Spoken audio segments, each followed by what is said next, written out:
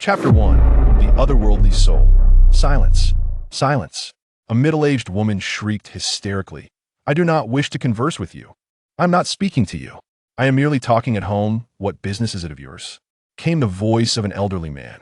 In the room, a large boy helplessly cradled his head, deftly retrieving earplugs from his pocket and inserting them into his ears. Here we go again. It's the same everyday shouting and bickering. It's utterly maddening, he complained. I wonder when Dad will return. These two women are left unattended. Once again, the relentless squabbling of family dynamics unfolded, a classic mother-in-law and daughter-in-law feud. The boy, Lin Yi, had endured this for several years, bearing witness to these conflicts that erupted weekly, leaving him perplexed about how the harmonious relationships portrayed on television could exist. What a disservice to the youth! How delightful it would be to be single, unencumbered by such familial strife. His grandmother and mother argued daily, and choosing sides was futile. If only he could traverse to another realm, to a place far removed from the mundane clamor of life, waiting quietly for the indwellant that be blissful.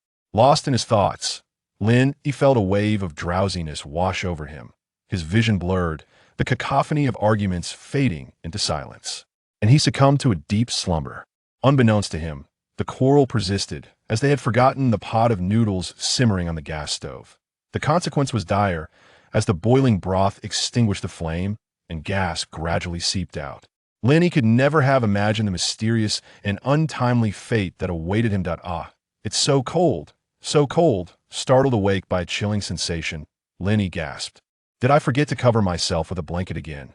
Shivering uncontrollably, his nose running, He surveyed his surroundings, towering ancient trees, a dense thicket, and above, the scattered stars twinkling faintly amidst the foliage, with soft white light drifting through the trees. The tranquility enveloped him, and he paused, suddenly striking his thigh.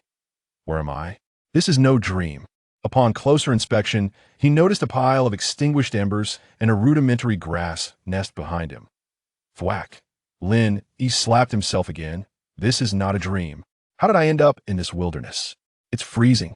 He had little time for contemplation. His body felt as if it were freezing solid, blood and breath struggling to circulate, as though he had just been pulled from a refrigerator.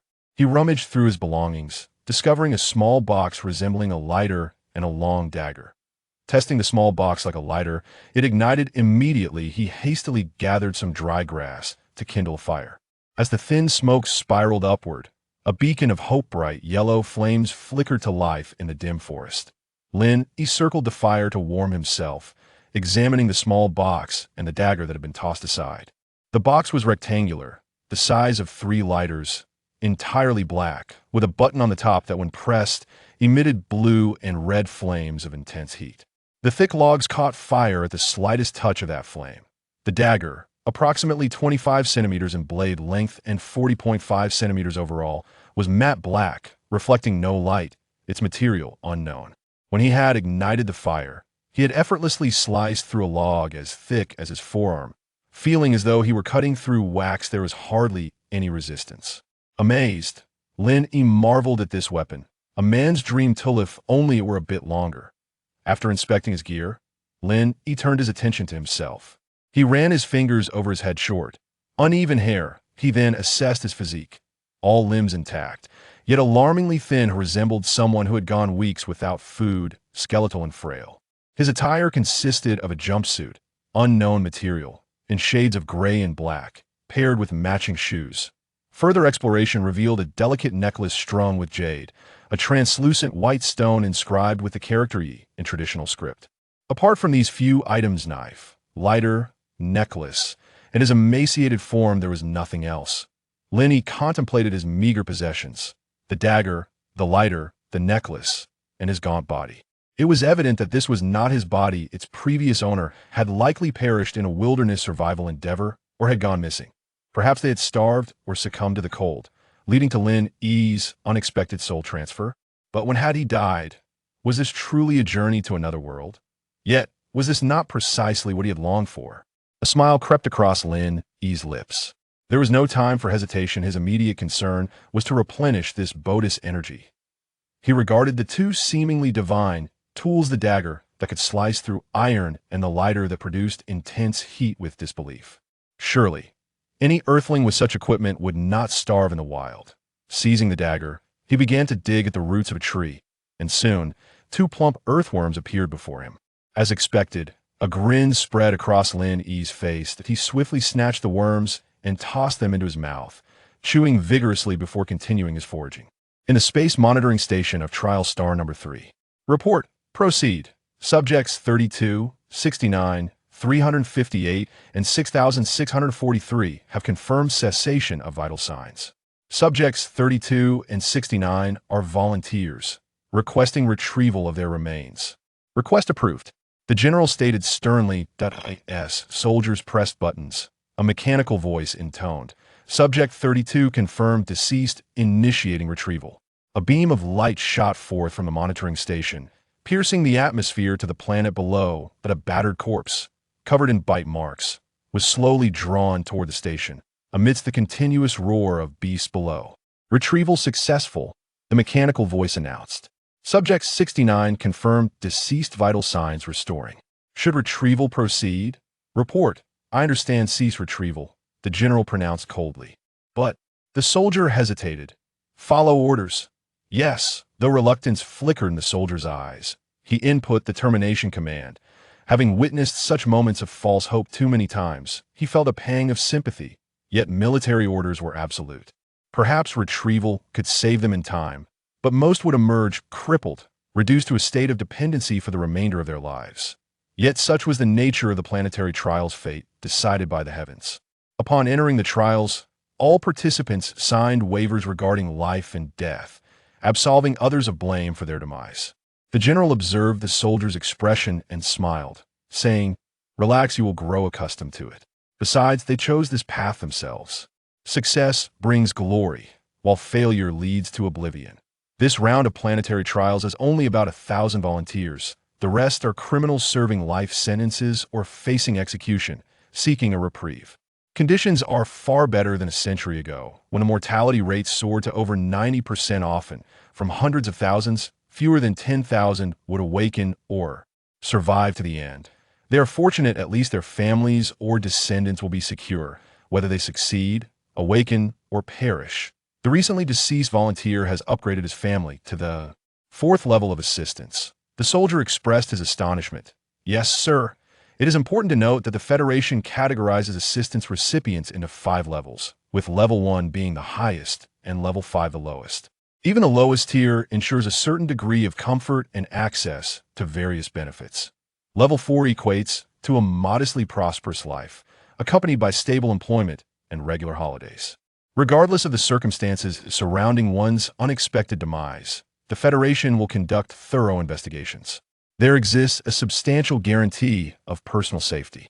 Levels 2 and 3 even confer certain privileges, while Level 1 status is akin to that of a powerless aristocrat. However, individuals in Levels 3 and above are exceedingly rare, typically awarded only for significant achievements or remarkable contributions to humanity. The entire Human Federation may consist of merely a handful of such individuals.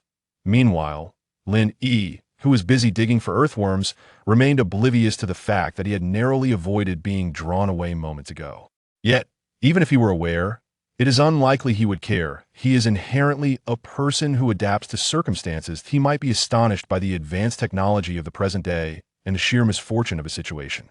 To traverse into another world is one thing, but to inhabit the body of a recently departed individual without any prior memories is quite another. Had he possessed even a fragment of past memories, Lin Yi would undoubtedly be far less composed. Simultaneously, on the opposite side of the planet, in a barren desert, a white-haired boy was dismembering an individual marked with the identification number 6643 on his shoulder. Muttering to himself, he remarked, "At least he wasn't a volunteer, otherwise today would have been for naught. I'm so hungry." In the southern region of the planet, a striking figure abruptly swung a sharp blade backward, cleaving a large black cat in two. After glancing at the severed creature, the figure turned and vanished into the night. In a marsh, a furtive figure slowly emerged from the mud. Noticing a nearby figure being devoured, marked with the identification number 358 on its shoulder, The shadowy figure muttered, "Apologies, brother, the path of a fellow cultivator is not one of death. They'll light incense for you later. Time to skedaddle." In the far northern snowfields, two young girls huddled together, trembling from the cold. One girl remarked, "Sister, why don't we just leave? After all, we are naturally gifted. Why endure this suffering?" The other girl, with a bitter expression, replied, "No, we've finally escaped. If we can just hold on for another 6 months, our talents will earn us third-level assistance. Then they won't be able to drag us back home, and we can go wherever we please." Both girls' eyes sparkled with hope. At the space monitoring station, the general glanced at the trial list in his hands. A smile crept across his lips, for it seemed that this time someone truly remarkable had managed to infiltrate. Let's hope they survive. Chapter 2. The primitive forest Lin, he had unearthed dozens of earthworms, much to his astonishment. Was the soil here truly so fertile? In an area of less than 1 square meter, he had excavated numerous worms, each the thickness of a small child's pinky finger. As he gazed at the mound of worms, which could easily fill a large bowl, a chill ran down his spine. Raising his eyes to survey his surroundings, he noted the dense trees towering overhead. The air shimmered with faint white lights reminiscent of fireflies. Could it be that he had traversed back to the age of dinosaurs? That seemed improbable. Otherwise, how had he come by this clothing and this knife? Surely, travelers through time must enjoy certain privileges, right? Where was his external assistance? His system? System. System. Lin, he silently chanted. Yet, as expected, there was no response. Lost in thought, he inadvertently chuckled. He coiled the earthworms around a twig and placed them over the flames to roast. Simultaneously, he seized one and stuffed it into his mouth. As he relaxed, he felt the slimy, gritty texture within, forcing himself to swallow despite the overwhelming nausea. Indeed, the tales circulating online that claimed earthworms tasted like chicken were nothing but deceit. The reality was far more repugnant. Just barely managing to keep his stomach settled, he thought. Had he vomited, he would have instantly collapsed from weakness. In the wild, earthworms are a readily available source of rich nutrition, containing a compound known as dilongsu, with a protein content 23 times that of beef, and they hold significant medicinal value. In traditional Chinese medicine, the dried earthworm is referred to as dilong. However, the taste was undeniably unpalatable. The roasted worms, however, did exhibit a certain delightful crunch, complemented by a natural saltiness and fragrant crispness. After consuming several, Lin began to feel discomfort in his stomach, sensing impending trouble. Suddenly, a thought struck him: water. His body had not only gone long without food, but had also been deprived of water for an extended period. It is known that humans can survive several weeks without food, but a mere few days without water could prove fatal. Reflecting on this, Lin grabbed the remaining dozen earthworms, sought out a large leaf, shaped it into a cup, and crushed the worms to extract their mucus and juice. Filling an ample cup, he gazed at his sole source of hydration, swallowing hard. This was a gamble. Closing his eyes, tilting his head back, he gulped it down. Gulp! Gulp! Suppressing the urge to vomit, he reassured himself that earthworms could clear heat, dispel wind, invigorate circulation, alleviate coughs, and combat inflammation. Most importantly, it could save his life. As he regained his composure, he vowed never to consume such a thing again, resolving to seek proper food the next day. Having replenished his sustenance and hydration, Lin felt significantly better. He could at least endure a few more days. He added a few more sticks to the bonfire, ensuring it would blaze until dawn. As for the possibility of wild beasts, if any had been lurking, he would have been snatched away long before the fire extinguished. Now, even if they arrived, he couldn't resist. Exhausted, Lin clutched his 2 precious items and drifted into a deep slumber. Meanwhile, aboard the space station orbiting TrialStar 3, a report came in. Subject 69's life signs are gradually stabilizing. They appear to be awakening, an excited soldier announced. The general, whose eyes had been closed, suddenly opened them wide. Conduct a psychic energy assessment. Conducting psychic energy assessment. Psychic energy detected. Value 6. Comparing psychic energy values. Initial value was 9. Now it is 6. This left the general astounded. Over the years, he had heard of psychic energy values increasing, but had never witnessed a decrease before awakening. A psychic energy value exceeding 10 indicated an awakening, while anything below that was innate. One could only rely on the body to slowly absorb the ambient psychic energy and some exceedingly rare natural treasures or unique opportunities for growth. Nothing else could alter that. Only upon awakening could one cultivate psychic energy, allowing for increases or decreases in value. The general pondered, then calmly instructed, initiate tracking and monitoring, record individual information for filing. Affirmative. As the rain began to pour in the forest, the droplets, the size of soybeans, pattered rhythmically against the leaves. Water fell upon Lin Yi's face, rousing him from his deep slumber. Due to his mental strain and exhaustion, he had slept soundly. Upon awakening, still somewhat dazed, he peered up to find dawn had broken. Sunlight filtered through the leaves, showcasing the pristine beauty of the forest through the Tyndall effect. Thanks to the dense canopy, Lin Yi remained dry beneath the trees. And upon seeing the droplets trickling down, he felt a surge of joy and rushed to gather rainwater beneath the expansive leaves, drinking his fill. He encapsulated the collected water within large leaves and buried them in a pit he had dug. With the issue of hydration temporarily resolved, he now faced the pressing matter of food. This was the primitive forest, an ecosystem teeming with resources, yet it often also meant danger. The complex ecological system of the primitive forest offered infinite possibilities alongside countless perils. However, before proceeding, he needed to ascertain one thing. Were the white specks floating in the air? Lin Yi pondered it. Since arriving in this world, he had observed these scattered white lights dancing in the air. Additionally, some trees bore green dots. What could these phenomena be? Cautiously, he extended a finger to touch one of the white lights, and as he drew near, it was abruptly absorbed into his finger and vanished. Lin Yi was taken aback, yet his body felt no discomfort. Instead, a refreshing sensation washed over him. Driven by curiosity, he continued to touch several of these orbs, suddenly feeling a wave of coolness and comfort as his weary body began to regain strength. Though he remained unaware of the nature of these light points, his body responded positively to their presence. These white lights were, in fact, manifestations of psychic energy. Unfortunately, Lin Yi was a novice, completely oblivious to this, and through sheer happenstance, his body instinctively absorbed the energy. Typically, the psychic energy drifting in the air instinctively evades living beings, akin to a certain degree of repulsion. Only during vigorous activity or life-threatening situations, or when one's consciousness or soul was intensely agitated, would the body involuntarily draw in psychic energy for absorption.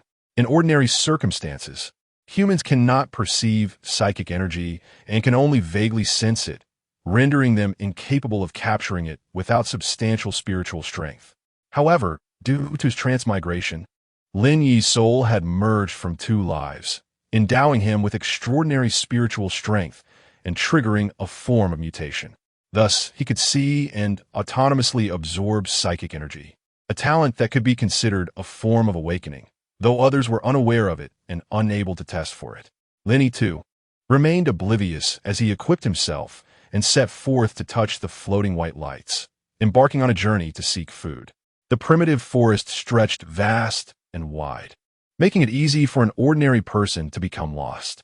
However, Lin Yi was acutely aware of this reality. With each segment of his journey, he marked his path with a dagger. As he proceeded, he suddenly heard the sound of flowing water. Pausing to listen intently and discern its direction, he discovered that the sound of water emanated from not far ahead.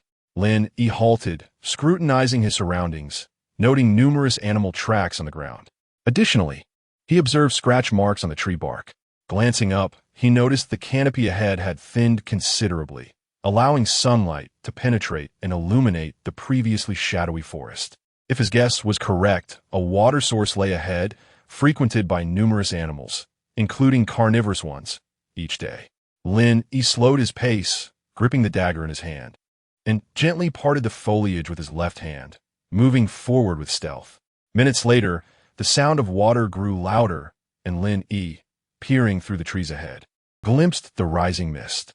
Without unexpected occurrences, a waterfall should lie ahead. However, within the depths of the primordial forest, a waterfall surrounded by dense thickets is one of the most perilous places. The cacophony of the waterfall serves as a cover, and coupled with the allure of water, it becomes the perfect hunting ground for carnivorous beasts. Lin Yi's hand, clutching the dagger, trembles slightly, not from fear, but from exhilaration. If one were to ponder what most stirs a man's spirit, hunting would undoubtedly be at the forefront.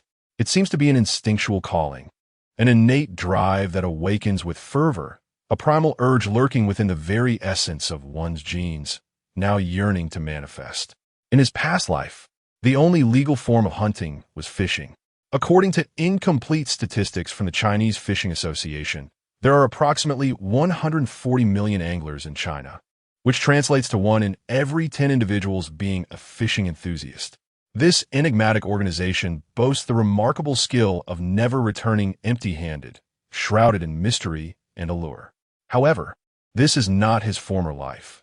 Within this untouched forest, all forms of hunting are, at least for now, legal.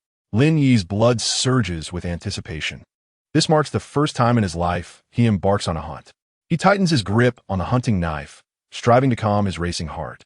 Taking a deep breath, Lin Yi gazes ahead, suddenly feeling the hairs on his neck stand on end. His eyes fixate intently on the distance. Coincidentally, upon a rocky outcrop, beside sparse grass, a pair of crimson eyes also surveys the scene, their vertical pupils flickering. It is evident that the owner of these eyes has noticed Lin Yi, and likewise, Lin Yi has recognized it.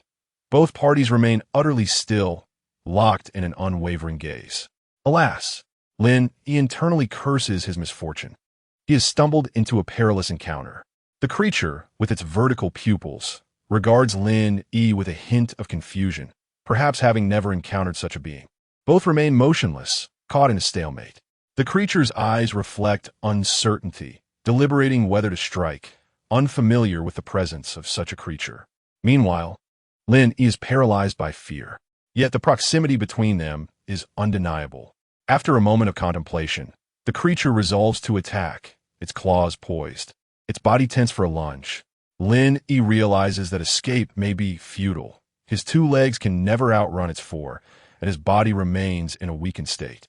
However, as the saying goes, in narrow paths, the brave prevail. With newfound determination, Lin Yi clenches the dagger in his right hand, while his left hand, unbeknownst to him, retrieves a lighter. Both are poised for action, the air thick with the tension of impending combat. Chapter 3. A desperate struggle.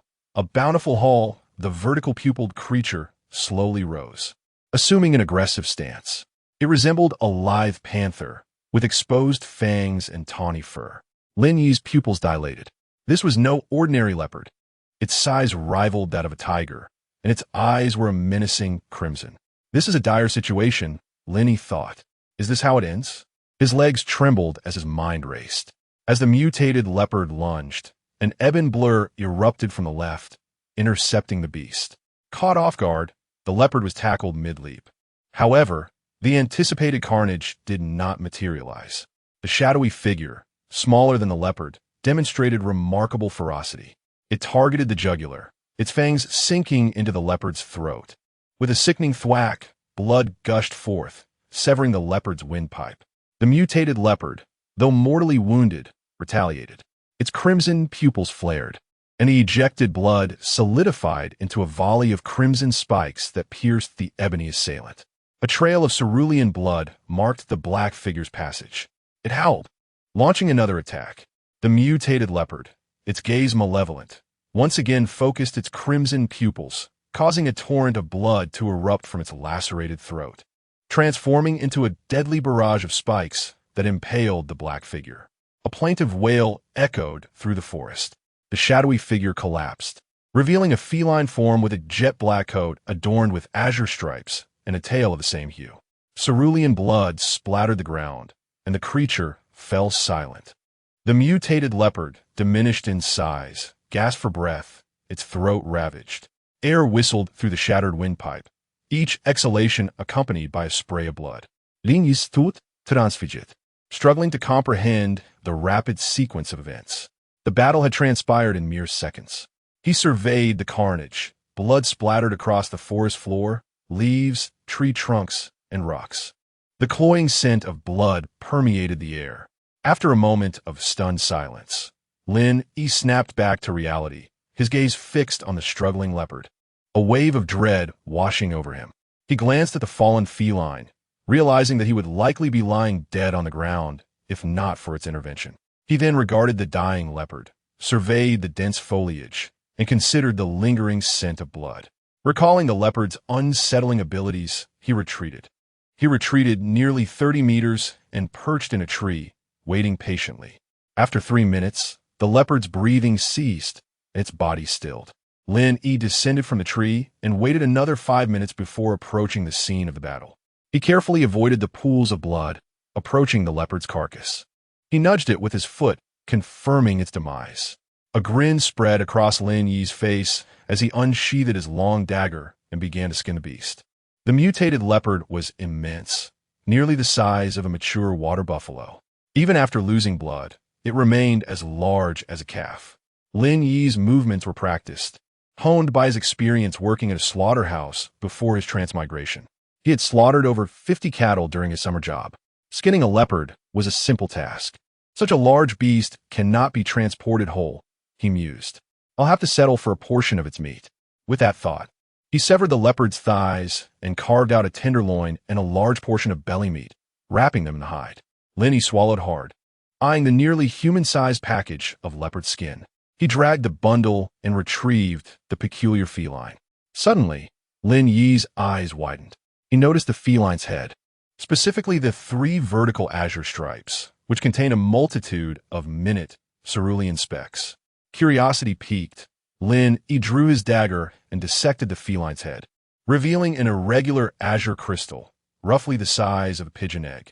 Myriad cerulean specks clustered on its surface. Intrigued, Lin Yi extracted the crystal. It felt warm to the touch and emitted an enticing fragrance. Azure specks swirled around it, and the crystal seemed to draw in white specks from the air. Could this be the feline's core? He wondered. It's a shame it's so rough. Lin Yi glanced toward the leopard's carcass. He had not been thorough in his initial examination, having hastily skinned it. Upon closer inspection, he noticed reddish specks within the corpse, concentrated in the abdomen. He promptly performed an autopsy, locating a rhomboid crystal in the heart, guided by the reddish specks. The crystal was crimson, roughly the size of a fist, and teeming with red specks. However, it had been obscured by the blood. The mutated leopard was covered in blood, especially after being skinned. No wonder he had missed it earlier. Lin Yi carefully examined the leopard, observing reddish specks, mingled with hints of gold within its eyes. Lin Yi removed the mutated leopard's eyes, wiping them on the leopard's hide. The spherical, translucent pink orbs were strangely beautiful. The crimson vertical pupils, streaked with gold, possessed an unsettling and almost diabolical allure. After prolonged exposure, Lin Yi felt a wave of dizziness and averted his gaze. Lin Yi felt dizzy and weak. He hastily placed the 2 crystals and the 2 eyeballs into his suit pockets, dragged the leopard skin bundle with his left hand, and carried the blood-drained cat corpse with his right hand, quickly retracing his steps. Shortly after Lin Yi's departure, a bewitching figure entered the bloody clearing. The figure was clad in the same black suit as Lin Yi, but with a black hood. The figure was lithe and seductive, clearly a woman. The woman inhaled the heavy scent of blood and inspected the leopard's corpse, which had been skinned, had its legs removed, and had its eyes gouged out. She shuddered and muttered, "It seems there's another ruthless individual in this forest. I can't afford to cross such a person. They can kill an 8th-level mutant beast, and this beast may have special blood." After inspecting the area for traps, the woman smiled. As expected of a big shot, there's so much meat left. Immediately after, the woman removed the leopard's chest meat and 2 front legs.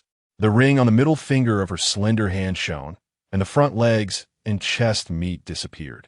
The girl hesitated for a moment after seeing the trail that Lin Yi had dragged. She turned around and walked in the opposite direction, muttering to herself. As expected of a big shot, they don't even bother to hide their tracks. Lin Yi, who had returned to the tree, was unaware that his previous actions had been misinterpreted. He might not care even if he did know, but he would definitely be annoyed that he missed the chance to return to civilization. Exhausted, Lenny looked at the extinguished bonfire under the tree and the darkening sky. He took out a lighter and lit the remaining wood. He opened the leopard skin package and put a hind leg directly on the fire to roast. The hind leg had several bite marks and knife cuts. He was so hungry on the way back that he couldn't resist eating it raw. Because the leopard leg was so huge, he could only roast and eat it at the same time. He roasted the outer layer and cut it off with a knife to eat, then continued to roast it. He also drank the rainwater he collected in the morning. As he ate, Lenny felt that he couldn't eat anymore. He looked and saw that one hind leg had been eaten by more than half, and Lin Yi's abdomen bulged. He touched his stomach and finally felt full. The meat was miraculously not tough and didn't taste like the meat of a wild beast at all. Lenny had the good fortune to eat tiger meat once before he crossed over, and it was hard and tough. His gums bled after eating it, and he continued to bleed for several days. The leopard meat tasted similar to beef after roasting, but it was unexpectedly not tough and had a lot of juice. Lin Yi, who was extremely hungry, had a great meal and accidentally ate too much. After shaving off the remaining half of the hind leg, he wrapped it in large tree leaves, dug up some moist mud, and buried it in front of the fire in the shape of a ball. Lenny then took out another hind leg, boned it, cut the meat into strips, and smoked it on a tree stick that had been set up as a shelf. Subsequently, the tenderloin was enveloped in foliage, caked with a generous layer of mud, and hoisted into the boughs of a towering tree. A cavity, roughly the size of a human head, was carved into the trunk at a height of 5 meters, and the mud-sealed meat was deposited within. The aperture was then meticulously sealed. With these tasks completed, attention turned to the aberrant feline. The creature's head was severed, its abdomen laid open, and the entrails discarded. The hide, riddled with perforations, was stripped away and cast aside. The discarded viscera were then swathed in the discarded hide and interred in the earth a kilometer distant. The remaining feline flesh, bones and all, was rendered dry through desiccation. With all preparations concluded, Lin Yi settled into a contemplative silence before the flickering embers of the fire. A maelstrom of thoughts swirled within his mind. The forest was undeniably fraught with peril, teeming with unknown entities and unfamiliar organisms. A mere 2 kilometers of exploration had yielded encounters with 2 exceedingly formidable creatures. Their preternatural capacity to manipulate blood and their astonishing velocity were profoundly unnerving. And this was in close proximity. The distant reaches of the forest were likely to harbor unimaginable dangers. Lin Yi reflected upon the day's events, a tremor of apprehension still coursing through him. Sustenance, for the moment, posed no immediate concern, with a water source located within the panther's domain. The paramount challenge lay in evading the lurking perils. With this in mind, Lin Yi retrieved his singular acquisitions from a day, a pair of eerie orbs, an azure, amorphous crystal, and a crimson, rhomboid crystal. Focusing his mental acuity, he observed that the orbs and the rhomboid crystal were suffused with scarlet motes of light, while the amorphous crystal pulsed with cerulean luminescence. Additionally, he noted the presence of errant, alabaster particles drifting in the air, some of which gravitated toward the crystals, only to be consumed. Physical contact with these alabaster particles resulted in absorption, inducing a sensation of profound comfort throughout his being. Upon relaxing his focus, all luminescence vanished, only to reappear upon renewed concentration. Could this be my deus ex machina? He mused. Perhaps a boon bestowed upon me by my transmigration, or an inherent aptitude for my former self. Alas, I possess no recollection of my past existence, leaving me adrift in this bewilderment. This ability may well prove to be the linchpin to my survival and eventual return to civilization. Renewing his concentration, he absorbed a modicum of the ambient alabaster light. Suddenly, an epiphany struck him. If the alabaster light could be assimilated, could he not also absorb the differently colored particles within the crystals? Acting on impulse, he retrieved the smaller of the azure, amorphous crystals and cradled it in his left palm. Focusing his mental energies, he attempted to draw forth the cerulean light within. Abruptly, a cerulean mote appeared to stir. Without visual confirmation, Lin Yi was astonished to perceive the movement. Concentrating further, the cerulean mote shifted once more, confirming its animation. Elated, Lin Yi directed his attention solely to the animated mote, whereupon he sensed an ability to manipulate it. Gradually, he guided the cerulean mote toward the periphery of the crystal. As it was already in proximity to the edge, it soon reached its boundary. Yet, despite his utmost exertion, the mote remained confined. Exhausted by his endeavors, Lin Yi was on the verge of conceding defeat when he espied a minute alabaster particle piercing the crystalline barrier and being consumed by the cerulean mote within. There's a solution. Lin Yi positioned the azure crystal in an area abundant with alabaster particles. After nearly an hour, a solitary, errant particle was drawn to the crystal's vicinity. As it was about to be drawn into the crystal, Lin Yi swiftly maneuvered a cerulean mote, nearest to the crystal's edge, toward the boundary. At the precise instant of the alabaster particle's ingress, the cerulean mote converged, devouring the alabaster particle and, under Lin Yi's control, successfully extricated itself through the point of entry. The liberated cerulean mote was promptly seized and absorbed by Lin Yi, inducing a wave of exquisite numbness and a revitalization akin to a parched land quenched by a downpour. The effect surpassed even that of the alabaster particles, invigorating his spirit as if he had awakened from a profound slumber. Lin Yi replicated the procedure with unwavering diligence, oblivious to fatigue, as the celestial tapestry shifted, revealing and concealing the stars in their eternal dance. Chapter 4. Breakthrough and Exploration. The sun cast its warm glow upon the earth, and after a night of absorbing the azure light points, Lin Yi radiated vitality. Not only had the fatigue from his body vanished completely, but his spirit had also been invigorated. He could now perceive light points further in the air, expanding his previous range of vision of around 10 meters to 20 meters. And with focused concentration, he could see even farther. During the night, he had absorbed 35 blue light points. Yet the luminous dots within the azure crystal remained as dense as ever. Contemplating this, Lin Yi set down the crystal and rose to stretch his body, the sound of cracking joints echoing around him.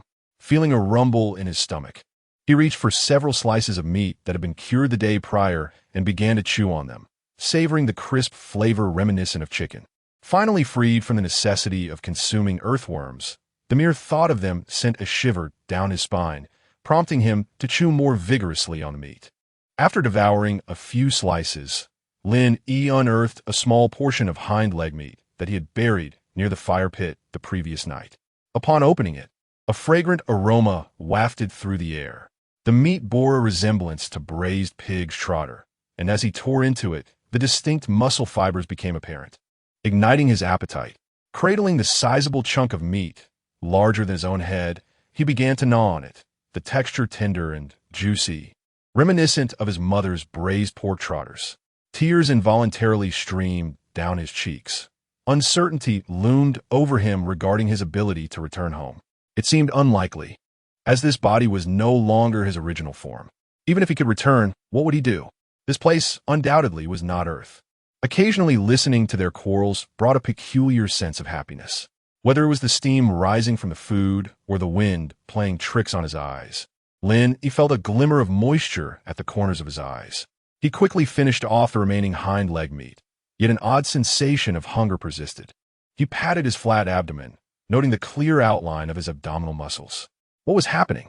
Lin Yi marveled. Just yesterday, his body had been scrawny, yet today he felt unexpectedly robust. He removed his jumpsuit, tracing the contours of his pronounced muscles, admiring the fluid lines of his arms and the defined abs. Clenching his fists with newfound strength, he felt capable of delivering a blow that could vanquish 10 of his former selves. Yet, as he continued to explore his physique, hunger struck again. Unconcerned, Lin Yi hastily grabbed the remaining dried hind leg meat from the drying rack, tearing into it with fervor.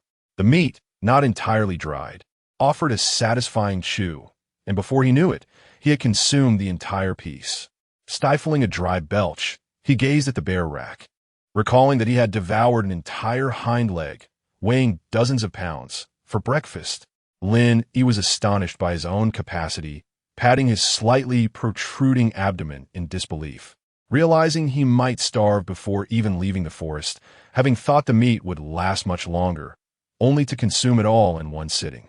Contemplating the strength of his physique, he balled his fists, twisted his hips, and pivoted, unleashing a punch. Crack! The sound of his fist cutting through the air startled him.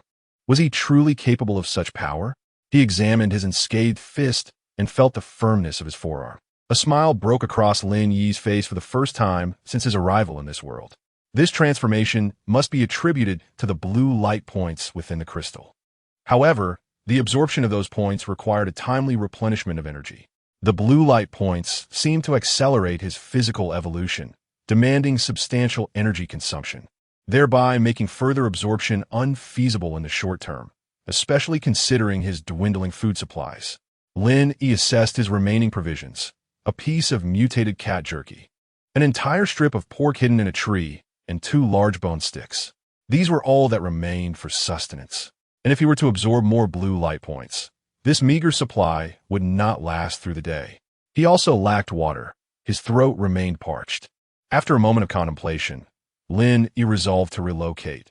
This area was evidently unsuitable for prolonged habitation, and he had no intention of staying long. He needed to continue his exploration and return to civilization, but first, a stronghold was necessary, one that could meet the fundamental requirements of water and food to facilitate his future plans. The territory previously inhabited by the leopard appeared to be an ideal choice. For the time being, it should be safe from other predators. He had heard the sound of a waterfall yesterday, which would solve his water dilemma. Where there is water, there are fish, and where there are fish, other life forms follow. With a plan in mind, Lin Yi decided to head towards the waterfall he had heard the day before. After extinguishing the fire, he wrapped the bone and meat in leopard skin, slinging them over his shoulder, placing the 2 crystals and the leopard's eye close to his body. Holding a long dagger in his right hand and a highly heated lighter in his left, he retraced the path he had taken yesterday. He focused his mind, activating the ability to perceive light points, cautiously advancing. The fur exhibited a deep ebony hue, adorned with familiar blue stripes on its body and tail. Was this not the same breed as the cat from yesterday? Could it possibly be its offspring? Upon observing this plump kitten, memories of the agile figure capable of bringing down a leopard resurfaced. At first glance, they seemed unlikely to be biological kin. Perhaps it was simply youthful. A closer examination revealed that the kitten had yet to open its eyes, still tightly shut. The kitten appeared to have sensed a familiar scent, its nose twitching as it opened its mouth and let out a wail. Startled, Lin Yi nearly tossed it aside. "Goodness, you startled me," Lin Yi muttered under his breath. The small creature, with its distinctive appearance, prompted him to ponder whether it would be better steamed or braised. The kitten seemed to understand, falling silent instantly, its tiny pink nose quivering. The sequence of events made Lin Yi's eyelids twitch. He felt compelled to attribute a baseless accusation to it. Such a clever little thing surely must be a spirit. It could not be allowed to remain. With a facade of cruelty, Lin Yi declared, "No spirits shall emerge post-revolution. Vile creatures must perish." In response, the kitten let out a loud wail. Yet Lin Yi burst into laughter. After such a long time without a single soul to converse with, he felt on the brink of madness. Finally, he experienced a sense of release, and even the sight of the little kitten became somewhat endearing. Setting the kitten down, he patted its shoulder, saying, "Little one, I shall protect you from now on. As long as I have food, you shall not go hungry." The kitten rolled about in response, and if cats could express emotions, it would surely wear a face full of exasperation. This kitten had likely been starving for several days. Its mother must have been the cat that died yesterday. Indeed, that cat was female. The blind kitten would surely need to nurse, but where in this desolate wilderness could one find nourishment? Perhaps some water mixed with minced meat would suffice. Just the thought of water made Lin Yi's throat parched and uncomfortable.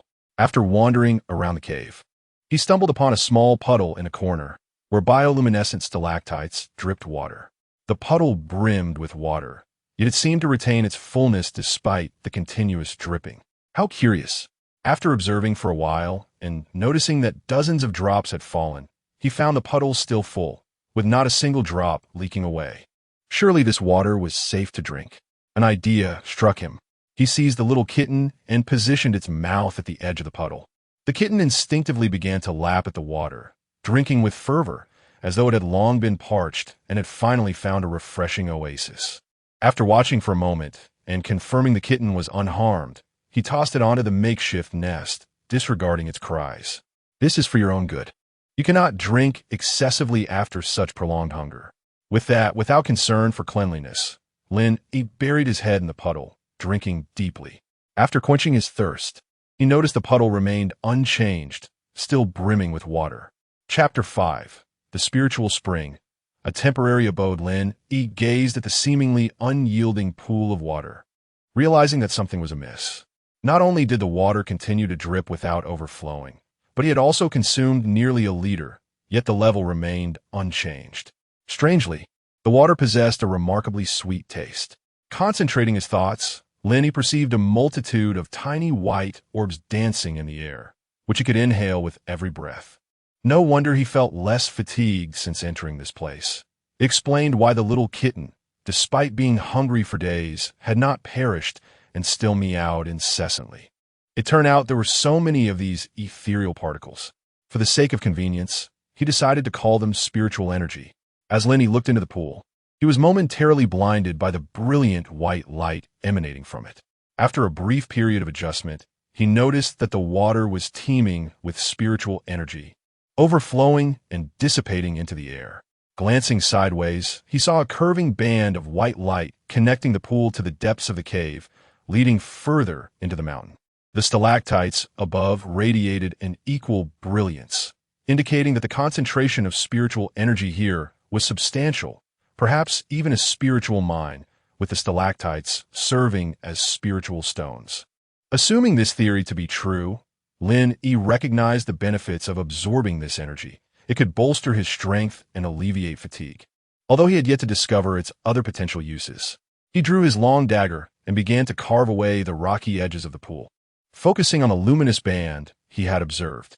The dagger was exceptionally sharp, and with Lin Yi's current strength, cutting through the rock was as effortless as slicing through tofu.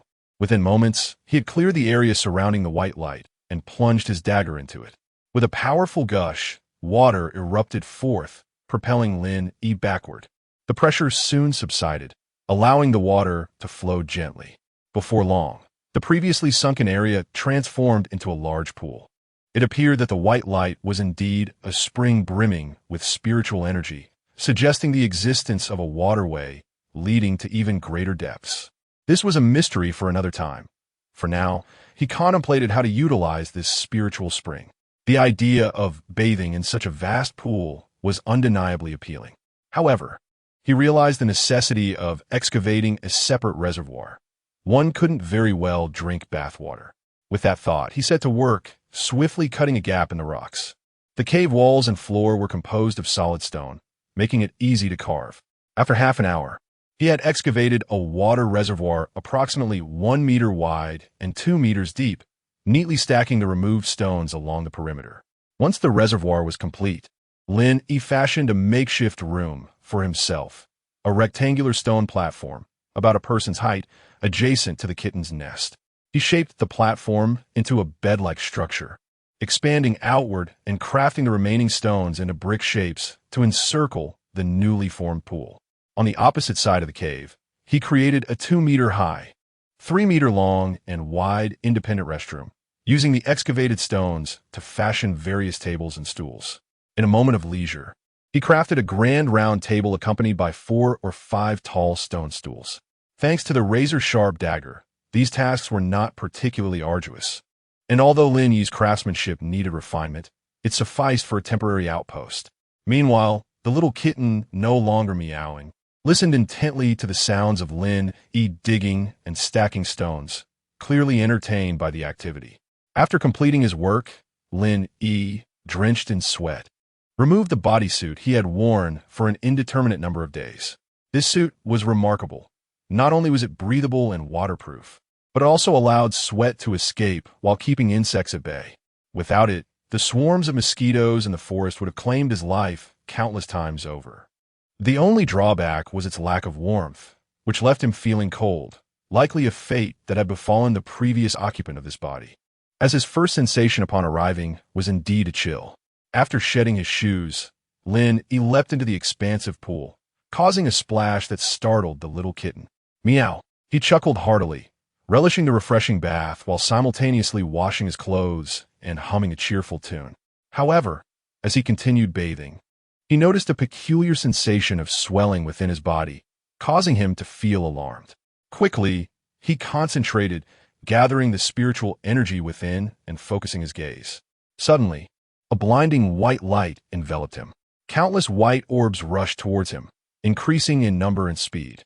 His body felt increasingly distended, with veins protruding like twisting serpents, tightly constraining his rapidly expanding muscles, while his bones cracked audibly and his hair stood on end.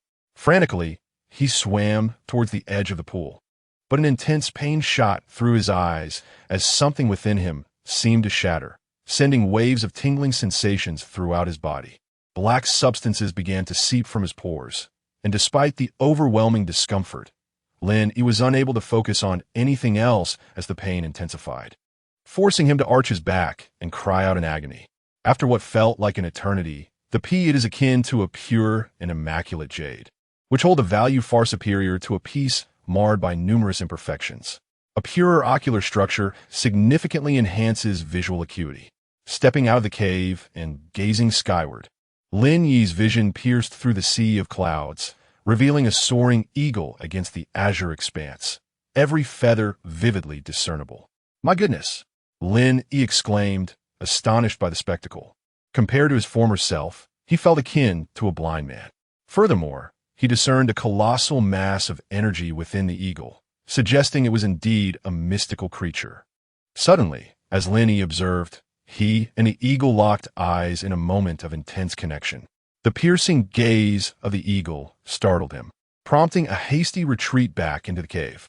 Unbeknownst to him, the eagle was equally taken aback, quickly ascending into the sky.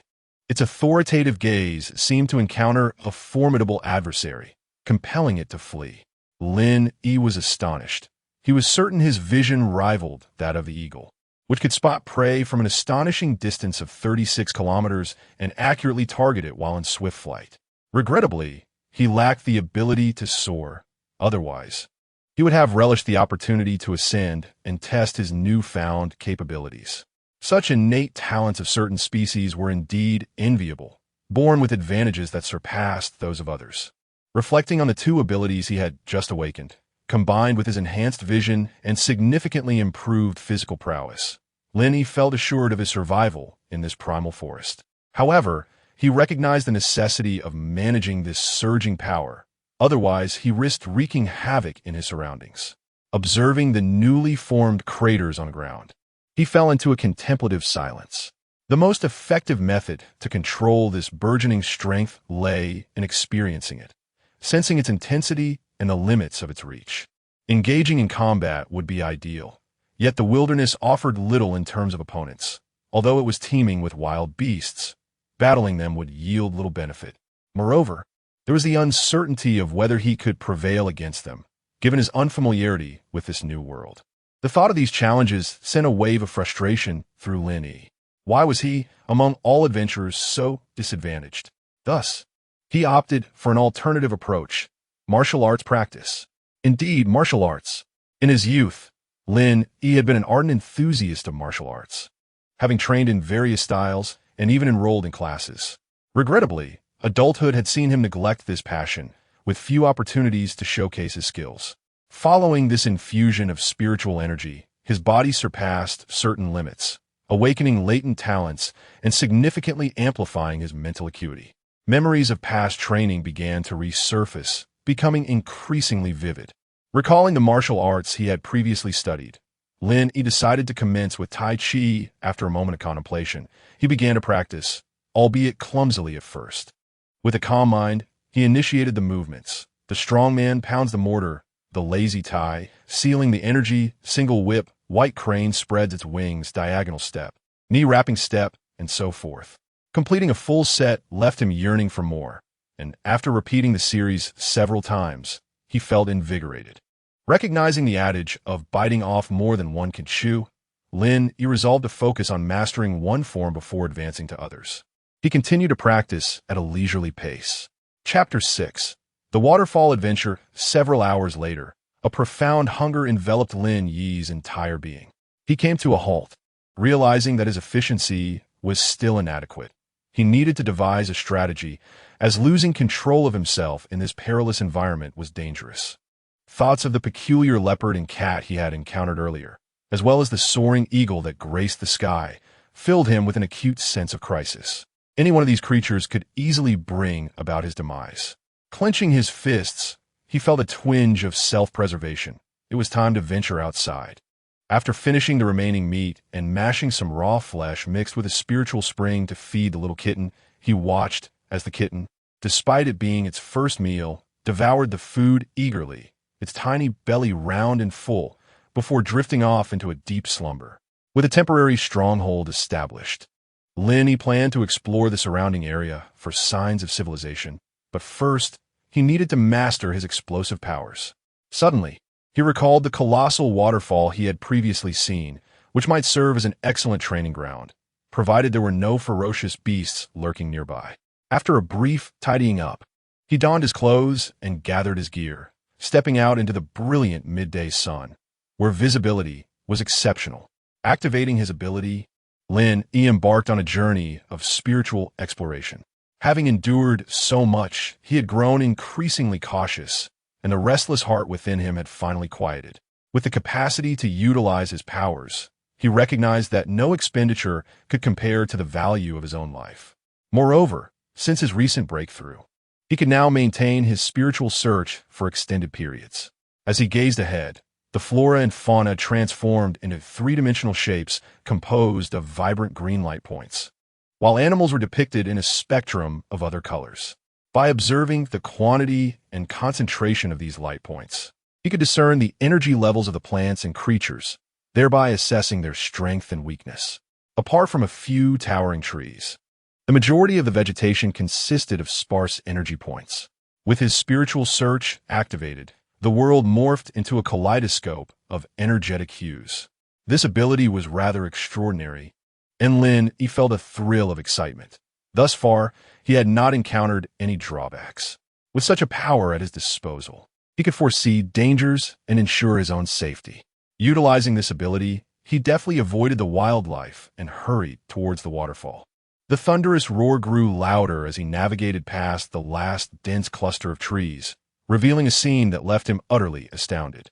It was not the cascading waters of 1,000 feet, nor the celestial splendor of the Milky Way descending from the heavens, but rather a vast curtain of energy that obscured the sun.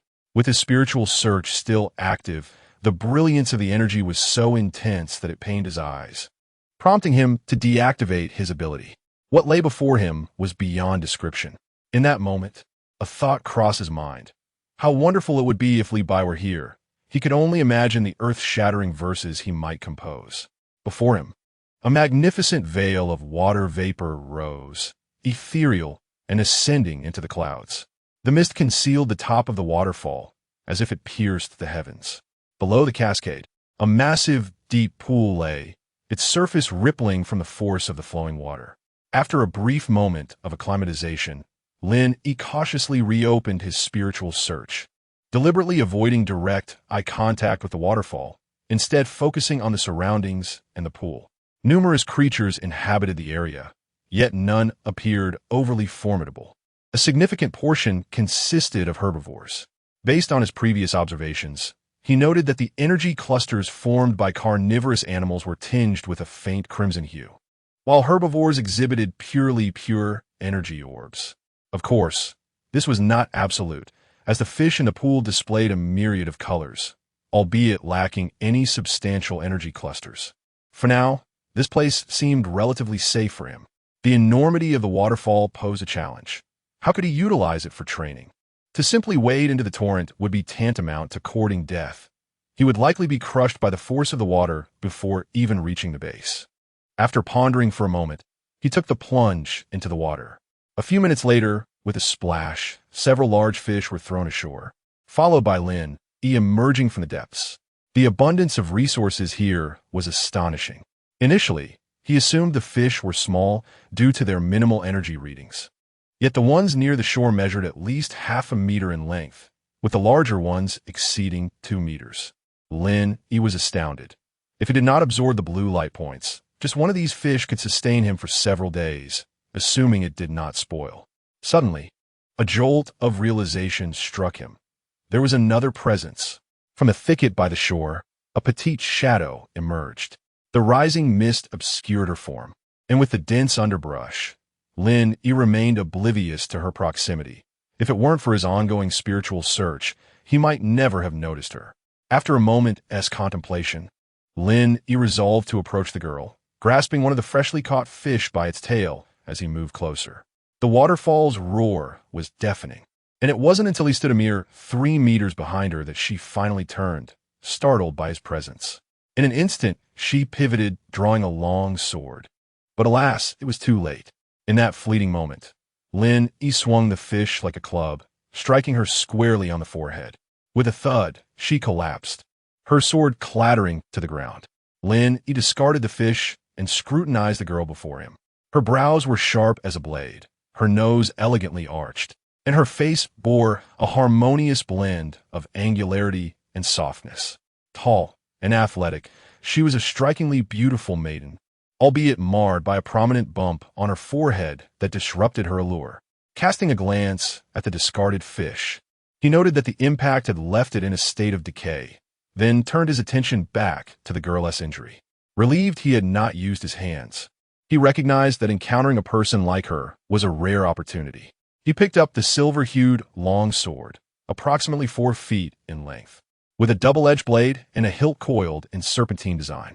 To wield such a sword in the wilderness, one must be either an expert or a novice. You must be the former, he mused to himself.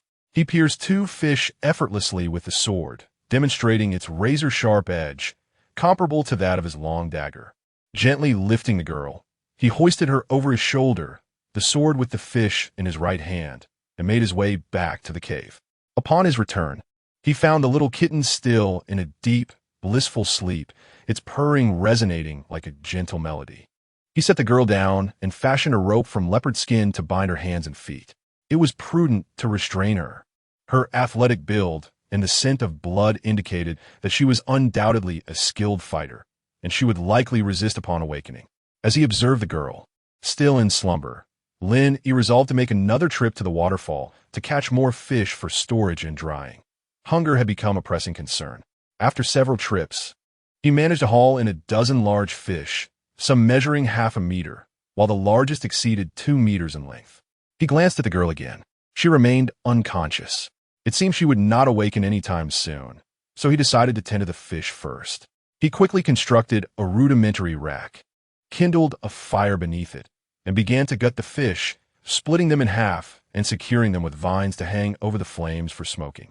Indeed, smoking was the best method for preserving food in the primitive forest, devoid of scorching sunlight, strong winds, or even the most basic seasonings. Using the long sword for this task proved both convenient and swift. A single slice was all it took to divide even the largest fish. The sword would likely never have imagined it would be employed for such a purpose. Once all was prepared, he recalled that there was yet another crucial task to attend to: searching the girl.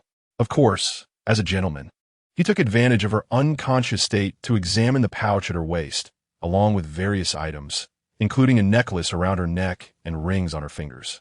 Upon closer inspection, he discovered a medical kit that appeared to be high-tech, filled with various vials and several syringes. Here lie the remnants of herbal remedies and peculiar stones. A thorough search yielded no sustenance, communication devices, or identification. Observing the girl's attire, mirroring his own, a sense of unease settled within Lin. He fashioned an eye patch from a piece of leopard skin, concealing her eyes. He intended to interrogate her, seeking valuable information. He roused the girl with a splash of water. "Who?" she exclaimed, struggling, a hint of panic in her voice. Feigning composure, she said, "Release me, and I shall disclose the location of a resource drop." He remained silent, his gaze fixed upon her. Sensing his scrutiny, she bit her lip and spoke again, "Spare me. and I will join your team.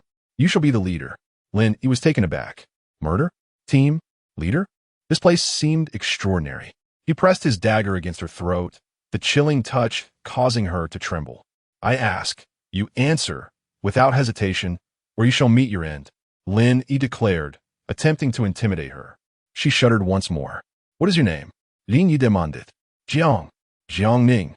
Hesitation. Surely not her true name. Lin Yi pressed the dagger closer. Jiang Qingning. She blurted out. What is the current date? Exploration Era 248, February. Where are we? The girl appeared puzzled, but responded without delay. Trial Star 3, the primeval wilderness. Lin Yi frowned. She had no reason to deceive him about such common knowledge. Exploration Era. Trial Star? Lin Yi sensed a looming predicament. This was certainly not Earth, perhaps not even the solar system. He wasn't even sure if he was in the same universe. He seemed to be participating in a trial. The trial's location was on Star 3, the objective unclear. A civilization of advanced development must be behind this trial, using an entire planet as its stage. Moreover, this trial appeared to permit killing. This was ominous. Elaborate on this trial, Lin Yi commanded, his voice as sharp as ever. Believing Lin Yi was testing her, she answered immediately. A Tier 1 trial, lasting 1 year. The trial task, survive until its conclusion. 1 year. Lin Yi refrained from asking how long the trial had been underway, to avoid revealing his ignorance. After a moment of contemplation, he inquired, you wish to join my team? Indeed. Without a team, few can endure until the end. Teaming up is encouraged. Rest assured, teammates cannot harm each other, or they will be immediately eliminated. As the leader, your elimination would also mean my own. Lin Yi listened, lost in thought. Growing anxious, the girl pleaded, I know the location of supply drops. There is no advantage in killing me. This time there is no point system. Lin Yi asked, how does one form a team? The girl was taken aback. You don't know? Are you from Celestial Street? Only those from Celestial Street are ignorant of how to form a team. Lin Yi remained silent. Her eyes flickered as she spoke again, simply dripped the blood of each member into the emblem on their respective shoulders. Shoulder emblem? Lin Yi promptly pulled down the fabric on his left shoulder. Sure enough, there was a black emblem with the number 69. He pulled down the girl's clothes to reveal a delicate shoulder with a black emblem numbered 136. Flustered, the girl cried, release me.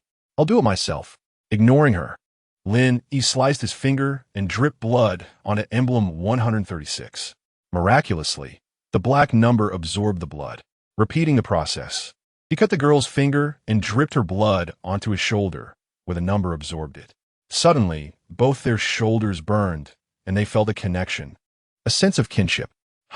Release me now, the girl exclaimed triumphantly. We are now teammates, equals. Release me at once. Lin Yi had no intention of harming her further. With a flick of his wrist, the ropes fell away. The girl stood up, removed the eye patch, and smiled slyly, her spirited face beaming. You have been deceived. We now share a symbiotic, equal relationship. If I fail, you too will be eliminated. Lin Yi remained unfazed. Explain yourself. You truly are from Celestial Street, she said smugly. When forming a team, only the team members need to merge their blood with the leader's emblem. The emblem will automatically recognize and establish the connection, but it takes time. If both parties merge their blood with their respective emblems, it creates a co-equal pact. If either party fails, the other will be eliminated. This pact requires mutual consent to dissolve. Lin Yi understood, observing the girl's smug expression. She believed she had gained the upper hand, unaware of Lin Yi's naivety. Lin Yi could only imagine her regret if she knew the truth. Now that we are a team, let's exchange information and introduce ourselves, Lin Yi said casually. My name is Lin Yi. My talent is spirit-seeking. I have ample supplies for now, enough to ensure we won't starve. I found this cave a treasure trove. Talent. You possess a talent. The girl was shocked, her ladylike demeanor vanishing. Impossible. Those with talents are 1 in a million. No more than 10 people in this trial possess talents. Those with talents would have begun cultivating long ago. Why would they participate in a trial? Are those with talents rare? Chapter 7. Understanding the situation, is it truly rare to possess talent? Lin Yi remarked nonchalantly, as it happens I do. Jiang Qingning gazed at Lin Yi's expression, her forehead twitching with suppressed irritation. Taking a deep breath, She steadied herself and restored her haughty demeanor. Coldly, she inquired, "Where is my sword and equipment?" Lin Yi observed the girl's swift change in expression with a touch of helplessness, shrugging slightly as he gestured to the side. In truth, he felt quite elated. After many days of silence, he had finally found someone to converse with, despite her rather mute bride-like demeanor. The girl lifted her gaze towards the disarray, her smooth forehead tensing as she clenched her fists.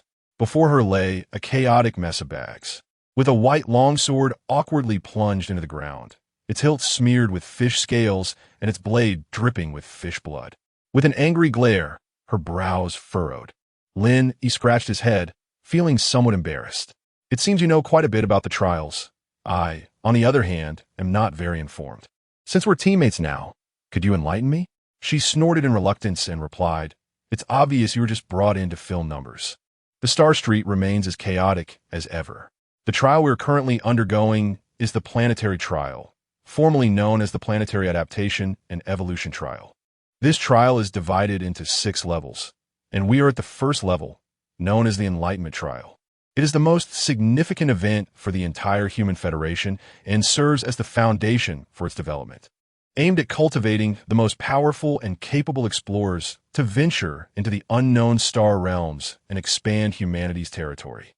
At this point, her previously cool tone shifted to one of solemnity. With the continuous proliferation of humanity, the original star realms can no longer accommodate all human needs. Thus, the conflicts must be directed outward, giving rise to explorers. Lin interjected, "Wait, let me interrupt. How many humans are there now? How can there not be enough space to live?" "I don't know," she replied curtly. "According to official statistics, there are currently fewer than 100,000 habitable planets across 3 star clusters, and these planets only house 1/3 of the total human population." Lin, he was taken aback. "How is that possible? What about the remaining 2/3? And how many billions of people must exist across those 100,000 planets?" Jiang Qingning questioned, "Don't you ever read the news? Surely you're not one of those antiquated hermits?"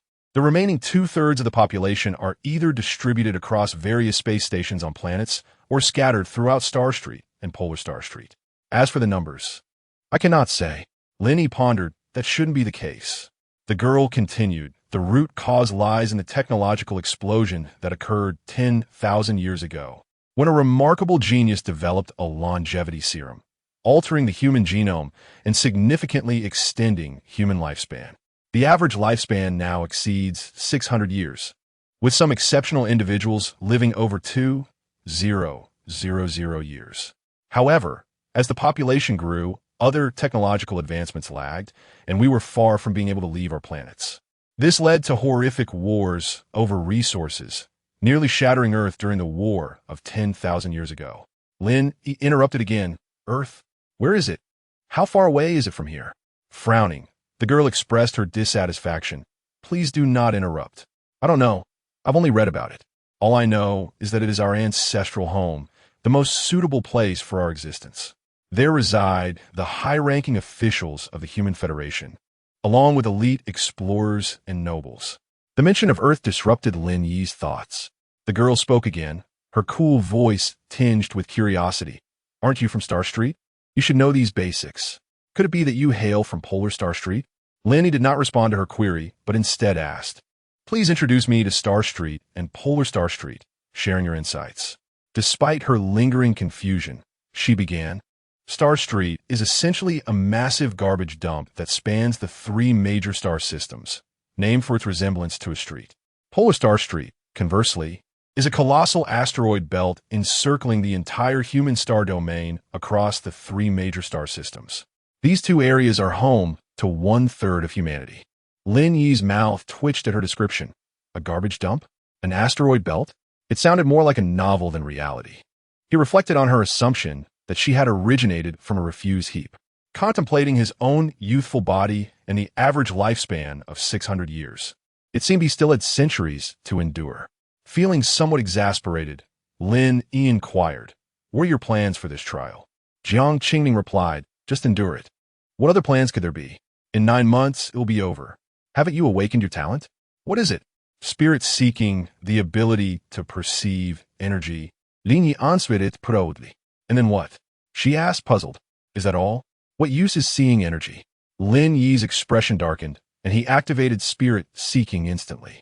A flash in his eyes, he directed his gaze at the girl, and in an instant, her condition became clear to him. Jiang Qingning felt a chill, sensing that he could see through her, crossing her arms defensively while staring intently into his eyes. In a voice that mingled coolness with shyness, she remarked, "Were you using your talent to see, Letcher?" Lin Yi deactivated spirit seeking, wearing a perplexed expression. "You must have practiced some form of cultivation, right? I can see the energy flowing through your meridians. Your cultivation is not correct. The energy flow in your palms, thighs, and lower back is obstructed, and there's even a break in it." The girl looked despondent, her eyes revealing shock. "Moreover, your right arm and left calf are injured, and the energy is stagnant." With a smirk, Lin Yi added, "I can even see the weakest point of your energy. A single strike there would render you incapable of resisting." Although spirit-seeking may seem like a trivial ability, there's a saying, there are no useless abilities, only useless people. The ability to perceive energy may appear insignificant, yet everything in motion generates energy. Any object, creature, plant, or even natural phenomenon that is not in absolute stasis possesses energy and thus qualifies for scrutiny. Of course, Lin Yi's current abilities do not extend to perceiving the energy of non-living things or minute natural phenomena. Were it not for the peculiar evolution of his eyesight, enabling him to see great distances, this ability might also be deemed rather lackluster. "You can see my weakest point? You can even perceive my energy flow?" Jiang Qingning's voice erupted in astonishment. Lin Yi responded with enthusiasm. "Isn't it fascinating? I, too, find it remarkable. Upon awakening my ability, it felt akin to entering another realm, a world entirely composed of energy. You possess energy flow within you. How could you lack talent?" Jiang Qingning, feeling defeated, replied, "I am a celestial defect.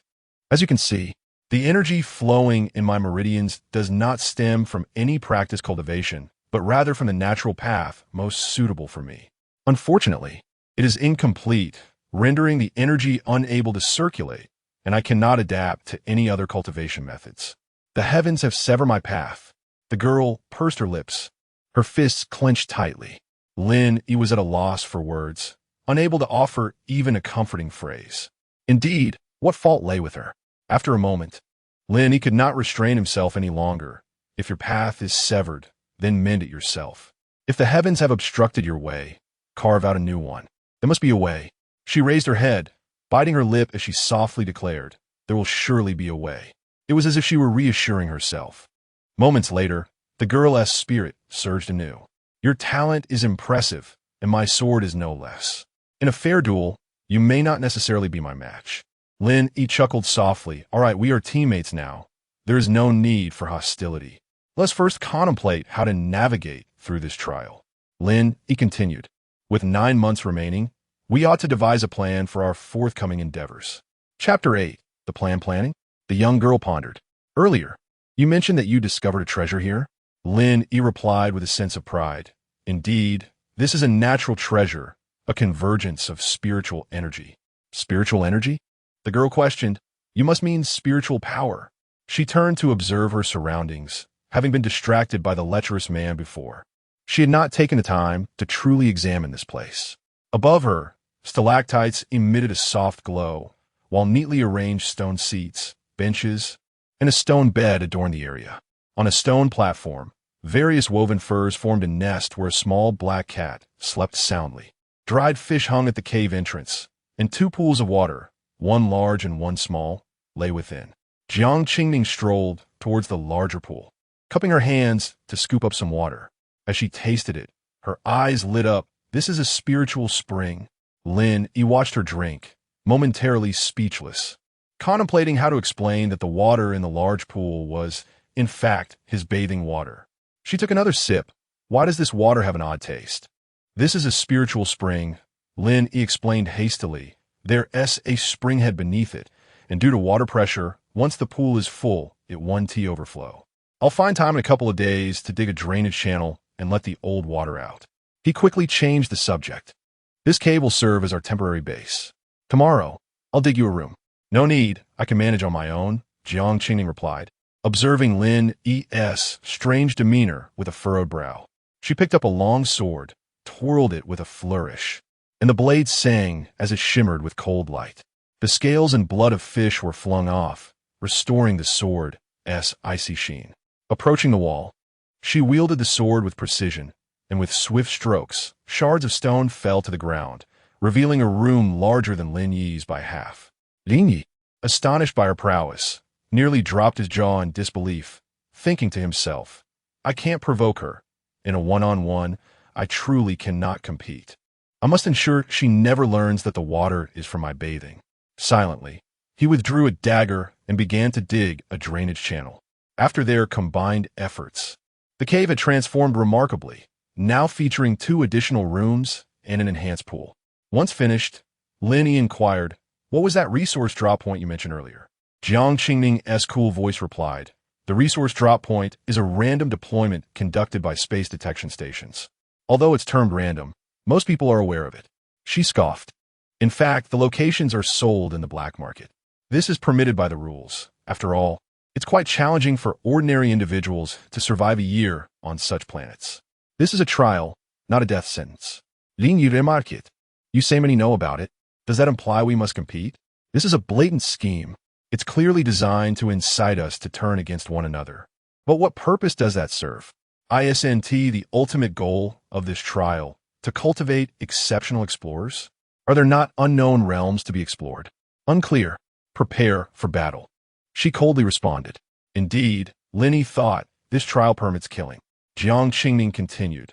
The mortality rate in this trial is as high as 90%, with a significant portion not falling to beasts but to their own kind. Lin Yi fell silent. It is indeed ironic that the gravest harm comes from one's own kind. Suddenly, Lin Yi paused and looked at Jiang Qingning. Did you just say prepare for slaughter? Are you planning to seize resources? That seems unnecessary. With our current abilities, we could thrive here easily. Surviving a year is certainly feasible. Jiang Qingning rolled her eyes at him and said, the first resource drop point is right here in this primitive wilderness. Lin Yi replied, this forest is so vast. Will the resources be dropped? Uncertain, it's random. Then, we might not even encounter it. If it's too far, we can simply avoid it. Jiang Qingning rolled her eyes again, her expression somewhat playful. In this trial, with 100,000 participants per planet and random deployments, how many do you think will come to this primitive wilderness? You might run into several just stepping outside. Will you fight, or will you flee? Lin Yi was rendered speechless. Well, there will likely be at least 10 to 20. Chapter 9. Serendipitous breakthrough, finding the maiden's eyes sealed shut and receiving no response to his calls. Jiang Qingning. Jiang Qingning. Lin Yi felt a surge of alarm. Calamity. He channeled his spiritual energy into his eyes, activating spirit sight. In that instant, the world's spiritual energy became a tempestuous torrent, converging upon the maiden. Her damaged meridians greedily absorbed the energy like a parched desert welcoming a torrential downpour. Lin Yi witnessed them swell visibly. As the meridians reached their capacity, the released spiritual energy began to circulate, forming swirling vortexes around her. However, due to the pre-existing damage, blockages formed, causing energy to accumulate. The ruptured meridians discharged energy like tangible bursts, impacting her flesh and vital organs.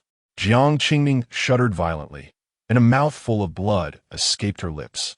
From the moment she entered the pool until the bloody expulsion, only a fleeting moment passed. Before Lin Yi could react, she had already coughed up blood. Witnessing this, Lin Yi swiftly entered the water and pulled her out. Despite her unconscious state, her body continued to absorb spiritual energy, albeit at a reduced rate. In Lin Yi's eyes, the surrounding spiritual energy poured in like a tidal wave, entering her body. I must devise a solution, he thought frantically. At this rate, she'll explode. Why does contact with water trigger this energy surge? Why didn't the water I splashed on her earlier have the same effect? The immediate priority was to halt or at least decelerate the inflow of spiritual energy. Otherwise, she would be doomed within minutes. This place is saturated with spiritual energy. I need to get her out of this cave. Grabbing his long sword and hoisting the maiden onto his shoulder, Lin Yi bolted towards the cave's exit. His leg muscles contracted, propelling him forward with explosive force. The ground shattered beneath his feet as he crossed the distance in a few strides, fleeing the cave. Glancing back, he noticed the energy absorption lessening as they moved further away. The vortexes around her body dissipated, and after nearly 2 kilometers, not far from where he had gathered earthworms, the absorption ceased altogether. Only a negligible amount of energy continued to seep in. Lin Yi breathed a sigh of relief, gently lowering her from his shoulder. He noted that her disheveled hair obscured her pained expression. He brushed the strands from her face, wiping away the blood from her lips. In the moonlight, her delicate, oval face with its refined features and slender eyebrows was revealed. Lin Yi was momentarily captivated. "She's stunning," he murmured, realizing the inappropriateness of his thoughts. He refocused on her condition. The swollen meridians had subsided, and the energy was being absorbed. However, the blockages remained, and the damage to the ruptured meridians was showing signs of recovery. This doesn't make sense. She didn't hit her head. She should have awakened from the jostling. He nudged her gently, but she remained unresponsive. He checked her breathing, which was steady. "I need to find a place to camp." He lifted her, opting to carry her on his back. Feeling her softness and hearing her breath near his ear, he felt a surge of warmth. Shaking his head, he adjusted her to a more secure hold in his arms. Avoiding nocturnal predators, he made his way towards the tree where he had gathered earthworms. Approaching the tree, he was surprised to sense an energy flow within it, rivaling the intensity of Jiang Qingning's earlier surge. The surrounding trees showed no such activity. This tree is extraordinary. He also noticed that the hole he had carved in the trunk to store meat had healed, leaving barely a trace. He examined the energy flowing within the tree, discovering that it was not purely spiritual energy, but a blend of unknown energies. White spiritual energy intermingled with crimson gold, silver, earthy yellow, and green hues. The green energy predominated. This tree poses no threat, he reasoned, recalling his days spent near it without incident. He laid the maiden down on a bed of dry grass beneath the tree, noting the minimal energy seeping into her body. The spiritual energy seemed particularly sparse beneath the tree. Lin Yi sighed in relief. He ignited the remaining firewood, casting a warm glow around them. Exhausted from the ordeal, he drifted into a light slumber, leaning against the tree. At dawn, dew collected on the maiden's lashes, dripping on her face like shimmering tears. Her lashes fluttered, and she shivered, slowly opening her eyes. "Hey, you're awake.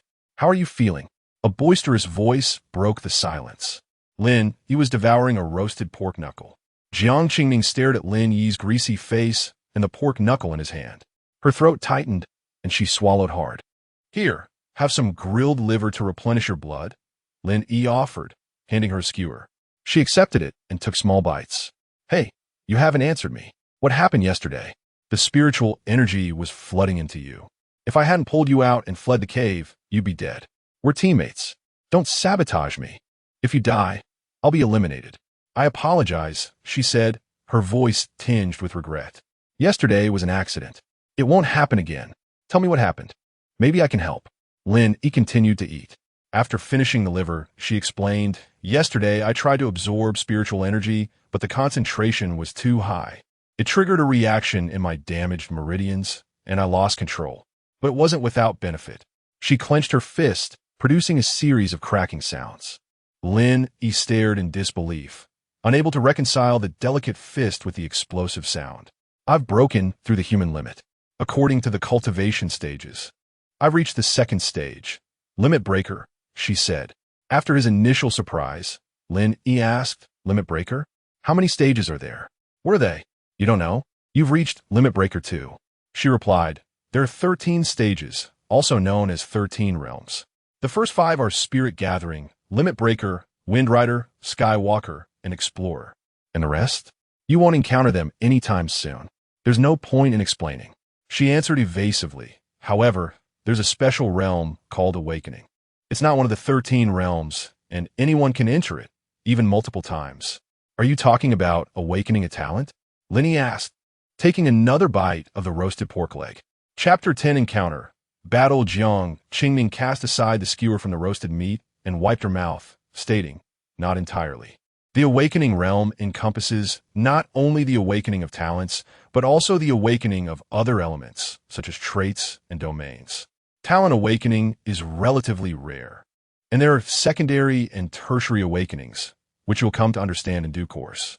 The young girl unceremoniously seized 2 skewers of meat from the fire and began to eat heartily. Lin, he let out a satisfied belch, discarding the remnants of the bones he had consumed.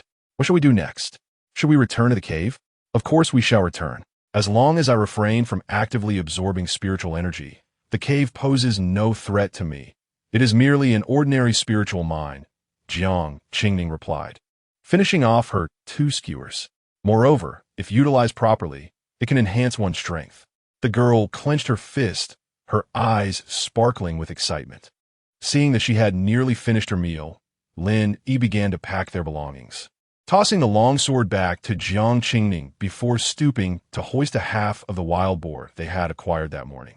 The boar, a common creature that had roused Lin Yi from sleep, was surprisingly delicious. The two managed to consume most of it, with Lin Yi doing the bulk of the eating. Noticing Lin Yi's movements, Jiang Qingming understood and accepted the thrown longsword. No need for thanks. Should you require anything after the trial, feel free to ask. Very well. I shall rely on you in the future, Lin Yi replied, their eyes meeting in a shared understanding. The two moved in a straight line, Lin Yi in front and Jiang Qingming trailing behind. Suddenly, Lin Yi's body twisted slightly, his internal organs contracting as he could not suppress a cough of blood, his skin wrinkling and cracking. Jiang Qingming's gaze sharpened as she drew her sword, slicing through the air towards a nearby tree canopy. From the branches above, a figure fell, coughing blood, an expert swordsman at the breaking extremes level. What a stroke of bad luck. Water cannon. The figure raised his hand, conjuring a massive sphere of water that hurtled towards Lin Yi and Jiang Qingming. In a swift motion, Jiang Qingming darted in front of Lin Yi, her sword slashing through the water sphere. Taking advantage of her distraction, the figure had already vanished. Observing Lin Yi still coughing, the girl spoke. This must also be a trial participant. His talent is water manipulation. He must have drained the moisture from your body. This kind of attack is nearly impossible to defend against, Lin Yi stated, halting his coughs and taking deep breaths, having narrowly escaped death. He had never been so close to the brink of demise before. This water manipulator must die. A fierce expression crossed Lin Yi's face as he activated his spirit-seeking ability. With a shift in perspective, his vision pierced through the forest. Found him, behind that large tree, 500 meters to the right. I shall eliminate him. Assist me. Lin Yi's voice was low and resolute. He had never felt so near to death before, and this experience had truly startled him, serving as a stark reminder that this world was no longer the one he once knew. Jiang Qingming glanced at Lin Yi, offering no rebuttal. She nodded and pursued him, sword in hand. Lin Yi hurriedly followed, keeping an eye on the water manipulator's whereabouts. The assailant who had ambushed Lin Yi was named Lu Ming, an inconspicuous junior of the Lu family from the Water Star. Initially disregarded by his family, he had simply wished to live a mundane life until, at the age of 60, he stumbled upon a guiding map that set him on the path of cultivation. Due to the limitations of his innate talent and resources, Lu Ming had achieved little success, spending over a decade just to enter the spirit-gathering stage. Finally, at 74, unable to endure the slow pace of his cultivation any longer, he decided to undertake a trial in the Trial Star. As is well known, trial stars are meticulously selected planets rich in resources and spiritual energy. As he had anticipated, upon entering the Trial Star, and thanks to the guiding map, Lu Ming reached the peak of spirit gathering within a month and awakened the water manipulation talent. He believed he could soar to great heights from that point on. But alas, he was defeated in his first battle. Lu Ming pressed his hands against the palm-sized wound on his chest, which continued to bleed, perplexed as to how such a seemingly weak boy could withstand his water-draining ability. Surely, even third-tier beasts cannot endure it. Could that boy's body be stronger than a third-tier beast? And now, I have entangled myself with a breaking extreme swordsman. This is troublesome. Unbeknownst to Lu Ming, danger was silently approaching. In Lin Yi's eyes, Lu Ming was like a beacon in the night, impossible to escape.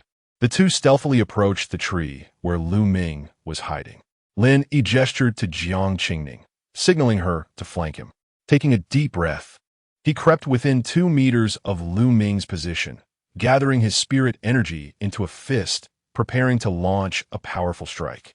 With a resounding boom, he shattered the tree as his fist connected with Lu Ming. Just as Lin Yi's fist was about to make contact, a curtain of water suddenly appeared. Jiang was indeed seasoned.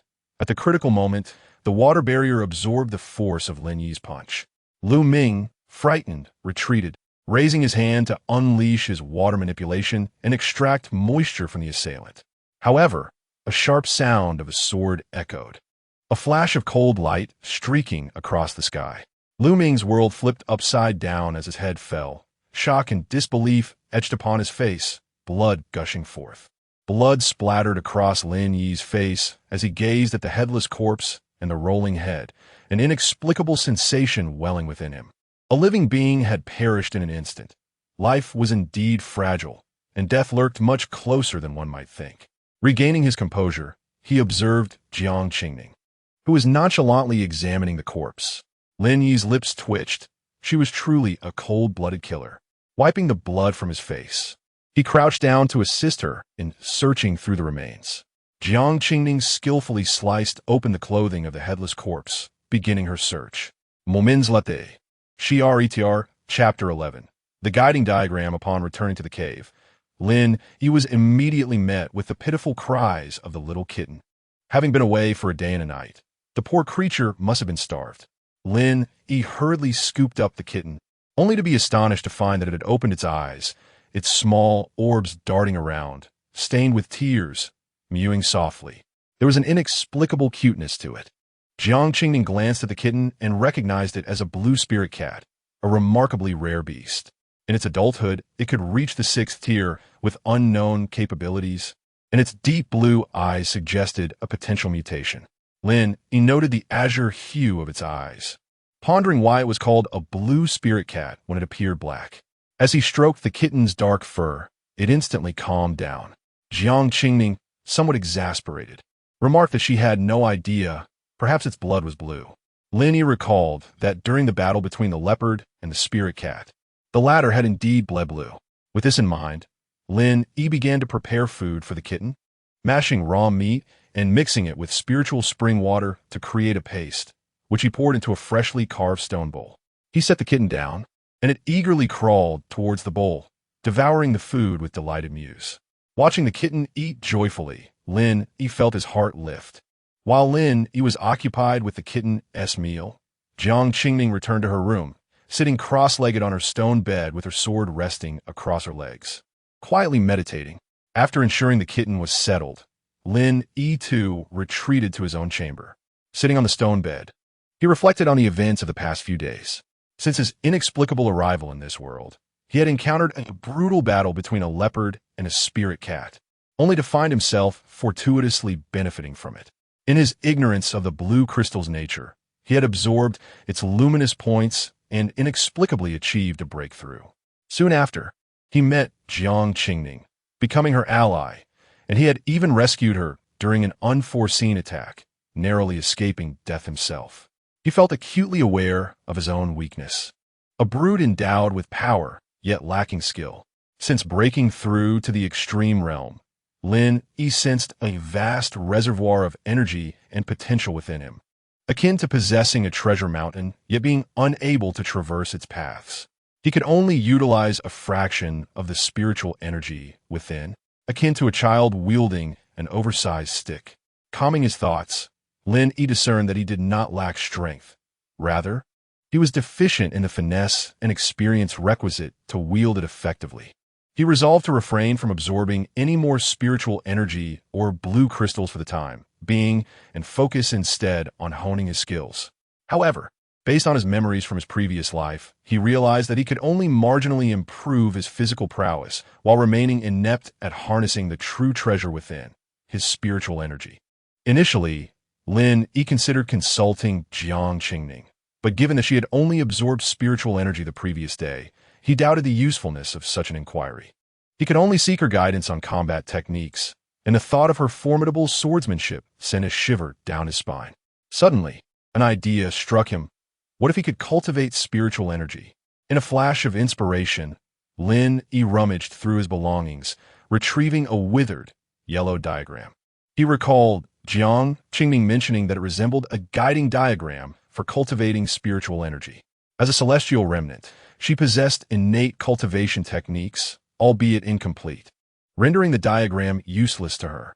However, for Lin Yi, who was neither a genius nor blessed with innate cultivation methods, this diagram could prove invaluable.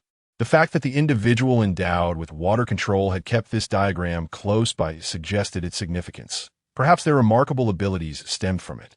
Desperate times called for desperate measures. He was determined to attempt cultivation, for there was little to lose, and he must enhance his strength before the impending 9 months. Although he could not decipher the text on the diagram, its visuals conveyed meaning. Upon careful examination, the diagram depicted a figure with meridians connecting various acupoints, forming a complete circulatory guide. There were a total of 108 acupoints, comprising 9 major and 99 minor points, evenly distributed throughout the body. The 9 major acupoints were located at the center of the forehead, neck, heart, chest, both arms, dantian, and both thighs.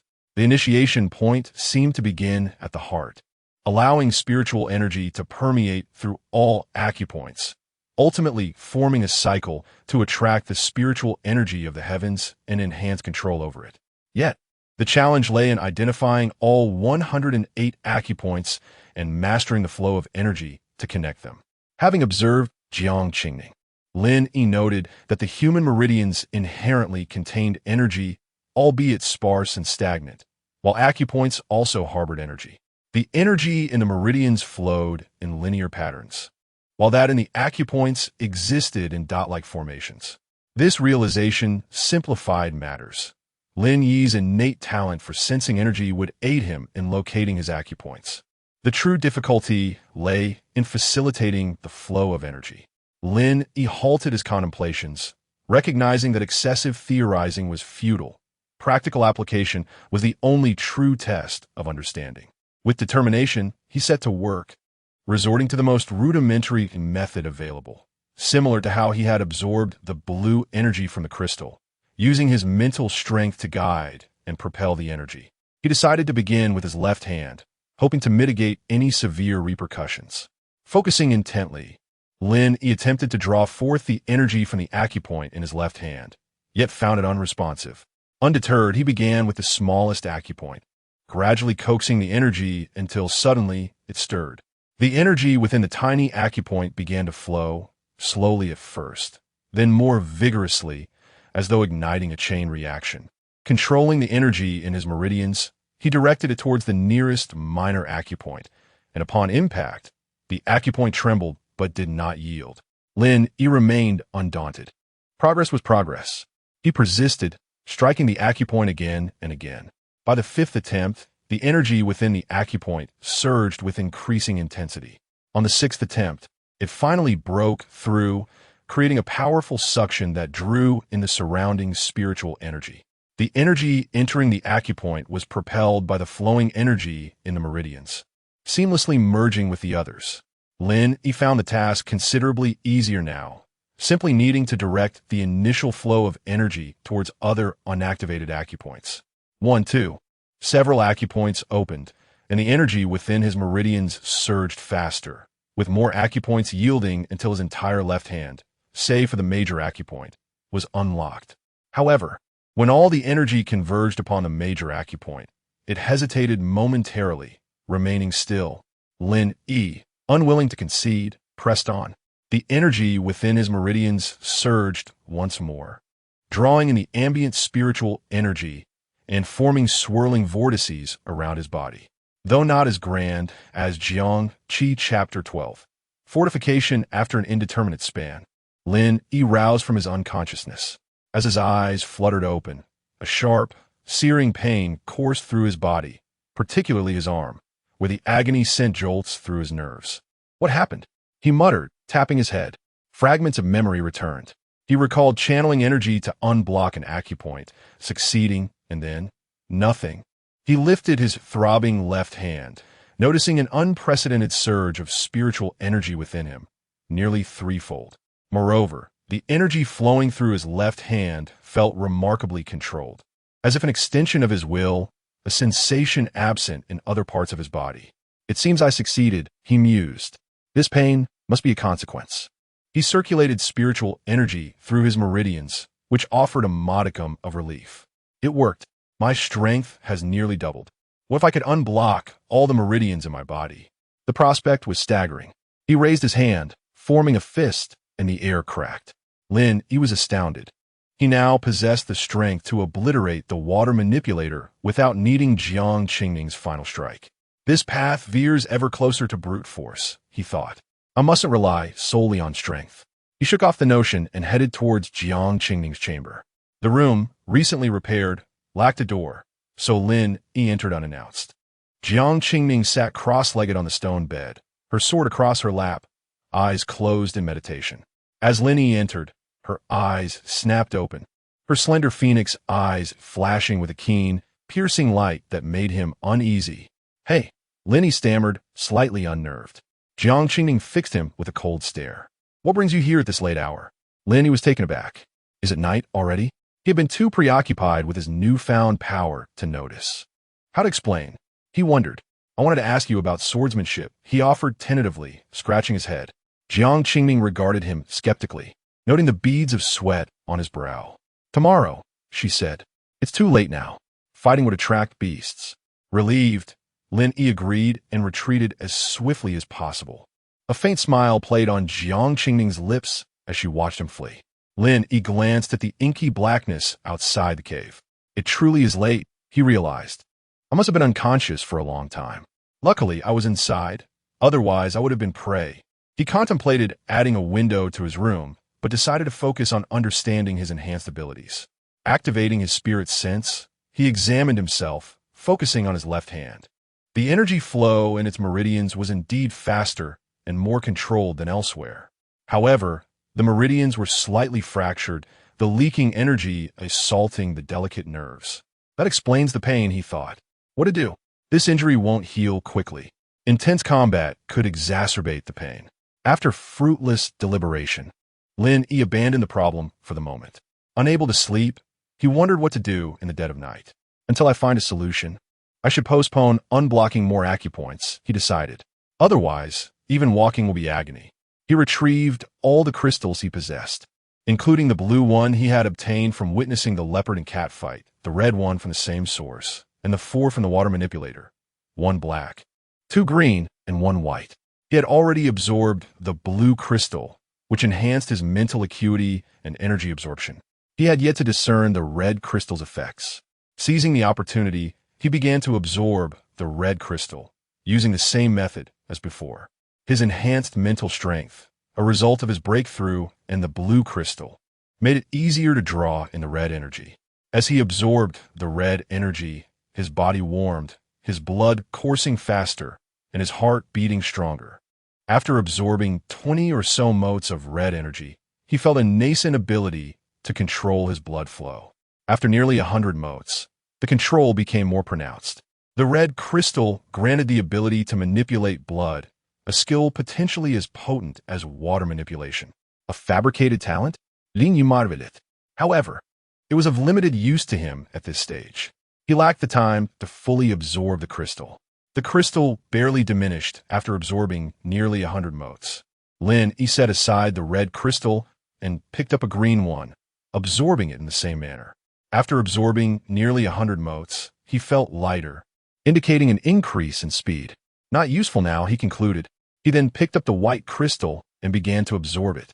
As he absorbed the first mote, a cool sensation emanated from the fractured meridians in his left arm. What is this?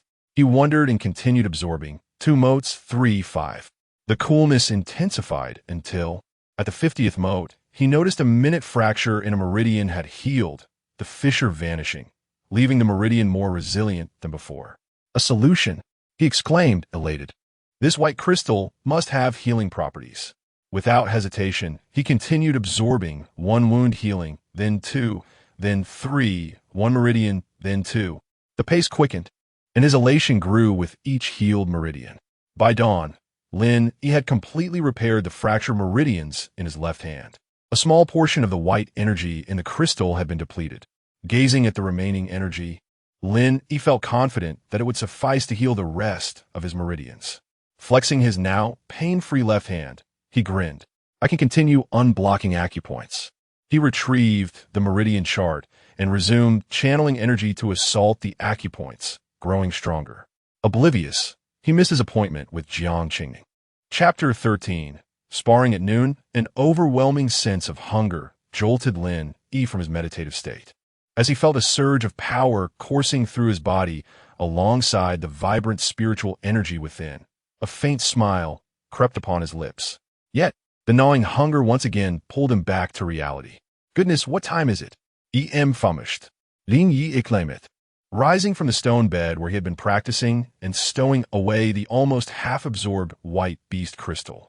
Stretching lazily, he heard his bones crack and pop.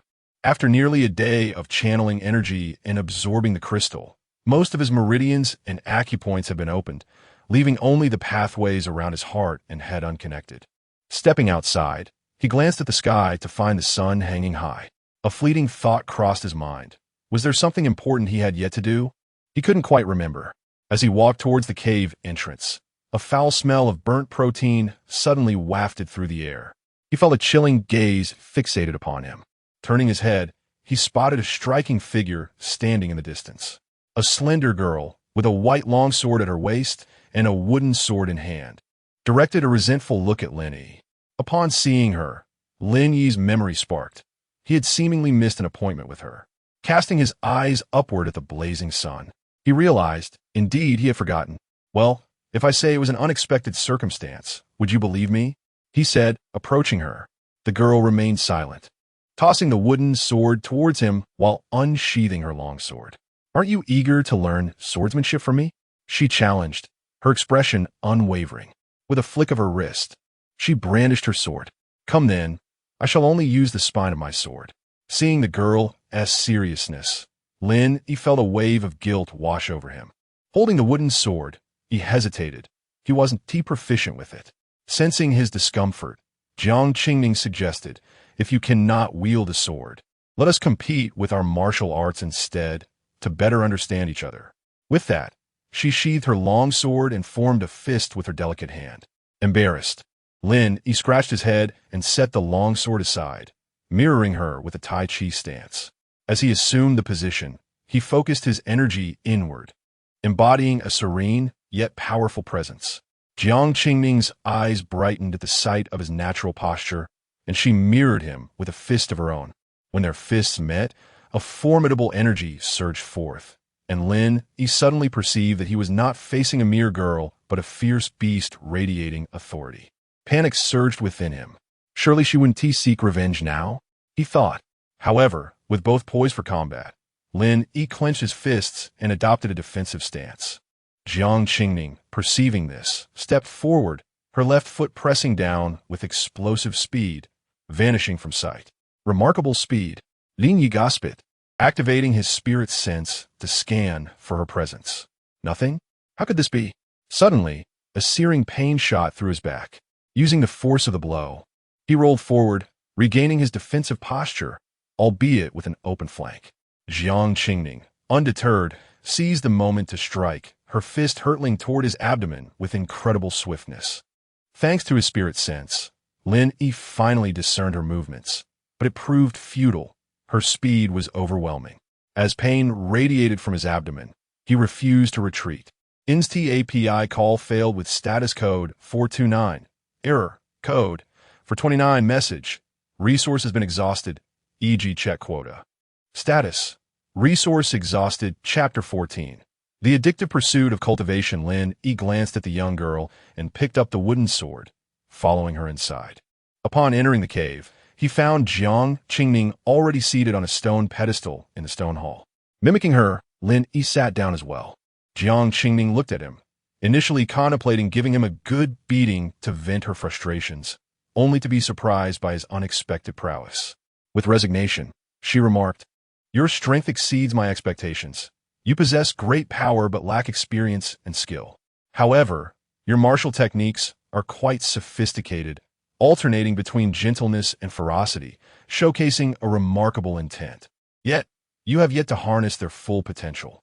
How did you manage to enhance your physical abilities so significantly in such a short time?" Jiang Qingming gazed at Lin Yi with curiosity. Lin Yi, not wishing to conceal anything, elaborated on how he guided energy to impact his acupoints. Jiang Qingming was momentarily taken aback. "You claim to see through the meridians and have discovered a beast crystal capable of repairing them? You can even cultivate from that flowchart?" Her astonishment was tinged with skepticism. Noticing her evident disbelief, Lin Yi smirked and promptly produced the nearly half-absorbed white beast crystal, along with the yellowing flowchart. "Surely you were aware of my ability to perceive meridians long before this. It is my innate talent." Jiang Qingming recalled Lin Yi's gift, her expression turning peculiar. It appeared that only those lacking in potential could be deemed useless, rather than the talent itself. Jiang Qingming accepted the white beast crystal and flowchart from Lin Yi. Following the meridian pathways outlined in the chart, she attempted to channel her spiritual energy, but found the process exceedingly cumbersome, far inferior to her natural meridian flow. Her innate pathways were incapable of accommodating other techniques. Consequently, Jiang Qingming felt no surprise and lost all interest in the flowchart. Setting aside the chart, she picked up the white beast crystal and attempted to absorb its energy as Lin Yi had instructed. However, she felt no trace of the white energy points within. Jiang Qingming's expression darkened as she regarded Lin Yi, skepticism etched on her face. "Are you truly capable of absorbing the energy within this beast crystal?" "Indeed, it's quite simple. You must sense the white energy within and then channel the surrounding spiritual energy to open the crystal's passage," Lin Yi replied. Observing Jiang Qingming's demeanor, he sensed no deceit in her expression. It seemed she truly could not absorb the energy, mistakenly believing she could remedy her congenital meridian fracture, only to find herself disappointed. Jiang Qingming's mood visibly soured. Lin Yi, perplexed by the sudden shift in her expression, questioned her state. "These items are of no use to me." "You may have them back," Jiang Qingming said, tossing the items back to him. "In the coming days, I will train with you to enhance your combat experience, lest you become a hindrance. Also, I will be using a sword. And as for your cat, I have already fed it. If you continue to neglect it, it will surely starve." With that, she returned to her room. Lin Yi turned to the small kitten curled up in its nest, feeling a pang of guilt. He had been so engrossed in his cultivation that he had forgotten to feed it for several meals. However, the exhilarating sensation of becoming stronger was simply too addictive. This experience was reminiscent of a student who, after a period of study, watched their grades steadily rise, an excitement unparalleled by any other, akin to the thrill of addiction. Moreover, the tangible nature of his strength made it all the more compelling. Lin Yi finally understood why some individuals would stay up late to cultivate, and why novels often depicted characters meditating for centuries. The sensation of growing stronger was indeed addictive. Lost in thought, Lin Yi felt a sudden pang of hunger that jolted him back to reality. He patted his growling stomach and, upon searching, discovered there was no food left. In the bowl meant for the kitten, he found 2 charred remnants of meat. Just then, he heard another round of growling, but this time it was not his stomach. The sound emanated from Jiang Qingming's room. Glancing back at the bowl of burnt meat, Lin Yi couldn't help but grimace, thinking how unpicky the cat was. Inside her room, Jiang Qingming was clutching her stomach, her expression one of dismay. She had watched Lin Yi cultivate for a long while, without emerging, and, feeling hungry herself, attempted to roast the leftover meat. Unfortunately, each piece came out worse than the last, burnt beyond recognition. Previously, she had managed to eat such meat. But after tasting Lin Yi's cooking, it was now unbearable. Coincidentally, the starving kitten began to cry, prompting Jiang Qingming to feed it the charred meat. Although the kitten was reluctant, its hunger prevailed, and it devoured some before promptly falling asleep. Jiang Qingming, unable to stomach the remaining charred pieces, decided to burn them instead. No wonder Lin Yi noticed the burnt smell upon waking. It all made sense. Realizing the situation, he chuckled softly. Could she be at Sundara? Too proud to admit she was hungry? Since she hadn't eaten, Lin Yi thought it was manageable. His culinary skills, though not exceptional, were adequate to satisfy Chapter 15. A grand feast with a heart full of harvest. Lin Yi returned to the cave, where he found Jiang Qingming seated in the center of the stone hall, eagerly awaiting his arrival. In her arms, she cradled a small kitten that had just awakened, playfully teasing it. However, a hint of melancholy lingered between her brows, perhaps due to hunger. The cave lacked a door, so Lin Yi stepped inside and set down the food he had brought. He contemplated the idea of a door, envisioning also the necessity of a window to brighten the room, along with a skylight in the hall above. Otherwise, the space would feel dim. Yet, given that this cave was nestled within the mountains, creating a skylight in the center of the hall was impractical. Instead, he resolved to create an opening above the doorway to allow light to filter in. Otherwise, he would be compelled to light a campfire daily, gathering firewood that would exhaust him and leave little time for other pursuits. However, there was no rush. He would be residing here for nearly 9 months. Upon seeing Lin Yi return with food, Jiang Qingming's furrowed brow eased considerably, though a trace of concern remained. Today we feast. I shall prepare spicy rabbit heads, braised rabbit, pan-fried yellow fish, and beggar's chicken, Lin Yi announced, beaming with joy. How do you know these things are edible? She inquired, her tone laced with skepticism. I notice you have also lost the food manual provided for the trials. Food manual? Lin Yi echoed, perplexed. New species are born every moment in the universe, but not all are fit for consumption. Only a select few can be eaten, and even fewer can be combined without risk. A moment's carelessness could lead to poisoning, Jiang Qingming explained with a cool detachment. Moreover, the fatalities caused by consuming unknown flora and fauna amount to tens of thousands annually. There was once a trial participant who, after merging various unidentified plants and animals into a soup, perished from the concoction, which subsequently birthed a highly contagious virus that led to the extinction of life on numerous planets. Thus, each trial participant is issued a food manual detailing the edible items on the trial planet. Are you truly certain these dishes are safe to eat? Lin Yi pondered it. His initial instinct was to dismiss her claims as exaggerated, but reflecting on it, he realized Jiang Qingming had no reason to deceive him. Surely it isn't that dire? It's not as if it's that extreme. He insisted. In the eyes of the Huaxiao people, anything that moved was considered meat, and anything green was regarded as a vegetable. This thought ignited a sense of inexplicable pride and a feeling of conquest within him. What did you eat before encountering me? Lin Yi queried, admitting, I did indeed misplace my food manual. Goodness, now I understand how the previous host met their demise. I wondered how such abundant resources could lead to starvation. Seems they were unaware of what was edible, she remarked. Water and the absorption of spiritual energy, she added. Lin Yi's expression darkened at her response. How tragic. The notion that anything that moves is meat and anything green is a vegetable holds some merit. Food, akin to medicine, possesses varying properties, cold, hot, warm, and cool, as well as 5 flavors: sour, bitter, sweet, spicy, and salty.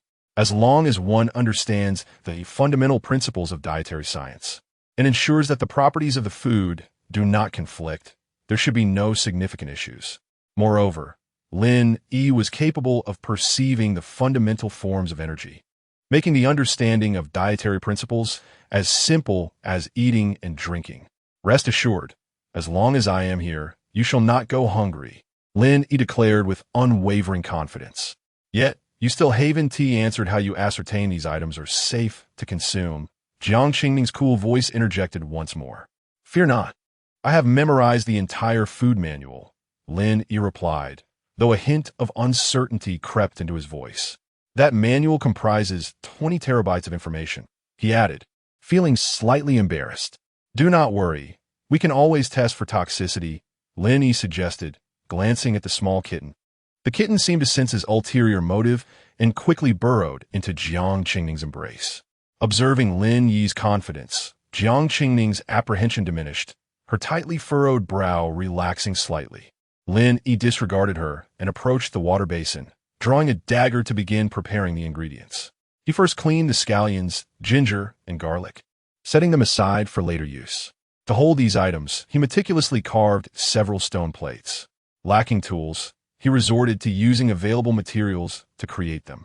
The stones in the cave, likely infused with spiritual energy, were sturdier than those outside, yet still yielded to the sharpness of his dagger, making them ideal for crafting pots and utensils. After nearly half an hour of effort, Lin Yi had managed to produce rudimentary cookware. He then turned his attention to the rabbits. Grabbing one, he found it still alive, having only been stunned previously. There were 2 rabbits, both with striking green eyes and fur as white as snow, their appearance nearly identical to ordinary rabbits. Yet Lin Yi noticed that their teeth, blood, and eyes shimmered with a foreign energy. Uncertain of its effects, he proceeded with caution. With a swift motion, he plunged the dag, leveraging the keenness of the dagger. He swiftly prepared several platters of sashimi and then steamed the minced fish. Jiang Qingning's eyes gleamed as she observed Lin Yi's deft knife work. After completing these tasks, Lin Yi began to prepare the chicken, utilizing spirit finding to effortlessly eliminate the aberrant energy and the entirety of the viscera from the unknown bird. Recalling the beggar's chicken, Lin Yi was most profoundly impressed by the one Huang Rong prepared for Hong Qigong. However, due to various circumstances, he had not followed Huang Rong's method in his previous life. This time, Lin Yi intended to give it a try. He encased the cleansed, unplucked chicken in yellow mud and placed it directly into the fire to roast. This procedure left Jiang Qingning utterly astonished. Is this bird inedible? Is it to be incinerated? Lin Yi responded with a cryptic smile, offering no explanation. Once finished, he presented the sashimi and steamed, minced fish on the table, accompanying the sashimi with a garlic puree and wasabi-based sauce, which provided a unique and delightful flavor.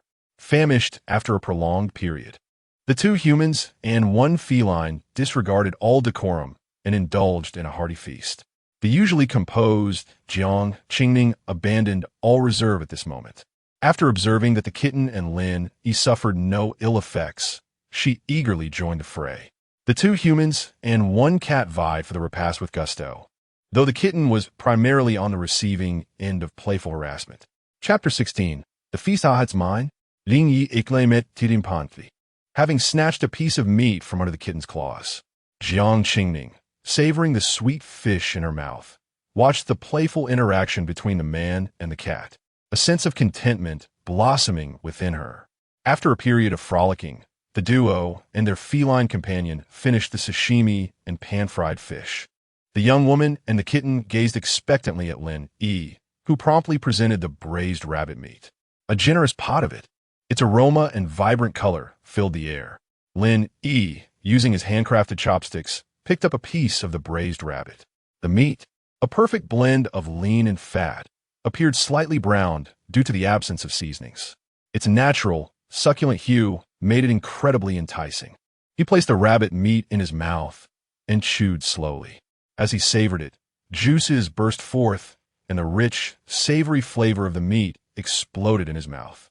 The taste was unexpectedly delightful, possessing a natural saltiness. Having meticulously removed all traces of blood and foreign energies from the rabbit meat, there was no unpleasant gamey taste. Instead, the rabbit meat had perfectly absorbed and integrated the flavors of the fish, scallions, and ginger, transforming the once bland meat into a rich, savory delight. Having arrived in this world for so long, Lin Yi was finally enjoying a proper meal. He felt a surge of contentment and looked forward to future adventures. Jiang Qingning, noticing that Lin Yi seemed to relish the rabbit meat without any adverse effects, was overcome with curiosity. Forgetting her intention to use the kitten as a guinea pig, she reached out with her chopsticks and picked up a piece. The meat, a harmonious blend of lean and fat, glistened with golden oil, emitting a gentle warmth. As Jiang Qingning picked up the meat, Lin Yi watched her expectantly, eager to gauge her reaction. The young woman placed the succulent, radiant braised rabbit meat in her delicate mouth. Her rosy lips parted slightly as she chewed slowly. The more she chewed, the brighter her eyes became, and the more pronounced her smile grew. Her throat moved slightly as she swallowed the meat. Meeting the young man's expectant gaze, she uttered a single word, "Delicious."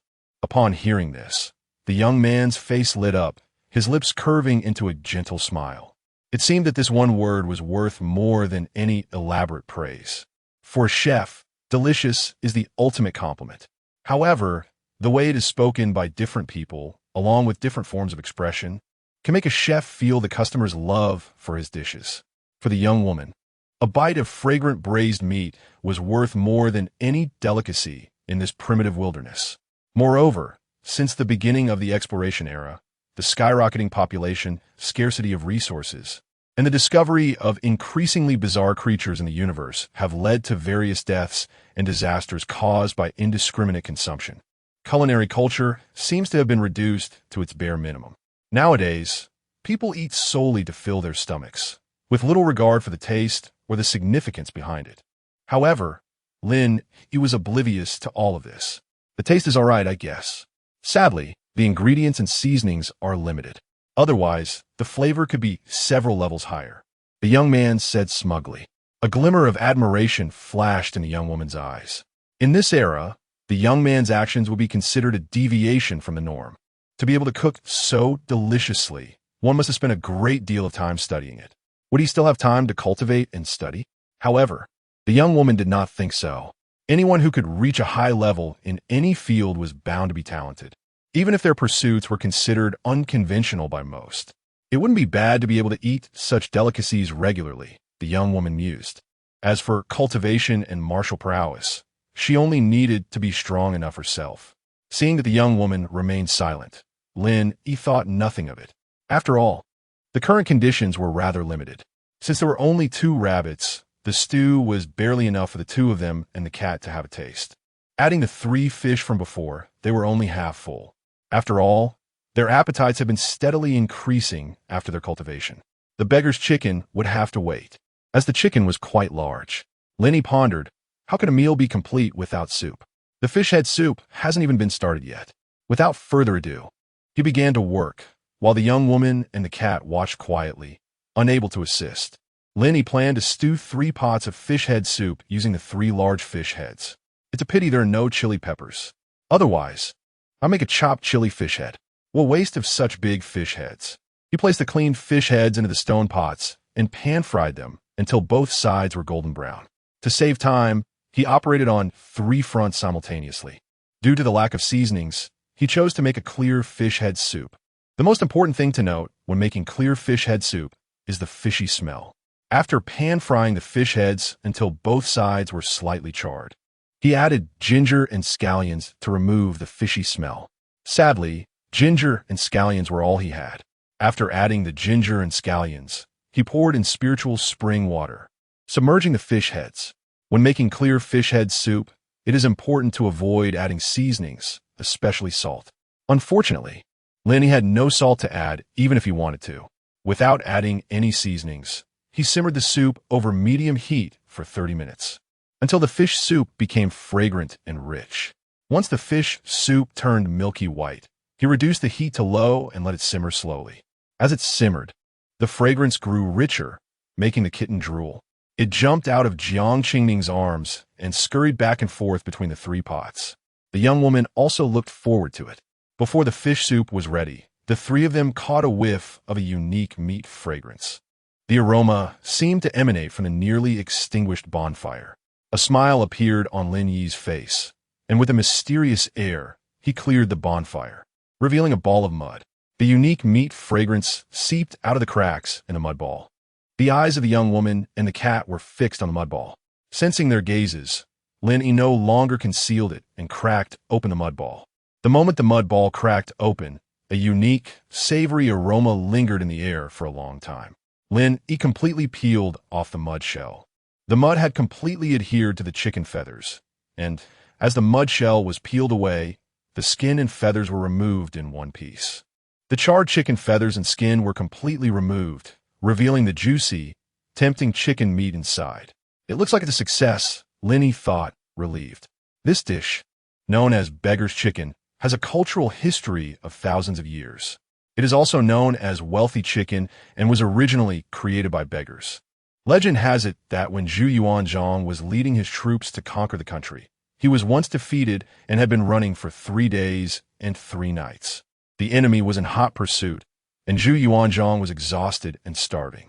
Just then, he saw a pile of fire in front of him, with a pile of mud in the middle and an old beggar squatting beside it. Zhu Yuanzhang asked curiously, "What are you doing here?" The old beggar recognized Zhu Yuanzhang and hurriedly said, "I am roasting a chicken to offer to the king." Zhu Yuanzhang was very surprised to hear this. The old beggar took the chicken out of the fire, opened the mud, and a fragrant aroma wafted out. Zhu Yuanzhang ate and praised it, saying, "It's very delicious." From then on, Zhu Yuanzhang's battles went smoothly, and he became the emperor. Later, Zhu Yuanzhang named this chicken Wealthy Chicken. Lin Yi rambled on and on. Jiang Qingning listened attentively without interrupting, though she wondered why a dish would have a story behind it. After speaking, Lin Yi tore off the 2 large chicken legs, each weighing 2 pounds. No wonder it had been roasted for nearly 2 hours. After confirming that it was thoroughly cooked, he handed 1 chicken leg to Jiang Qingning. He then cut off the entire chicken butt and threw it to the kitten to gnaw on slowly. After taking a bite of the large chicken leg, surprise flashed in the young woman's eyes. It was hard to keep track of how many times the young woman had been surprised today, but she seemed to be getting used to it. Lin Yi also grabbed the other chicken leg and took a large bite, juices flowing everywhere. It was unexpectedly delicious. The chicken meat was tender yet firm, not dry and chewy without getting stuck between the teeth. It was also juicy, with a unique savory flavor. The 2 individuals devoured their meal with increasing speed, finishing the beggar's chicken in less than 10 minutes, as if swept away by a whirlwind. Meanwhile, the little kitten had already succumbed to a deep slumber nearby, seemingly stuffed to its limits. Although both were satiated, out of respect for the food, Lin Yi decided to serve the fish soup. The moment the lid was lifted, a rich, fragrant steam wafted into the air, filling Lin Yi's nostrils with a robust aroma of milk. Instantly, their appetites were rekindled. The creamy broth, adorned with vibrant green scallions, offered a striking visual delight. The fish head had disintegrated into tender pieces, leaving only the skeleton resting at the bottom of the pot. In this instance, silence enveloped them. Lin Yi refrained from offering an introduction, and Jiang Qingning showed no hesitation. They both took the entire pot of fish soup and began to savor it. As Lin Yi swallowed the first sip, an explosion of flavor surged through him, invigorating his senses and dispelling the fatigue accumulated from days of cultivation. It felt as though his weariness had vanished entirely. Sensing something unusual within his body, Lin Yi suppressed the urge to continue drinking and paused. Could it be poisonous? Raising his gaze, a flash of golden light ignited, activating his spirit-seeking ability.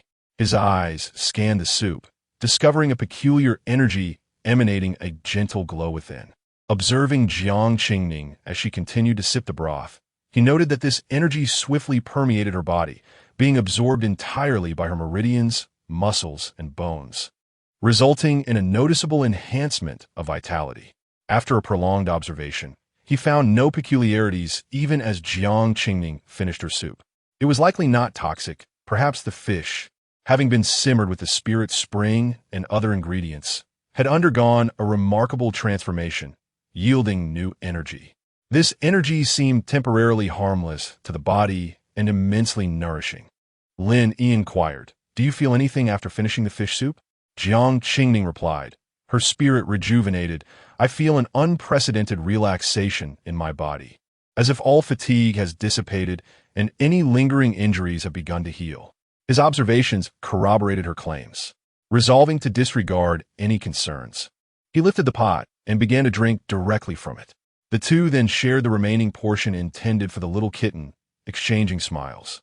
After their meal, both felt elated and, following a brief cleanup, retreated to their respective rooms to continue their cultivation. Chapter 17. Surging Power. Breakfast, the passage of time, during cultivation invariably feels swift. Awaking from his meditative state, Lin Yi observed the radiant sunrise through the window, his thoughts gradually returning to his physical form. The window, a recent addition from the previous night, was carved into the mountainside, creating a square aperture in the cave wall, mirrored in both chambers. Setting aside the white crystalline shard, he luxuriated in the potent energy coursing through his veins, a tangible manifestation of his enhanced physical prowess. Now bordering on unmanageable, Lin Yi was confident that his raw strength alone could now overcome Jiang Qingning, even without her blade. He recalled his previous experience and was mindful to avoid repeating his past missteps of inadvertently cratering the floor or rebounding off the ceiling. With deliberate slowness, Lin Yi rose, attempting to minimize any abrupt movements. Alas, the moment his feet touched the ground, a resounding thud echoed as the floor yielded, leaving an indentation beneath his weight. "This surge in power is rather excessive," he muttered, his face etched with exasperation as he stared at the newly formed pit, frozen in place. This session of spiritual cultivation had unlocked the meridians within his body, particularly the three principal acupoints situated in the dantian, sternum, and heart. The primary focus had been to establish a conduit through these major energy centers. The minor meridians elsewhere in his physique remained partially unrefined, a task he anticipated would require a few more days.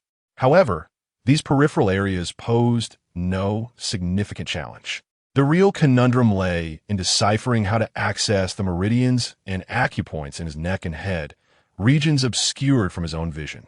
His rapid progress in opening the meridians was largely attributable to his innate talent, spirit seeking, coupled with his exceptional perception and command over spiritual energy. Now, this talent was almost crippled, as spirit seeking now primarily relied on the visual input from his eyes, rendering the unseen regions of his head and neck inaccessible.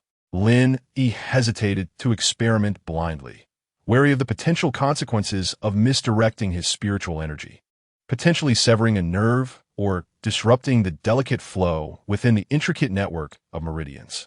Considering his newfound strength, Lin Yi decided to suspend his cultivation for the time being. He needed to fully master his current capabilities before contemplating the remaining minor acupoints and meridians in his limbs, as well as the perplexing enigma of his cervical and cranial energy pathways. Afraid of inadvertently collapsing the cave and being buried alive, Lin Yi dared not move about freely.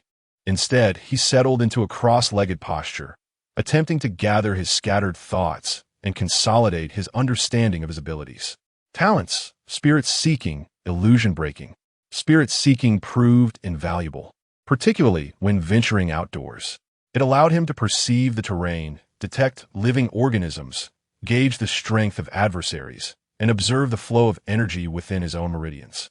It was instrumental in his current ascendance. Without spirit-seeking, he would have been unable to absorb the energy crystals or unlock his meridians. As for his other talent, illusion-breaking, he had yet to unlock its potential. Its sole known attribute was the ability to penetrate any illusion, but the scope and nature of these illusions remained nebulous, hinting at a more abstract power. Cultivation technique: unnamed conduit diagram. This technique accelerated the absorption of spiritual energy and enhanced control over it. The degree of acceleration appeared to correlate with the number of unlocked meridians and acupoints, as well as his mental and physical fortitude. Furthermore, the opening of meridians augmented his physical strength. It was a versatile and multifaceted technique. His current offensive capabilities consisted primarily of extreme speed and power, supplemented by rudimentary martial arts techniques. He was most familiar with Tai Chi Chuan and Bajiquan, along with fragments of Shaolin Kung Fu, Wukingxi, and Bajuanjin. These were readily available online in his previous life, and he had dabbled in them out of personal interest. However, he had found them to be of limited practical use beyond physical conditioning. In this world, however, when combined with his enhanced speed and strength, these traditional forms had become potent tools of destruction. Currently, he focused on Tai Chi Chuan and Bajiquan, prioritizing depth over breadth. He might consider the other three disciplines later, but for now, quality was paramount. His offensive repertoire remained limited. He couldn't rely on close-quarters combat against formidable beasts. He was troubled. Should he seek out Jiang Qingning and learn swordsmanship? As the saying goes, a month for the staff, a year for the saber, a lifetime for the spear. But it said nothing about how long it would take to master the sword. It would likely take years, and time was a luxury he couldn't afford. Lin Yi sensed an impending danger, and he needed to develop effective combat skills as quickly as possible. Ever since Jiang Qingning had mentioned the resource point drops, his sense of unease had intensified, as if a constant threat lingered just beyond his awareness. Lacking any immediate solutions, he decided to familiarize himself with his newfound strength. After a considerable period, he could move about without shattering the floor. He ventured into the main chamber, intending to prepare a meal. However, the moment he picked up the stone pot, a loud crash echoed as the entire vessel fractured, the handle crumbling into dust in his grasp. Staring at the powder cascading from his palm, Lin Yi's brow furrowed in dismay. It seemed that cooking was out of the question for the time being. He still had the 2 rabbit heads Jiang Qingning had given him yesterday. He had been planning to make spicy rabbit head, but he had used up all the wasabi he had gathered when he ate sashimi yesterday. He had planned to have the 2 rabbit heads for breakfast, but now he couldn't cook. With no other option, he headed to the maiden's chamber. Lin Yi approached the entrance to the maiden's stone chamber, now adorned with a makeshift wooden door. The door was rudimentary, but provided complete privacy. He had constructed it last night while excavating the window. He raised his right hand to knock, but abruptly halted. Fortunately, he had stopped himself, or the door would have needed immediate reconstruction. Lin Yi was relieved. Jiang Qingning, are you awake? Could you come out for a moment? The maiden, hearing Lin Yi's call, responded with a hint of curiosity and opened the door. What is it? Well, could you help me prepare breakfast? My strength has increased so much that I can't even hold a pot, Lin Yi explained with a sheepish grin.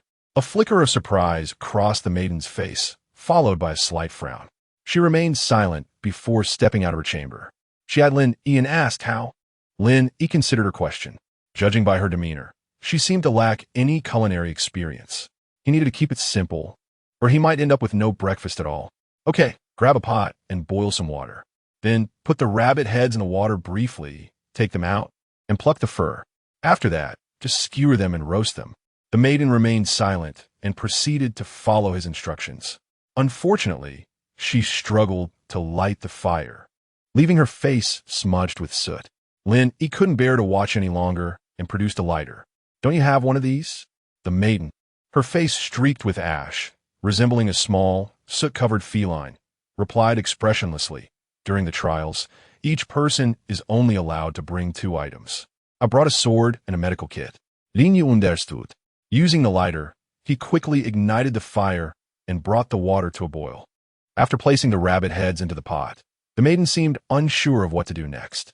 Stir them with chopsticks to ensure they are evenly scalded for easy plucking. Hurry, don't leave them in too long, or they'll cook, Lin Yi urged anxiously. The maiden, hearing his instructions, promptly began to stir the rabbit heads.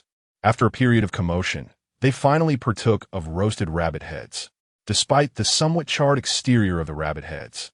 In uncertainty as to whether the brains were thoroughly cooked, Lin Yi refrained from comment, considering Jiang Qingning's soot-covered hands, streaks of grime on her face, and her resemblance to a little cat. He carefully picked up a rabbit head skewered on a bamboo stick and, under the maiden's expectant gaze, took a bite. With a resounding crack, he applied excessive force, shattering the bones. Lin Yi paid it no mind and began to chew. However, after a few chews, his countenance shifted.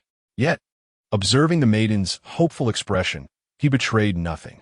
He merely resolved inwardly that he must never again allow her to cook. In truth, Lin Yi had braced himself for a dish of poor quality, but he had not anticipated that it could be so utterly unpalatable. The burnt skin was bitter, and it still bore unsavory rabbit hairs, imparting a gritty texture.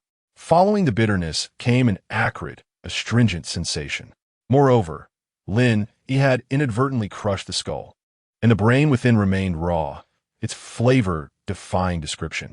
Jiang Qingning, observing Lin Yi's lack of reaction after he consumed the morsel, grew curious and prepared to sample it herself. Upon seeing this, Lin Yi wished to raise a hand to stop her, but he restrained himself. It was best to let her taste it for herself. Self-awareness would prove more effective than any amount of persuasion. The maiden parted her delicate lips, her pearly teeth gently biting into a piece of meat. After a brief chew, her body convulsed, her complexion changed drastically, and she began to vomit. How can you stomach such an abhorrent concoction? She asked, tears welling in her eyes. Lin Yi offered no reply, discarding the roasted rabbit head. He cupped his hands to gather spiritual spring water to rinse his mouth. It is of no consequence. Henceforth, the cooking shall be entrusted to me. Lin Yi still felt a lingering trepidation. How long had it been since he had tasted something so offensive? It seemed it was during his initial foray into culinary arts that he had encountered such an abominable dish. He glanced at the rabbit head he had bitten into. Its taste was even more repulsive than the raw earthworms he had consumed upon his arrival in this world. Jiang Qingning, upon hearing Lin Yi's words, concurred wholeheartedly. The maiden had never imagined that the first truly dreadful thing she had ever tasted would be of her own creation. Having savored Lin Yi's cuisine, her own efforts paled in comparison. She discarded her roasted rabbit head and even stomped on it for good measure. Thus, the breakfast was abandoned. The maiden was dispatched by Lin Yi to hunt, a task she did not oppose. Lin Yi's directive was simple. Procure any animal. I can prepare it. The mobility-impaired Lin Yi was acquainting himself with the strength of his body, striving to control his power as soon as possible, lest he injure himself in a mere altercation. He resumed his practice of Tai Chi, albeit with a subtle shift in demeanor. The once supple Tai Chi now possessed a hint of formidable vigor. Through Lin Yi's repeated practice and training, his movements grew increasingly gentle until his punches became silent. Time slipped away unnoticed, and the sun began its descent. Lin Yi posed. Has she been hunting for so long? The surrounding fauna is plentiful. Why has she not returned? Lin Yi felt a pang of anxiety. Could something have befallen her? He seized his dagger and dashed out of the cave, activating spirit sense. He scanned the forest. Not to the east, nor to the west, nor to the south. What is happening? Where has this woman wandered off to? Lin Yi panicked. Could she have met with misfortune? He fully activated spirit sense, enveloping his body in spiritual energy. His speed increased to its peak as he surged forward, his gaze sweeping the surroundings in rapid search. Suddenly, Lin Yi came to an abrupt halt, his ears twitching. He detected the sound of clashing blades. Where is it? His eyes darted around, piercing through trees and rocks. Finally, his gaze fell upon the waterfall, and withstanding the stinging pain in his eyes, he looked toward it. Indeed, a familiar energy signature appeared. In the direction of the waterfall, he raced with utmost speed. Because he had been staring at the waterfall for too long, and with spirit sense fully activated, blood trickled from Lin Yi's eyes, 2 crimson streaks tracing down his cheeks. Yet, the youth remained oblivious. At that moment, Lin Yi's mind was filled with the image of the maiden being struck. His thoughts raced as he considered possible solutions. However, plans are ever susceptible to change. As Lin Yi sprinted and pondered, the maiden was struck once more. If only I had absorbed those 2 green crystals back then, my speed would have been greater, Lin Yi lamented. Nearing the waterfall, the youth's steps grew lighter, but his pace did not diminish. Using the deafening sound of the waterfall as cover, he rapidly approached the 4 individuals engaged in combat. When he was approximately 30 meters from a battle, the youth halted and concealed himself in a nearby thicket. For the maiden had seen Lin Yi, and upon discerning his gaze and actions, she understood his intentions. She drew the battle toward Lin Yi's hiding place. 2 against 3, and with Jiang Qingning wounded, a direct confrontation would be unwise. A sneak attack was their only recourse. As the battle drew closer, Lin Yi gripped his dagger tightly. He took a deep breath, activated spirit sense, and peered toward the 3 opponents, seeking a weak point for a fatal strike. Closer, 3 meters, 2 meters, 1 meter. With a swift whoosh, the dagger flashed, an imperceptible black shadow, slicing through the air, aimed at the neck of one of the 3.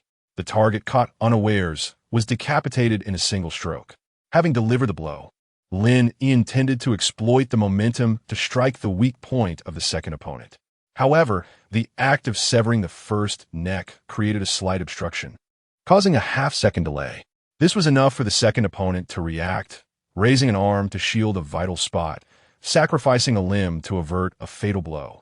Only then did Lin Yi discern that the 3 were 2 men and a woman. One of the men had been instantly decapitated, while the other had an arm severed, causing blood to gush forth. The man with the severed arm cried out in agony. The woman, witnessing the scene, unleashed a powerful sweep with her spear, sending Jiang Qingming flying. The spear was then hurled at Lin Yi, tearing through the air and appearing before his chest in an instant. Due to its overwhelming speed, Lin Yi had no time to evade and was struck directly, sent hurtling backward. However, Lin Yi arose as if nothing had happened. The woman, upon seeing this, hoisted the injured man and fled without looking back, her speed leaving afterimages in the air. Lin Yi made no attempt to pursue. He reached out to touch the jade pendant on his chest. The spear had pierced his clothing and struck the pendant hidden within. Although Lin Yi's chest was fractured, the jade pendant remained unscathed. His fingers caressed the smooth, warm pendant, upon which a distinct character meaning and tension was carved, emitting a soft glow. Disregarding the pendant's condition, Lin Yi rushed toward the fallen maiden. Chapter 19. Healing, gazing at the girl whose left arm had been pierced by a spear. With a long crimson streak across her abdomen, Lin Yi was suddenly consumed by rage. Damn it, he had indeed been negligent. Knowing full well that the drop point was in this forest, he should have accompanied her. He hurriedly lifted the girl, tearing his long sleeves to bind her wounded arm, attempting to prevent excessive blood loss. Cough, cough, quickly help me back to the cave. There's a first aid kit. The girl's once cold voice had become hoarse as she coughed. The first aid kit. His concern had indeed muddled his thoughts. Without hesitation, Lin Yi scooped her up and began to sprint back. Wait, bring the spear with you, the girl urged, and check if there's anything else on that man. I caught a few animals to bring along as well. Heeding her words, Lin Yi gently set her down, retrieved the spear, fastening it to his back, and rummaged through the deceased man's belongings, finding several packages and beast crystals, along with a pair of fang tigers. After gathering these items, he noticed a few unconscious animals nearby, resembling wild boars and other creatures weighing several hundred pounds, bound together by vines. For Lin Yi, carrying these items posed little hindrance, so he hefted them onto his back, cradling the girl in his arms, and dashed toward the cave. Thanks to his ability to sense spirits, he skillfully avoided obstacles and animals, quickly arriving at the cave. He carefully laid the girl on the stone bed, discarding the items from his back, and urgently searched for the first aid kit. How do I use this?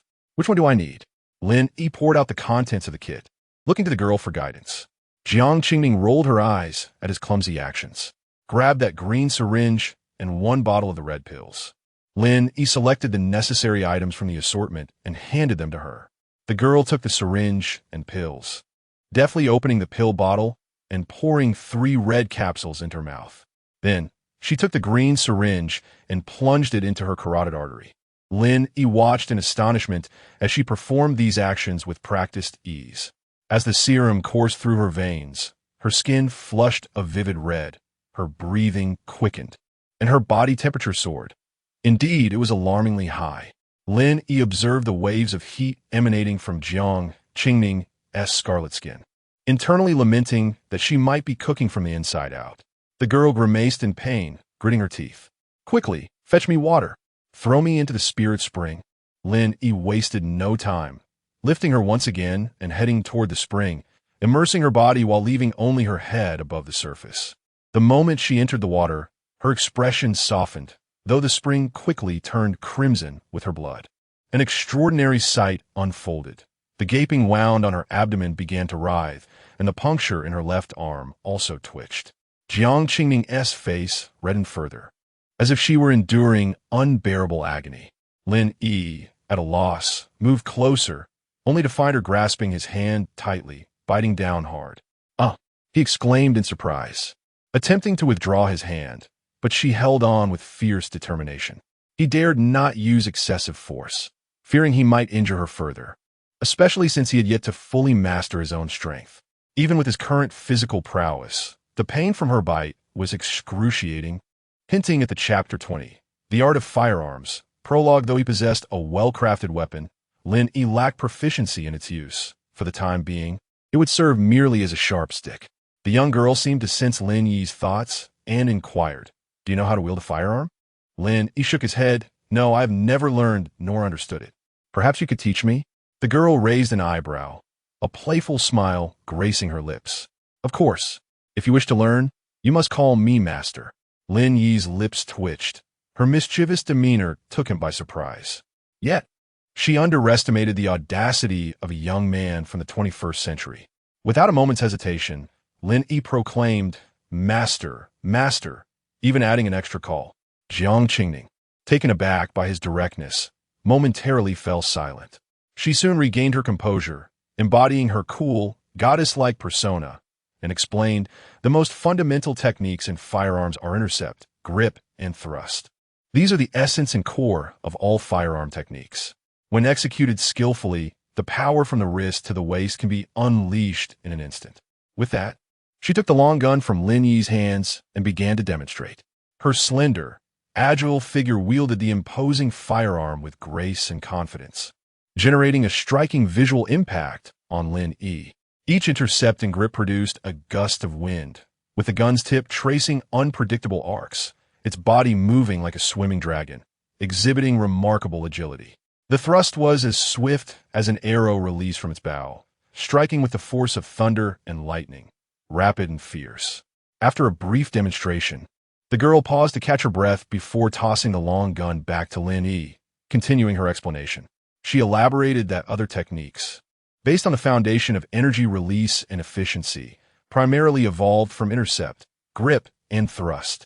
To master true skills, focus first on perfecting these fundamentals. Only when you can unleash your strikes with the grace of a dragon should you consider delving into other techniques. Therefore, prioritize your basic training. The foundation of any technique is of utmost importance. Seizing the opportunity, Lin Yi intended to begin practicing immediately. He grasped the long gun and attempted to replicate Jiang Qingning's earlier movements with painstaking precision. However, after a few awkward attempts, he found himself stumbling. Just as he resolved to continue, his stomach protested. Glancing outside, he noted the darkness that had fallen. It dawned on him that he had not eaten all day. Although he had cultivated to the point where he could survive on spiritual energy, the sensation of hunger remained palpable. The vastness of the world paled in comparison to the necessity of sustenance. Nothing could deter him from eating. With this thought, Lin Yi swiftly thrust the long gun into the ground and began rummaging through the pile of animals he had brought back. The girl, who had been observing Lin Yi's practice of the basics, was taken aback by his abrupt abandonment of the long gun. Just as she began to marvel at having a promising disciple, he surprised her with this action. Anger surged within her, but upon witnessing Lin Yi tending to the ingredients, she recalled that she too had not eaten all day and had only recently healed from her injuries. Hunger gnawed at her insides. The fury dissipated almost instantly. Those who have never known hunger can scarcely comprehend its terror. Coincidentally, the girl had experienced such hunger, enduring it for nearly a month. Had she not teamed up with Lin Yi, she would have remained unaware of when her next meal would come. On this trial planet, countless souls have been driven mad by starvation over the years. It was not that these individuals could not eat. Rather, they dare not do so. Consuming the wrong thing could lead to immediate death. Avoiding food allowed for a longer survival, as one could still absorb spiritual energy and stave off starvation. Yet the sensation of hunger persisted.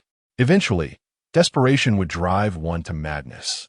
In dire circumstances, one might consume anything. However, the last recorded incident of indiscriminate eating resulted in the extinction of hundreds of species on various planets. The perpetrator's family and clan were exiled to a mining planet, never to return. Following that incident, the authorities compiled a food manual and enacted relevant laws. Each trial participant received a copy, yet many would misplace them, and the number was significant. The girl had lost her food manual during a battle. The food manual was not merely a booklet. It resembled a scanner akin to a Nokia phone, containing extensive information on the flora and fauna of the trial planet. While it did not cover everything, it encompassed a substantial portion. However, its portability was a drawback. Ironically, it operated on batteries, which were only available at resource drop points. One could only imagine the influx of individuals to the primitive wilderness. The girl felt fortunate to have encountered Lin Yi, who remembered the contents of the food manual. Despite her skepticism, in the primitive wilderness, beside a waterfall, a strikingly handsome woman accompanied a man with a severed arm as they returned to the scene of the conflict. The chaotic area bore numerous animal tracks, while the decapitated man had vanished, leaving behind a large pool of blood. Damn it, my arm is gone. The Man, Chapter 21, Chaos Trial Star Number 3, Space Monitoring Station. General, the initial deployment of resources to the remaining trial stars has commenced. Should we proceed with our deployment as well? Upon hearing the soldier's inquiry, the general roused from his feigned slumber, a subtle smile gracing his lips. Patience. A performance requires all its actors to be present. The general lifted his gaze, peering through the command room's glass window into the vast expanse of stars. Order all deployment teams to prepare. The first batch will commence tomorrow at noon in the primordial wilderness. Understood. The stage is set for a grand spectacle. As night fell, a satiated little kitten nestled in its den, blissfully asleep. Meanwhile, within the stone cave, two individuals worked in harmonious unison. The young girl tidied the remnants of their meal, while Lin Yi, beside a newly constructed small pond, washed the dishes. They exchanged thoughts on their future plans, creating an atmosphere of warmth and camaraderie that reminded Lin Yi of the simple joys of cleaning up after dinner and watching television with family back on Earth. Jiang Qingning appeared to share similar reflections. Her mood markedly lightened, a smile frequently gracing her lips.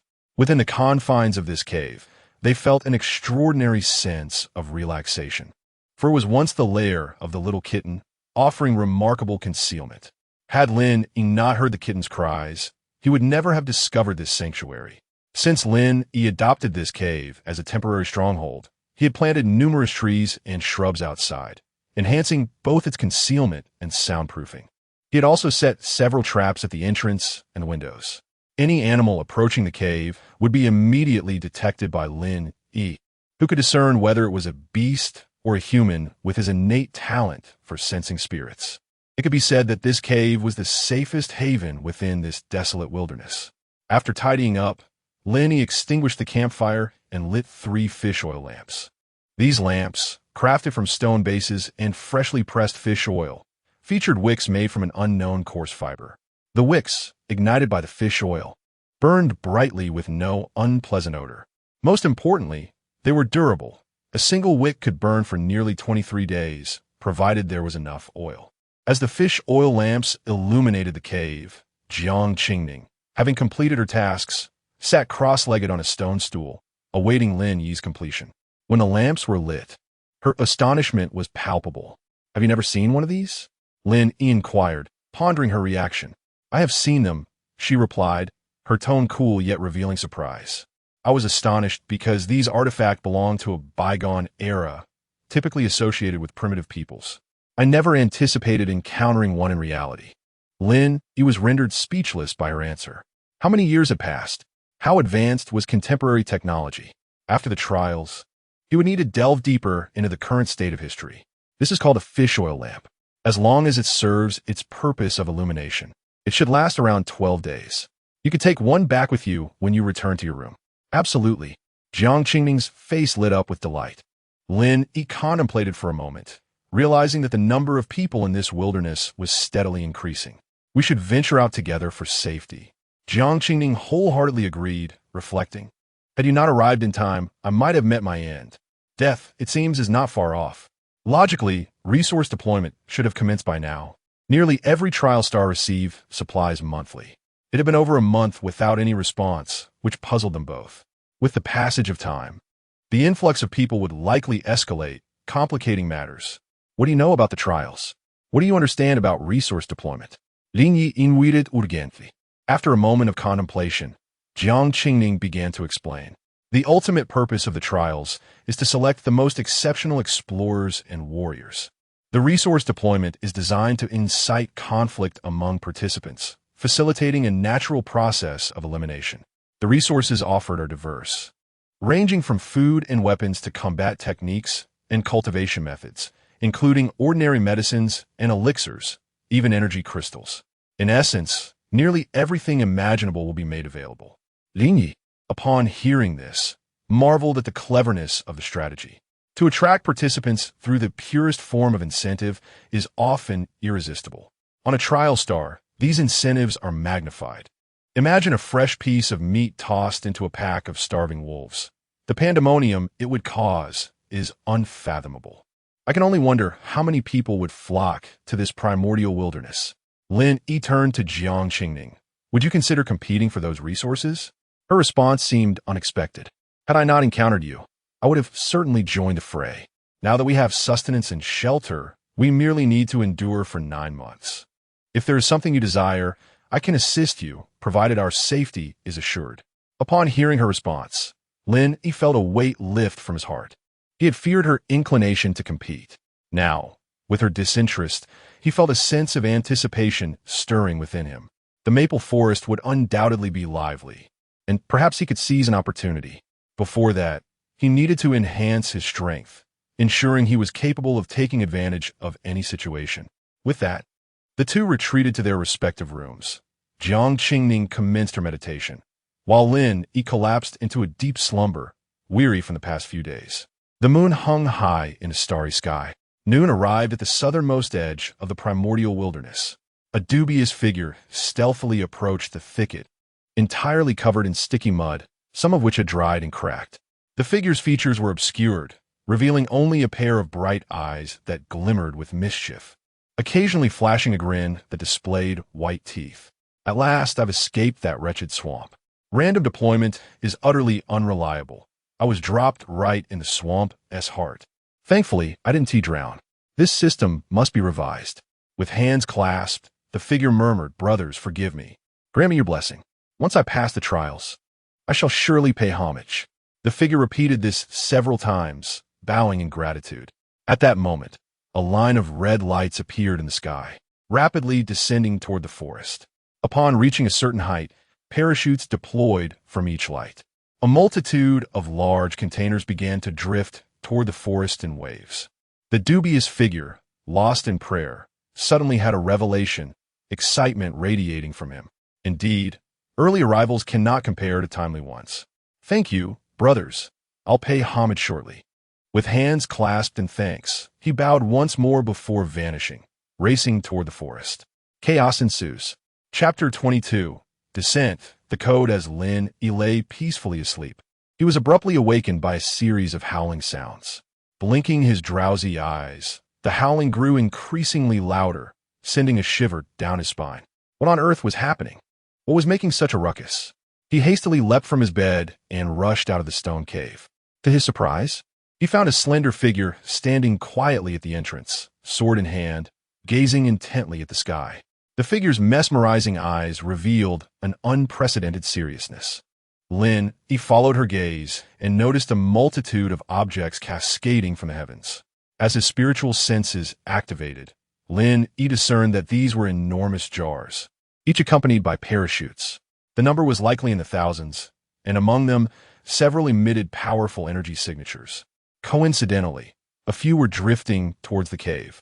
When the colossal jars descended to a certain altitude, their parachutes suddenly ignited, causing them to plummet rapidly in various directions throughout the forest. Lin Yi observed one particularly strong energy signature falling near the cave, precisely in the direction of a large tree where he had previously dug for earthworms. What an uncanny coincidence. Why was it heading in that direction again? The once tranquil forest erupted into chaos, filled with the roars of various animals and the shouts of humans. The serenity of the woods was shattered. The two exchanged glances, seemingly reading the determination in each other's eyes. "Let us seize this opportunity," they thought in unison. It would be a shame to let such a chance slip away. To refrain would be a disservice to their luck. "Follow me. I've spotted one," Lin Yi urged, his excitement palpable. "The energy is particularly intense, and there must be something valuable inside." The girl, aware of Lin Yi's extraordinary talents, nodded in agreement and gestured for him to lead the way. Without delay, they hastened towards the jar's descent, guided by their instincts. Due to the proximity of the jar's landing site to the cave and the direction of the large tree, it wasn't long before they arrived at the spot where the jar had fallen, right next to the peculiar tree where Lin Yi had previously sought earthworms. There stood an enormous oval jar over 3 meters tall, its visible portion towering above the ground, while a part was embedded deep into the moist earth, which was now releasing wisps of steam from the heat. As they approached, they noticed a keypad lock adorning the jar's surface. exchanging puzzled glances. They both expressed their confusion. What could the code possibly be? Lin Yi observed the bewilderment on Jiang Qingning's face and deduced that she, too, had no clue. The keypad was deceptively simple, consisting of 10 digits with 6 blank spaces. How absurd, Lin Yi thought, realizing that a 6-digit combination from 10 digits could yield a staggering 1 million possibilities. How long would it take to try them all? He felt a headache coming on, pondering the folly of the person who devised such a method. At that moment, a young girl at the headquarters of a cosmic space station sneezed twice. What is going on? Have I been overworking my brain lately? She mused, lamenting her poor health before returning to her work, occasionally munching on some chips. Meanwhile, at the edge of the forest, a disheveled figure was scratching his head in frustration, pacing around the massive jar. What on earth is the code? I've tried hundreds of combinations already. Ugh, I'm done, he exclaimed, kicking the jar in anger before wandering off into the woods, defeated. Back at the jar, Lin Yi asked Jiang Qingning, do you know the code? I don't. Logically, these supply drops shouldn't have codes. They've never had them in previous years, she replied. Never had codes? Lin Yi pondered, resting his chin on his palm in contemplation. He then shifted his gaze to the handle at the center of the jar. Grasping it lightly, he twisted it, and with a click, the door opened. Wait, what? Lin Yi stared in disbelief at his hand, while Jiang Qingning looked equally astonished. So, the keypad was just a facade? They exchanged glances, both wearing expressions of incredulity. However, the door had indeed swung open, revealing a dazzling light emanating from within. Lin Yi, still attuned to his spiritual senses, was momentarily blinded by the radiant energy, prompting him to shut them off quickly. Jiang Qingning stood in awe as an array of colorful crystals tumbled out, forming a splendid pile. Most were white, with only a few exhibiting other hues. The white crystals were uniformly shaped, all being perfect dodecahedrons, while the other colored crystals varied in size and form. Sensing the girl's astonishment, Lin Yi grew increasingly curious about these strange objects. He picked up a white dodecahedron, squeezing it between his fingers. To his surprise, it felt incredibly hard. Given his current strength, he could crush granite into powder with ease. Yet, this egg-sized crystal showed no signs of yielding. What were these things? So resilient, yet containing immense energy. Noticing the girl still in shock, Lin Yi couldn't contain his curiosity any longer and asked, "What are these?" Her surprise dissipated as she regained her composure. These white crystals are energy crystals, while the colored ones are exotic crystals. Exotic crystals are produced within the bodies of extraordinary beasts and possess special abilities. Energy crystals can replace the ambient energy in the air, significantly enhancing absorption rates. However, they are useless to us. We must reach the common heaven realm to absorb them, she explained, pausing to glance at Lin Yi, as if realizing he might be capable of absorbing them. Previously, he had absorbed an exotic crystal to heal himself. What a freak! If he can absorb exotic crystals, he could likely absorb these energy crystals too, she mused, her irritation growing. Even if you can absorb them, half of these crystals belong to me. Lin Yi was taken aback by her sudden shift in demeanor. What's with her? He thought, bemused. Are these crystals valuable? Can the supplies obtained here be taken out? According to the trial regulations, they can be taken out. These items are incredibly valuable. A single ordinary energy crystal can be traded for an entire building. Collectively, these crystals could probably purchase a small habitable planet. After hearing her explanation, Lin Yi's eyes glistened as he gazed at the massive jar. Over 3 meters tall and 2 to 3 meters in diameter. This is wealth. An entire building, a steady stream of rental income, a planet, he mumbled, his eyes reddening with greed. Owning a building and collecting rent had been Lin Yi's ultimate dream in his past life, and now, it seemed he was on the verge of realizing that dream shortly after beginning this new life. Suddenly, a loud cry jolted Lin Yi from his reverie. Both turned to see a disheveled figure standing behind them, equally wide-eyed and drooling with astonishment. Lin Yi sensed a looming threat. Chapter 23. Chun-Ji, a figure approached with crimson eyes, his face reflecting astonishment that rivaled that of Jiang Qingning just moments prior. Chun-Ji had never fathomed that he would one day behold such an immense fortune, an entire warehouse brimming with innumerable energy crystals. This was wealth that could elude him for several lifetimes. From a young age, Chun-Ji's life had been fraught with hardship. His parents had vanished, leaving him to care for his younger sister while living with their elderly grandmother. The planet they inhabited was devoid of resources, forcing them to subsist on meager rations provided by the local government. His grandmother, already over 400 years old, toiled for others to earn a paltry income, barely enough to sustain herself and her young granddaughter. Chun-Ji yearned for education. Yet the remoteness of their planet from a human Federation center meant that free federal academies were a distant dream. To acquire knowledge, he had no choice but to attend private institutions, where the meager government provisions barely sufficed for survival. His grandmother's earnings went entirely toward his tuition, and as his sister grew, her educational needs compounded their struggles. In desperation, at the age of 20, Chun-Ji secretly withdrew from school to participate in the planetary trials. The extension of human life had birthed challenges beyond mere resource scarcity. The affluent, enjoying extended lifespans, monopolized resources, establishing dynasties and private armies, while the chasm between rich and poor widened, leaving the impoverished with little hope of elevation. The advent of war led to the establishment of the Human Federation, heralding the interstellar age. Following a technological explosion, humanity embarked on interstellar colonization, gradually alleviating class tensions. Yet, history has a tendency to repeat itself, as humanity occupied more planets. The problem of overpopulation emerged, with the elderly refusing to pass while the young continued to be born. In a few centuries, the human population surged to uncountable numbers, exacerbating resource issues. To this end, the Human Federation was compelled to halt research on life extension, at least ensuring that not everyone could achieve immortality, while simultaneously encouraging expansion and exploration of unknown star systems. It took a considerable time for stability to return within the Federation, during which extraordinary powers were discovered, leading to the establishment of a power hierarchy. As time wore on, human curiosity spawned countless inquiries. If extraordinary powers existed, did legendary beings and extraterrestrial life also roam the cosmos? Thus, humanity embarked on a quest for answers, inadvertently encountering formidable alien civilizations. However, this encounter did not usher in diplomatic relations or peace, but rather ignited terrifying wars that continue to this day. As the sole male in his household, Chun-Ji bore the weighty responsibility of financing his sister's education, while his grandmother's advanced age posed an additional burden.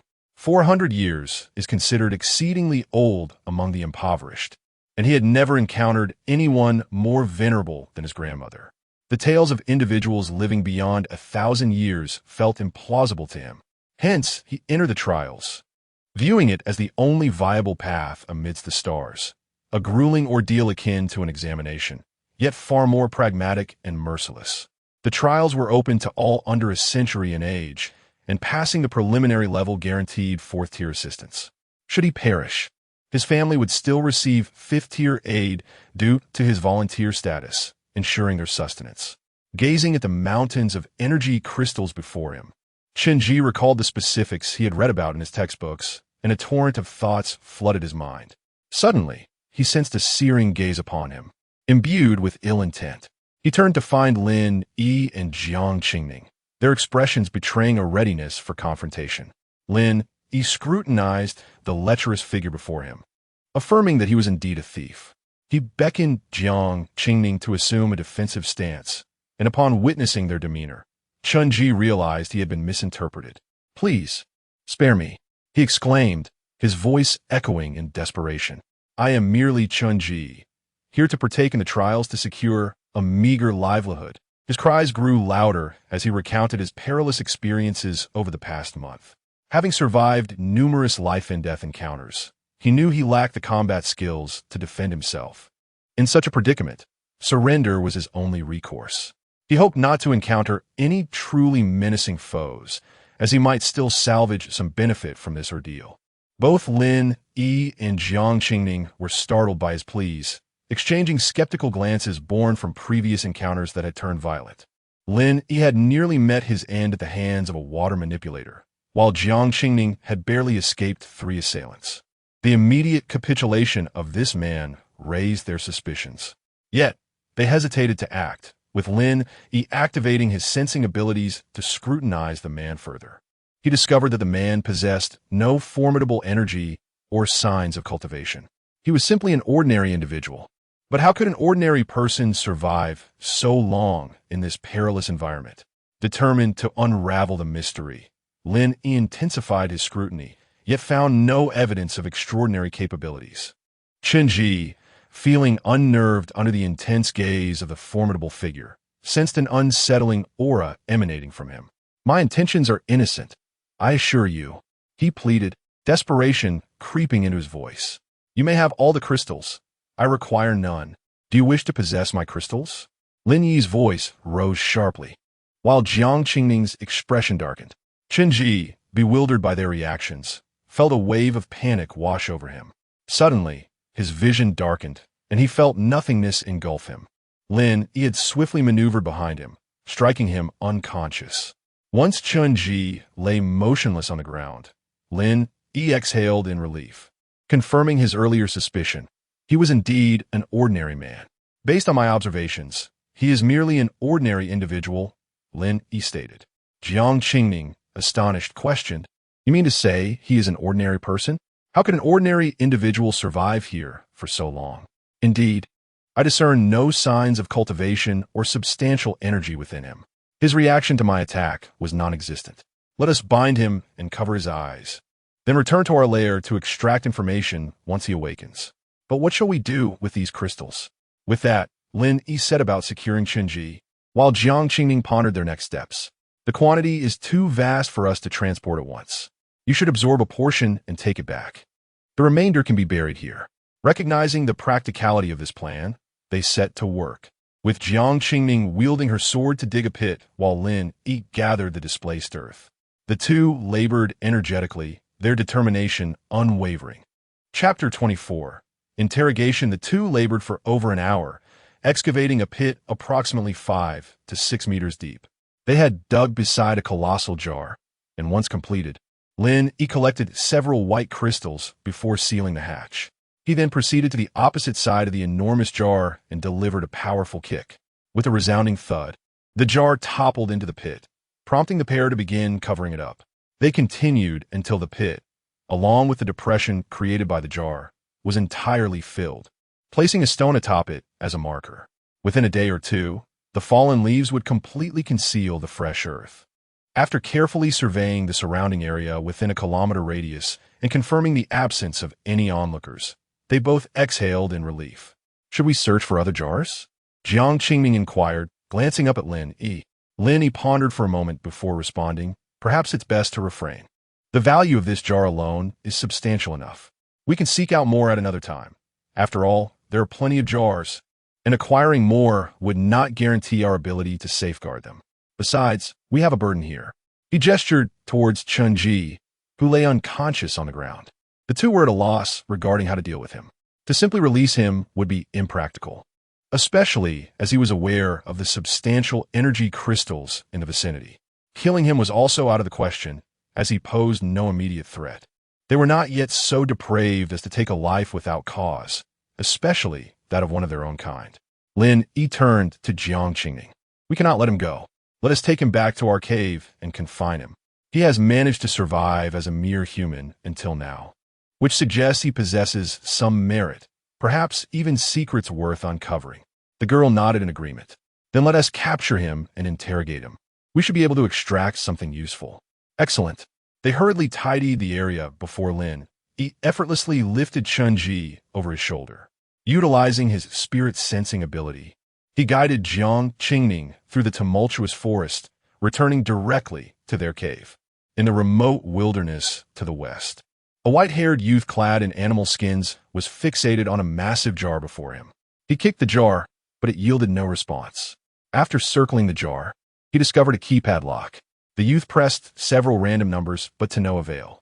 He attempted several combinations, yet the jar remained obstinate. Furrowing his brow, the white-haired youth continued to futilely press the keypad. After yet another failed attempt, the veins on his forehead throbbed with frustration. He bellowed skyward, his expression darkening. "Do not let me discover who orchestrated this farce," or else with a grimace. He closed his eyes and murmured an incantation of unknown origin. Gradually, the veins on his body began to bulge, and his muscles swelled. His white hair lengthened to his waist, and as he opened his eyes, the original brown irises transformed into a shimmering silver. The chill of his demeanor intensified, exuding an aura of danger. His eyes flared with fury, hair billowing as silver energy coiled around him. The hair spiraled around his fists, enveloped in a silvery current. With a flash of silver light in his eyes, he concentrated his energy. The silver current whirled violently, producing a sound akin to tearing air. His body arched backwards before he unleashed a powerful strike, the air exploding with force as his fists, wrapped in shimmering energy, tore through the jar. Though the jar was ruptured with gaping holes, its contents remained unharmed. Various items spilled forth, cluttering the ground: food, drink, cooking utensils, and even women's dresses. Upon seeing the provisions, the youth's expression softened. His breath steadied, the silver energy dissipating as his hair returned to its previous length, and his eyes reverted to their original brown. "Finally, something to eat," he exclaimed, his face breaking into a radiant, albeit eerie smile. Unperturbed by his odd appearance, he began to sift through the edible items, wrapping them in a large piece of animal hide before slinging it over his back. Humming an unknown tune, he departed, pausing only to kick the jar one last time. The jar toppled, its fallen side conveniently covering the jagged opening he had created, leaving a distinct footprint imprinted upon it. After some time, Lin Yi and Jiang Qingning returned to the cave. Lin Yi unceremoniously tossed the bound Shenji, his hands and feet restrained, eyes covered and mouth gagged, into a corner. With a thud, Chun Ji's head struck the ground, awakening him from his stupor. Blinded and muffled, he could only emit muffled sounds, squirming like a caterpillar. Meanwhile, a nearby kitten stirred, curiously observing him. Jiang Qingning regarded Chun Ji's predicament with a twinge of discomfort, recalling her own experiences not long ago, and noting that his bindings were growing increasingly unseemly. As she glanced at Lin Yi, a look of disdain flickered in her eyes. Sensing her gaze, Lin Yi turned towards her, puzzled.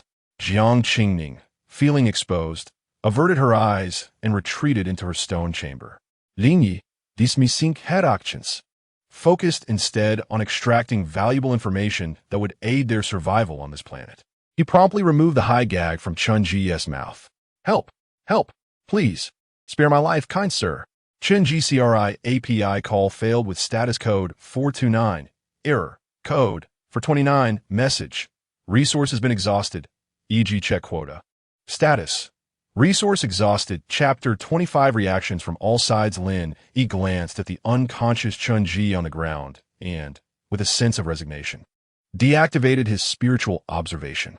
Just moments ago, he had discovered that this ability allowed him to observe the subtle movements of a person's muscles. Even the slightest motion was discernible. Thus, when he had posed the question regarding the number of people in Chun Ji's household, he noticed that Chun Ji's pulse, muscle contractions, and the rhythm of his heart and breath had accelerated, indicating a slight uptick in his physiological responses compared to previous inquiries. This comprehensive bodily response confirmed Lin Yi's suspicion that Chun Ji was lying. He had meticulously scrutinized him for 10 minutes, committing to memory the muscle and respiratory patterns, as well as the heartbeat frequency during various intervals.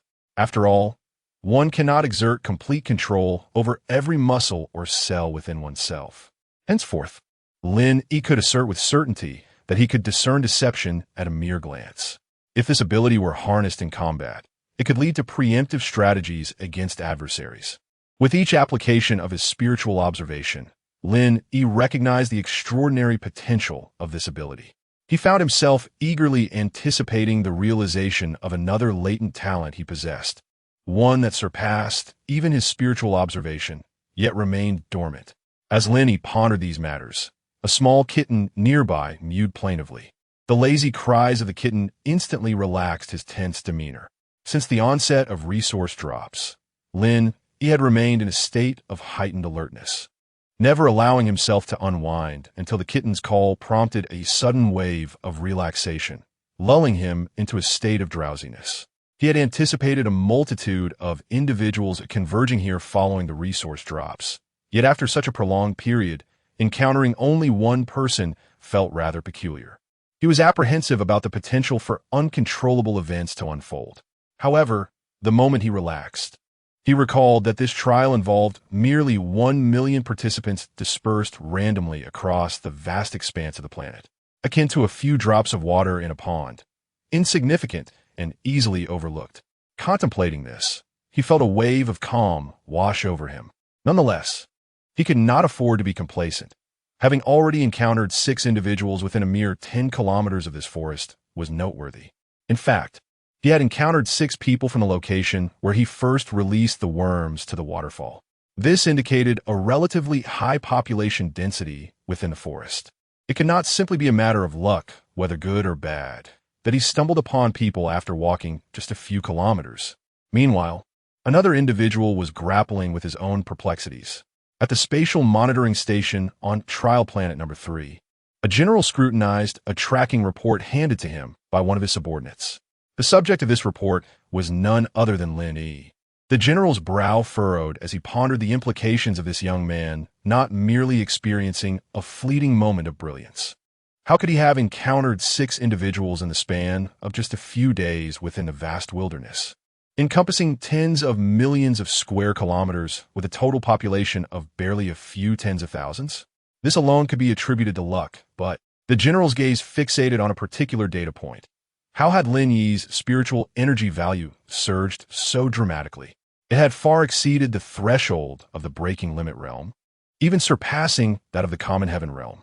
Yet, the readings indicated that this fellow was still within the breaking limit realm. How curious! He was left to wonder whether this young man had awakened a latent talent. The trial had only just commenced, and yet he was already on the brink of breaking into the top 100. Remarkably, he had previously seemed unremarkable and was on the verge of death. It appeared that he had encountered extraordinary fortunes. The general set aside the report, losing interest. Throughout his extensive life, he had encountered numerous prodigies, yet only those who survived could truly be considered geniuses. The deceased held no value and were not worthy of excessive attention. The universe adhered to the principle of survival of the fittest. Humanity was but a struggling entity in the cosmos. He wondered how the frontline battles were unfolding. He regretted supporting the reckless actions of those individuals in the past, but it was too late now. The general shook his head and turned his attention to another document. Had half of the participants already perished in the world below? He shook his head again. The mortality rate remained alarmingly high. However, those who persevered were undoubtedly the elite. Perhaps even the CRME de la CRME of the elite. The general's gaze hardened, his aged features taking on a solemn expression. Everything was for the sake of humanity. In the extreme northern snowfields beside a glacial lake, 2 petite girls wrapped in thick furs were using sharp tree branches to spear the fish swimming in the water. Sister, look! Sister, look! I caught a fish! I caught a fish! Exclaimed the younger girl, a small mole by her eye, triumphantly raising her spear, which pierced a palm-sized fish, its blue blood dripping slowly down the branch. Well done! You're amazing, little sister. We might have meat to eat today. Quickly scan it with the food manual to see if it's edible. The elder sister responded, slightly more composed, as they had speared many fish in recent days. But few were suitable for consumption. I'm sure this fish is edible, the younger girl declared confidently, promptly retrieving a large food manual resembling a brick phone. The elder sister sighed inwardly. Her sibling had expressed this same conviction many times before, yet her confidence remained unshaken. As the food manual scanned the fish, it beeped, scan successful. Snow Mountain Bluefish, level 1 spiritual beast. It possesses the ability to replenish chi and blood, as well as resist cold. Non toxique. The entire fish is edible. The cold, mechanical voice resonated like a melody to the 2 sisters. Finally, we found something we can eat. Their faces lit up with radiant smiles, bright enough to outshine the entire snow-capped mountain. As they grew older, they might become formidable forces in the world.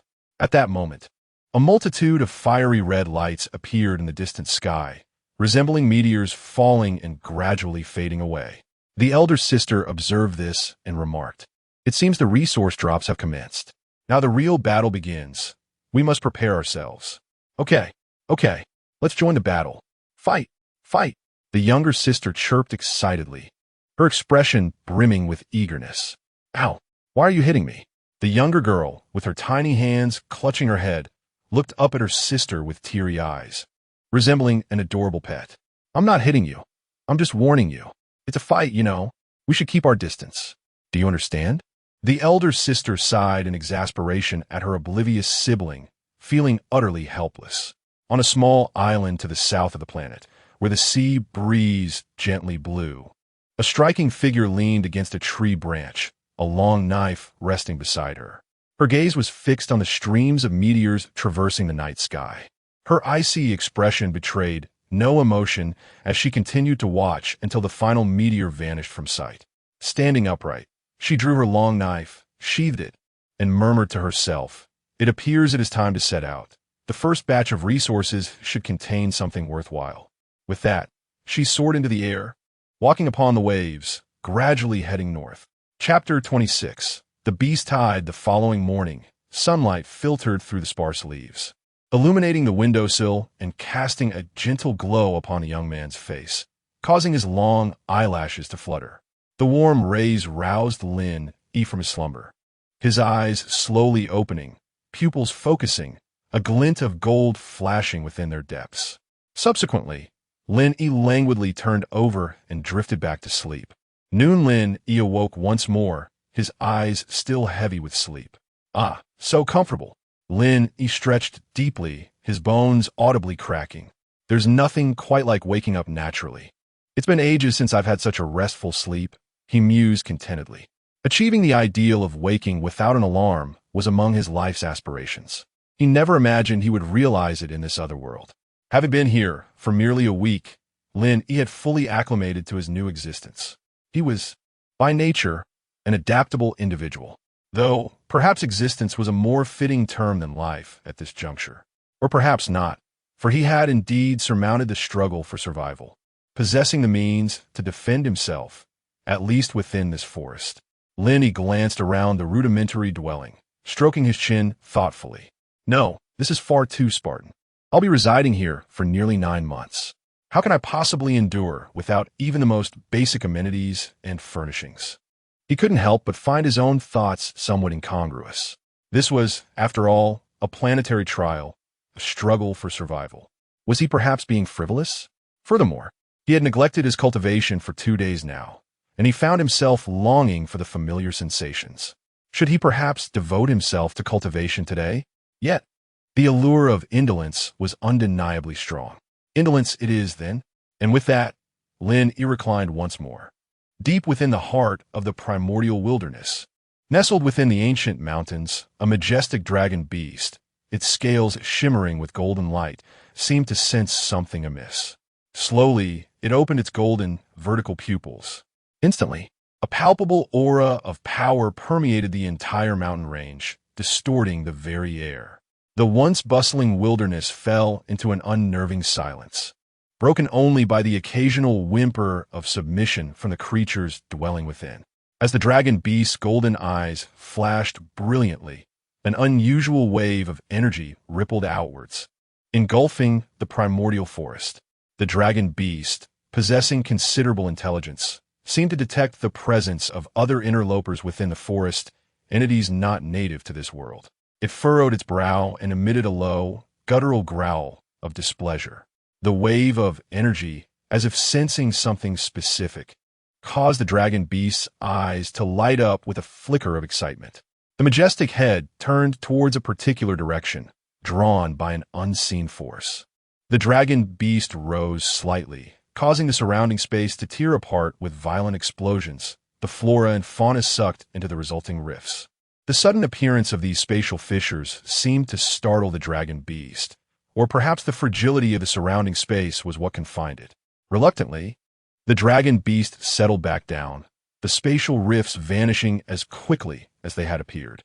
From above, the dragon beast appeared to be trapped within a formation of peculiar design. Any force exceeding the formation's capacity would cause the surrounding space to rupture.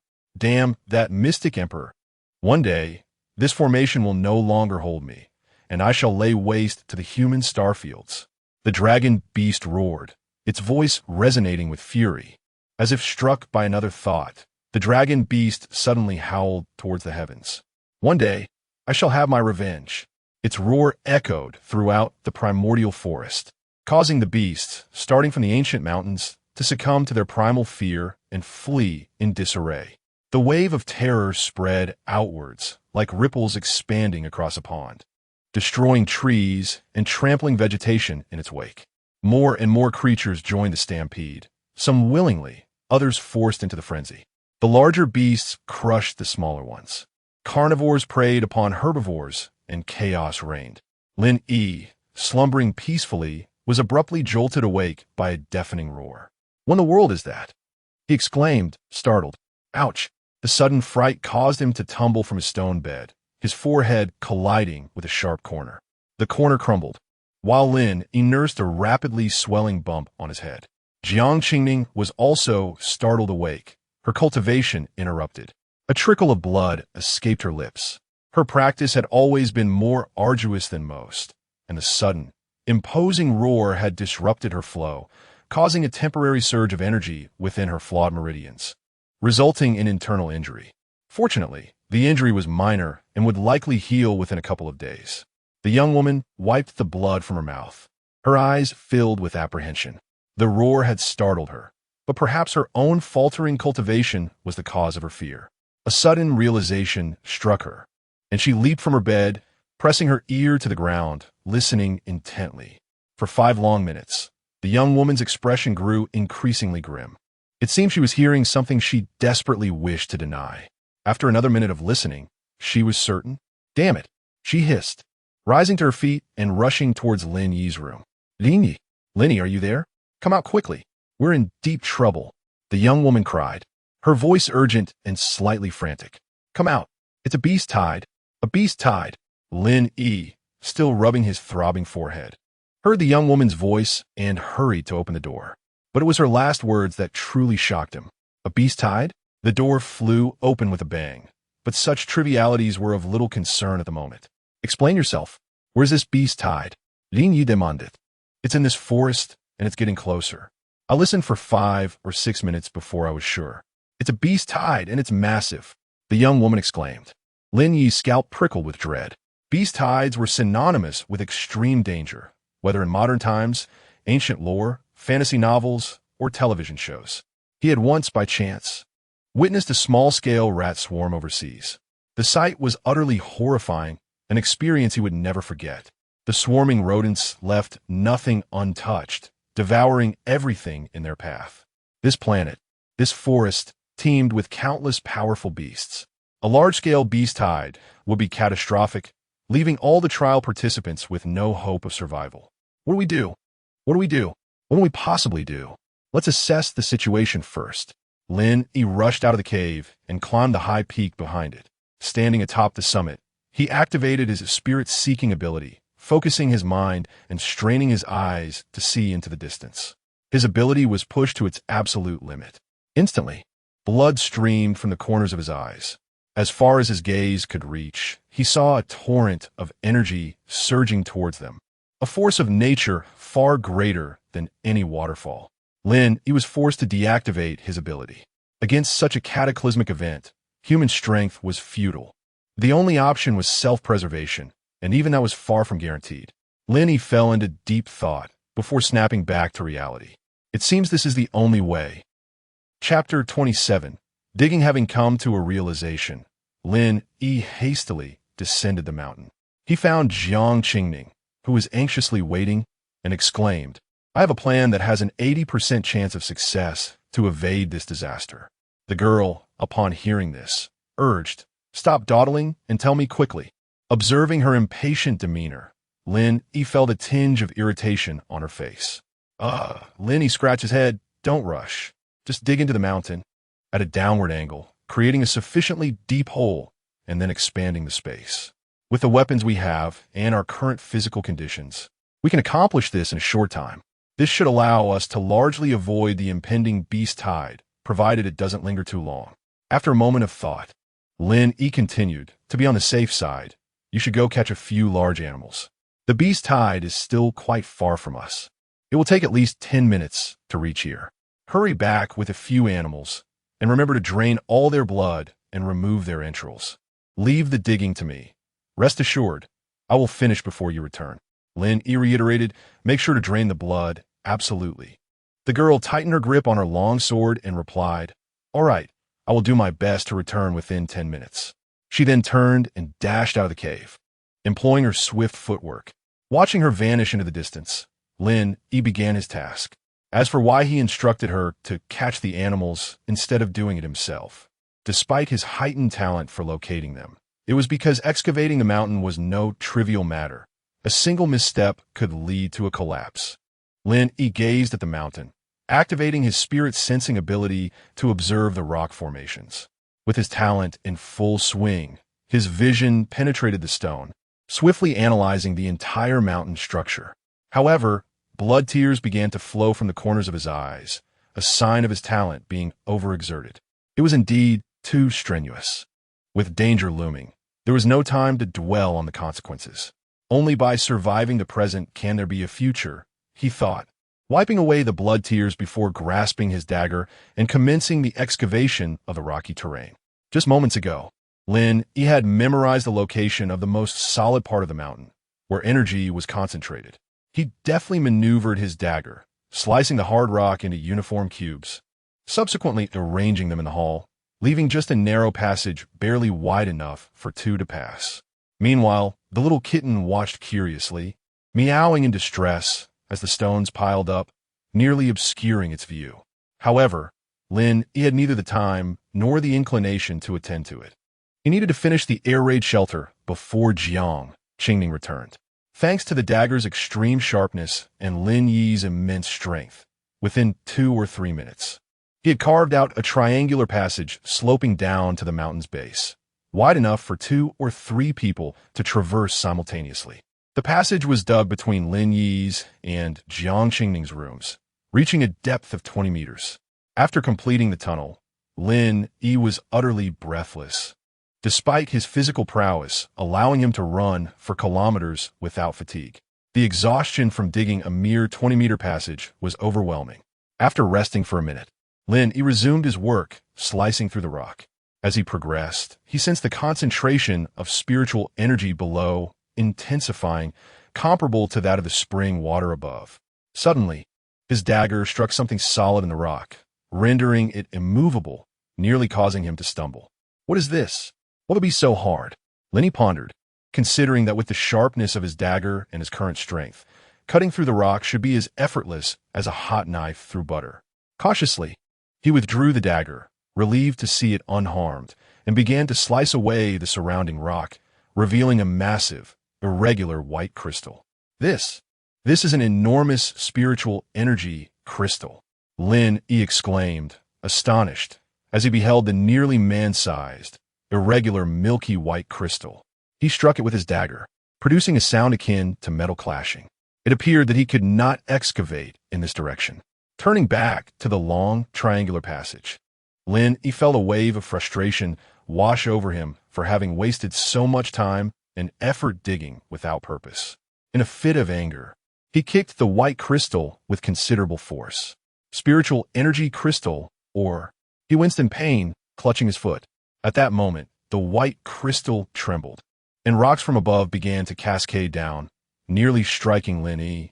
Just as he was about to express his frustration again, he noticed a large gap appearing in the crystal's wall, a place where it did not completely connect with other crystals. Could it be? The more he thought about it, the more plausible it seemed. He raised his foot once more and delivered a powerful kick to the wall of the white crystal, using 3 to 4 times the force of his previous attempt. With a resounding crash, the entire crystal wall collapsed, revealing a space below. Curious, he leaned into the opening and discovered it emanating a soft white glow, with a dark river flowing gently beneath. This was a natural cavern, more accurately described as a natural spiritual mine, spanning approximately 2 to 300 square meters and rising 3 to 4 meters high. Lin E found himself at the cavern's apex. Every stone surrounding him radiated a brilliant white light, illuminating the entire mine. Overjoyed, Lin Yi realized this was the most natural refuge, complete with water and sturdy walls. He leaped into the mine, surveying the area, but found no signs of animals. Observing the dark river once more, he noted that the water was identical to that of the spring above, and even richer in spiritual energy, indicating it was the same source. Suddenly, he spotted fish swimming in the crystal-clear water.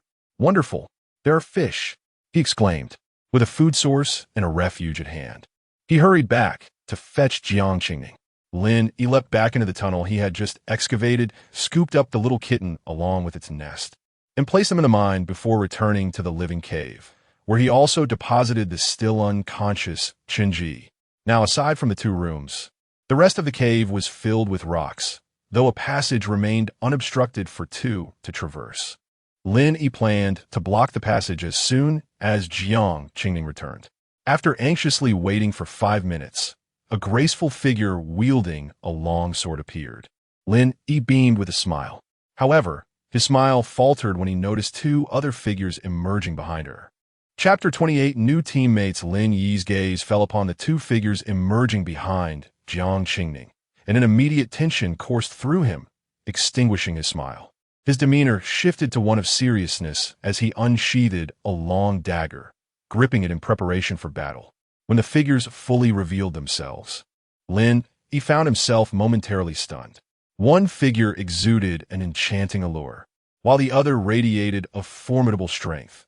He recognized the latter as the woman who had previously battled Jiang Qingning, wielding a long spear with remarkable prowess.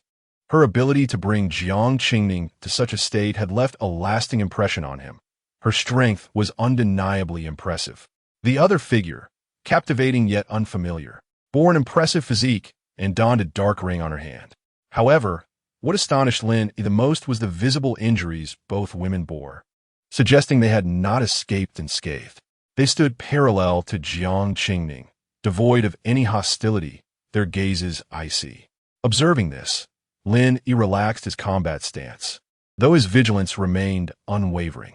Noticing the golden glint still flickering in Lin Yi's eyes, Jiang Qingning quickly interjected, "Lin Yi, don't be alarmed. They are not foes." Her voice carried a hint of apology. Lin Yi, perceiving the apologetic glint in her eyes, deduced the situation but remained skeptical, suspecting ulterior motives from these women. The distant roars of beasts grew louder, causing the ground to tremble slightly. It was clear that the beast tide was approaching rapidly. "Can we trust them?" Lin Yi invited cautiously. "Rest assured, they are trustworthy," the girl replied with a look of affirmation directed at Lin Yi. "Very well, then let us all head inside. The beast tide is imminent." Upon hearing this, the alluring figure spoke up. "Do you truly possess a means to evade this beast tide? This particular wave is of the highest level, reaching millions, with numerous level 7, 8, and even 9 beasts among them." The enchanting girl gazed at Lin Yi, her expression tinged with skepticism. Before he could respond, Jiang Qingning interjected coldly, "You are not in a position to question us. Be silent and step back." The alluring figure shot Jiang Qingning a disgruntled look and retreated, musing, "If I weren't at a disadvantage, humph." The formidable figure remained impassive, her expression unchanged. Lin Yi was taken aback by Jiang Qingning's tone towards the enchanting woman, pondering their relationship. "Let us not delve into that now. We should proceed inside." "How is the tunnel coming along?" "The tunnel is complete, and there is a natural cave below. However, the conditions inside are somewhat peculiar. You may be taken aback." "Peculiar?" the girl inquired, her brow furrowing in curiosity. "Have the animals been captured? If not, there is no need to bother. They have been caught and are behind us. Following your instructions, they have been bled and had their innards removed, but only 2. They weigh approximately 300 to 400 kilograms each." Lin Yi turned his gaze to the 3 behind him, where indeed 2 massive, unidentified beasts lay, their corpses emptied and discarded. He approached to inspect them, confirming the blood had been drained and the innards completely removed. "Excellent, that will suffice. Cut them into smaller pieces and bring them into the cave below. We need to hurry." The girl swiftly drew her sword and, with deft movements, The atmosphere grew increasingly peculiar, prompting Lin Yi to turn away and amuse himself with the kitten. The kitten mewed, puzzled by the sudden attention. A smile graced the girl's lips as she observed the boy's awkwardness. Her countenance, angelic and framed by limpid eyes, was a sight of unparalleled beauty, capable of captivating cities and enthralling nations. Regrettably, this particular individual was deprived of such visual delight. What? Two distinct cries shattered the peculiar ambience. Lin Yi glanced upward to see two heads peering from the cave entrance, one with refined features and the other with captivating allure. Both figures wore expressions of astonishment, as if witnessing something extraordinary. Their shock surpassed even Jiang Qingning's, who had at least received a warning from Lin Yi. These two were utterly unprepared for the direct and startling revelation. The girl's gaze turned menacing, and Jiang Qingning contemplated silencing them permanently. Sensing the shift, the two newcomers snapped out of their stupor and adopted serious expressions. Rest assured, we will never divulge this secret. May our cultivation stagnate if we do, one vowed. Likewise, the other echoed, may my cultivation never advance if I speak of it. They feared Jiang Qingning's deadly intent, evident in her eyes, suggesting a willingness to extinguish their lives without hesitation. Jiang Qingning's demeanor softened upon hearing their oaths, and she averted her gaze. Lin Yi remained a passive observer, offering no comment. The two girls, relieved, suppressed their shock and resumed transporting the beast meat. Once they were gone, Lin Yi continued, this place holds more wonders. There's an underground river teeming with fish. It's a live source, allowing us to remain hidden until the beast tide subsides, or even until the trial concludes. Jiang Qingning, convinced by Lin Yi's assurance, abandoned the idea of returning to the river. You're curious about my relationship with them, aren't you? The girl inquired, her eyes fixed on Lin Yi. He nodded, touching his nose. Without pause, she explained, remember when you asked me to hunt? I encountered them engaged in a fierce battle, seemingly over some object. Their spiritual energy was depleted, leaving them both weakened. I initially intended to ignore them, but upon my return, they were still fighting with unrestrained animosity. My curiosity piqued. I intervened and easily subdued them. Despite my persistent questioning, they refused to reveal the object of their struggle. Intrigued, Lin Yi interrupted. What could be so valuable that they would risk the beast tide and engage in a life-or-death struggle? I don't know, and don't interrupt. Lin Yi retracted, trust in it. The girl resumed. Through coercion and negotiation, I offered them safe passage through the beast tide, promising to preserve their lives and refrain from inquiring about the object of their dispute in exchange for their cooperation. Pausing, she declared, all this talk has made me thirsty. Lin Yi, speechless but undeterred, promptly fetched her water. After quenching her thirst, she continued, they've become our teammates. We can command them to perform any task within the rules, and they cannot refuse. They are our soldiers, and we are their generals. However, we must ensure their survival during the trial and refrain from seizing the object of their contention. Lin Yi was genuinely astonished.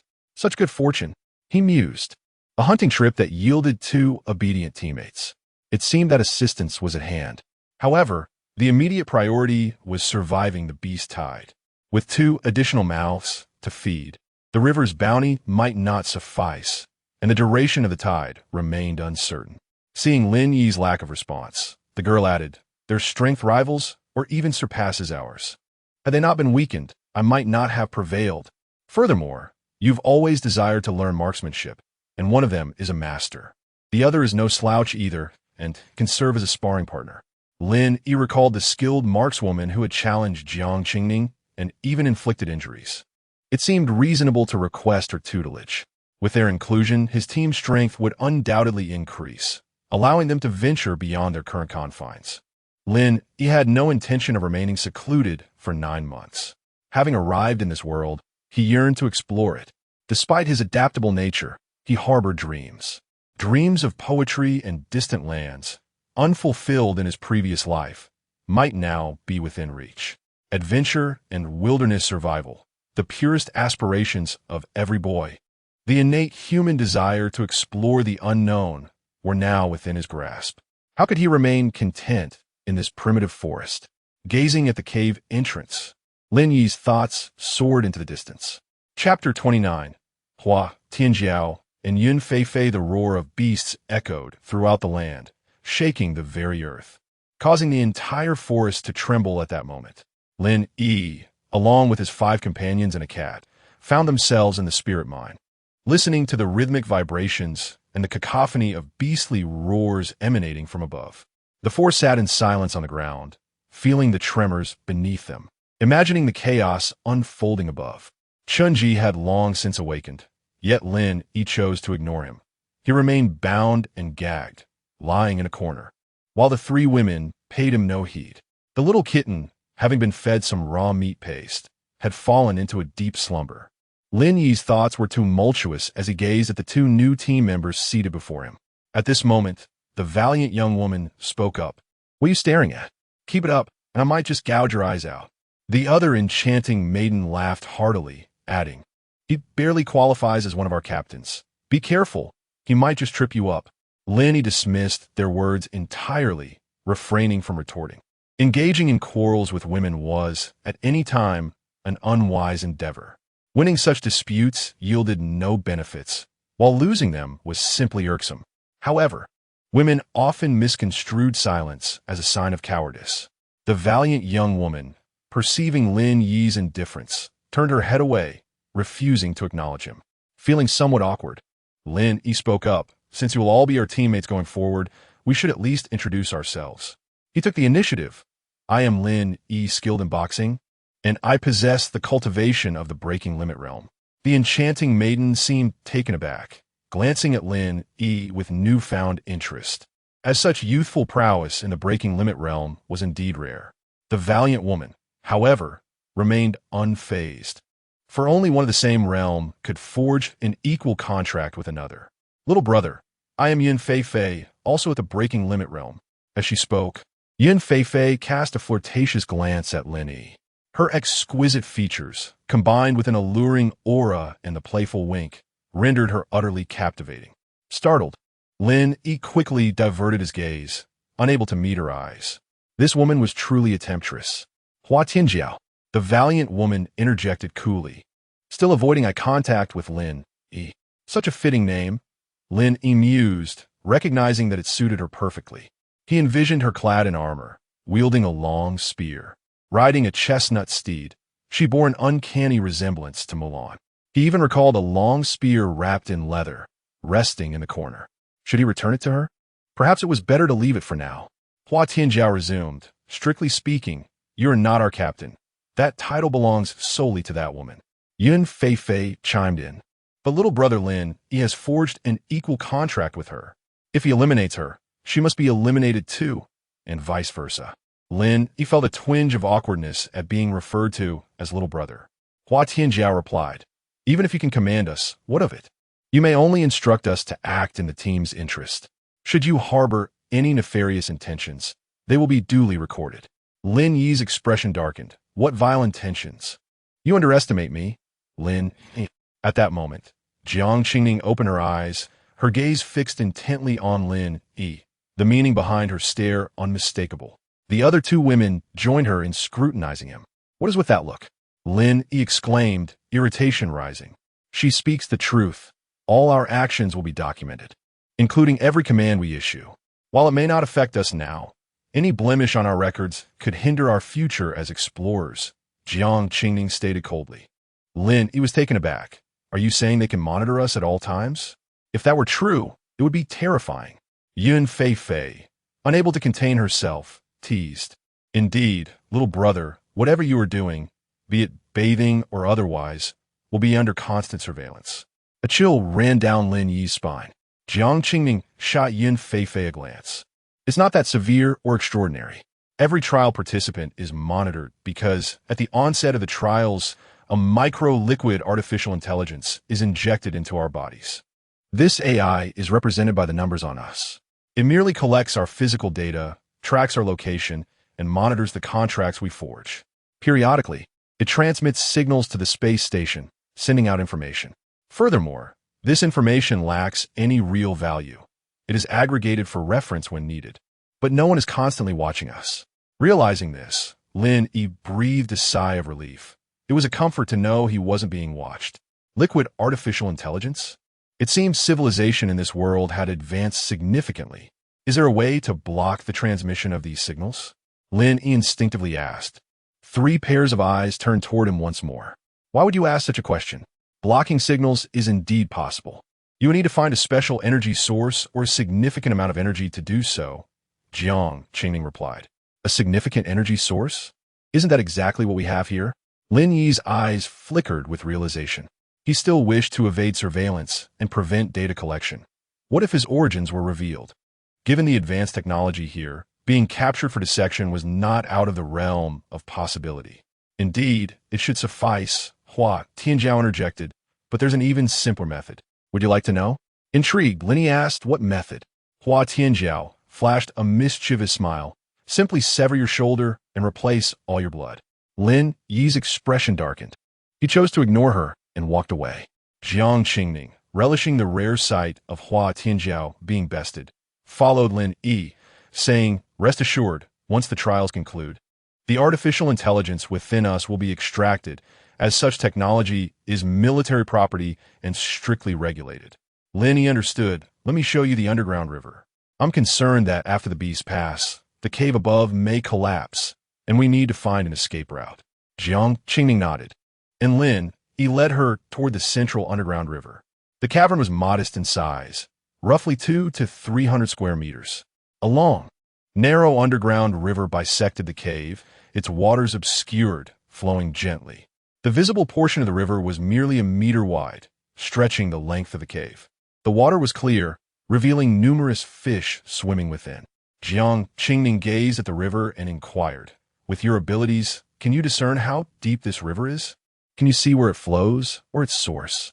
"I dare not look. Ever since entering this cave, I have yet to dare unleash my talent. The energy here is overwhelming, and I fear that if I activate my abilities, I might go blind," Lin Yi admitted, a sense of trepidation lingering. He was grateful for his caution. He realized that his talent also had limitations, or perhaps he was simply too weak. If he were stronger, he might not struggle to penetrate the essence of this spirit mine. In that case, a venture into the river was inevitable. The young woman's eyes sparkled with determination. Lin Yi shared her sentiment. "Let's not rush. We should eat first. It has been quite a while since our last meal. Perhaps we can extract more information from those 2 women at the dining table, such as what exactly they are competing for." Jiang Qingning pondered for a moment, licking her lips in anticipation. Due to the complete immobility of the mine, Lin Yi could only make a brief trip to retrieve the previously used pots and pans. Upon ascending, he discovered that the entrance had entirely collapsed, and his own room had also succumbed to the ruins. However, Jiang Qingning's room remained intact, while the growls of beasts echoed incessantly from outside. After collecting the pots and pans, Lin Yi realized there was no firewood. He had only asked Jiang Qingning to hunt, neglecting to instruct her to gather firewood. What to do now? A skilled cook cannot conjure a meal without ingredients. Suddenly, a thought struck him as he clapped his hands. What if there was no fire? Who said one cannot eat without it? Raw meat is edible, indeed. Precisely, sashimi. Originally referring to finely sliced fish, it later came to denote finely cut meat. Historical records indicate that the consumption of raw fish, sashimi, in China predates the Zhou dynasty, dating back to 823 BC during the reign of King Xian of Zhou. It could be said that sashimi was a popular delicacy in ancient times. However, this culinary technique demands considerable skill from the chef and a high-quality knife. Fortunately, Lin Yi possède un exceptionnel sharp billet. Observing the fish in the dark river, he noted their remarkable freshness. They should be safe to eat. Yet, he hesitated to use his spiritual perception to inspect them. What if the fish posed a danger? That would spell disaster. He casually caught 2 palm-sized fish and approached the others. "Which of you has a food manual? Please lend it to me," Lin Yi inquired. The 2 women, upon seeing the fish in his hands, immediately understood his intent and pulled out a box containing the manual from their backpacks. Yin Feifei took the fish from Lin Yi and began scanning it with the food manual. Hua Tianjiao followed suit, as trust had yet to be established. Beep. Scanning successful. Tier 3 spirit fish is edible and non-toxic Two mechanical voices announced. Do you have fire, little brother? How can we eat this without fire? Yun Feifei asked. Lin, somewhat irritated, replied, No, and please don't call me little brother. I am not a child. The girl giggled merrily. Meanwhile, Hua Tianjiao wasted no time, discarding her fish and rushing to the riverbank to catch another spirit fish. She swiftly removed its entrails and bit into it directly. The rawness startled Lin, especially as blood dripped down the girlish chin. Stunned, he turned to Yun Feifei and asked, Chapter 30, Ascending from the Cavern. A revelation, Jiang Qingning delicately picked up a small portion of the fish fillet, each strand translucent and meticulously cut against the grain to sever the muscle fibers. The fish, seemingly semi-transparent, defied its fragmented form, maintaining a distinct, thread-like appearance. Bathed in the ethereal glow of the surrounding mana crystals, the fish possessed an almost captivating beauty. Indeed, it was beautiful. Few would use such a term to describe a dish, yet Jiang Qingning found it fitting. The dish was almost too beautiful to consume.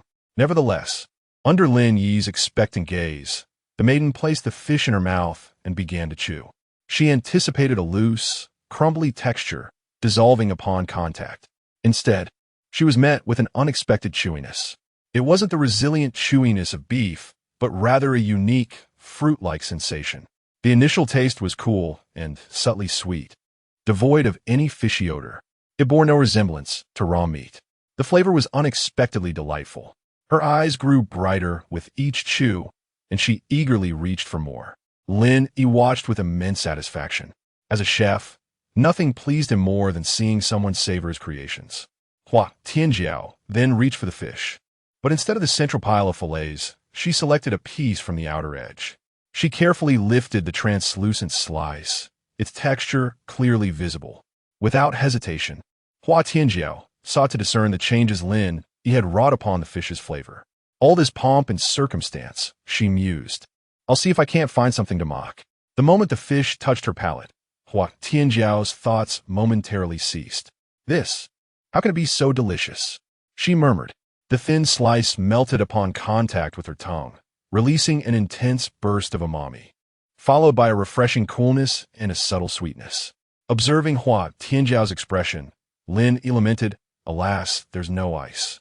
If only there were ice, the flavor would ascend to another level. Yun Feifei, who had been contentedly consuming the fatty belly of the fish, paused and turned to Lin Yi. You need ice? You say ice would elevate the flavor even further? Her eyes were filled with curiosity. Indeed, Lin Yi replied. With ice, the fish's flavor would reach new heights, and it would introduce a unique textural element. I have ice, she declared. My talent is cryokinesis. How much do you require? She raised her hand, and the air above her palm rapidly coalesced into ice crystals.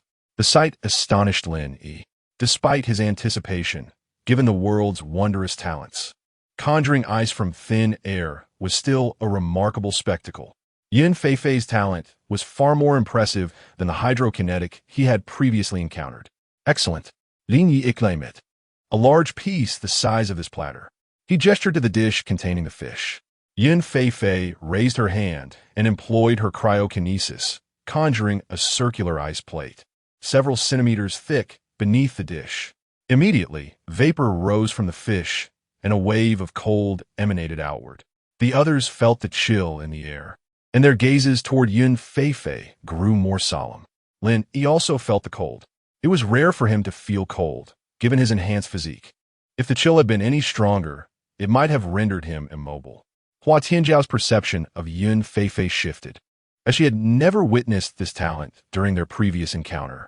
Jiang Qingning remained unfazed. Whatever the talent, a single sword stroke will suffice. Sensing their scrutiny, Yun Feifei remarked, Don't be so alarmed. It's merely cryokinesis. Many possess it. Let us sample the fish and observe the changes. She then picked up a piece of fish with her chopsticks. The fish was now intensely cold, and its flavor and texture had been elevated to new heights. The other's eyes grew brighter with each bite, and they soon abandoned all decorum, vying for the remaining pieces. Chopsticks flew across the platter. Lin Yi surveyed the empty dish, his appetite unsated. Since his cultivation, his appetite had increased, and he had only managed to secure a few bites. The rest had been consumed by the women. No matter, he consoled himself. There are more fish. Jiang Qingning, Hua Tianjiao, and Yun Fei, with their smaller appetites, seemed satisfied after their meal and began to meditate or tend to their injuries. Seeing this, Lin Yi felt less hungry and lost his desire to cook further. He grabbed a few fish, scaled, gutted, and deboned them, and began to eat them raw. While the flavor was not as refined as before, the texture was surprisingly rich, akin to thick-cut salmon, but even better. It was also rich in mana.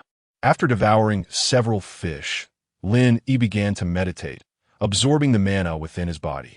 The mana was easily absorbed, and he quickly refined it. Lin Yi now found himself with nothing to do. His cultivation depended on the meridian chart, and he could only continue after opening all the meridians. However, after opening the meridians in his body and limbs, he was at a loss for how to proceed with the meridians in his neck and head. He relied on his spirit sense to see the flow of energy within his meridians, but one could not see one's own neck and head. Frustrating. What should I do now? Practice my fist techniques? But they were mere embellishments, and he had already practiced them extensively, without corresponding techniques. There was little progress to be made. Practice my spear techniques? Perhaps not. The owner of the spear is present. What if she demands it back? Should I return it or not? Lin Yi realized he was idle, a rare occurrence. In the upper cave, he could sleep, create furniture, or improve his living space. But here, surrounded by mana crystals, he was unable to move anything. Catch fish? No need. The fish aren't going anywhere. I can catch them whenever I want and ensure their freshness. With nothing to do, should I go up and take a look? Lin Yi listened to the continued tremors above and hesitated. I've decided. I'll go up and take a look. The others were still meditating. Lin Yi didn't intend to inform them. The little kitten was fast asleep, and Chun Ji was still unconscious where he had left him. Lin Yi cleaned the knife he had used to butcher the fish, secured it at his waist, and leaped into the triangular tunnel above. Upon arriving, he discovered that the tunnel was completely blocked by rocks. To exit, he would have to either overturn the rocks or dig a new tunnel. After some deliberation, he decided to dig a new tunnel, as the rocks were fragmented and overturning them might cause a collapse. Without delay, Lin Yi activated his spirit sense, examining the surrounding terrain and ley lines to determine the optimal location for digging. After some observation, he decided to dig a right-angled tunnel at the center of the current passage, extending upward for about 10 meters, and then dig horizontally, parallel to the original tunnel, until he reached the outside of the mountain. The excavated rocks would be deposited in the original tunnel. However, there was certainly an excess, and Lin Yi intended to transport the surplus to the cave below. This stone could be crafted into stone beds, stone tables, stone stools, stone plates, and other items. After all, the rocks of this mountain, nourished by spiritual energy, appeared exceptionally solid and remarkably smooth, reminiscent of jade, though their color resembled that of ordinary stones. The vessels produced bore a ceramic texture. With nothing else to occupy his time, Lin Yi began to excavate, just as he had with the tunnel, shaping the rocks into regular square blocks for easier transportation and later processing into other objects. Drawing from his previous experience in tunnel excavation, Lin Yi became increasingly adept at cutting the stones, and his progress accelerated significantly. What once took him several seconds to cut a stone block of approximately 1 meter in length and width could now be accomplished in mere seconds. Eventually, for convenience, Lin Yi began to carve the furniture directly into the rock face. Within half an hour, he had easily excavated 10 meters of distance, crafting 3 tables, 6 chairs, several stone stools, and dozens of stone plates. He had initially planned to create some stone beds as well, but upon reaching the 10-meter mark, he discovered there were insufficient rocks and decided to continue when he could dig upwards. The remaining rock debris was piled up in the upper section of the original tunnel. After completing these tasks, Lin Yi carefully transported the crafted stone furniture to the cave below. His movements were subtle, yet they roused Jiang Qingning, who had long been aware of Lin Yi's absence, but had chosen not to inquire about his whereabouts or activities. After spending several days together, she had grown to trust him implicitly. Upon noticing the abundance of stone tables, chairs, stools, and other furniture now adorning the ground, she immediately understood Lin Yi's intention. It seemed he planned to stay here long-term. She did not dwell on it, as the beast tide had not yet passed, leaving them unable to leave or engage in other activities. Instead, she closed her eyes and resumed her meditation. Lin Yi observed that Jiang Qingning had awakened, but he refrained from disturbing her. The other two women remained unconscious, evidently still recovering from their injuries. To Lin Yi's surprise, Chun Ji had awakened early, writhing and emitting muffled sounds. The previously tranquil underground space was disrupted by his moans, prompting Lin Yi to deliver another punch to him. The unfortunate Chun Ji promptly lost consciousness once more. Lin Yi exhaled, finally relishing the silence. Tranquility was indeed preferable. He turned back to continue his excavation endeavors. 2 hours later, Lin Yi descended carrying a stone bed measuring 2 meters in length and width. The noise from setting it down startled the 3 women, and even the small kitten woke, mewing sleepily before curling back up to continue its slumber. Hua Tianjiao regarded the newly appeared furniture and the massive stone bed with a peculiar glint in her eye, while Yun Feifei giggled. Lin Yi paid no mind to the strange reactions of the 2 women. After placing down the stone bed, he addressed Jiang Qingning, saying, "This one is for you. The previous room likely collapsed, so I made you a new one." A smile broke across the girl's face as she exclaimed, "All right, thank you." Without hesitation, she leapt onto the stone bed and began meditating. Indeed, the stones here, suffused with spiritual energy, were akin to jade, and after Lin Yi's meticulous crafting, they appeared even more exquisite and comfortable. Sitting upon it was extraordinarily pleasant, far superior to the rigid energy crystal floor. Lin Yi smiled at the sight of Jiang Qingning's contented expression before resuming his work. The 2 other girls looked on enviously at the bed. After all these years, who had ever encountered a trial on this planet that included a bed to sleep on? They had all endured arduous conditions. They too yearned for such a bed, yet felt too shy to voice their desires. Lin Yi then proceeded to craft a bed for himself as well, though he did not bring it down, instead leaving it in the original tunnel. Feeling progress was imminent, Lin Yi activated his spirit-seeking ability and gazed toward the mountain wall. He perceived that he was still approximately 5 meters away from the exterior. His determination surged, and as he focused solely on cutting stone rather than sculpting furniture, his pace quickened. Within 3 minutes, he excavated a narrow passage suitable for a single person that led outside the mountain wall. Gently, he pushed aside the outer layer of soil and cautiously poked his head out, keeping the spirit-seeking ability active. Upon emerging, Lin Yi found himself at a mid-mountain position. The small kitten's cave was located at the mountain's base, while his excavations had taken him deep into the heart of the mountain. Observing the surroundings, he realized that the mineral cave was likely situated at the mountain's center. Now, having dug to the mid-mountain, he was positioned beneath it. As he peeked out, a vibrant scene unfolded before his eyes, teeming with various energy forms of all colors, moving in unison. Above, below, amidst the trees, and even along the mountainside, exotic beast energies scurried and leaped about.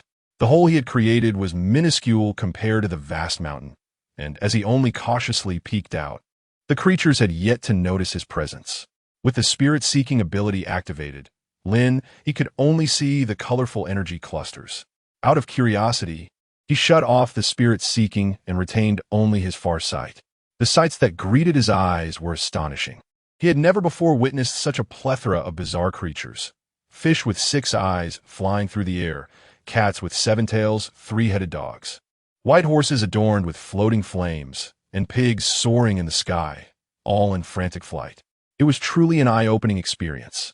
Moreover, the ferocious clashes among these beasts left Lin Yi in awe. Amidst their chaotic movements and the predatory assaults of carnivores on herbivores, severed limbs and various colored blood splattered through the air, creating a harrowing tableau. After being captivated for nearly a minute, a piercing pig squeal jolted Lin Yi back to reality.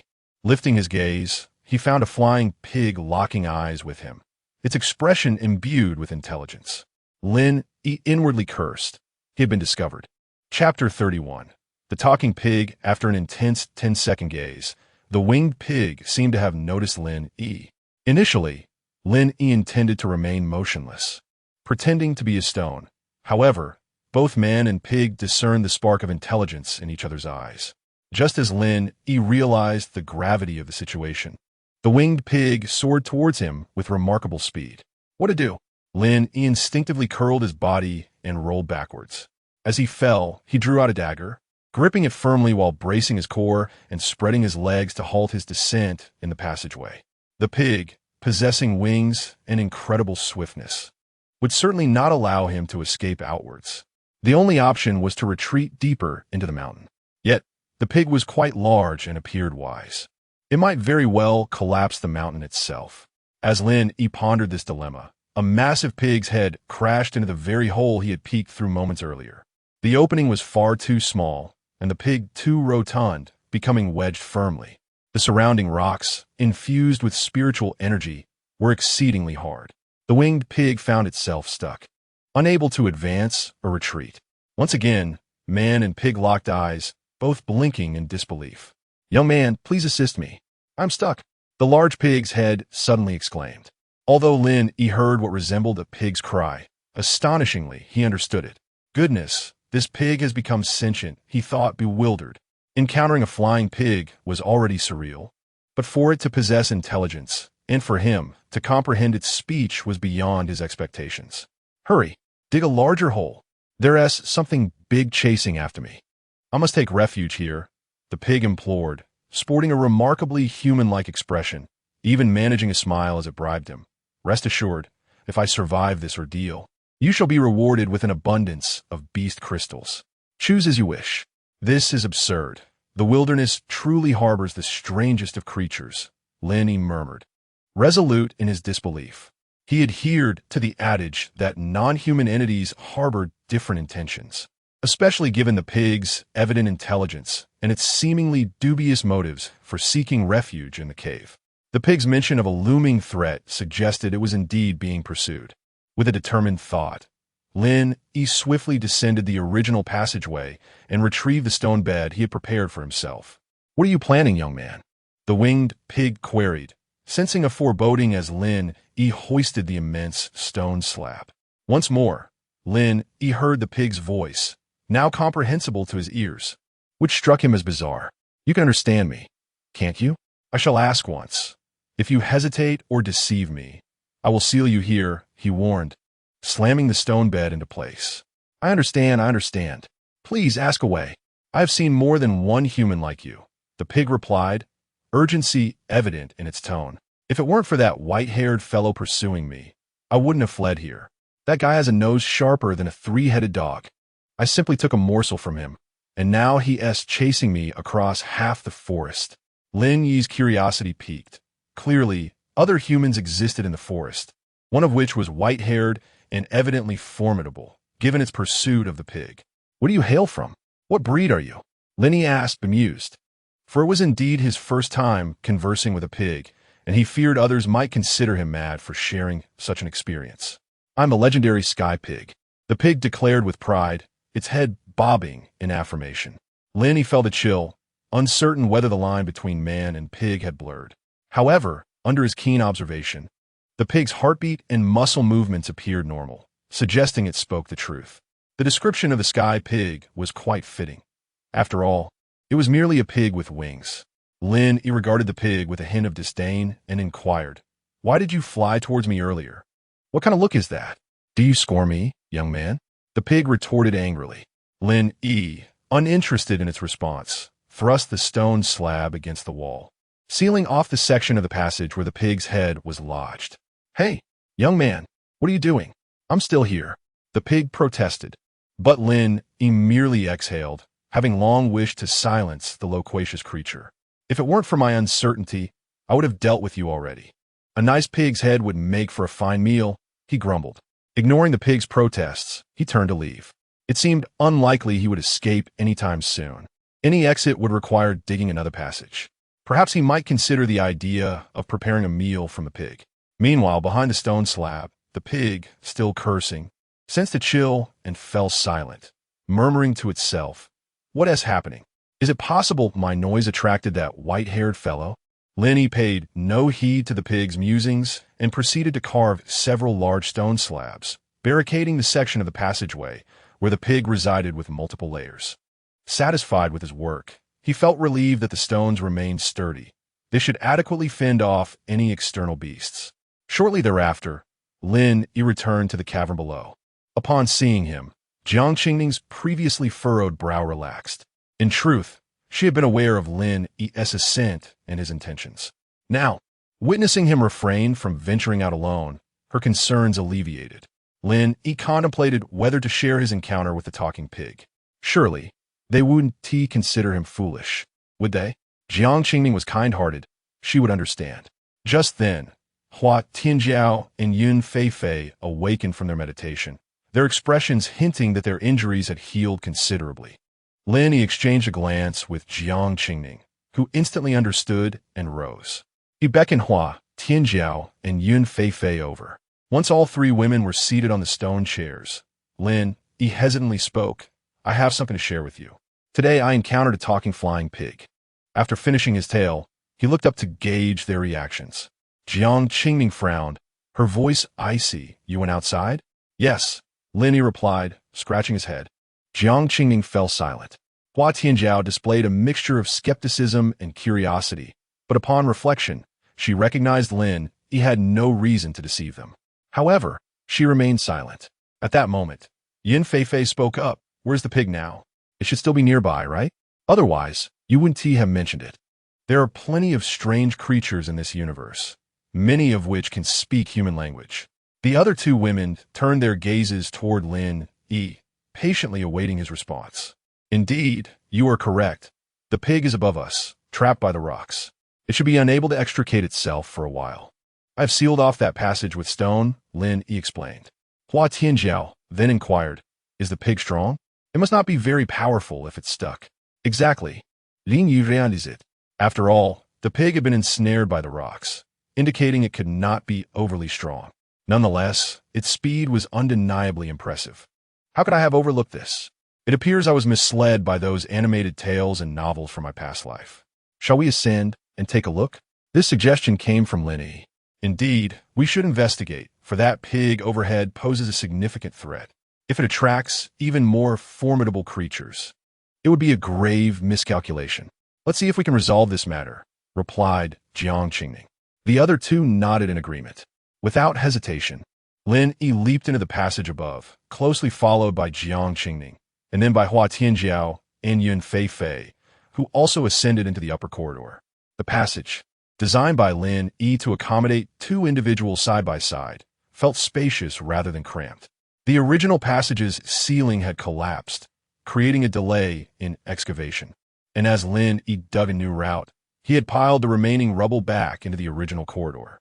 Thus, they were left with a singular L-shaped passage, the end of which was sealed off by the pig's head. Lin Yi explained this to them. Hua Tianjiao, intrigued by this revelation, stepped forward. She raised her slender arm, fingers aligned to form a blade-like shape. Closing her eyes, she seemed to concentrate on something, and when she opened them, her gaze was sharp and fierce. Her delicate arm transformed, muscles bulging and veins appearing, resembling a powerful lance.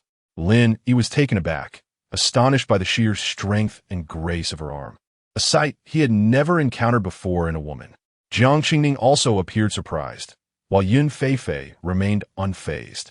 Recalling how Hua Tianjiao had previously wielded her arms like spears during their sparring match, Hua Tianjiao's right arm bent slightly as she thrust it forward with incredible speed, producing a whooshing sound as her arm pierced into the stone slab ahead. Remarkably, the slab showed no signs of cracking. It was as if she had penetrated it entirely. Lin Yi was once again astonished, realizing that a strike from such strength would surely create a gaping hole in any target. Young man, you've finally come to your senses. Quickly lower the pig, he's coming. The voice of the flying pig echoed ominously. As the dust settled, for pairs of eyes fixated on the talking pig's head. So there truly are talking pigs, Yin Feifei gasped, covering her mouth in shock. Before Lin Yi could respond, Hua Tianjiao interjected seriously, be cautious, this pig isn't merely speaking. It is communicating telepathically.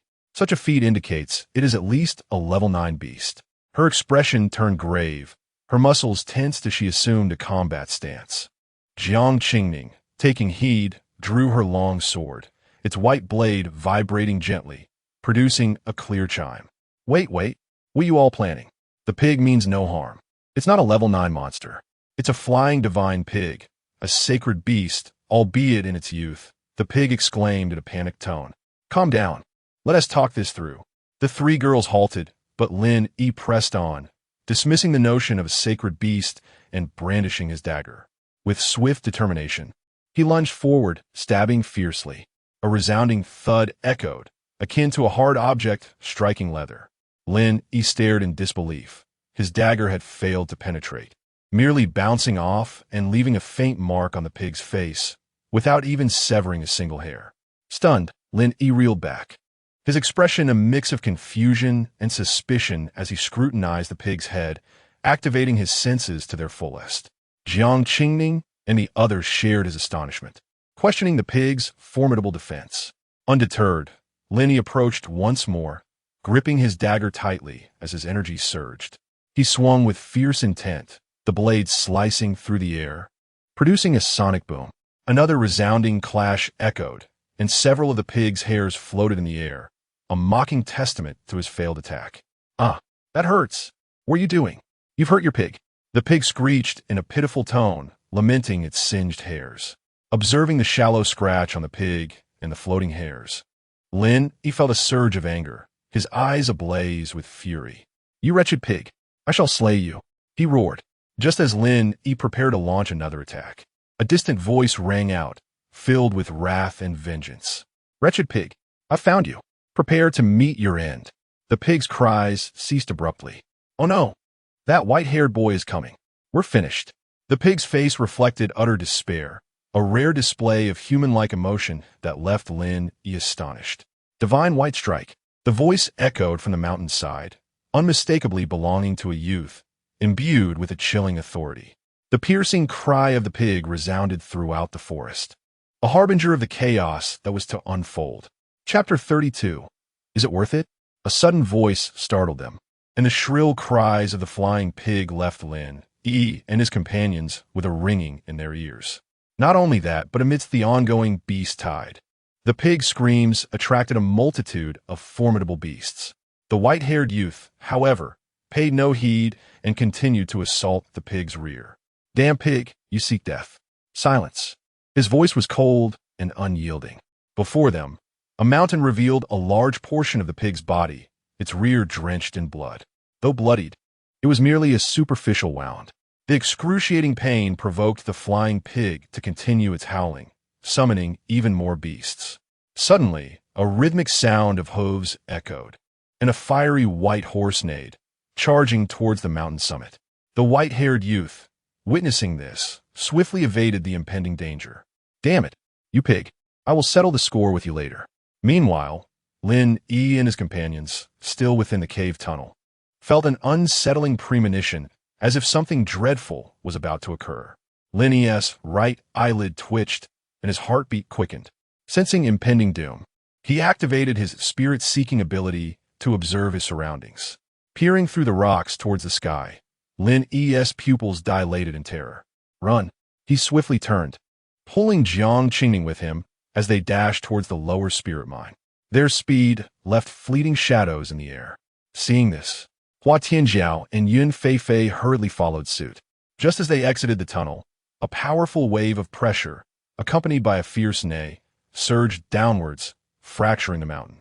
The fiery white horse, with its hooves striking the air, unleashed a shockwave that caused the mountain to tremble, resulting in a catastrophic explosion above the halfway point. Debris soared into the atmosphere. The horse let out a resounding cry, flames surging around it as it surveyed the shattered mountain below before galloping away. The white-haired youth, observing from a distance, reflected on the scene of the horse's assault, suddenly entering a peculiar state where every detail around him became vividly clear. The previous scene replayed in his mind with exquisite clarity, capturing every nuance and detail. With his eyes tightly shut, he was enveloped in an enigmatic force.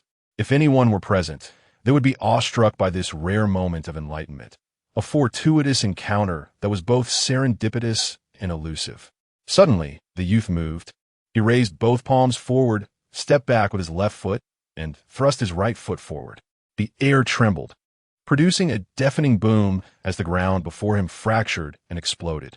The scene mirrored the earlier assault of the white horse, but on a smaller scale. So that's how it is. I shall name this move white horse treads the sky. The white-haired youth slowly opened his eyes, murmuring to himself. The wildness that once filled them, now replaced by pristine, flawless pupils. At this moment, he seemed entirely transformed. Meanwhile, Lin Yi and his companions had fully descended into the underground spirit mine, the collapse of the mountain having completely buried their initial exit. Jiang Qingning found herself pinned beneath Lin Yi, with Hua Tianjiao and Yun Feifei stacked behind them like a pile of dominoes, with some debris still scattered around. Ouch! Lin Yi, get off. You're so heavy. Jiang Qingning sighed weakly. Apologies. It's quite soft. Lin Yi responded, feeling somewhat reluctant to move. You too. Hurry up and get off me. You're crushing me. As he spoke, he pushed the two girls off him, having retreated later than the others. Hua Tianjiao and Yun Feifei were still dizzy from the shockwave of the horse's charge. Dazed, they were pushed off Lin Yi and landed on the ground, clutching their heads in pain. Could you be a bit gentler, little brother? Yun Feifei chided playfully. Hua Tianjiao shook her head, seemingly unfazed. What has happened? She inquired, puzzled. Not sure, but it was an immense energy, and, judging by its form, it should be a horse, Lin Yi replied, still shaken. If I hadn't noticed in time, we might have been buried under the rubble. It's all that pig's fault. If it hadn't been screeching, we would have been fine. I should have just taken it down earlier, Lin Yi lamented bitterly. That pig took a direct hit. I wonder how it's faring now. Given its thick skin, it should be all right. Who was that person attacking the flying pig outside? They managed to make it scream so loudly, Lin Yi pondered. With the first supply drop, all manner of beasts and monsters have come here. Thankfully, it's only once a month, and the locations vary. If they all converged here, who knows what kind of havoc would ensue in the forest. Lin Yi was troubled, questioning the ultimate purpose of the trials. Was it not to select the most powerful warriors and explorers? With such circumstances, how many would survive to the end? The beasts in this forest alone could annihilate 100,000 trial participants in no time. The few who survived this beast tide would barely be a handful. What purpose did these trials serve if not to send people to their doom? His confusion was shared by others, as the command center of the third Trial Star space station was in disarray. What on earth is happening? Why has there been a sudden beast tide? And on such a large scale in the entire forest? The general's fury was palpable. Report. Satellite observations indicate a severe energy reaction and spatial distortion in the heart of the primitive wilderness. It appears to possess a royal-level energy reaction. The soldier's voice trailed off, growing increasingly timid. The general's expression darkened, his emotions unreadable. Are you suggesting that there are royal-level beasts or royal-level powers on this planet? Absurd. A royal-level beast could obliterate this planet with a mere sneeze, while a royal-level warrior could reduce it to ashes with a flick of their finger. Are you implying there is royal-level energy here? The general's anger was palpable as he berated the hunting teams.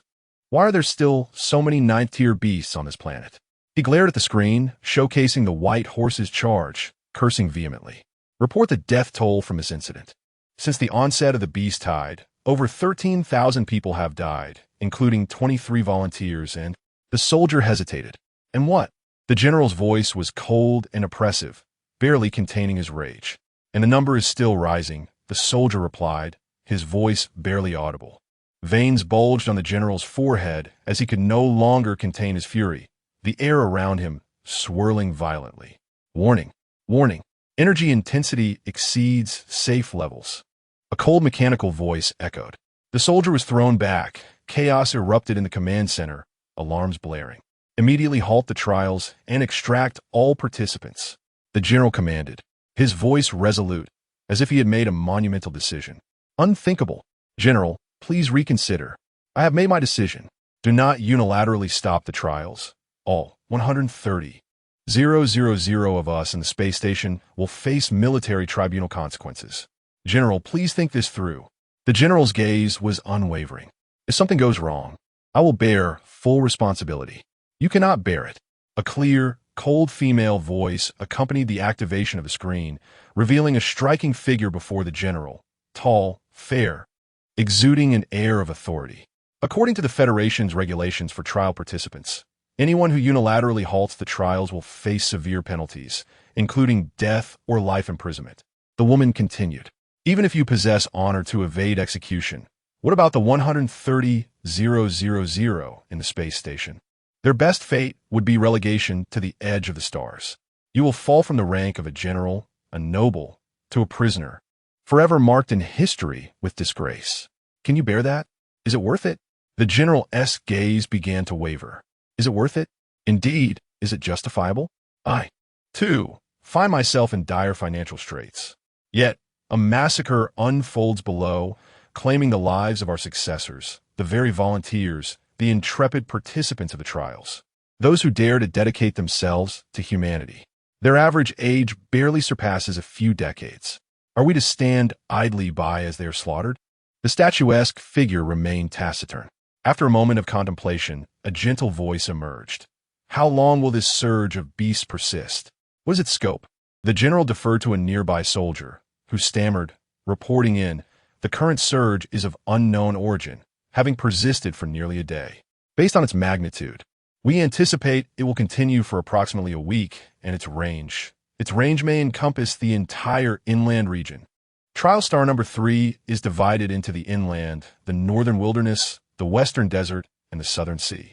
The inland region constitutes 2/3 of the planet's landmass, encompassing primeval forests, swamps, white plains, and myriad hills, with the primeval forest at its heart. So dire? The statuesque figure inquired with astonishment. What circumstances have precipitated such a widespread surge of beasts?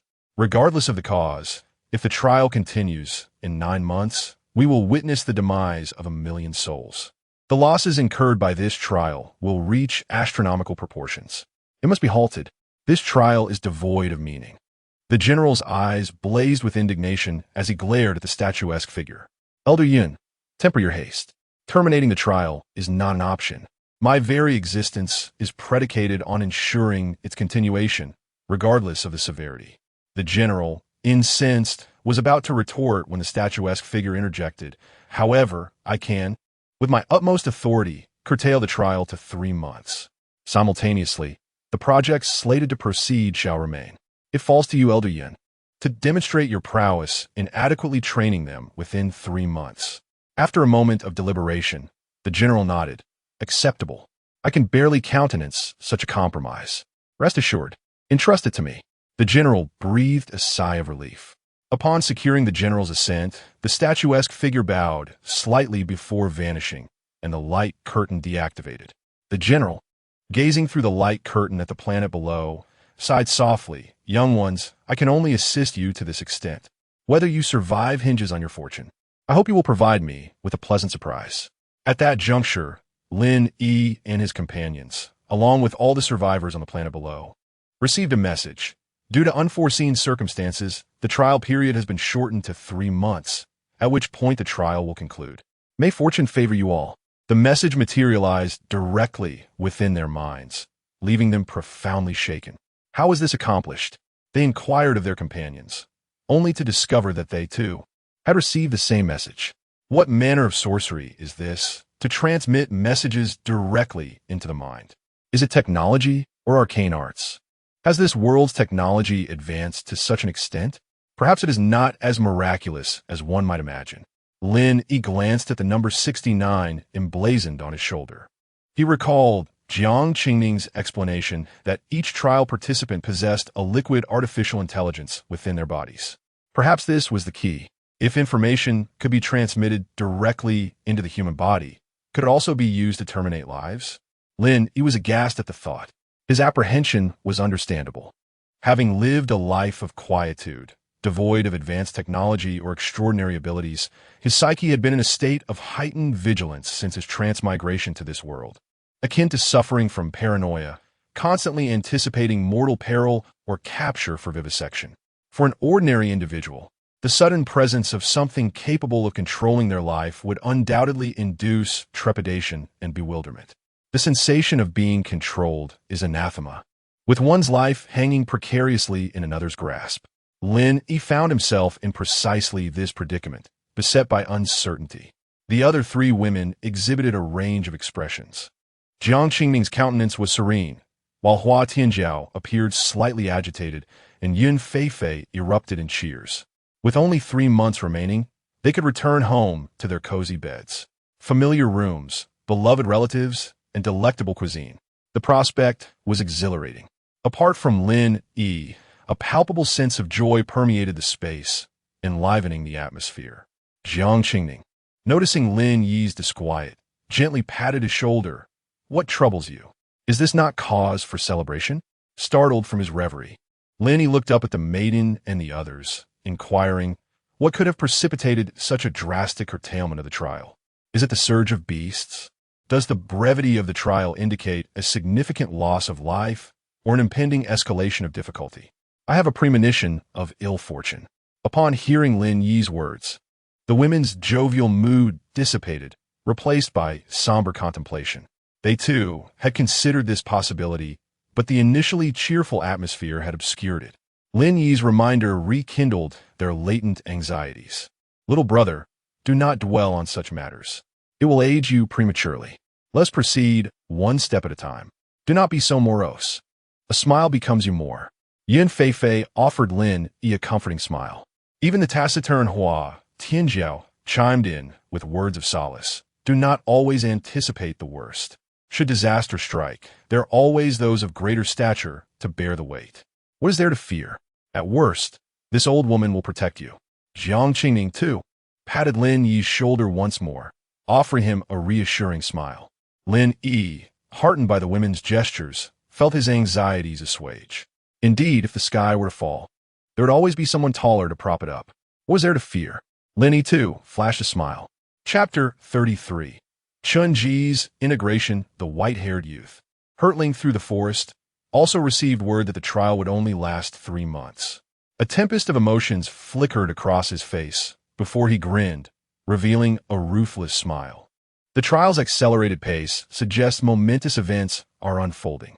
I hope to encounter some intriguing individuals, for a cruel glint ignited in his eyes as his body seemed to float with each stride, swiftly ascending and departing from the spot. The surrounding bestial chorus faded into the distance.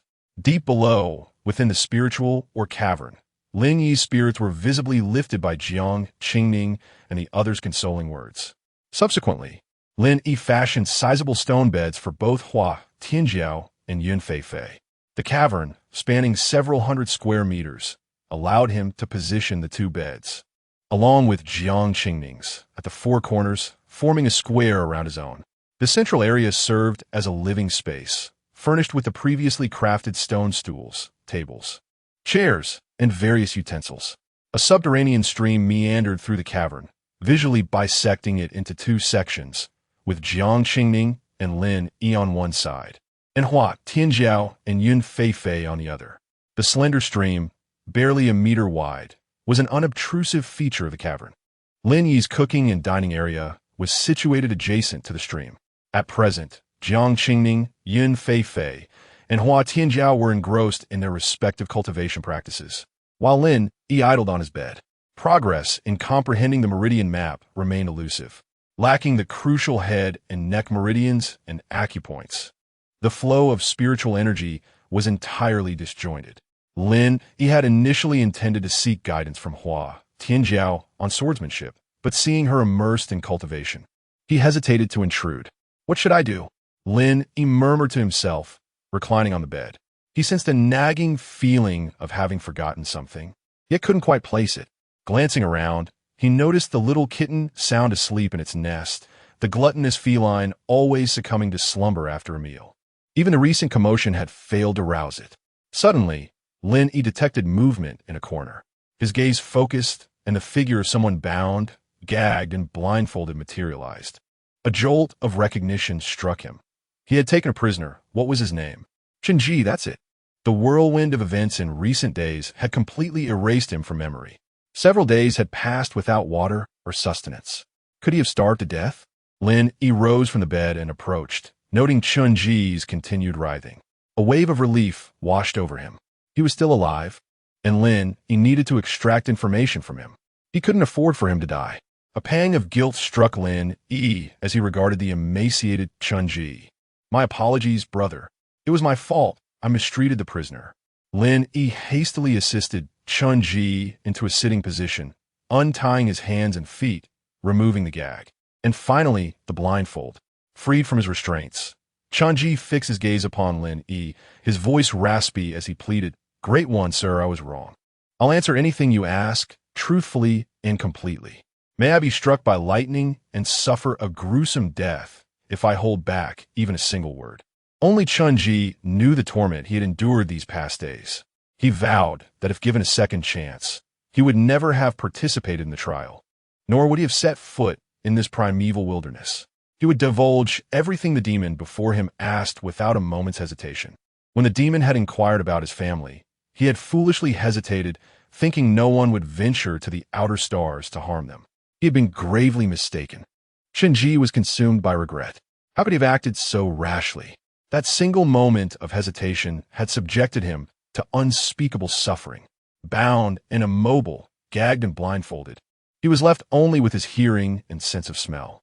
Hunger, thirst, and despair had relentlessly assaulted his body and mind. Chun-Ji felt as though he had weathered every conceivable hardship. Lin Yi observed the man's expression, a kaleidoscope of anger, resentment, despair, and an unexpected fearlessness. It was the first time Lin Yi had witnessed such a multifaceted gaze. Chun-Ji, are you all right? Lin Yi inquired with a hint of apology. Hearing Lin Yi's voice, Chun-Ji snapped back to reality, his eyes immediately widening with terror as he regarded the demon. I'm fine." His voice remained hoarse and trembling. Lin Yi looked at Chun-Ji quizzically, wondering if he had lost his mind. He was emaciated, having gone without food or water for days, and yet he claimed to be fine? The thought that Chun-Ji might have become deranged filled Lin Yi with even greater remorse. "Chun-Ji, you're free to go from today onward." Indeed, Lin Yi had decided to release him. He had initially intended to learn how an ordinary person had survived in this primeval wilderness for nearly a month. However, given Chun-Ji's condition, Lin Yi abandoned the idea and resolved to set him free. At this, Chun-Ji's gaze intensified. He was convinced that Lin Yi was merely seeking a pretext to eliminate him. He couldn't allow that to happen. The demon was undoubtedly plotting something, and he wouldn't let him succeed. He would refuse to leave. Lin Yi noticed the shift in Chun-Ji's demeanor, suspecting that the man was genuinely unwell. "Can I join you? Become a member of your team? I possess a diverse skill set, and I've even studied wilderness survival. Despite being an ordinary person, I'm a quick learner." Chun-Ji pleaded in a raspy voice, his eyes now filled with fervent hope. Chun-Ji reasoned that while he couldn't be certain of disrupting the demon's plans, the demon's abilities were undeniably formidable.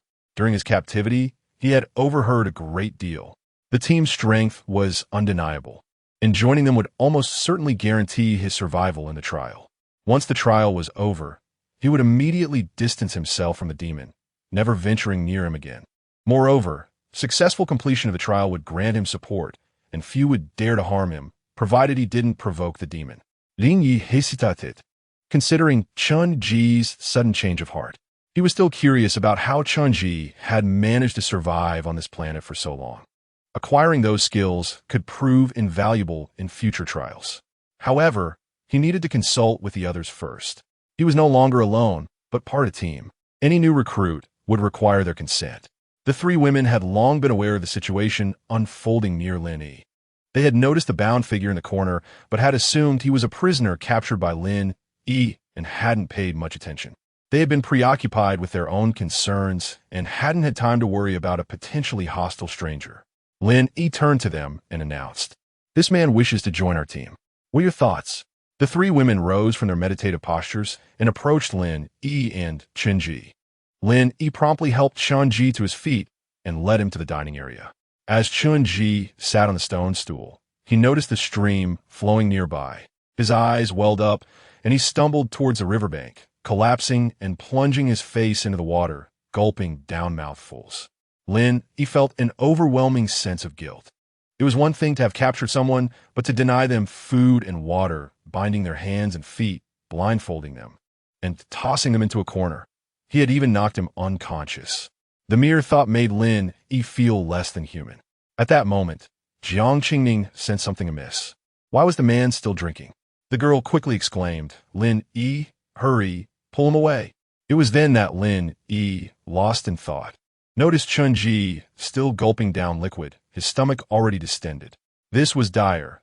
Without hesitation, Lin Yi rushed forward, gripping Chun Ji and disregarding his flailing arms, forcefully pinning him to the ground. He inserted his fingers into Chun Ji's mouth, directly triggering his gag reflex. Gag!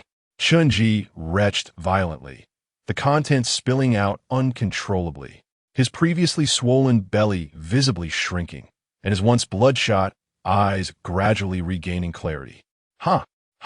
Chun Ji gasped for breath, finally feeling as though he had returned to life.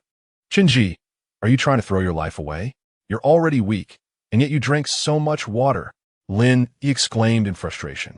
At this moment, Chun Ji seemed oblivious to Lin Yi's words, lying on the ground with his breathing calming, eyes shut tight, and faint snores escaping him. Stop calling, he's asleep. He must be exhausted, Hua Tianjiao remarked, casting an eye at Lin Yi, rolling her eyes in the process. Lin Yi, upon hearing this, activated his spirit-seeking ability and glanced at Chun Ji, confirming Hua Tianjiao's assertion. Indeed, Chun Ji was sound asleep. This is quite the predicament, he thought, observing as Jiang Qingning and the others approached, while the central figure remained in slumber. He had intended to subject Chun Ji to some trials. After all, he sought to join them, having been captured a week prior. Jiang Qingning, you know this?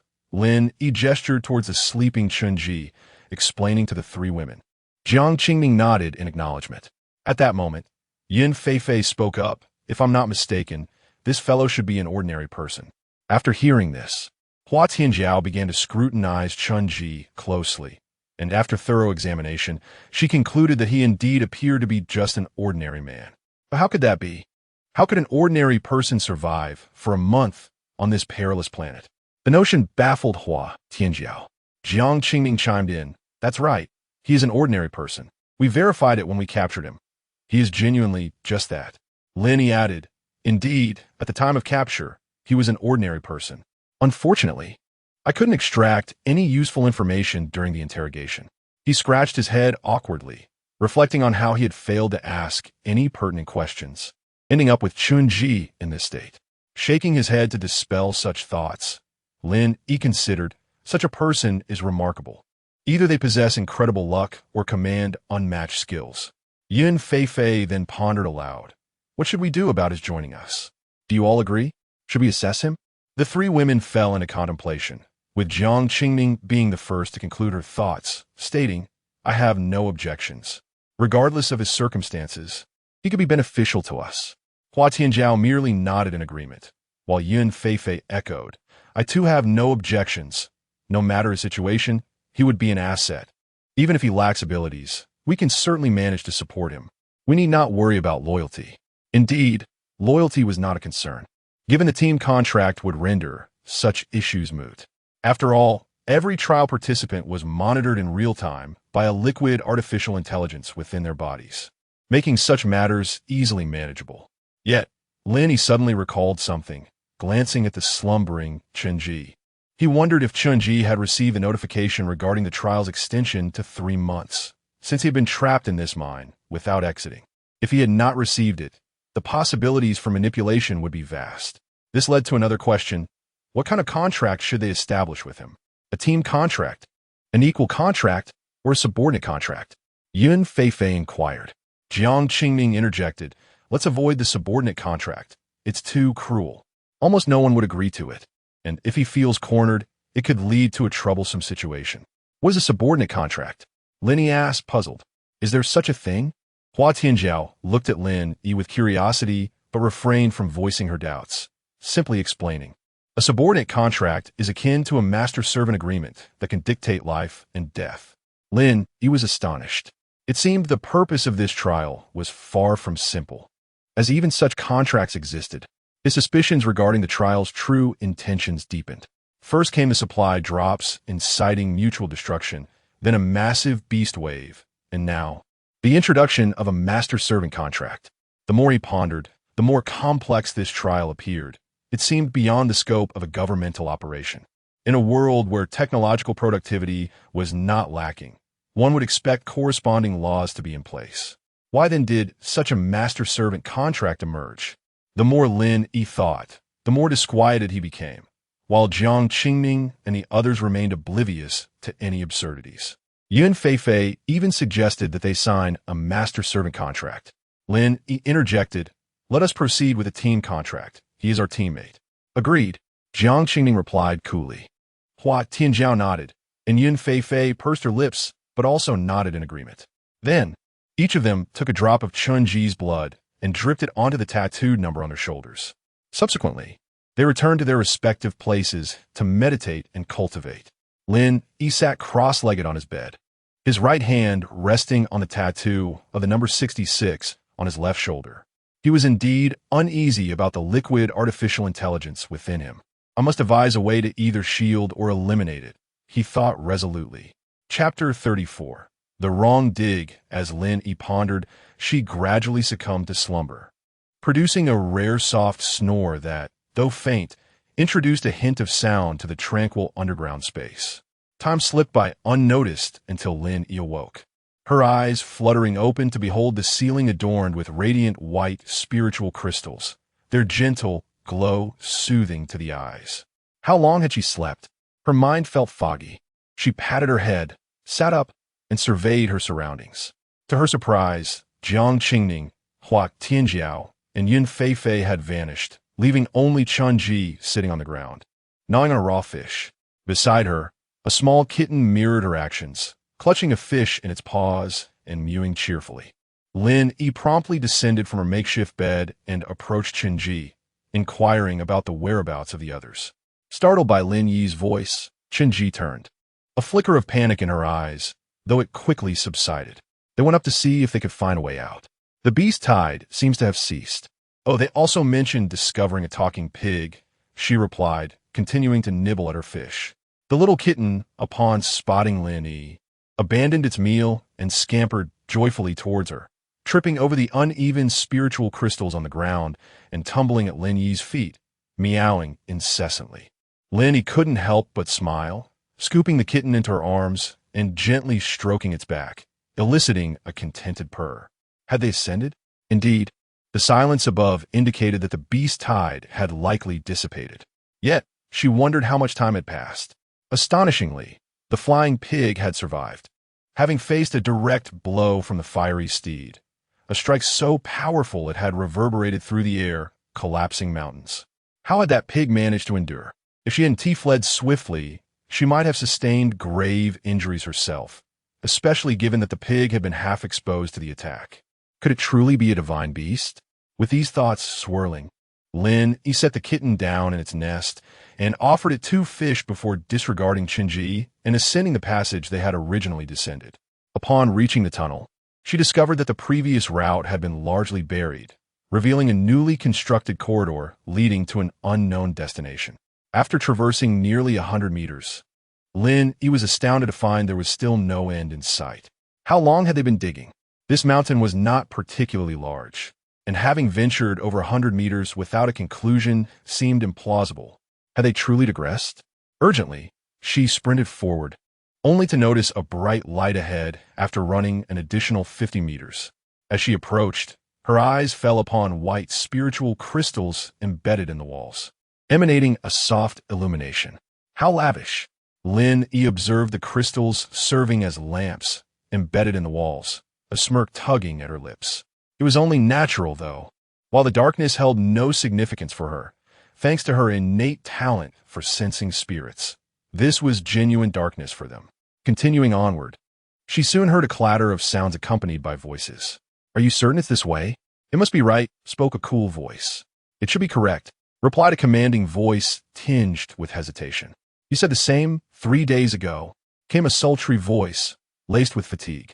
"You lot are hopeless. The pig is nearly dead from exhaustion and hunger. It's losing weight." The voice belonged to none other than the pig itself. "Oh, be gentle. I've been nearly trampled to pieces by you lot," the pig protested, sounding equally exasperated. As Lin Yi listened, she quickened her pace, the light ahead growing brighter. Before her stood 3 striking women, their exhaustion evident despite the dust that clung to their attire, failing to conceal their enchanting beauty. Lying on the ground was a large, plump pig, adorned with tiny wings and covered in dirt, one side of its rear even appearing red. Jiang Qingning was diligently slicing through rock with a sword, while Hua Tianjiao thrust a spear against the wall with fervor. Yun Feifei busily collected rubble and chunks of stone that Jiang Qingning had severed. Lin Yi watched in astonishment as Yun Feifei extended her fingers toward a pile of small mounds of dirt, which inexplicably vanished before her very eyes. The black ring on her finger emitting a soft glow. Could it be the legendary storage ring? The sight filled Lin Yi with longing. How many people dreamt of possessing such an item? Once, she too had yearned for a storage ring, but it had seemed unattainable. Yet here it was, manifesting right before her. She craved it intensely, but it belonged to her companions. She suppressed her desires and approached them. Are you still digging? How long have you been at it? Lin Yi inweeded. The 3 women remained silent, but the pig interjected. Kid, are you blind? Can't you see? It retorted, casting a glance at Lin Yi. Feeling awkward, Lin Yi scratched her head and chuckled. Ive awakened. Now that I'm awake, let us dig quickly. The beast tide has ceased, and we must hurry to escape. Jiang Qingning, relieved by Lin Yi's presence, tossed her sword to her and sat down nearby. Lin Yi, astonished, caught the sword, bewildered that Jiang Qingning would so casually use her prized weapon for digging. As Lin Yi mulled over this, Hua Tianjiao and Yun Feifei ceased their actions. Hua Tianjiao thrust her spear aside and plopped down on the ground, while Yun Feifei conjured 4 ice cups filled with melted water, handing them out to Lin Yi and the pig. Little brother, I know you have many questions, but hold them for now. Use your talent to locate the nearest route to the surface, and we'll explain everything afterward, she instructed, the other 2 nodding in agreement. Lin Yi, sensing the urgency, began to scan the surroundings with her ability, only to be taken aback. She realized that she was no longer in the original mountain, but had been transported to another one entirely. Glancing at her companions and the pig, she marveled at their prowess in tunneling through to an entirely different mountain. With a resigned sigh, Lin Yi grasped Jiang Qingning's sword and turned back, the trio and the pig following her curiously. Chapter 35. Emerging from the cave, Lin Yi followed the passage to the place where he first encountered the white energy crystal. Through his spirit-sensing ability, he discovered that this location was the closest to the surface. He wondered how Jiang Qingning and her companions managed to dig from the mountainside of one mountain to the base of another. Noticing Lin Yi's pause, Jiang Qingning and the others looked at him with curiosity. Take a break. I'll handle this myself. We're only a few meters from the surface, Lin Yi said, drawing his sword to begin cutting through the soil and rock.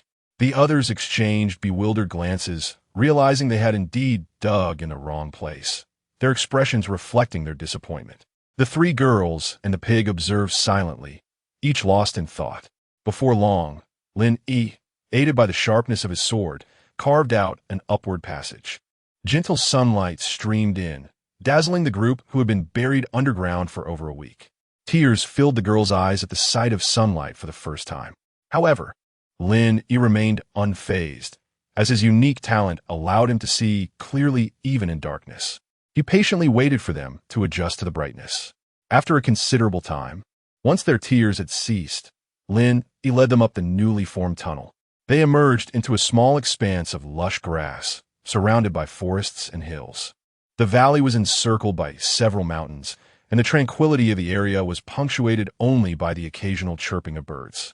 Remarkably, this place had not been ravaged by the beast tide, which struck Lin Yi as peculiar. Jiang Qingning crouched on the grass, gently touching the verdant blades. This shouldn't be. Even our previous low mountain was flattened, and this place is so close to yours yet remains untouched by the beast tide, she mused.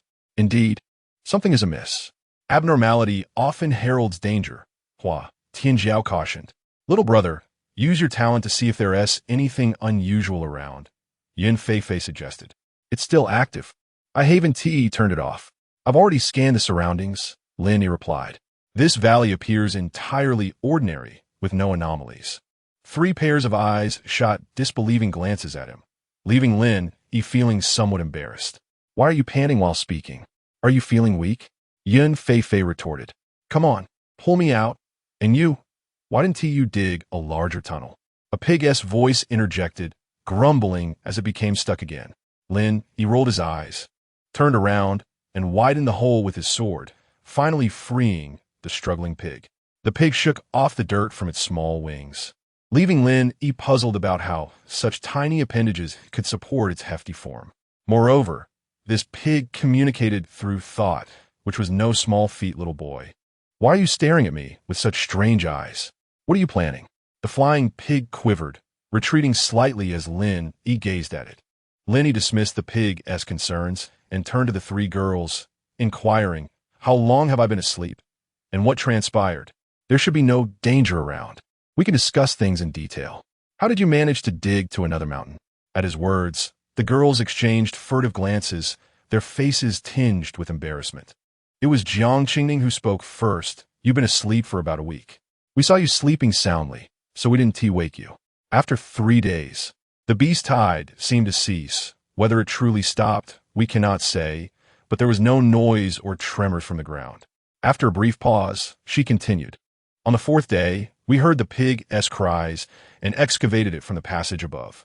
We soon discovered that aside from being able to communicate with us, fly, and possessing tough skin, it was otherwise quite useless. Hey, how can you speak of your pig lord like that? Your pig lord is a divine beast, valiant and mighty. The flying pig exclaimed, its voice filled with indignation. Yet, no one paid any heed. While Jiang Qingning recounted their experiences to Lin Hua Tianjiao and Yun Fei wandered off to explore the surroundings. The flying pig, realizing it was being ignored, ceased its complaints and began chasing after small rabbits frolicking in the grass. We decided to dig a passage out, but we were cautious not to dig recklessly, fearing a collapse. So, we continued along the tunnel you previously excavated, digging downward since the upper area was filled with loose stones, prone to collapse. Then, Jiang Qingning hesitated, her cheeks flushing slightly. Then we dug, and you know what happened next? Lin burst into laughter, prompting an annoyed glare from the girls. He couldn't fault them, as the underground was pitch black, and they lacked his talent to perceive the earth's veins. Observing their disheveled appearances, Lin Yi's amusement faded. Indeed, had he not awakened to his talent, he might have perished long ago. A wave of melancholy washed over him as he reflected on his experiences since arriving in this world. Though not numerous, each event left a profound impression, far surpassing the trivialities of his previous 20 years. Everyone yearns for the unknown and covets freedom, yet such desires come at a price. Lin had left behind the warmth of a 2-decade-long haven to venture into this perilous new realm. Initially, he felt excitement, but it soon gave way to confusion and nostalgia, leading to his current acceptance of fate. If given a choice again, he might choose to remain in that peaceful world indefinitely. But alas, there are no second chances. As the saying goes, if one cannot escape their fate, they must learn to embrace it.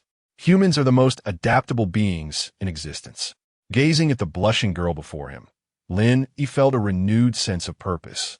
At the very least, he would help her through this trial before contemplating anything further. He was never one to scheme extensively or fret unnecessarily. As he regarded the girl, her beauty seemed almost ethereal, yet the dirt upon her made her all the more real. Truthfully, Jiang Qingning's character was enigmatic to Lin Yi. When he first captured her, she exhibited a somewhat capricious demeanor, which later transformed into a cool detachment. She resembled a mute bride, and eventually morphed into a remorseless executioner, dispatching enemies without a flicker of emotion. Now, witnessing the shy girl before him, Lin felt a peculiar sensation. However, these facets seemed to collectively define Jiang Qingning. Noticing Lin Yi's unwavering gaze, the girl appeared slightly unsettled, wondering if there was something on her face. She instinctively touched her cheeks, only to be startled by the dirt that coated her hands. With a glare at Lin Yi, she vanished in a flash. Lin Yi stood there, bewildered. Chapter 36. Respite. As Lin Yi watched the girl depart, he was left in a state of perplexity. Indeed, women are ever so elusive. activating his spirit-seeking ability. He surveyed his surroundings and confirmed that this place was indeed quite secure, surrounded by mountains, creating a secluded paradise. After taking a stroll, he discovered that the area was rather expansive, yet still within his line of sight. The local wildlife consisted mainly of ordinary beasts, lacking any peculiarities. However, Lin Yi did stumble upon something unusual. In the heart of the valley lay a deep pool nearly 20 meters wide. The other areas appeared opaque, not due to an excess of energy, but rather a complete absence of energy flow. From a distance, the pool appeared to be a dark greenish-black, but upon closer inspection, it revealed itself to be merely ordinary water. Strangely, this water seemed to obstruct his line of sight. Lin Yi was astonished. His vision, without activating spirit-seeking, was nearly double that of an ordinary eagle. When utilizing spirit-seeking, he could see through rocks. Yet this small pool eluded his gaze, allowing him to see only about a meter beneath the surface. Furthermore, spirit-seeking yielded no response, revealing no energy movement within the water. He could distinctly see fish swimming below. Intrigued, Lin Yi circled the small pool several times but found nothing amiss. Yet, the absence of anomalies was, in itself, the greatest anomaly. The pool left him feeling uneasy, as if something were watching him, sending chills down his spine. Trusting his instincts, he distanced himself from the water and returned to the spot where he had emerged from the cave. Jiang Qingning and the others had returned, bringing with them their catch. Hua Tianjiao exuded an air of dominance as she carried a live, spotted deer, its legs broken and blood dripping, bleeding pitifully, which only enhanced her imposing presence. Lin Yi had never encountered a woman so fiercely commanding. Yun Feifei held a large rabbit in each hand, along with a bundle of wild vegetables tied to her waist. With her enchanting beauty, she resembled an ancient mountain spirit. Jiang Qingning, her hair damp and face clean of dirt, looked serene yet slightly displeased as she regarded Lin Yi, leaving him perplexed. The flying pig had vanished, likely wandering off as it was a magical beast. Lin Yi had hoped to glean some information about this forest and the planet from it. Hua Tianjiao and Yun Feifei placed their catch and foraged vegetables on the ground, all verified as edible by the food manual. Yun Feifei spoke up, and Hua Tianjiao nodded, adding, "The rest is up to you." Lin Yi smiled at them, assuring, "No problem, leave it to me. I'll prepare these ingredients. You two go fetch the little kitten and Chunji, and also bring back some fish and all the cooking utensils." The two women nodded and departed. At this moment, Lin Yi turned to the girl who was meditating to evaporate the moisture from her body. "Where did you find the water?" he inquired. The girl paused, glanced at him, and her previous displeasure faded as she replied coldly, "There is a stream at the foot of that mountain. It should be spring water." She pointed towards a mountain to the right. Lin Yi examined the area and activated his spirit-seeking ability, confirming the presence of a stream with a substantial flow. Nodding at the girl, he picked up the prey and vegetables and made his way to the stream. Upon arrival, he indeed discovered a small stream, shallow and less than half a meter deep. Looking upstream, he spotted a small waterfall with a pool beneath it, a perfect location. Approaching the waterfall, he noticed two sets of footprints and large water stains, likely left by Jiang Qingning during her bath. After some contemplation, he decided against slaughtering the animals here, for fear of polluting the water source. Although the likelihood was minimal, this setting was ideal for washing up, with the waterfall serving as a natural shower.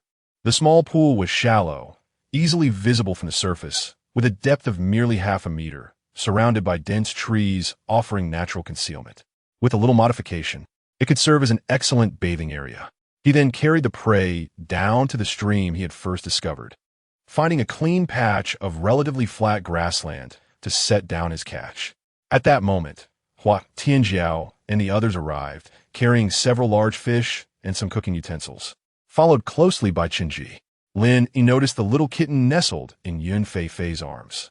With a smile, Lin Yi took the pots and fish from them, then turned to Qinji, saying, "Come help me. Let's see what you're capable of." Qinji eagerly obliged. Lin Yi hoisted the four-legged spotted deer, swiftly breaking its spine with a firm grip before slicing open its carotid artery to let it bleed out. The entire process took less than 10 seconds, executed with precision. Chun-Ji trembled slightly at the sight, swallowing hard, marking Lin Yi as someone not to be trifled with. Given his ability to handle the deer so efficiently and without a flicker of emotion. With his previous impressions of Lin Yi, Chun-Ji felt a sense of intimidation. How did you survive in this primitive wilderness before?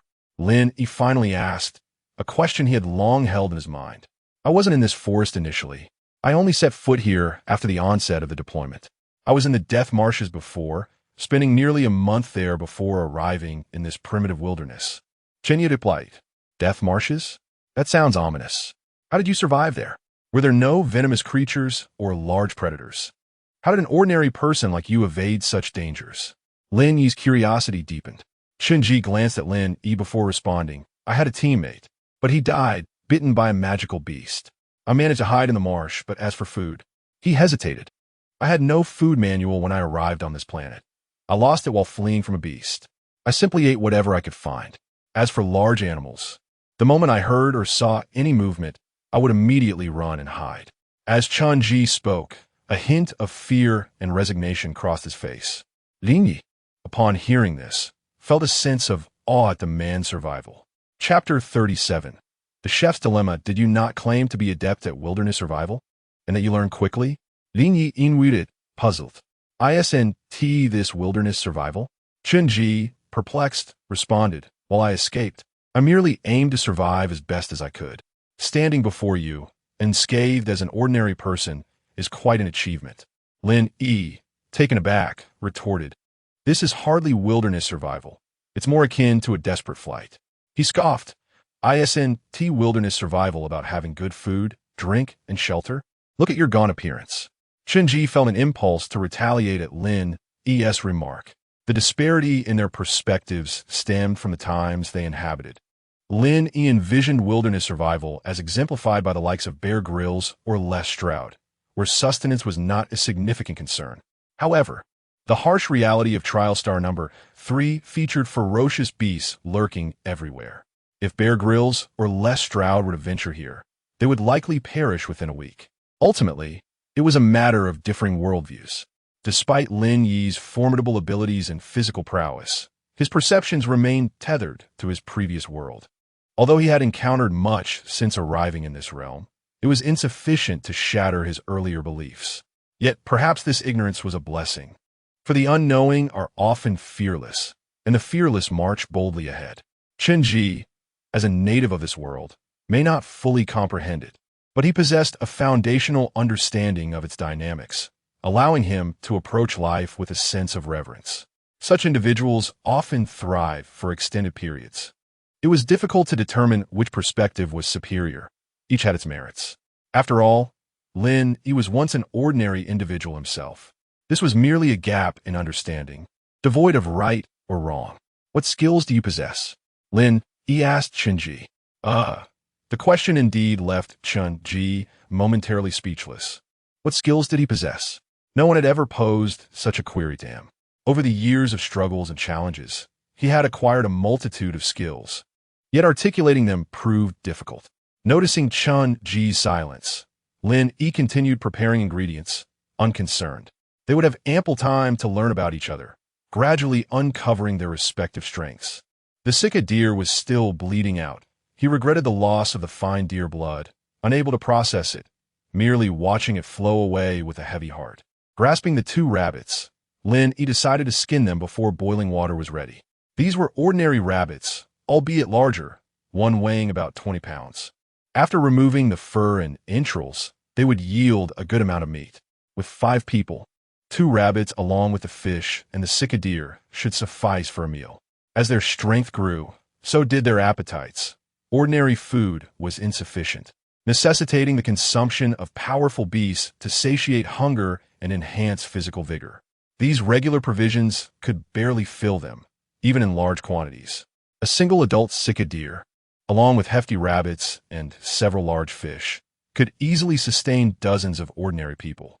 After swiftly skinning the rabbits and removing their entrails, Lin Yi looked at the rabbit pelts and felt a pang of regret.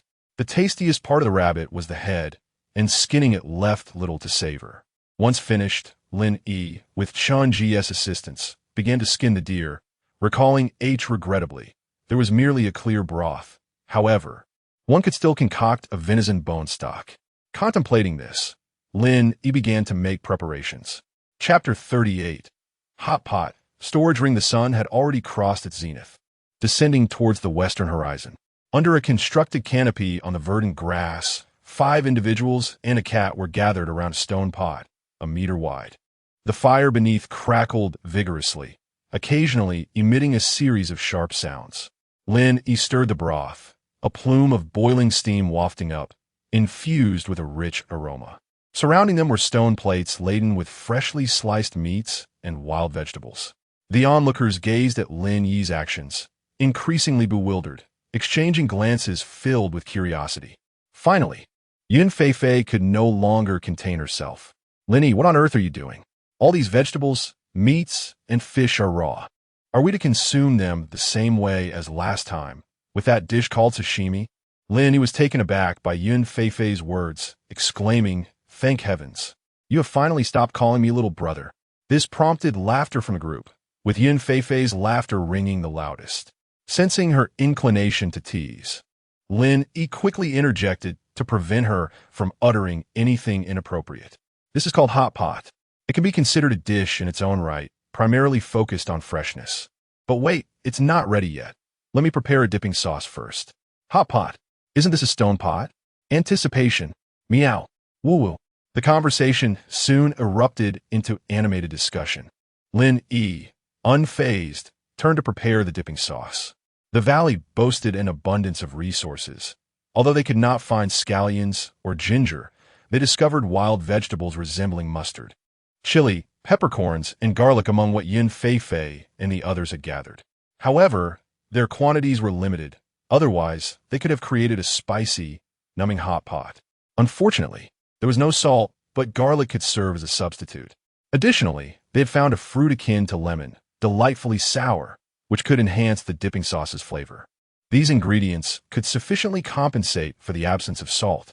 Lin Yi took a stone bowl, crushing garlic, chili, peppercorns, and mustard into a fine paste. In another bowl, he squeezed the juice from the lemon-like fruit, mixing half of the crushed mixture with the juice. The other half was drizzled with heated deer fat, producing a sizzling sound as a rich, spicy fragrance filled the air. At that moment, several pairs of eyes under the canopy turned towards him, their conversations halting abruptly. Noses twitched in unison. Chun Ji inhaled deeply. What a delightful aroma. What is that? Lin Yi, noticing the commotion, quickly carried 2 bowls of dipping sauce over to them. These are the hot pot dipping sauces. You can share them. It might be a little spicy, so dip sparingly. Chun Ji promptly rose to assist in distributing the sauce. After a while, Jiang Qingning gazed at the sauce before her, her nose twitching with anticipation, while her gaze drifted towards Lin Yi. The method of enjoying hot pot was simple. Immerse fresh deer meat or fish and vegetables into the pot until cooked, then dip them into the sauce before savoring. Lin Yi demonstrated with a pair of finely crafted chopsticks. A nostalgic sensation, a familiar taste. You almost try this. He placed a slice of cooked deer meat into his mouth. The meat was sliced extraordinarily thin, translucent, and after being briefly cooked, he popped it directly into his mouth without dipping it in sauce. The texture was tender and crisp, with a hint of sweetness and the fragrance of fresh grass. Seeing Lin Yi relish his meal, the others eagerly picked up their chopsticks, mimicking his actions of cooking the meat. Lin Yi continued to sample a few more pieces, dipping them into the sauce. Although there was no salt, a subtle saltiness lingered, accompanied by the fruity aroma, the spiciness of mustard and chili, and a numbing sensation from the peppercorns. The experience was exhilarating. If Lin Yi found it delightful, one could only imagine how the others felt, especially Chun Ji, who had not had a proper meal in over a month and had been starved by Lin Yi for nearly a week. His tears flowed as he savored the semblance of a decent meal. Lin Yi observed Chun Ji's tearful enjoyment and sampled the dipping sauce again. I didn't add much mustard or chili. It's just right. Yet, Chun Ji continued to weep, and not just him. Hua Tianjiao and Yun Feifei also had glistening eyes. This made Lin Yi question whether he had indeed added too much mustard.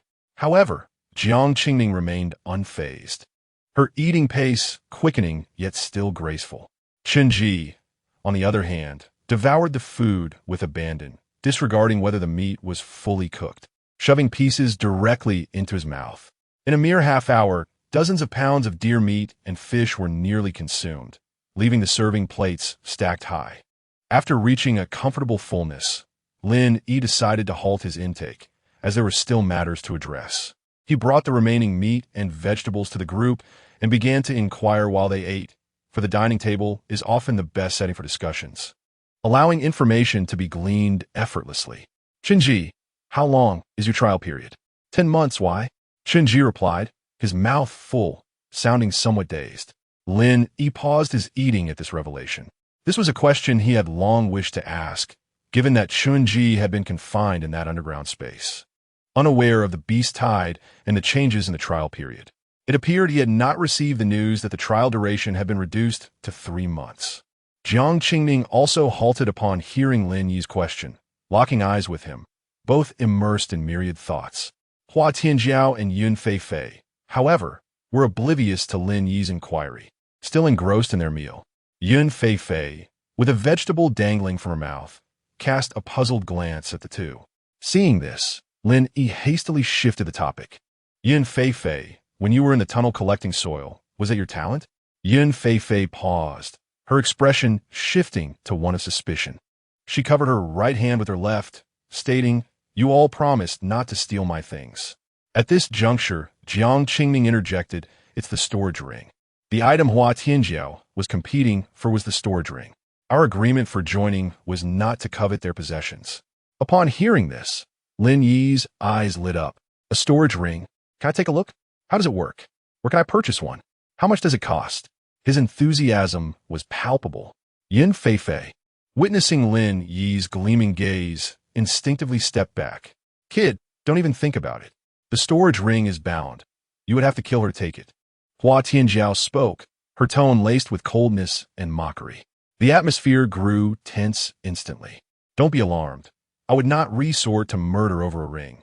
Lin Yi chuckled, attempting to ease the tea. Lin Yi, rather inopportunely, posed some sensitive inquiries. The young girl stared at him for a moment, realizing that he was indeed sincere. The principle behind storage rings remained a mystery to all, known only to involve spatial manipulation, classified as the utmost secret of the Federal Technology Park. In the black market, even the smallest storage ring commanded a price of hundreds of energy crystals. After Jiang Qingning took a bite of meat, Lin Yi interjected, "Isn't that quite affordable?" Instantly regretting his words, he felt a wave of remorse. "Affordable?" Chen Ji exclaimed, his voice booming, startling Lin Yi. The exchange of a single energy crystal for currency could sustain an average family for several years. If I possessed one, why would I even bother with trials? Upon finishing his statement, Chen Ji appeared to ponder something, silently observing Lin Yi. Yin Feifei and her companion also regarded Lin Yi, their expressions unmistakably conveying their astonishment at his apparent wealth. Lin Yi and Jiang Qingning exchanged glances, both realizing that they, too, possessed a substantial quantity of energy crystals. Indeed, it was from the resource drop, an entire jar brimming with energy crystals and beast crystals. Chapter 39. The youthful spirit, the mere thought of having a substantial amount of money instantly calmed Lin Yi's heart. Jiang Qingning felt similarly. While it is often said that money cannot buy everything, its absence is undoubtedly detrimental. Indeed, the most reassuring remedy is wealth. Lin Yi contemplated this notion as well. On the other hand, Hua Tianjiao and Yun Feifei were preoccupied with the idea that the spirit mine contained a plethora of spiritual energy crystals. Although they were unable to extract the ones embedded in the walls, the scattered crystals on the ground were more than sufficient. If divided accordingly, they could easily provide each person with a high-quality storage ring. Exchanging glances, the two young women's eyes sparkled with excitement. Lin Yi, however, was focused on how to transport the beast crystals and spiritual energy crystals off this planet. "How spacious is your storage ring?" he inquired of Yun Feifei. "Are you also hoping to stow away those spiritual energy crystals from the cave?" "Fear not. The space is ample enough to accommodate all the scattered crystals." she replied with confidence. However, I shall take 60% of the crystals found within the cave. That is quite a bold claim, Lin Yi remarked, astonished at the audacity of the young girl. 60% is outrageous. At most, I can offer 50. Very well. It's a deal, she responded, her agreement swift. Yun Feifei had initially thought that 60% was entirely out of the question. She would have been satisfied with 30. To her surprise, Lin Yi's generosity shifted her perception, and she regarded him with newfound trust. Seeing the exchange, Lin Yi felt a slight twitch at the corners of his mouth, realizing he would need to establish some firm boundaries. Understood. I shall remember that, he said. Jiang Qingning, witnessing the transaction, chose not to interject, while Qinji continued to gaze at Lin Yi with a dazed expression. Meanwhile, Hua Tianjiao remained oblivious, her focus entirely on her meal. All right, but you must assist me in storing some items. After the trial, everything must be returned in full. Do not pilfer from me, Lin Yi stipulated. Generous indeed, as long as the items are not too bulky, Yun Feifei responded, her face lighting up with joy. Rest assured, they will be no larger than the supply crates. Lin Yi assured her with a smile. Lin Yi and Jiang Qingning exchanged knowing glances, both understanding each other's thoughts, and nodded before returning to silence. Lin Yi then patted Chun Ji on the shoulder, saying, Do not worry, you shall not be overlooked. After the trial, I can allocate you 50% of what we find inside.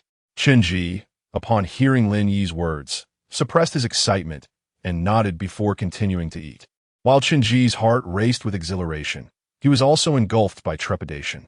He feared that once Lin emerged victorious, he might resort to violence. The prospect of possessing half the contents of an entire supply crate filled with spiritual energy crystals and beast crystals was overwhelming. It was a fortune beyond his wildest dreams. With such wealth, he could live a life of leisure, ensuring his sister received an education and his grandmother enjoyed a peaceful old age. Qinji's thoughts swirled with aspirations. Once a person acquires what they desire, they often become consumed by greed.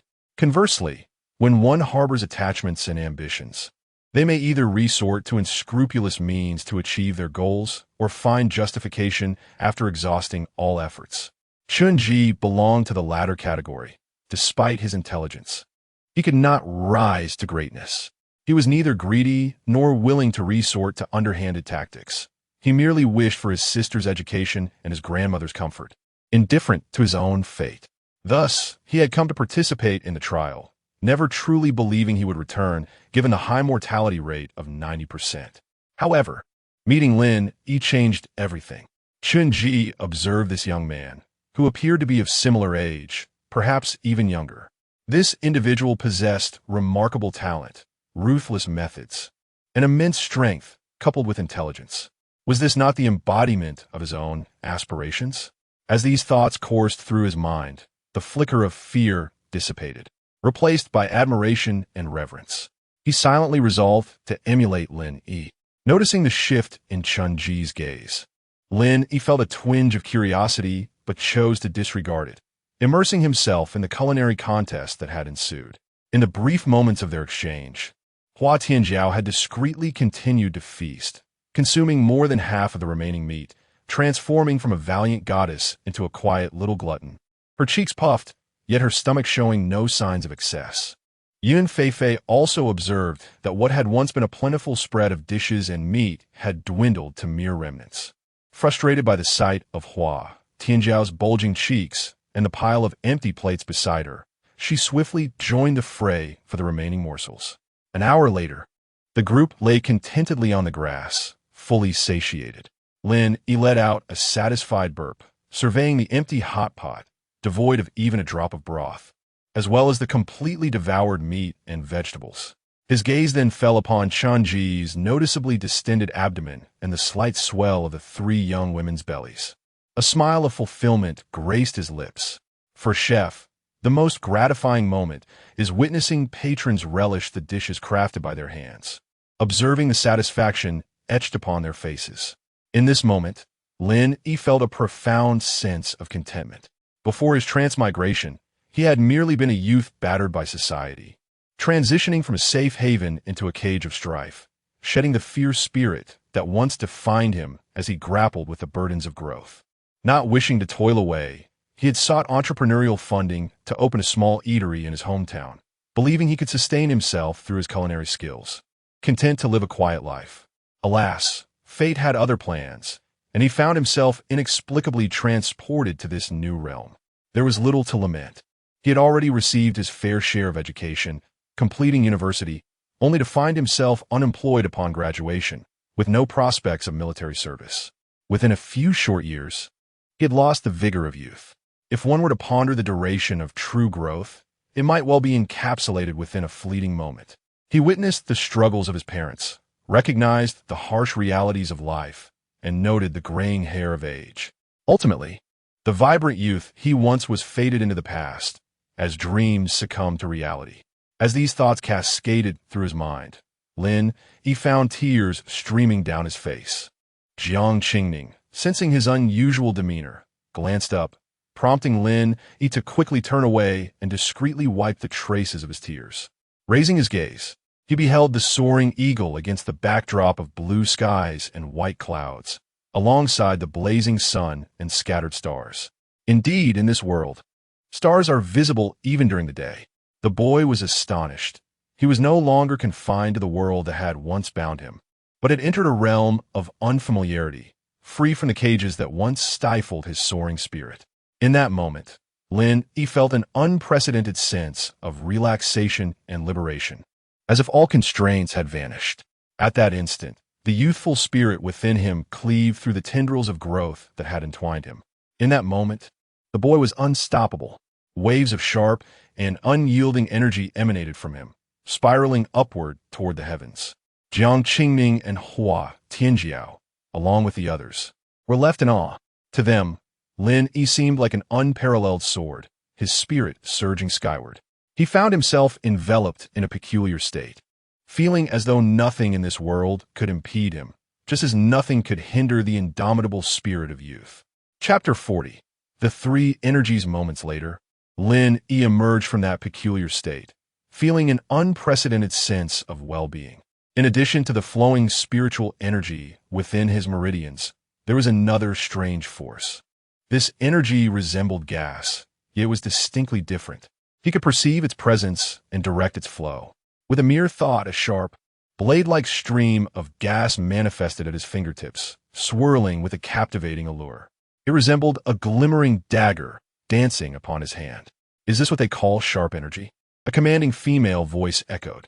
Startled, he raised his gaze, only to be taken aback by the sight before him.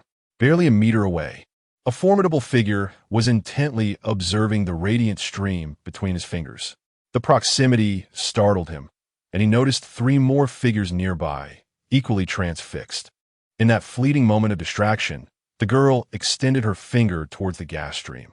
However, before she could make contact, her fingertip was cut, a trace of blood seeping forth, as if sliced by a blade. "What a sharp energy!" Hua Tianjiao exclaimed with admiration. Yi, surprised by her expression, felt a wave of astonishment wash over him. Hua Tianjiao was typically reticent and rarely engaged with him, her demeanor often cold. To witness her display anything beyond that was indeed a rare occurrence. Simultaneously, Yi scrutinized the gas stream at his fingertip.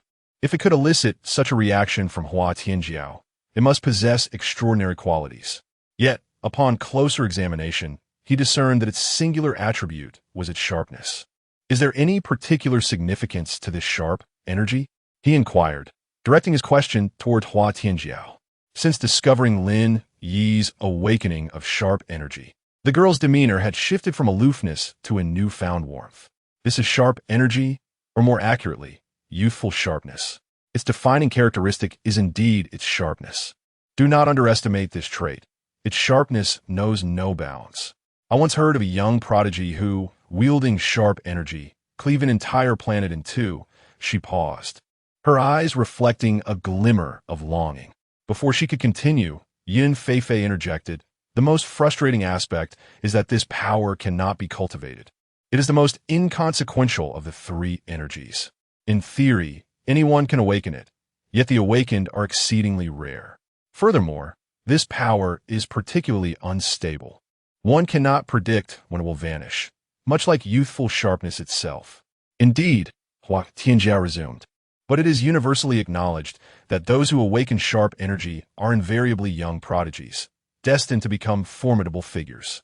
Sharp energy serves as a benchmark for measuring such prodigies. Lin Yi nodded in understanding. At that moment, a cool voice interjected. However, this power is not entirely beyond cultivation. It is merely exceptionally challenging. Without the right opportunities, advancement is virtually impossible. The voice paused, hesitating before continuing. Sharp energy is intertwined with one's disposition, will, and spirit. Beyond that, I cannot elaborate, as practitioners of this force are exceedingly few. My father once mentioned that although sharp energy ranks lowest among the three energies, it is not due to its weakness. On the contrary, it possesses immense strength. Its low ranking arises from its lack of widespread cultivation and inherent instability.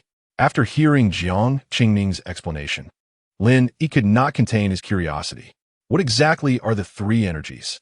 The group fell silent, realizing he had just learned about them. Jiang Qingming sighed in exasperation. The three energies are the cultured energy of scholars, the martial energy of warriors, and the youthful sharpness. With your nearing mastery of the peak realm, you should know this. Feeling slightly embarrassed, Lin Yi refrained from further questioning, wary of revealing his ignorance. The cultured energy is the distinction between clarity and muddiness, capable of transformation, most famously epitomized by the aura of righteousness. The warrior's energy is tied to ambition.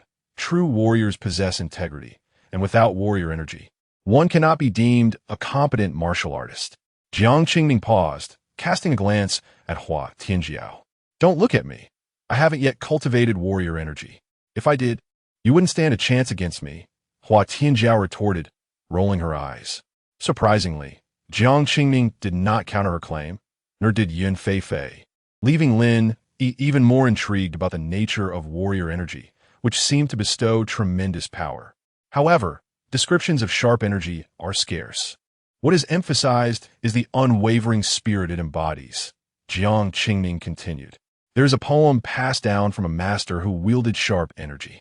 She paused again, glancing at Lin Yi, who quickly understood and rose to pour her some water, leaving those nearby in a state of astonishment.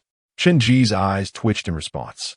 After taking a sip, Jiang Qingming recited, "One must know the youthful ambition soaring to the skies, once promised to be the finest in the world." That master was known to have confronted the Beast Emperor head-on.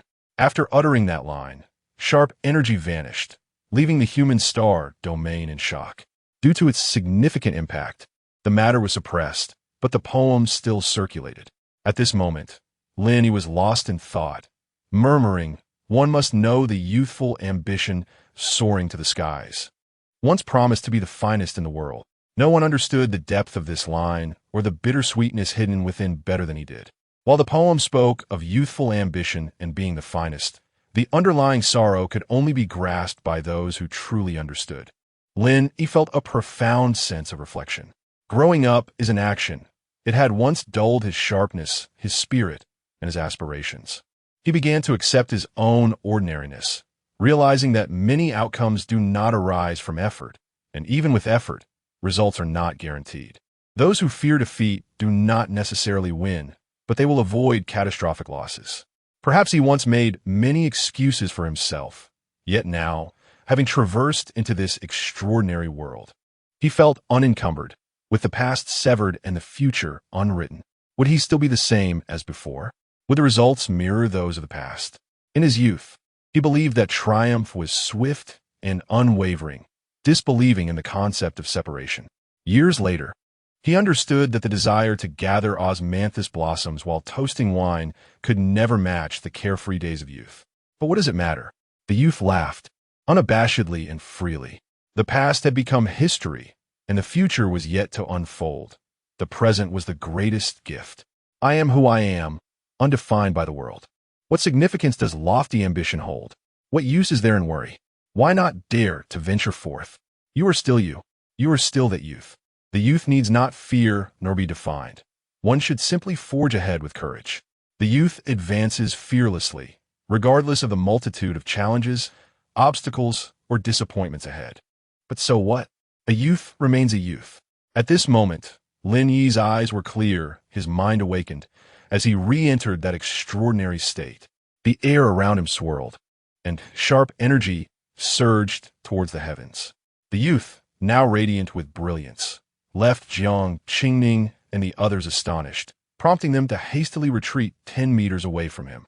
Meanwhile, Hua Tianjiao gazed on in bewilderment, murmuring, "Is sharp energy truly that easy to enhance?"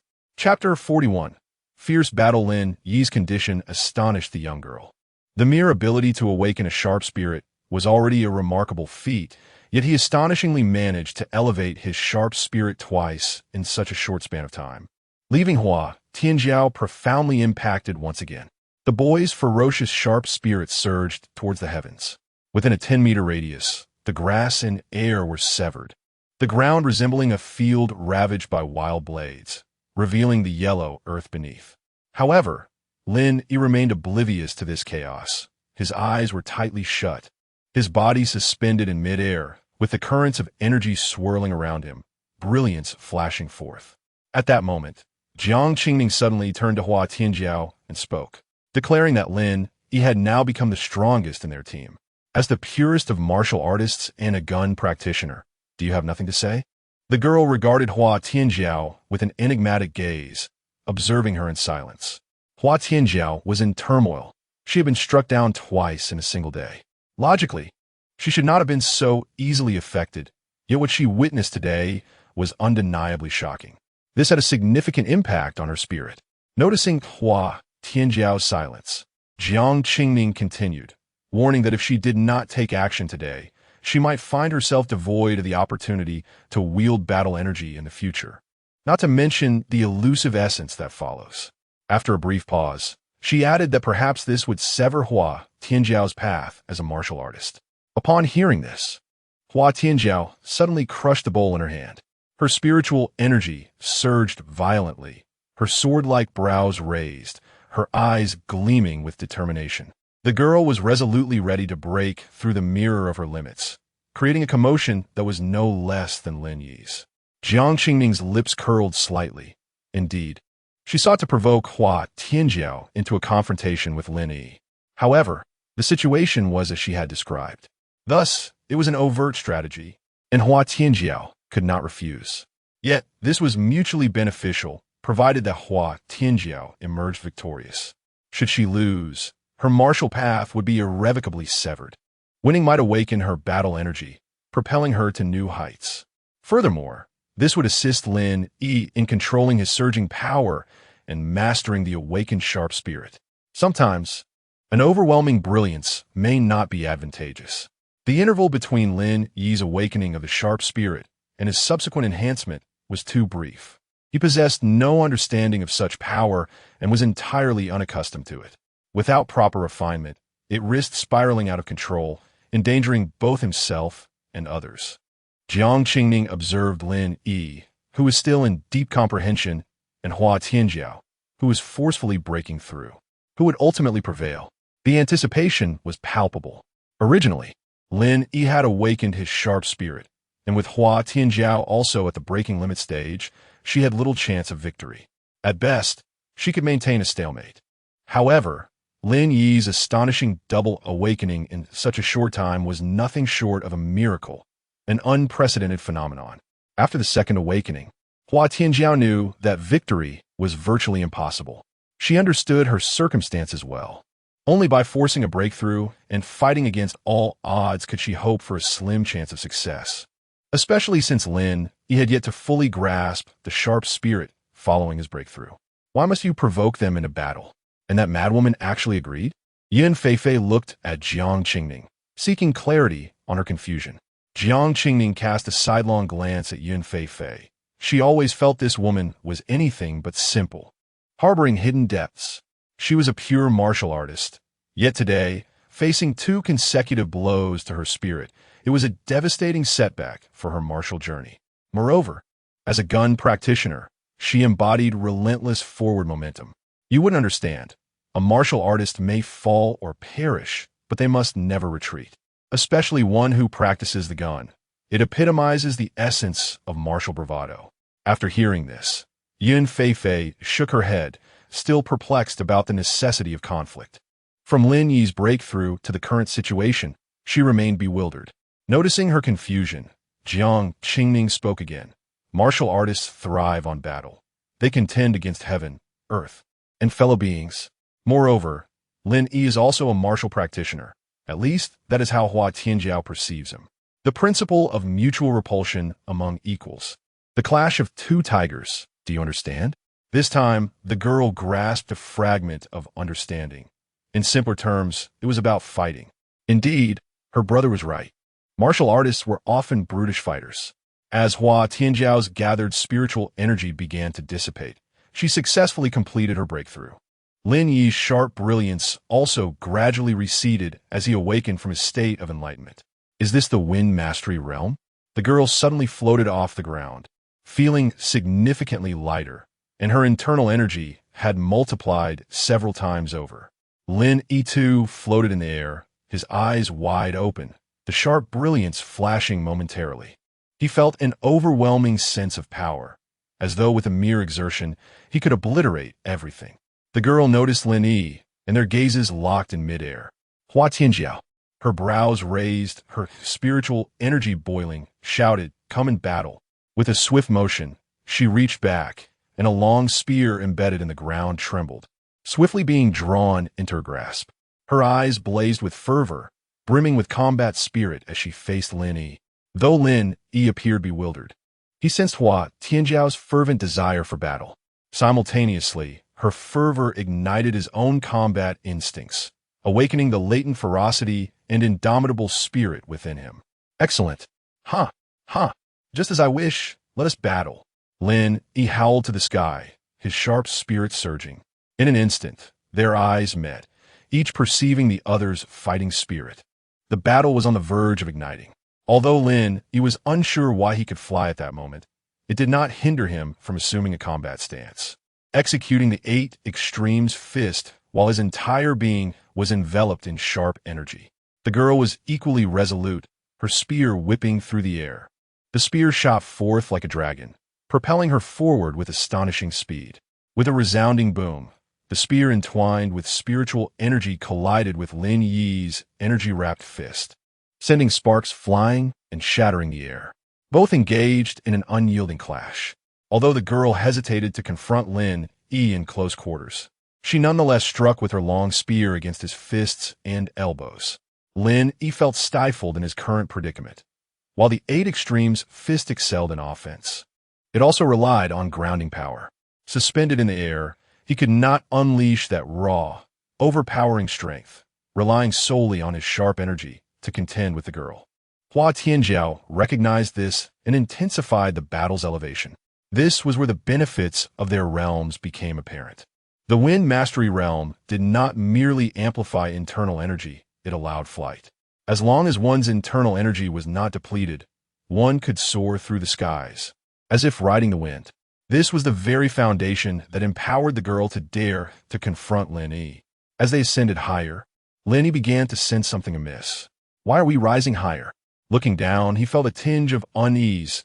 Though he was not acrophobic, his legs felt slightly numb. He was suffering from a lack of combat experience. Had he initially dragged the girl downwards, this predicament could have been avoided, at least preserving an undefeated stance. After another collision, Hua Tianjiao sensed that the long spear felt considerably lighter. Glancing at it, she realized the grim truth. The spear had become battered from repeated clashes, with much of the metal sheared away by the sharp energy. Indeed, the legendary sharpness was formidable, with her internal energy running low. It appeared she had no choice but to conclude the battle swiftly. Hua Tianjiao looked at Lin Yi and declared, "I am about to unleash my ultimate move. Prepare yourself. And don't die." The girl lunged forward, reaching Lin Yi's side in an instant. At that moment, Lin Yi sensed impending danger, his internal alarm ringing loudly. He hurriedly spun his sharp energy for defense. Sky wind unmatched. 2 gleaming points erupted before Lin Yi. So fast. To the right. At this critical juncture, Lin Yi activated his spirit-seeking talent, barely catching a glimpse of the spear's trajectory. He concentrated his sharp energy in defense. However, the tail end of the spear, Swallow's return, appeared from behind him. A resounding clap echoed through the air. "You have lost," the girl panted, her breath heavy with exertion. Lin Yi turned in astonishment to the girl hovering before him, wielding two long spears, their shafts having separated, with the tips broken off. Hua Tian smiled, her laughter radiant and unrestrained. Lin Yi couldn't help but smile at the boldness of the girl before him. Yun Feifei glanced at the two inexplicably laughing figures in the sky, feeling an unexplainable discomfort in her heart. "Hey, you two," Yun Feifei called out. "Have you finished laughing? If so, come down quickly." Chapter 42. The pool. Lin Yi and Hua Tianjiao exchanged a glance. After their skirmish, their relationship had softened. The girl shrugged and drifted downward. Lin Yi promptly followed suit, sheathing his previous intensity as he descended. With a thud, Lin Yi landed, his legs sinking deep into the ground, dust swirling around him. Fortunately, Jiang Qingning and the others had vacated the area earlier. Otherwise, they would have been enveloped in dust. At that moment, Hua Tianjiao also descended gracefully. Upon seeing Lin Yi's disheveled state, she shrugged and waved her hand, sending a gust of wind that cleared the dust, revealing Lin Yi, fully entrenched in mud up to his lower body. "Ha!" Yun Feifei erupted in merciless laughter, unable to contain her amusement. Lin Yi, with a dark expression, pushed himself up from the ground. He surveyed his intact clothing and shoes, marveling at their exceptional quality. He pondered how he had managed to fly moments ago. Closing his eyes, he recalled the sensation from their earlier confrontation. A surge of energy manifested from his fingertips, gradually enveloping his arms and extending throughout his body. He began to rise slowly into the air. "How extraordinary!" Lin Yi exclaimed, and soon he was soaring higher, gaining speed and finesse. Few could fly without reaching the wind control realm, and Jiang Qingning watched with admiration as Lin Yi danced through the sky. "How fortunate this lad is," Yun Feifei remarked, her envy palpable. "It's nothing. You'll be able to fly once you reach the wind control realm," Hua Tianjiao interjected. "But how long will that take?" "I've only just broken through the breaking extreme realm," Yun Feifei lamented. Jiang Qingning glanced at Hua Tianjiao, her tone icy as she spoke. "That last move was my sword technique, wasn't it?" "No, it wasn't he," Hua Tianjiao replied. "Indeed it was. I didn't expect you, a mere gun cultivator, to have pilfered my sword technique." "No, you're overthinking it. It was merely a new move I comprehended," Hua Tianjiao denied, slightly flustered. Jiang Qingning remained insistent, leading to a nonsensical exchange between them, while Lin Yi continued to float above, rising ever higher until he felt a sudden chill. Upon surveying his surroundings, he realized he was over 100 meters in the air, the view breathtaking. Above him, clouds swirled, some low enough to touch, their softness lending an almost surreal quality. Gazing downward, he beheld a scene. Chapter 43. The sudden mission after departing from the pond. Lin Yi felt the oppressive gaze upon him dissipate. With a slight sigh of relief, he continued, drifting toward the direction he had previously flown. The dead pig had vanished, having run off with surprising speed. "If I catch it, I shall feast on its head," Lin Yi thought with a fierce determination. As for that pond, it seemed prudent to avoid it for the time being. He would need to inform Jiang Qingning and the others, and perhaps return to investigate once his strength had grown. There was an undeniable sense of complexity about this place. As he soared through the air, Lin Yi occasionally adjusted his trajectory. This sharp energy was indeed a remarkable force, possessing not only immense offensive power, but also an innate ability for flight. The only drawback was his uncertainty regarding how to enhance it. Lin Yi pondered it deeply. This recent elevation in strength had come about rather haphazardly, leaving him bewildered about the circumstances. Why overthink it? At least this power should suffice for a considerable stretch, he concluded, with the sharp energy swirling around his fingertips. He mused that if he were to concentrate it fully for an assault, there would be little that could withstand it. Unfortunately, the pig was absent. Otherwise, he could practice his skills on it, and he was certain it would yield to his might. Reflecting on this, he found his enthusiasm waning, realizing that perhaps his sharp energy wasn't as formidable as he'd hoped. Though the speed of his flight was not particularly swift, within mere minutes, he arrived at the grassy expanse where Jiang Qingming and the others had long since vacated. They were now seated beneath the makeshift shelter where they had dined earlier, seemingly awaiting his return. "We're back. Let us depart," Jiang Qingming announced. "First, we shall collect the scattered ores from the mine below, then proceed to the container we previously discovered. Once we have gathered our supplies, we shall leave this place." "Leave? Where to?" Lenny inquired, intrigued. The girl rolled her eyes and replied, "With our current abilities, there are no limits to where we can venture on this planet. You wouldn't wish to remain holed up here indefinitely, would you?" Lin Yi hesitated. Previously, he had indeed contemplated staying put until the trial concluded, but given the current situation, it was evidently unwise to linger in one spot. Otherwise, it would be a disservice to the capabilities of his team. It was important to note that his current group was not to be underestimated. A Windmaster marksman, a peak breaker swordsman, and Yun Fei, an enigmatic peak breaker, alongside himself, who could contend with Windmasters. To be candid, such a powerful team will be hard to find on this planet. While it may sound exaggerated, it was indeed formidable. "We also wish to explore, to seek out resources and opportunities, for we cannot remain in one place forever," Hua Tianjiao chimed in. "Indeed, I wish to discover opportunities to break through the peak breaker realm here on this trial planet, for it is rich with potential," Yun Fei added in agreement. Shenji remained quiet, simply listening. As a mere mortal, he preferred to stay in the safety of their current location, but within this group, he held no sway. "Very well, the majority rules. Let us descend and prepare for our journey," Lin Yi affirmed. "Having been here for so long, it is time to venture forth." The group dismantled the shelter and followed the tunnel they had previously excavated, descending into the spirit mine. "Please wait a moment. I need to clear out the remaining soil inside. I forgot to do so earlier," Yun Fei said sheepishly. Raising her hand, she unleashed her spiritual energy, manipulating the black ring on her finger. A remarkable sight unfolded before them as a circular opening appeared, dark and ominous, from which a torrent of soil began to emerge. "Wait, how much dirt is inside?" Lenny called out, concerned. "Perhaps several hundred cubic meters. Since we began digging the tunnel, all the soil has been accumulating within," she replied. Lenny's expression turned grim. "Are you trying to bury us alive?"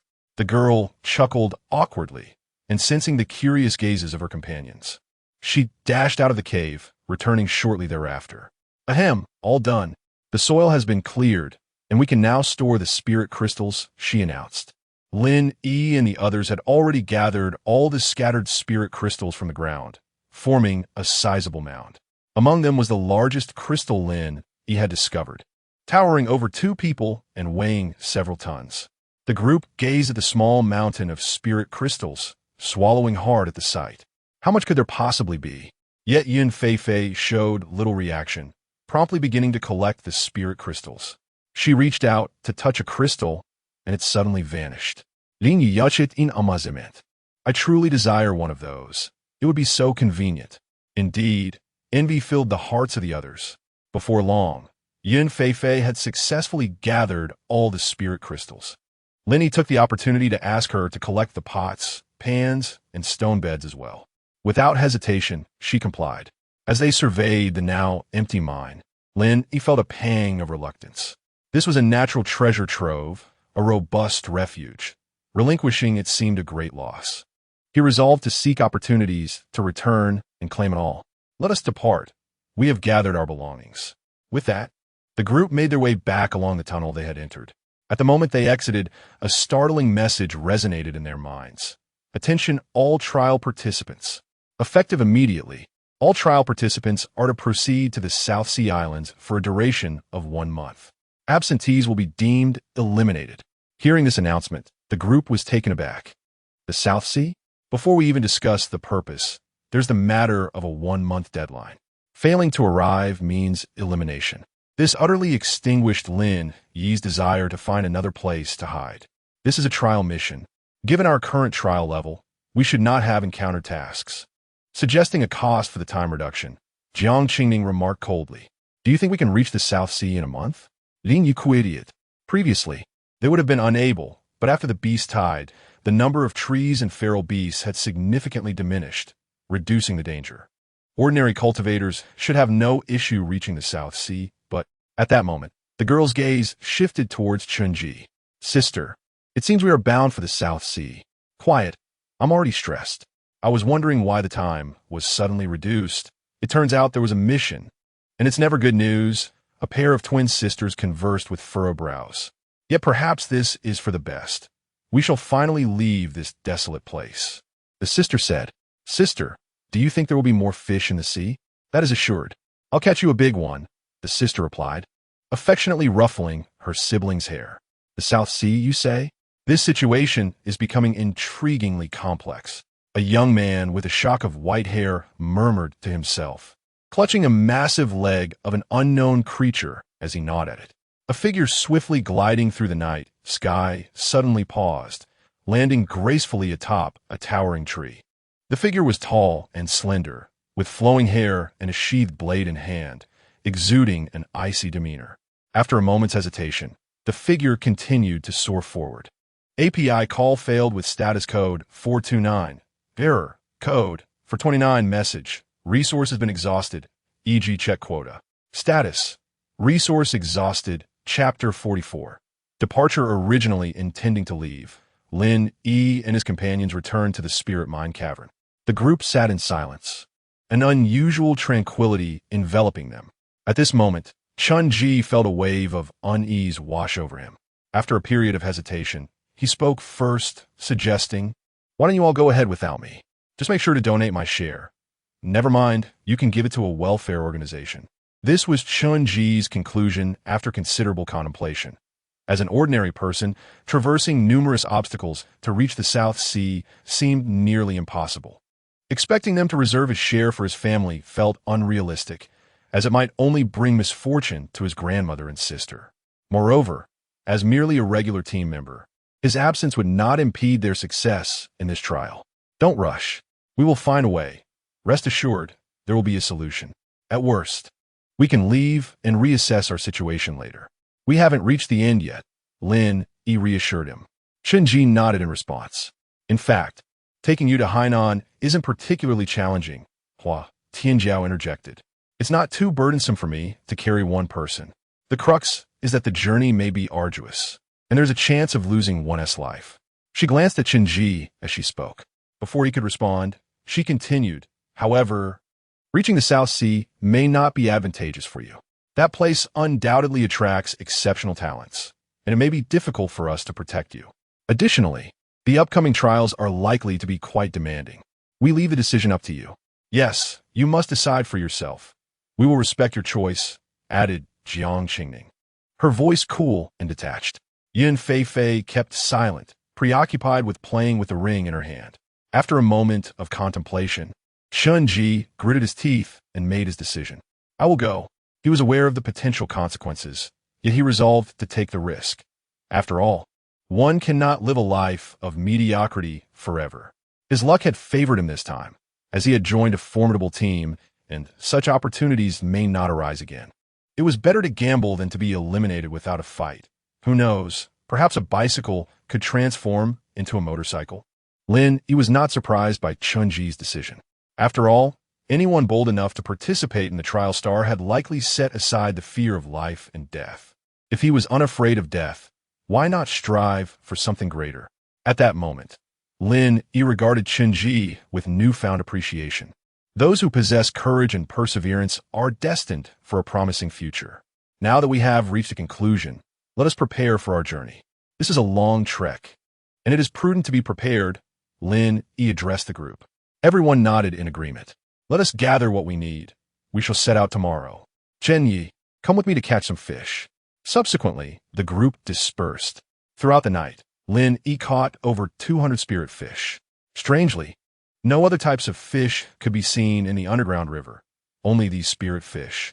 Chun-Ji and Lin Yi worked tirelessly to scale and gut the fish, ensuring they were fully prepared before asking Yun Feifei to store them in her spatial ring. Chun-Ji was quite curious about the capacity of Yun Feifei's ring. Despite containing so many items, it showed no signs of being full. However, he refrained from asking. After processing the fish, Lin Yi took the time to tan the deer hide captured by Hua Tianjiao into a leather coat, using the deer hide as the base. He adorned it with the skin of the previously hunted crimson-eyed leopard. Lin Yi's craftsmanship was commendable. The finished coat was quite appealing, exuding a cool aesthetic. Chen Ji watched in awe. Due to material limitations, the coat was tailored exclusively for women, fitted at the waist with a standing collar and featured short sleeves. The rear cape was modestly sized, reaching only to the calves. Nevertheless, it effectively concealed Hua Tianjiao's exposed skin, especially since her bodysuit had been torn, leaving her back bare. When Lin Yi presented the leather coat to Hua Tianjiao, the other women regarded her with peculiar looks, yet she accepted it, preferring to cover her skin in the jungle, where countless venomous insects lurked. The following morning, the group awoke from their meditative slumber. Though Chen Ji was still drowsy, Lin Yi roused him. Chen Ji's eyes were bleary, accentuated by dark circles, his exhaustion evident. Lin Yi glanced at Hua Tianjiao, who was wearing the leather coat he had crafted, and felt a surge of pride. Though he kept it to himself, last night, he and Chen Ji processed over 200 spirit fish. Yun Feifei had ventured into the previous valley to gather wild vegetables, along with various herbs and spices. Meanwhile, Hua Tianjiao had gone hunting, returning with a dozen animals, which Lin Yi had not yet had the chance to process. After dispatching the animals, he entrusted them to Yun Feifei for storage, planning to deal with them later. Jiang Qingning had busied herself crafting rock bottles to hold the spring water, a resource Lin Yi had overlooked. This made him recall the days when he had first arrived and struggled to find clean water to drink. It was an uncomfortable experience. Thankfully, Jiang Qingning had taken care of it. Indeed, many hands make light work. The limitations of one mind can be overcome by the collective effort of a group. Once everything was prepared, the group was ready to embark on their journey. For breakfast, Lin Yi grilled a fish for each member. Utilizing his spirit-sensing talent, he skillfully controlled the flames, energy, and the interplay with his internal spirit power, ensuring the fish was perfectly cooked, crispy yet tender, golden in color, and aromatic. The flavor was unexpectedly delightful, surpassing that of the previously raw fish, despite the absence of salt. It seemed these fish were indeed top-tier ingredients. If given the chance, Lin Yi would have liked to take a few back to keep. However, he knew from his conversation with Yun Feifei that her spatial ring could not contain living creatures, at least not hers. After satisfying their hunger, the group exited the mine. As they traversed a thicket, Hua Tianjiao unexpectedly dashed into the underbrush, emerging moments later with a wild horse in tow. The horse was majestic and imposing, bound by unknown vines through its nostrils. Though the horse appeared reluctant and occasionally neighed in protest, it had no choice but to allow Chen Ji to ride. Its speed was commendable. While it could not match Lin Yi's pace, it was comparable to Yun Feifei's. With these arrangements complete, the group finally set forth on the path to the South Sea. Thus, their journey commenced. Chapter 45. The Art of Refining Weapons. Before departing from the forest, Lin Yi visited the location where he had buried the canister. "This is what I need you to help me with," Lin Yi said, pointing to the excavated canister, which stood 3 meters tall and had a radius of over 2 meters, addressing Yun Feifei. "Was contained within this canister that you cherish so much?" Yun Feifei inquired. Her curiosity piqued as she regarded Lin Yi, hoping for an explanation. After a moment of hesitation, Lin Yi replied, "Let me make it clear. You cannot take anything from inside. Rest assured, I already possess half a dozen energy crystals. I wouldn't stoop so low as to covet your meager offerings, even if they are energy crystals." Yun Feifei dismissed the matter nonchalantly.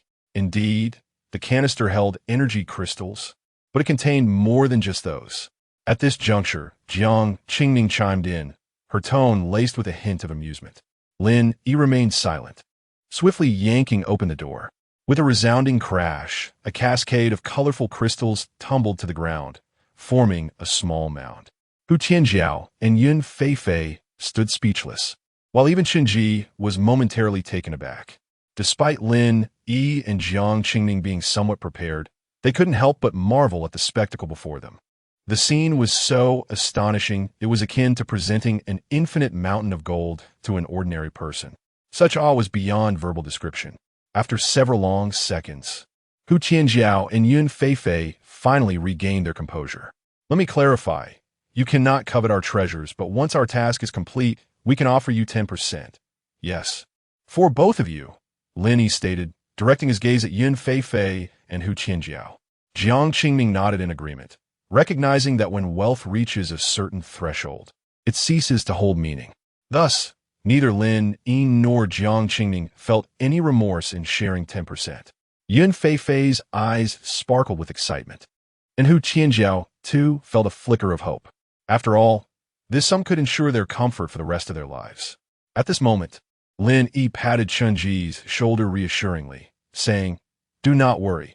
You will receive your share.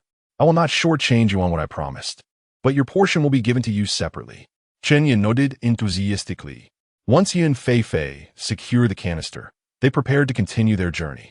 However, Chun Ji hesitated before speaking up. "How did you know the password?" Lin Yi, puzzled, replied, "Is there a password? I simply pulled it open." Chun Ji's expression darkened as he realized he had squandered an opportunity worth millions. It turned out there was no password, and he had foolishly wasted time trying to guess one. "I know of another canister nearby," Chun Ji announced to the group. "Then what are we waiting for? Let's hurry. It's not far and conveniently on our route." Yun Feifei exclaimed, her voice trembling with excitement. Until now, she had yet to encounter a single canister, having previously wanted to search for one, but being hindered by Hu Tianjiao. After joining this team, she had not had the opportunity to seek out a canister. It was common knowledge that many had struck it rich overnight thanks to these canisters, which could contain anything, including rare treasures with extraordinary properties. Lin Yi's eyes lit up with surprise.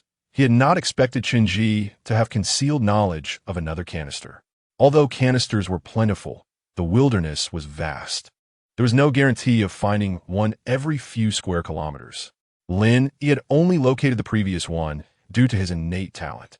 After surviving a massive beast tide, many canisters would have been destroyed or buried, making it nearly impossible to find. Furthermore, they needed to head towards the South Sea, leaving them little time for exploration. Learning of another canister's location felt like a stroke of fortune. "Let us set off without delay. You will take the lion's share of what lies within, and we can split the remainder," Lin Yi proposed. "Agreed," Chun Ji responded without hesitation.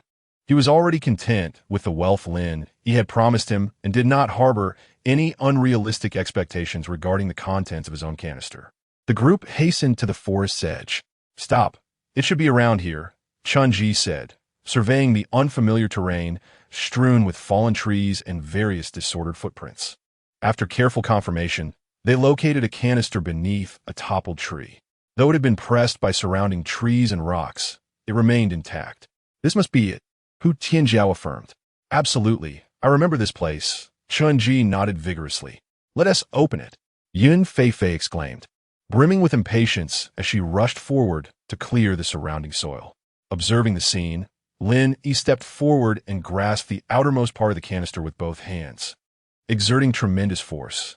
The massive canister was uprooted with ease, creating a stunning sight. Yun Feifei, still digging through the rocks, paused in disbelief at Lin Yi's incredible strength. After setting the canister down, Yun Feifei rushed forward to grasp the handle.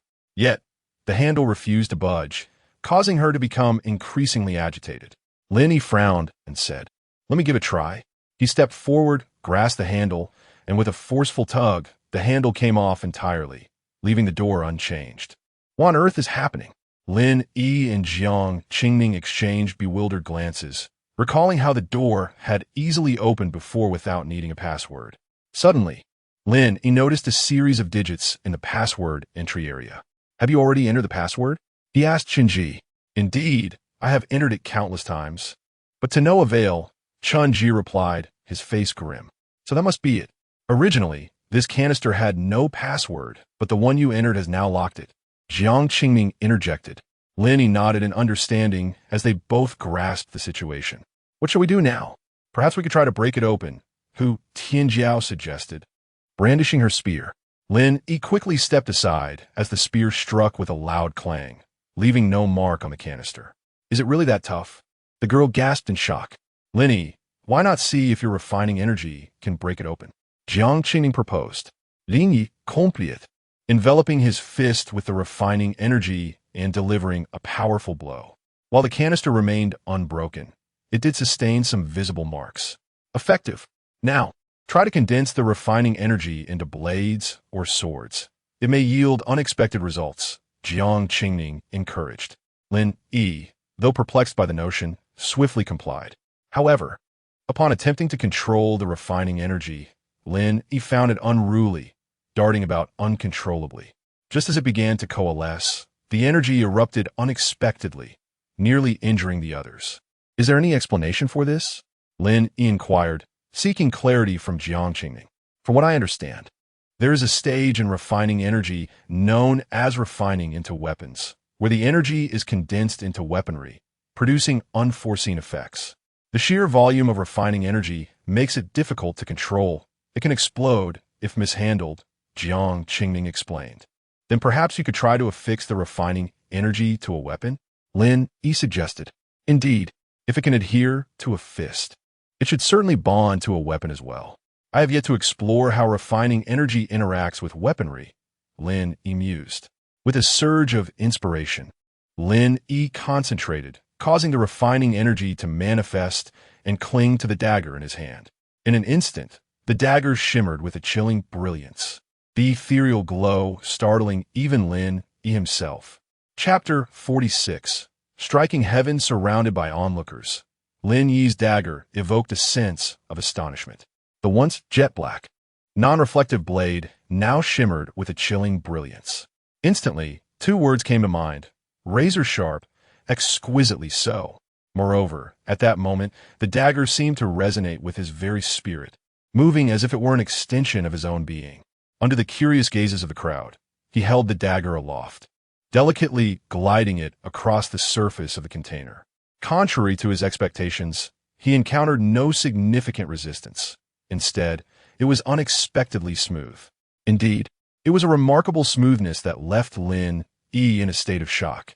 The spectators were equally astonished. If it was this effortless, how extraordinarily sharp must the dagger be? Hua Tianjiao and Jiang Qingning cast envious glances, their admiration palpable. The degree of sharpness and destructive potential was simply enviable, particularly for the two who practiced marksmanship and swordsmanship, as they possessed a deeper understanding of the implications of such power. What an enviable ability it was. However, Lin Yi noticed that the sharpness infused into the dagger seemed to have diminished considerably. He made another slice, achieving a square cut measuring 10 centimeters on each side. The sharpness he had imbued was entirely expended. It is important to note that the sharpness he had transferred was no trifling amount, equivalent to 1/20th of his own essence. This force known as sharpness was particularly enigmatic. It was not a mere gas, but could be understood as a manifestation of spirit and willpower. It was not limitless. Based on the sharpness he had just consumed, Lin Yi felt it would take at least half a month to fully replenish. What would transpire if it were entirely depleted? It was not as remarkable as one might think. The sharpness he had infused into the dagger was completely expended. The onlookers breathed a sigh of relief, reassured that its consumption indicated it was not invincible. Lin Yi inquired about the implications of its depletion. Uncertainty loomed, as records regarding sharpness were exceedingly scarce. Even when available, they were beyond their comprehension. Jiang Qingning responded, her tone cool. The others nodded in agreement, acknowledging their limited understanding, at least for the present. Even their elders would not divulge such matters. Knowing too much too soon could, at times, pose a danger. Let us proceed as such. Let us see what lies within, Lin Yi suggested. Indeed, the crowd, momentarily awestruck by Lin Yi, had entirely forgotten that there was an open container nearby.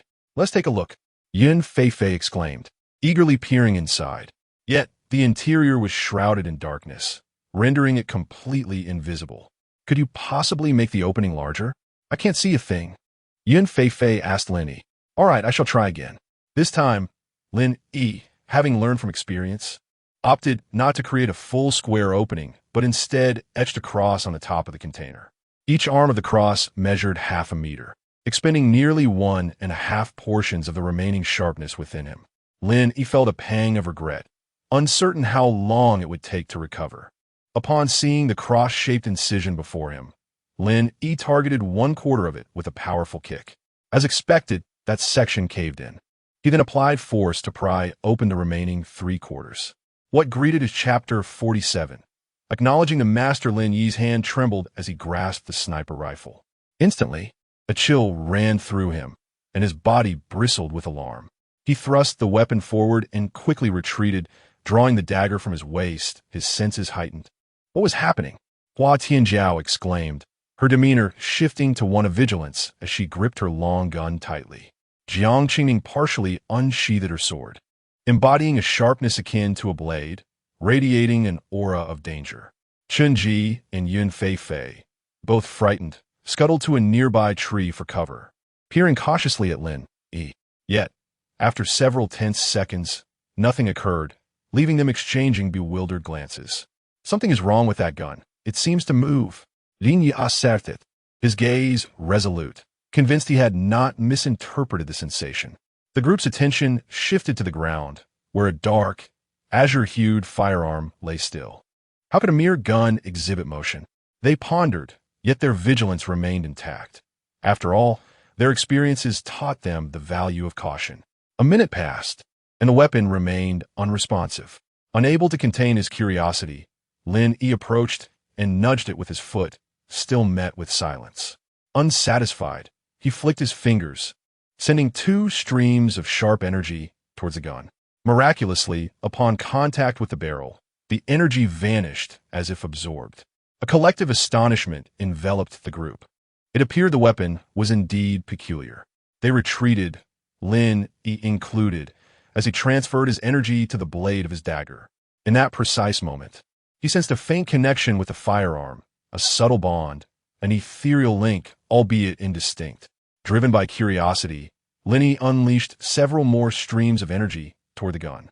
The feeling of connection intensified until, at a certain point, he perceived a vague voice resonating in his mind.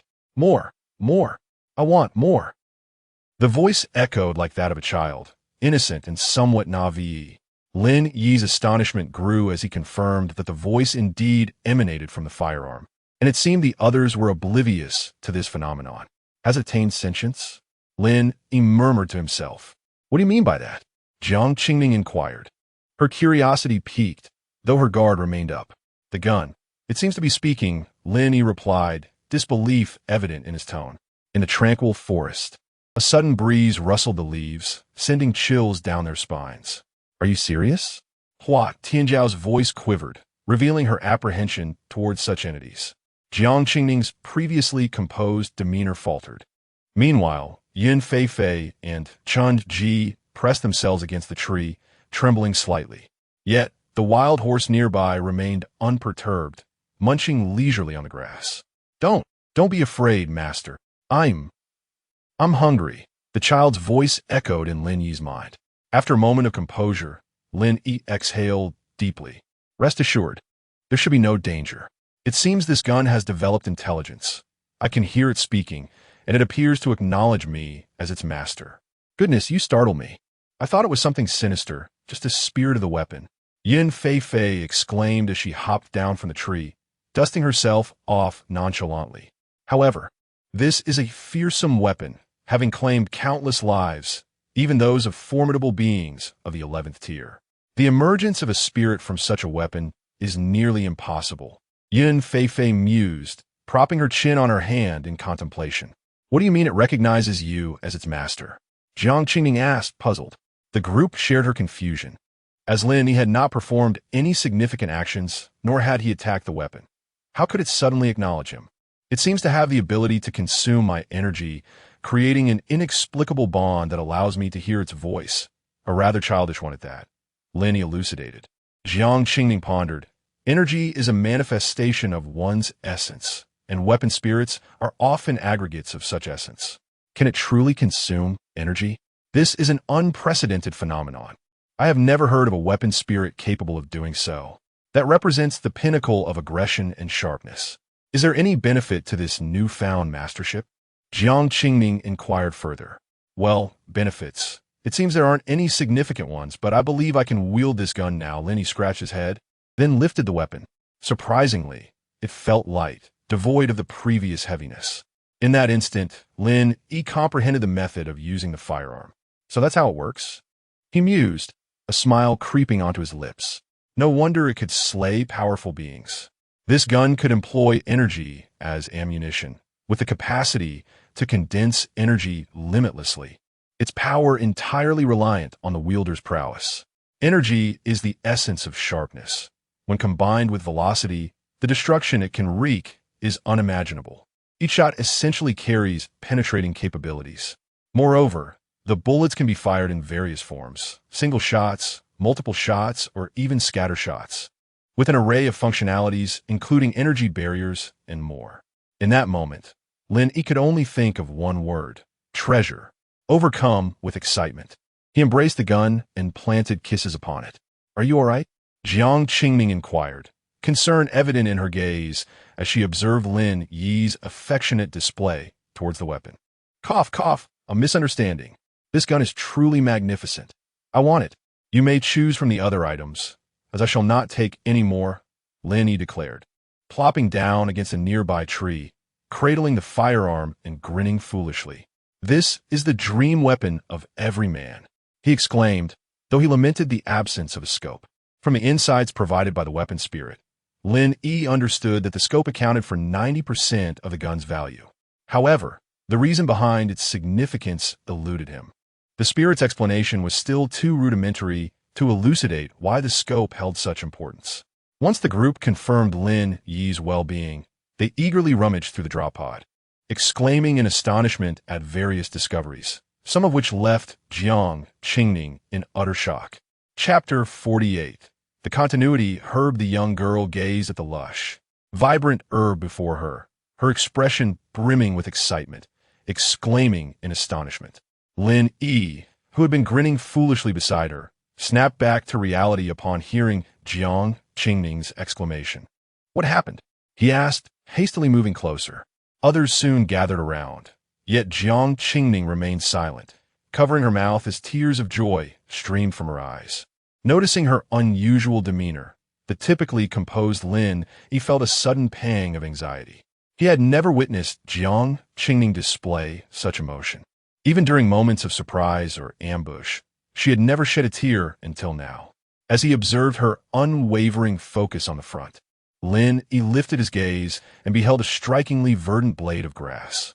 Indeed, it was merely a blade of grass, yet its hue was astonishingly vivid, radiating an ethereal green light akin to that of a precious jade. What could be so remarkable about this grass? Lin Yi promptly activated his spirit-seeking ability, his eyes gleaming with golden light. In that moment, the grass revealed its intricate network of veins to Lin Yi, which appeared to writhe, as if alive, pulsing with vibrant energy that flowed through its very essence, absorbing the surrounding spiritual energy.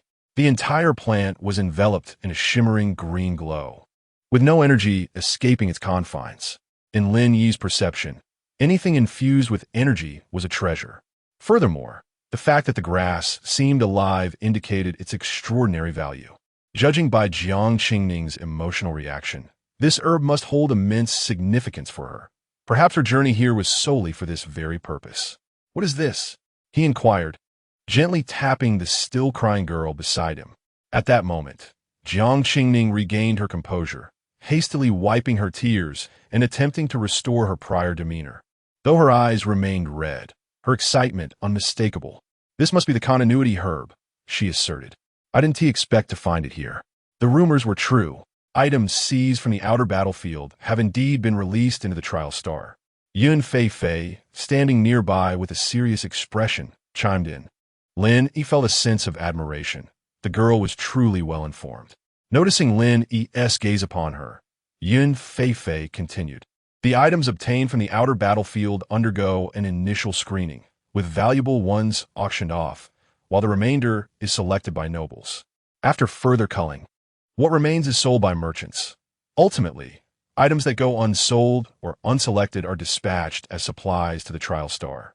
With that, Yun Feifei retrieved an artifact from the supply canister, an object that seemed entirely out of place, resembling an ancient relic, a bronze short sword, adorned with inscrutable inscriptions. "Behold, this is likely as spoils of the outer battlefield," she declared, tossing the bronze sword to Lin Yi. He caught it with haste, bending it slightly only to find it surprisingly resilient, returning to its original shape upon release. The 7 inscriptions were indecipherable, yet their artistic elegance was undeniable, a resemblance to the slender golden script, though entirely incomprehensible. "The outer battlefield? Are we at war with some civilization?" Lin Yi inquired once more. Yun Feifei rolled her eyes. "How should I know what civilization? Is that something I can ascertain?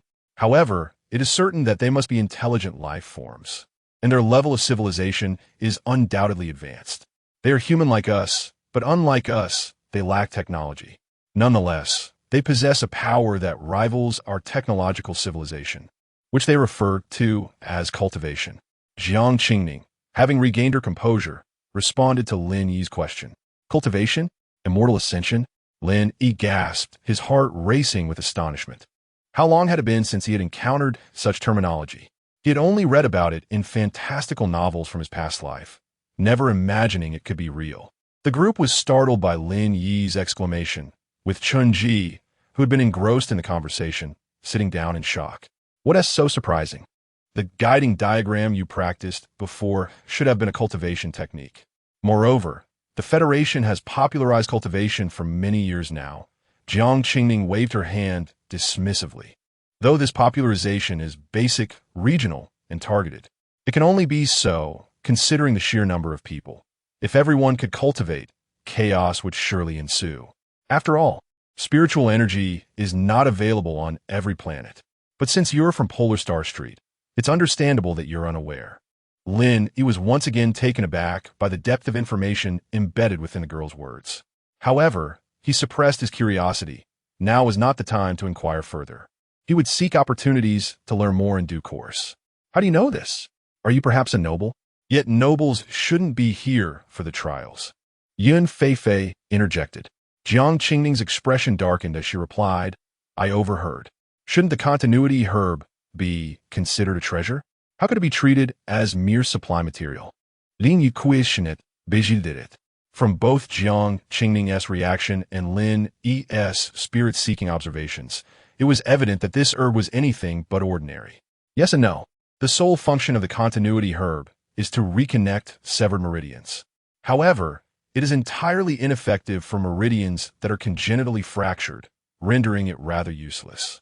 It can only serve as a catalyst in the concoction of other potions. The rarity of the herb lies in its scarcity, low survival rate, and inability to be cultivated artificially. At least, it does not exist within our human star domains. Thus, in earlier years, it was highly sought after as a collectible. Yet, it is merely ornamental and cannot be consumed, leading to its gradual neglect. Due to its rather lackluster utility, considering that those with congenital meridian fractures are exceedingly rare, perhaps 1 in tens of thousands, if even that, most do not survive long enough to encounter the continuity herb. After all, those with congenital meridian fractures are often those who die young. Thus, it seems unsurprising that it would be sent as supply material, merely to fulfill quotas. Bear in mind, every year there are specific requirements for trial supply materials. If these standards are not met, commanders would have to dip into their own pockets. After hearing Yun Feifei's explanation, Lin Yi turned his gaze towards the silent Jiang Qingning. Is it truly so rare to find those with congenital meridian fractures? 1 in tens of thousands? How unfortunate. Right before you stands one, he mused inwardly, refraining from voicing his thoughts. Finally, he understood why Jiang Qingning had reacted so fervently upon seeing the herb. He could comprehend the tumult of emotions she had experienced earlier. After all, if one were aware that their life hung by a thread, their feelings would likely be equally tumultuous and uncontrollable. At that moment, Lin Yi picked up the vibrant continuity herb and, under the bewildered gazes of the others, solemnly placed it into Jiang Qingning's hands. "This herb is yours now. Does anyone have any objections? He asked, offering a reassuring smile to the group. No one objected. After all, the continuity herb held little value for them beyond its rarity. The others proceeded to rummage through the supply canister for other items. Jiang Qingming stared at the herb in her hands, momentarily dazed, before breaking into a radiant smile. Light and carefree. Chapter 49.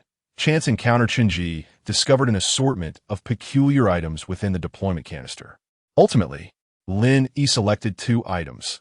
The first was naturally the Strike of Heaven, and the second was a short sword inscribed with 7 runes. Indeed, the ancient short sword that Yun Fei had tossed to Lin Yi was accepted, now resting alongside his previous long dagger. Yun Fei, on the other hand, chose a piece of soft armor and an enigmatic painting of uncertain purpose. Hua Tianjiao merely picked up a new spear, reminiscent of a standard long spear. Measuring 2 meters in length, with an antiquated appearance, likely not native to this star region.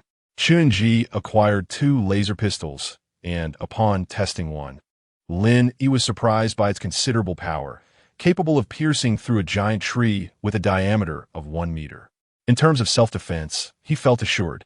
Aside from a singular continuity grass, Jiang Qingming did not take any additional items. Although the deployment canister was filled with a myriad of oddities, the majority were weapons, various technological or ancient armaments. The remaining miscellaneous items were placed into Yun Fei's storage ring, intended for either delivery to Qinji or sale afterward. As Lin Yi observed the young woman effortlessly stowing away the massive canister, a pang of desire surged within him. He thought to himself how incredibly convenient that was. He too wished to acquire one after the trial concluded. However, he pondered the dimensions of Yun Fei's storage ring. How could it possibly contain so many items? Although Lin Yi was curious, he refrained from voicing his questions. Should we continue onward or rest here for the night? Lin Yi inquired, casting his gaze towards the group. All eyes turned to Qunji, the only ordinary person present, who had been traveling for several consecutive days. Naturally, everyone was eager to hear his perspective, considering they were all part of the same team. Qunji's response, however, took everyone by surprise. Let us push forward. The sooner we arrive, the sooner we can rest. Don't underestimate me. I have lived alone on this planet for over a month, he declared with immense pride. Indeed, living as an ordinary individual amid a wilderness teeming with strange beasts for over a month, surviving and maintaining good health, was no small feat. Lin Yi noted that Qunji appeared relaxed without signs of excessive fatigue. To be prudent, he activated his spirit-sensing ability to assess Qunji's condition and found him to be in good shape, even better than Yun Fei, who was at the initial stage of her breakthrough. Yet, this was perplexing. How could an ordinary person's physical condition surpass that of someone in the early stages of cultivation? Even if Qunji had been riding, he should not be in a better state than Yun Fei. Yun Fei, what's wrong? You seem to be in worse condition than Qunji, Lin Yi remarked. Yun Fei hesitated, turning slightly red, and spoke in a faint voice. I've had my period these past few days, but I brought supplies. Upon hearing this, Lin Yi awkwardly turned away, inadvertently locking eyes with Jiang Qingming, who rolled her eyes in response. After a moment of hesitation, Lin Yi suggested, then let us rest here for the night. The location, being at the intersection of forest and marsh, was indeed unsuitable for setting up camp. However, given Yun Fei's condition, traveling further seemed unwise, as it was uncertain how long it would take to reach the next safe area. Chenyi, recognizing Lin Y's hesitation, interjected. I know of a safe spot in the marsh ahead where we can camp. It's not far from here, and I've stayed there for quite some time. All right then, let us head to that campsite. I can manage for a while longer. Don't worry, I'm fine, Yun Fei reassured, bolstering her resolve. Lin Yi noticed that both Hua Tianjiao and Jiang Qingming nodded in agreement. Then it's settled. Let us set off, Lin Yi affirmed. He picked up his backpack, containing his frequently used items, which were inconvenient to place in Yun Fei's storage ring. The others also carried small bundles. Wait, there's one more thing, Qunji said, leading the wild horse that had borne him for much of the journey. However, he noted that it would be unable to ride through the marsh ahead. What should we do with it? He pondered aloud, gently stroking the horse. Without him, The group would not have navigated through the forest so swiftly. The women remained silent, and Lin Yi, observing Chun Ji's gentle demeanor, spoke up, "Let it go. Without this horse, we would not have exited the forest so quickly, and we have enough food already. Its presence is inconsequential." Upon hearing Lin Yi's words, Chun Ji smiled gratefully at him and began to untie the reins. "Moments latte." An excited whinny echoed as a tall, vigorous wild horse galloped away, swiftly vanishing from sight, while Chun Ji quietly turned and took the lead. A choice signifies a path. Chun Ji's act of releasing the horse, though driven by personal sentiment, did not detract from the collective benefit. It was indeed the best fate for the horse, as accompanying them would likely lead to its demise. As they watched the wild horse sprint away, a wave of warmth surged within them, an affirmation of humanity. After arriving on this trial planet, they had all donned a fa-ade of armor over their kindness, for in this realm, warmth and compassion could not satiate hunger or offer a glimmer of hope for survival. Yet, this small gesture of compassion had subtly elevated their spirits. Never underestimate such seemingly trivial actions. After all, cultivation often pertains to the heart. The group continued towards a marsh. Suddenly, Lin Yi sensed an ominous presence ahead, as if a formidable creature was approaching. "Prepare yourselves," Lin Yi commanded in a low, powerful tone. Instantly, the group fell into a combat-ready stance, drawing swords, gripping pistols, and holding long guns tightly. Lin Yi activated his spirit-sensing ability to its fullest extent, scanning the surroundings, particularly the path ahead. Suddenly, a lithe figure radiating intense energy appeared swiftly in Lin Yi's line of sight. The figure glided gracefully over leaves, moving with remarkable elegance and speed, leaving behind a trail of illusions in the air. It seemed the soaring figure had noticed something as its strikingly clear eyes turned towards Lin Yi and the others. Lin Yi fixated on that figure, and at that moment their gazes met. Upon witnessing those captivating eyes, Lin Yi was momentarily entranced. Chapter 50. Conversation. Li Xianing, a figure with strikingly beautiful eyes, exuded an air of aloofness and was seemingly impervious to the world around her. At that moment, as she locked eyes with Lin Yi, she noted his astonishment, yet her expression remained unchanged, maintaining her detached demeanor. Perhaps it was the fatigue from her long journey that caused a hint of weariness to seep into her otherwise impassive visage upon encountering Lin Yi and his companions. With remarkable speed, she glided towards them, landing gracefully atop the leaves of a towering tree a mere few dozen meters away. She observed Lin Yi and his group in silence, her expression still as indifferent as before. After a brief moment of shock, Lin Yi regained his composure and fixated intently on the woman before him. He had never encountered an individual possessing such overwhelming energy. The sheer force emanating from her was more formidable than anything he had ever witnessed, surpassing even the most powerful natural phenomena. The continuous flow of energy surrounding her sent shivers down his spine, instilling within him a profound sense of dread. His immediate instinct was one of helplessness. With her astonishing speed, escape was a futile endeavor. What should he do? The ancient adage, "A gentleman does not stand under a dangerous wall," echoed in his mind as he grappled with an unprecedented sense of vulnerability. This feeling of being utterly powerless over life and death was unbearable. He remained uncertain about the woman's disposition towards him and his companions. If her intentions were hostile, they would undoubtedly be at a disadvantage. His entire group combined would hardly pose a challenge to her. He could only hope that no conflict would arise. However, what perplexed Lin Yi the most was not merely the potential for confrontation, but rather the nagging sensation that he had seen her before. The instant their gazes met, he was struck by an undeniable familiarity, as if he recognized her, or perhaps her eyes. Yet, he could not recall from where this recognition stemmed. It might be linked to the original owner's past. How unfortunate it was for him to have traversed into an entirely foreign world, bereft of any memories or basic knowledge, leaving him feeling like the most unfortunate of all-time travelers. In a fleeting moment, Lin Yi's thoughts raced, contemplating numerous possibilities, yet none offered a resolution to his predicament. In the face of such uncertainty, he mustered the courage to speak. "Hello, "May I inquire, esteemed lady, fellow cultivator, what brings you here?" Upon hearing Lin Yi's address, the woman's brow furrowed slightly. Yet, she remained silent and shifted her gaze towards Jiang Qingning, who stood poised with a sword. After observing her for a moment, she frowned again and glanced at the others. After surveying the group, her gaze returned to Lin Yi, and she finally spoke. Her voice melodious and elegant, tinged with a hint of indifference, which intrigued him. At her words, Lin Yi felt an overwhelming urge to retort, but he suppressed it, recognizing that at least she bore no immediate malice towards them.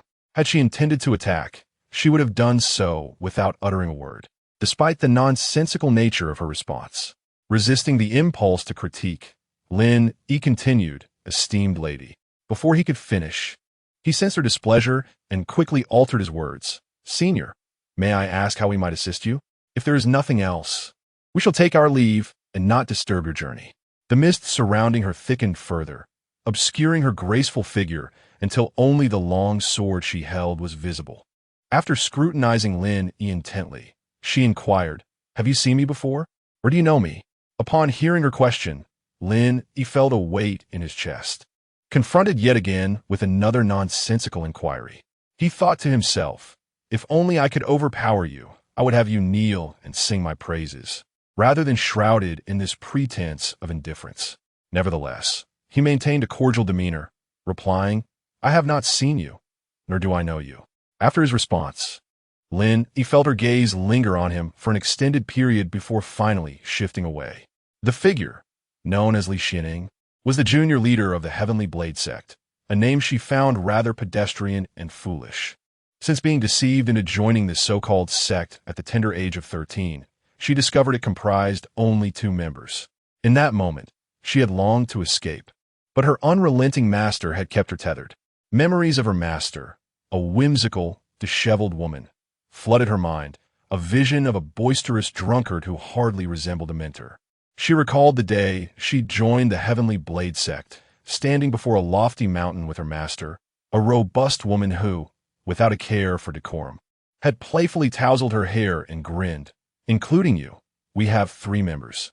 You also have an elder brother who has been wandering the realms for years, and we do not know where he has flown off to." The girl was taken aback upon realizing there were only 3 members. "Master, did you not say our sect was the largest in Wanshui star?" The woman pinched the girl's cheek, her exquisite features breaking into a mischievous smile. "Of course. How could your master lie? The Heavenly Blade sect is indeed the greatest in Wanshui star." The girl hesitated, casting a doubtful glance at the dilapidated courtyard and square before her. In time, she learned that the Heavenly Blade sect was the sole sect on Wanshui star. Yet, by then, it was too late for regrets. She had already been lured into the sect by her master, vowing to restore its former glory. After years of cohabitation, she had become acutely aware of her master's deplorable habits and disheveled state. Perhaps her elder brother had sought adventure to escape the chaos of their master. Observing her master, half reclined in a grand chair, surrounded by scattered wine bottles, the girl sighed in exasperation. She could have fled during her master's drunken stupors, yet the bond they had formed made her reluctant to leave. Her master had treated her with unparalleled kindness, nurturing her with care. Amidst her discontent, the girl resolved to participate in the trials, seeking not only to evade her clinging master, but also to search for her elusive elder brother and restore the decaying sect. As she pondered her predicament, Lin Yi sensed a shift in her emotions, even through the veil of mist surrounding her. Alarm bells rang in his mind. He feared she might turn hostile towards them. Promptly, he signaled for his companions to be on high alert. Chapter 51. Companions. Lin Yi gazed ahead at the woman whose expressions shifted inexplicably, stirring a sense of unease within him. His previous inquiries had yielded responses that were entirely unrelated, reinforcing his impression that this ethereal woman was quite difficult to converse with. For now, her attitude toward him and his companions appeared indifferent. The stir among the group roused Li Xianing from her reverie. Observing her peers below, who were of similar age, she felt a flicker of intrigue. Having grown up in the Tian Dao sect, she could be considered a true recluse. Having spent over a decade in seclusion with little interaction with her contemporaries, Her days were filled with meals, training, and playful banter with her master, who would regale her with stories at night, albeit interrupted by his frequent bouts of drunkenness. Li Xianing had heard tales from her master about the vibrant world outside. Each time she expressed a desire to explore, her master concocted various excuses, insisting she was not yet strong enough and that venturing out would only lead to her being bullied. This time, she had stealthily slipped away from her master, anticipating a reprimand upon her return. Yet, her journey was not merely for leisure or trial. It was spurred by rumors circulating in the black market about the existence of the lost relics of the mysterious emperor on the third trial star. Although she was a recluse, her master was a frequent visitor to the black market, where certain wines could only be procured through clandestine channels. During one of his trips, he had taken her along, inadvertently familiarizing her with the underworld and granting her access to exclusive information. The whispers of the mysterious emperor's relics had persisted for several years, yet no one had managed to uncover them. Initially, Li Xianing had embarked on this journey for amusement, but her curiosity about the relics remained intact, for they belonged to a figure of immense stature, a pinnacle emperor of the 13 domains. Upon arriving at the star, however, her hopes had dwindled. After wandering for over a month and traversing much of the southern region without finding any trace of the emperor, she had resolved to collect items to sell for her master's beloved wine, hoping to appease him. The scale of the current influx was unprecedented, with many rare items available, enough to entice even the wealthiest families. Determined to seize this opportunity, she approached Lin Yi with a voice as cool and detached as ever, a habit ingrained since childhood. "What is your name? Are you a team? Are you planning to head to the South Sea Islands?" Relieved by her straightforward question, Lin Yi responded promptly, "My surname is Lin. You may call me Lin Xiaozi. The others are part of my team, and indeed, we intend to gather at the South Sea Islands, as that is our mission." After a moment of thought, Li Xianing continued, "This forest must have numerous supply capsules. Have you found any?" Upon hearing this, Lin Yi sensed a shift in the atmosphere. "We did encounter some earlier, but they seemed to be secured with passwords that we couldn't unlock. Subsequently, a beast wave erupted, forcing us to seek refuge underground, and we lost track of where those capsules ended up." Li Xuan Ying Fronath. A beast wave? That complicates things. The day was yet to darken, and upon taking to the skies, she surveyed the immense forest below. Indeed, as Lin Yi had described, the area bore the scars of a significant beast wave. Trees lay toppled, and the landscape appeared as if ravaged by a colossal hand. Her expression soured as the reality of her situation struck her. Searching for capsules amidst this chaos would be akin to finding a needle in a haystack, an exercise in futility. With clarity of thought, she abandoned the idea of locating the capsules, concluding that any relics of the mysterious emperor would likely have been obliterated in such a tumult. What to do next? Li Xianing found herself at a loss, momentarily wishing she were back at Tiandao's sect, where life was simple, eating, training, and listening to stories without a care in the world. After a brief moment of contemplation, she quickly dispelled that notion, recalling her master's eccentricities, which were far too daunting to bear. Suddenly, an idea struck her as she turned to Lin Yi, since she was unsure of her next steps. Perhaps following someone else would suffice. "Hey, Lin Xiaozi, you must be the leader of this team, right? Take me with you to the South Sea Islands." Lin Yi was taken aback by her unexpected request. Was her thought process so erratic? However, after a moment's reflection, he agreed, realizing he had little choice in the matter. "Very well, would you like to join us? Or shall you lead?" "Leading is out of the question. I'm merely tagging along," Li Xianing replied, descending to stand with the group. Clearing her throat, she dispelled the mist surrounding her, but maintained a cool demeanor as she introduced herself. "Hello, everyone. Please do not feel nervous. I'm Li Xianing, a disciple of the Tiandao sect. I will be traveling with you from here on, so I look forward to your guidance." Her tone, while still somewhat aloof, softened slightly, infused with a hint of playfulness that was quite pleasant to hear. Lin Yi regarded the newcomer, sensing a troubling omen in her joining their ranks. He decided to take it one step at a time, realizing he could not confront her directly.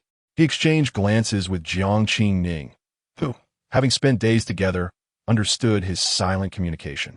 They all began to lower their weapons and introduce themselves in turn. I am Jiang Qingning, a swordsman. Upon hearing this, Li Xianying's eyes sparkled with excitement. You are indeed a swordsman. I noticed you the moment I arrived, but hesitated to confirm, as it's rare to find someone so young at the concealed edge level. A true prodigy. Lin Yi turned to Jiang Qingning, intrigued by the mention of the concealed edge level. Is this a realm of swordsmanship? Even Li Xianying appears astonished. Jiang Qingning glanced at Li Xianying and then at Lin Yi's look of shock, rolling her eyes in exasperation, and remarked, Are you trying to praise yourself as a prodigy? You are in the concealing edge realm as well. What is there to be surprised about? Seeing Jiang Qingning's reaction, Li Xianying suddenly adopted a serious tone. It's different. I reached the concealing edge realm through a special method my master employed to expedite my growth. It is not comparable to your self-cultivated concealing edge realm. I still cannot fully master this stage. Jiang Qingning was even more astonished to learn that this person had advanced to the concealing edge realm through external assistance. Your master must be remarkable, she exclaimed. In the world of swords, all wielders, whether they practice sword or knife techniques, possess the concealing edge realm. However, those who can attain it are exceedingly rare. A gentleman conceals his instruments to await the opportune moment. Many devote their entire lives to training, yet never reach such heights. Now, Jiang Qingning found herself amidst this realm, yet she had not achieved perfection. Only she understood the arduous efforts required to attain this stage. To think someone could skip the personal struggle and reach this level through external means was utterly unfathomable. Li Xianying continued, The might of swords demands concealment. If the edge is not concealed, it will harm both the wielder and the opponent, leading to a futile path. This is what my master taught me. Upon hearing these words, Jiang Qingning suddenly fell into a peculiar state, her previously outward aura diminishing instantaneously. At that moment, her presence seemed to fade in Lin Yi's perception. If he were to close his eyes, he would scarcely sense Jiang Qingning's existence, despite her being directly before him. His awareness, already quite acute, could detect any disturbance within 100 meters. Yet now, he felt nothing from her. Was she truly that formidable? If she were to strike at him in this state, would he be able to evade her? Most likely not. Even if he could dodge the first strike, the second would be inevitable. Li Xianying gasped again. This is the perfection of the concealing edge, on the verge of entering the preserving simplicity realm. However, once Jiang Qingning's aura completely vanished, she abruptly halted, caught in an uncomfortable limbo, gazing at Li Xianying with distress. Being a person prone to obsessive habits, she could hardly bear the thought of her master's disarray, and now that her breakthrough had inexplicably stalled, it left Li Xianying feeling quite uneasy. Didn't you just achieve enlightenment? Why'd you stop? Why are you suddenly at a standstill? Jiang Qingning slowly opened her eyes, her previously retracted aura gradually returning. She glanced at Li Xianying, whose expression was perplexed, realizing that the moment was not yet ripe for further advancement. Forcing it would only be counterproductive. After a brief pause, she added, Your master is indeed a remarkable individual. With just a simple statement, you nearly spurred my breakthrough. I hope to visit your master one day. Li Xianying's mood soured immensely as she pondered Jiang Qingning's words, unable to suppress her inner critique of her own master. How could a mere statement facilitate such a breakthrough? Countless similar phrases from her untidy, drunken master had failed to yield any signs of progress for her. It was utterly demoralizing. While another had swiftly transitioned from the concealing edge to the preserving simplicity realm, she had labored for over a decade without a hint of advancement. Li Xianying's spirits sank further. She was torn between wishing for Jiang Qingning's breakthrough and the discomfort of her own stagnation. If Jiang Qingning did not advance, her own discomfort would linger. Yet if she did, it would only highlight her inadequacy. In her discontent, Li Xianying chose silence, her surrounding mist thickening. Unaware of the tension, Lin Yi began to introduce himself as Li Xianying and Jiang Qingning fell silent. I am Lin Yi, and you may refer to me as Lin, young fellow. I excel in martial arts, he announced, exuding an obsequious demeanor. Beside him, Hua Tianjiao couldn't help but scoff at his antics. Li Xianying remained quiet. Hua Tianjiao then introduced herself I am Hua Tianjiao, a martial artist. Li Xianing directed her gaze toward her and suddenly inquired, a female martial artist? How rare. But surely, you are also a spear wielder? Her tone carried certainty. Hua Tianjiao did not refute this, and simply nodded slightly. After all, carrying a large spear would leave little room for disbelief regarding her identity as a spear practitioner. Yun Fei Fei, grinning widely, chimed in, "Hello, sister. I am Yun Fei Fei," and then smiled at Li Xianing, remaining silent. "Your surname is Yun?" "Indeed, just as you would expect from your sister." Yun Fei Fei replied with a beaming smile. Li Xianing chose not to respond, and instead turned her attention to Chen Ji, who had finally regained his senses and began to introduce himself. I am Chen Yi, just an ordinary person." Chen Ji stumbled over his words after feeling Li Xianing's gaze upon him. "You are an ordinary person?" Li Xianing expressed even greater astonishment. Chapter 52. The mangroves. Li Xianing's voice trembled with disbelief, struggling to accept that the Chen Ji before her was an ordinary person. Setting aside the question of how an ordinary individual could survive over a month on this planet, there was the matter of participation in the planetary trials.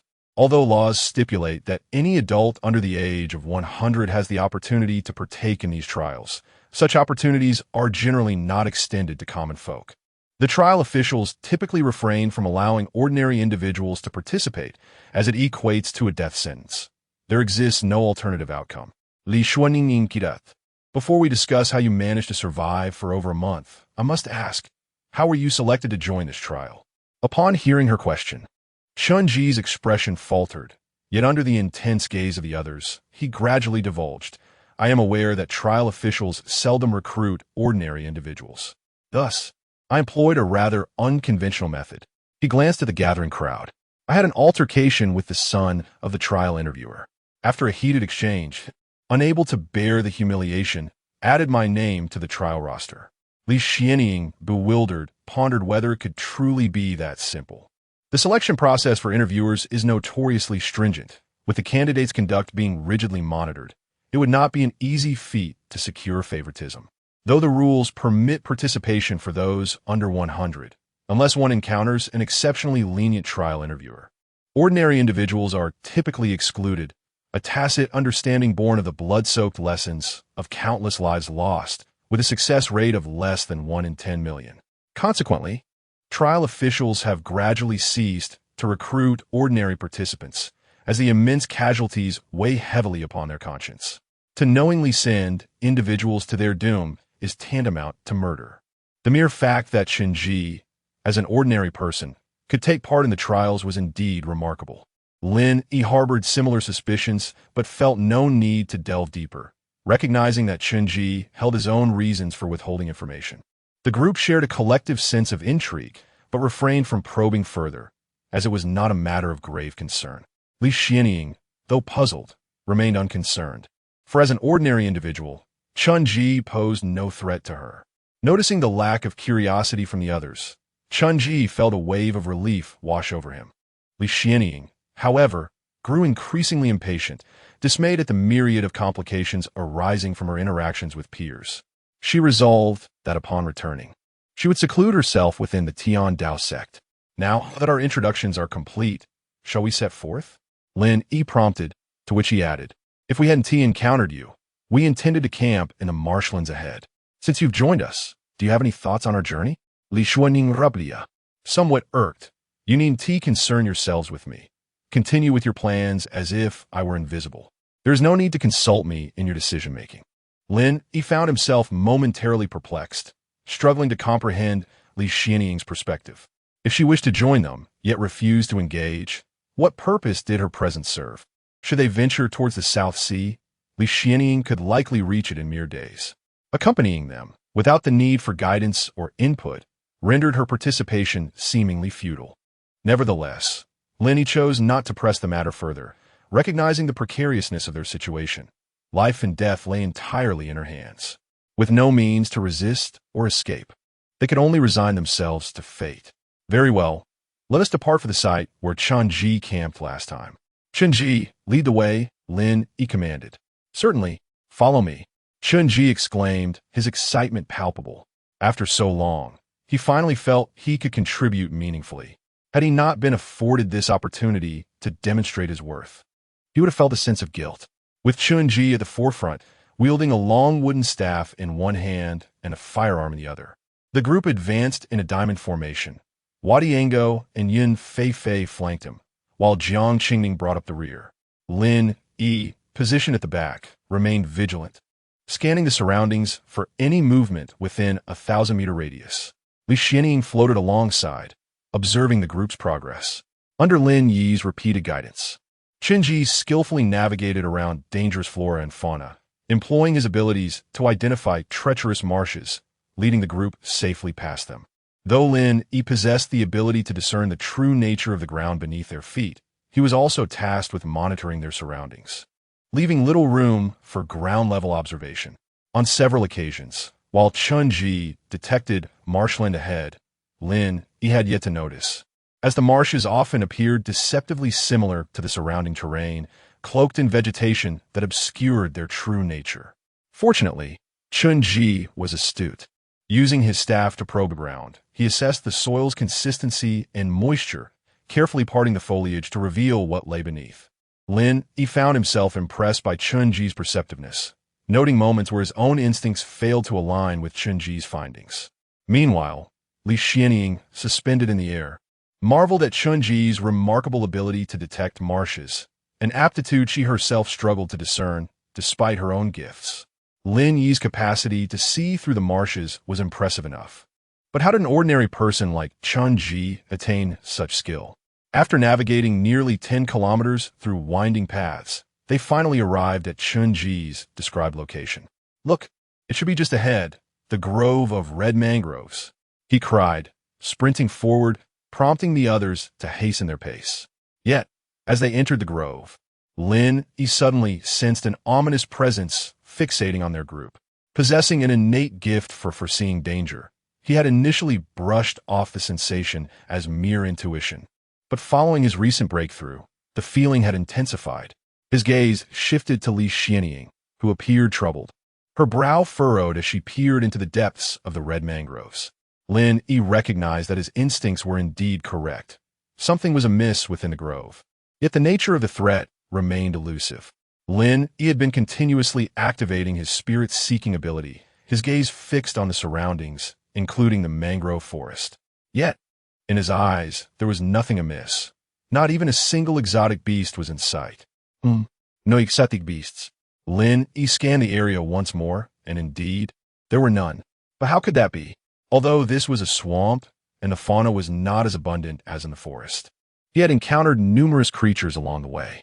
Why were there none here? Something was amiss. Lin Yi shouted, "Stop for a moment. Something feels wrong here." The group promptly halted, instinctively on guard, having developed a reflexive response after days of cooperation. Although Chun-Ji expressed some dissatisfaction, his defensive actions were swift. However, as everyone braced themselves, an eerie silence enveloped the surroundings, devoid of any apparent danger. Yet, the group remained calm. They had come to trust Lin Yi's instincts over the past several days. Li Xianying quietly observed Lin Yi. While she too sensed something was off about the mangrove forest ahead, she had yet to pinpoint the exact issue. Although Lin Yi felt that there was a problem, and judging by Li Xianying's reaction, it was indeed serious, he could not discern the source of the unease. A vague sense of foreboding lingered.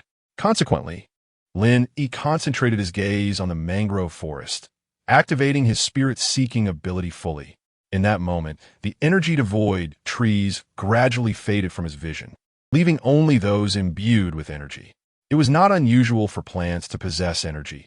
He had previously encountered many such specimens in the primordial wilderness, believing them to be treasures of nature.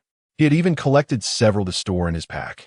While he was not surprised to find that the mangrove forest radiated energy, he was astonished to observe that the energy became increasingly sparse toward the periphery, yet intensified as he looked toward the center.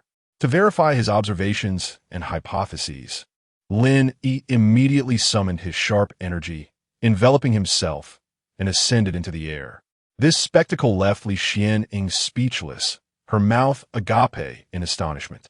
This was sharp energy, something she had not yet awakened in herself. Yet here, it was before her eyes. To soar using sharp energy, so soon after breaking through the limits, was a testament to the height of one's ambition and spirit.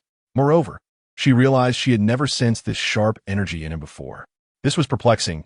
Typically, those who possess such energy exude a distinct aura. Individuals with such high ambitions and willpower at a young age should stand out conspicuously in any crowd. Yet, despite their prolonged interactions, she had failed to notice this trait in Lin Yi. This was unfathomable, as she had only encountered such restraint in her master. Her master had once mentioned that unless one undergoes significant upheaval or an exceedingly long life, a cultivator's sharp energy would never be suppressed. The suppression of sharp energy could stem from two scenarios. Either the individual's spirit and will have suffered a blow, causing them to lose their edge, typically rendering them half-disabled unless they undergo a rebirth, or they possess extraordinary control over it. Sharp energy is a manifestation of one's will and spirit. Mastering it requires not only controlling its power, but also one's own ambition and resolve. This indicates absolute mastery over oneself, both mentally and physically, rendering such individuals formidable. Li Xianing discerned that Lin Yi's condition did not align with the first scenario. He was merely around her age, within such a short span of years. What significant upheaval could he have experienced? Thus, the second scenario emerged, making him quite alarming. Reflecting on the boy's previous demeanor and methods, her gaze towards him shifted, now tinged with caution.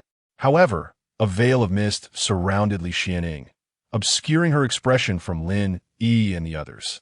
As Lin Yi floated beside her and looked toward the mangrove forest, he realized he could not see its entirety and ascended further, several dozen meters higher.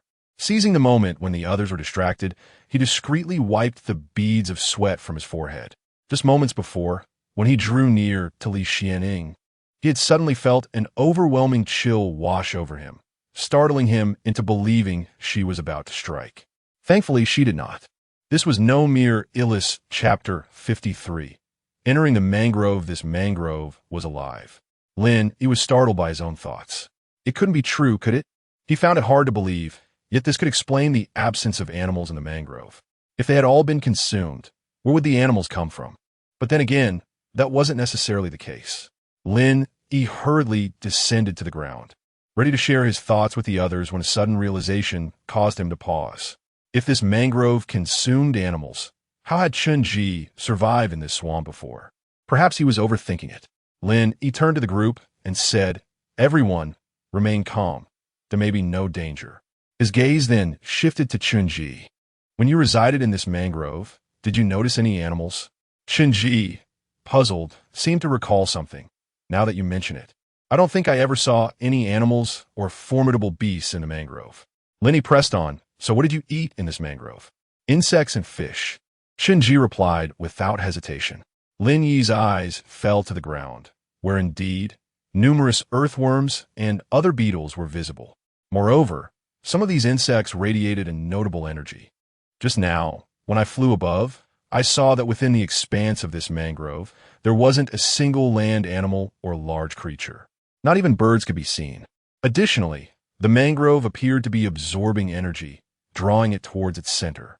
Upon hearing Lin Yi's words, the group fell eerily silent. The surrounding environment became unnervingly quiet, devoid of any sound. Li Xianing, too, had absorbed Lin Yi's observations, yet she remained silent, as she had stated earlier, making no comments or interventions, merely observing from the sky. At this moment, Chun-Ji trembled with fear. A vast mangrove with no animals, not even a single flying bird. What did this signify? Furthermore, the mangrove seemed to possess a conscious will, gathering energy towards its center. The implications were chilling, sending shivers down the group's spines. Was it that there were no animals nearby? Or had they all been consumed by the mangrove?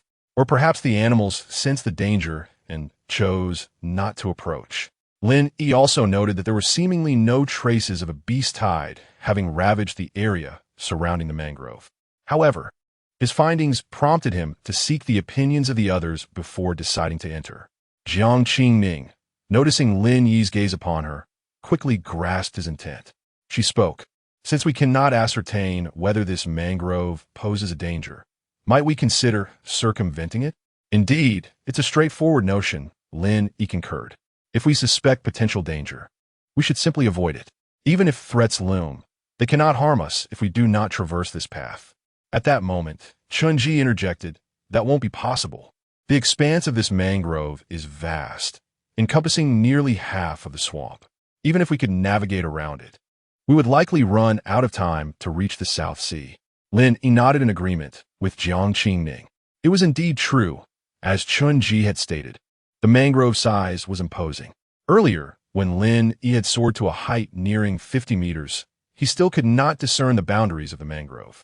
Its scale was extraordinary, and it indeed encompassed a substantial portion of the swamp.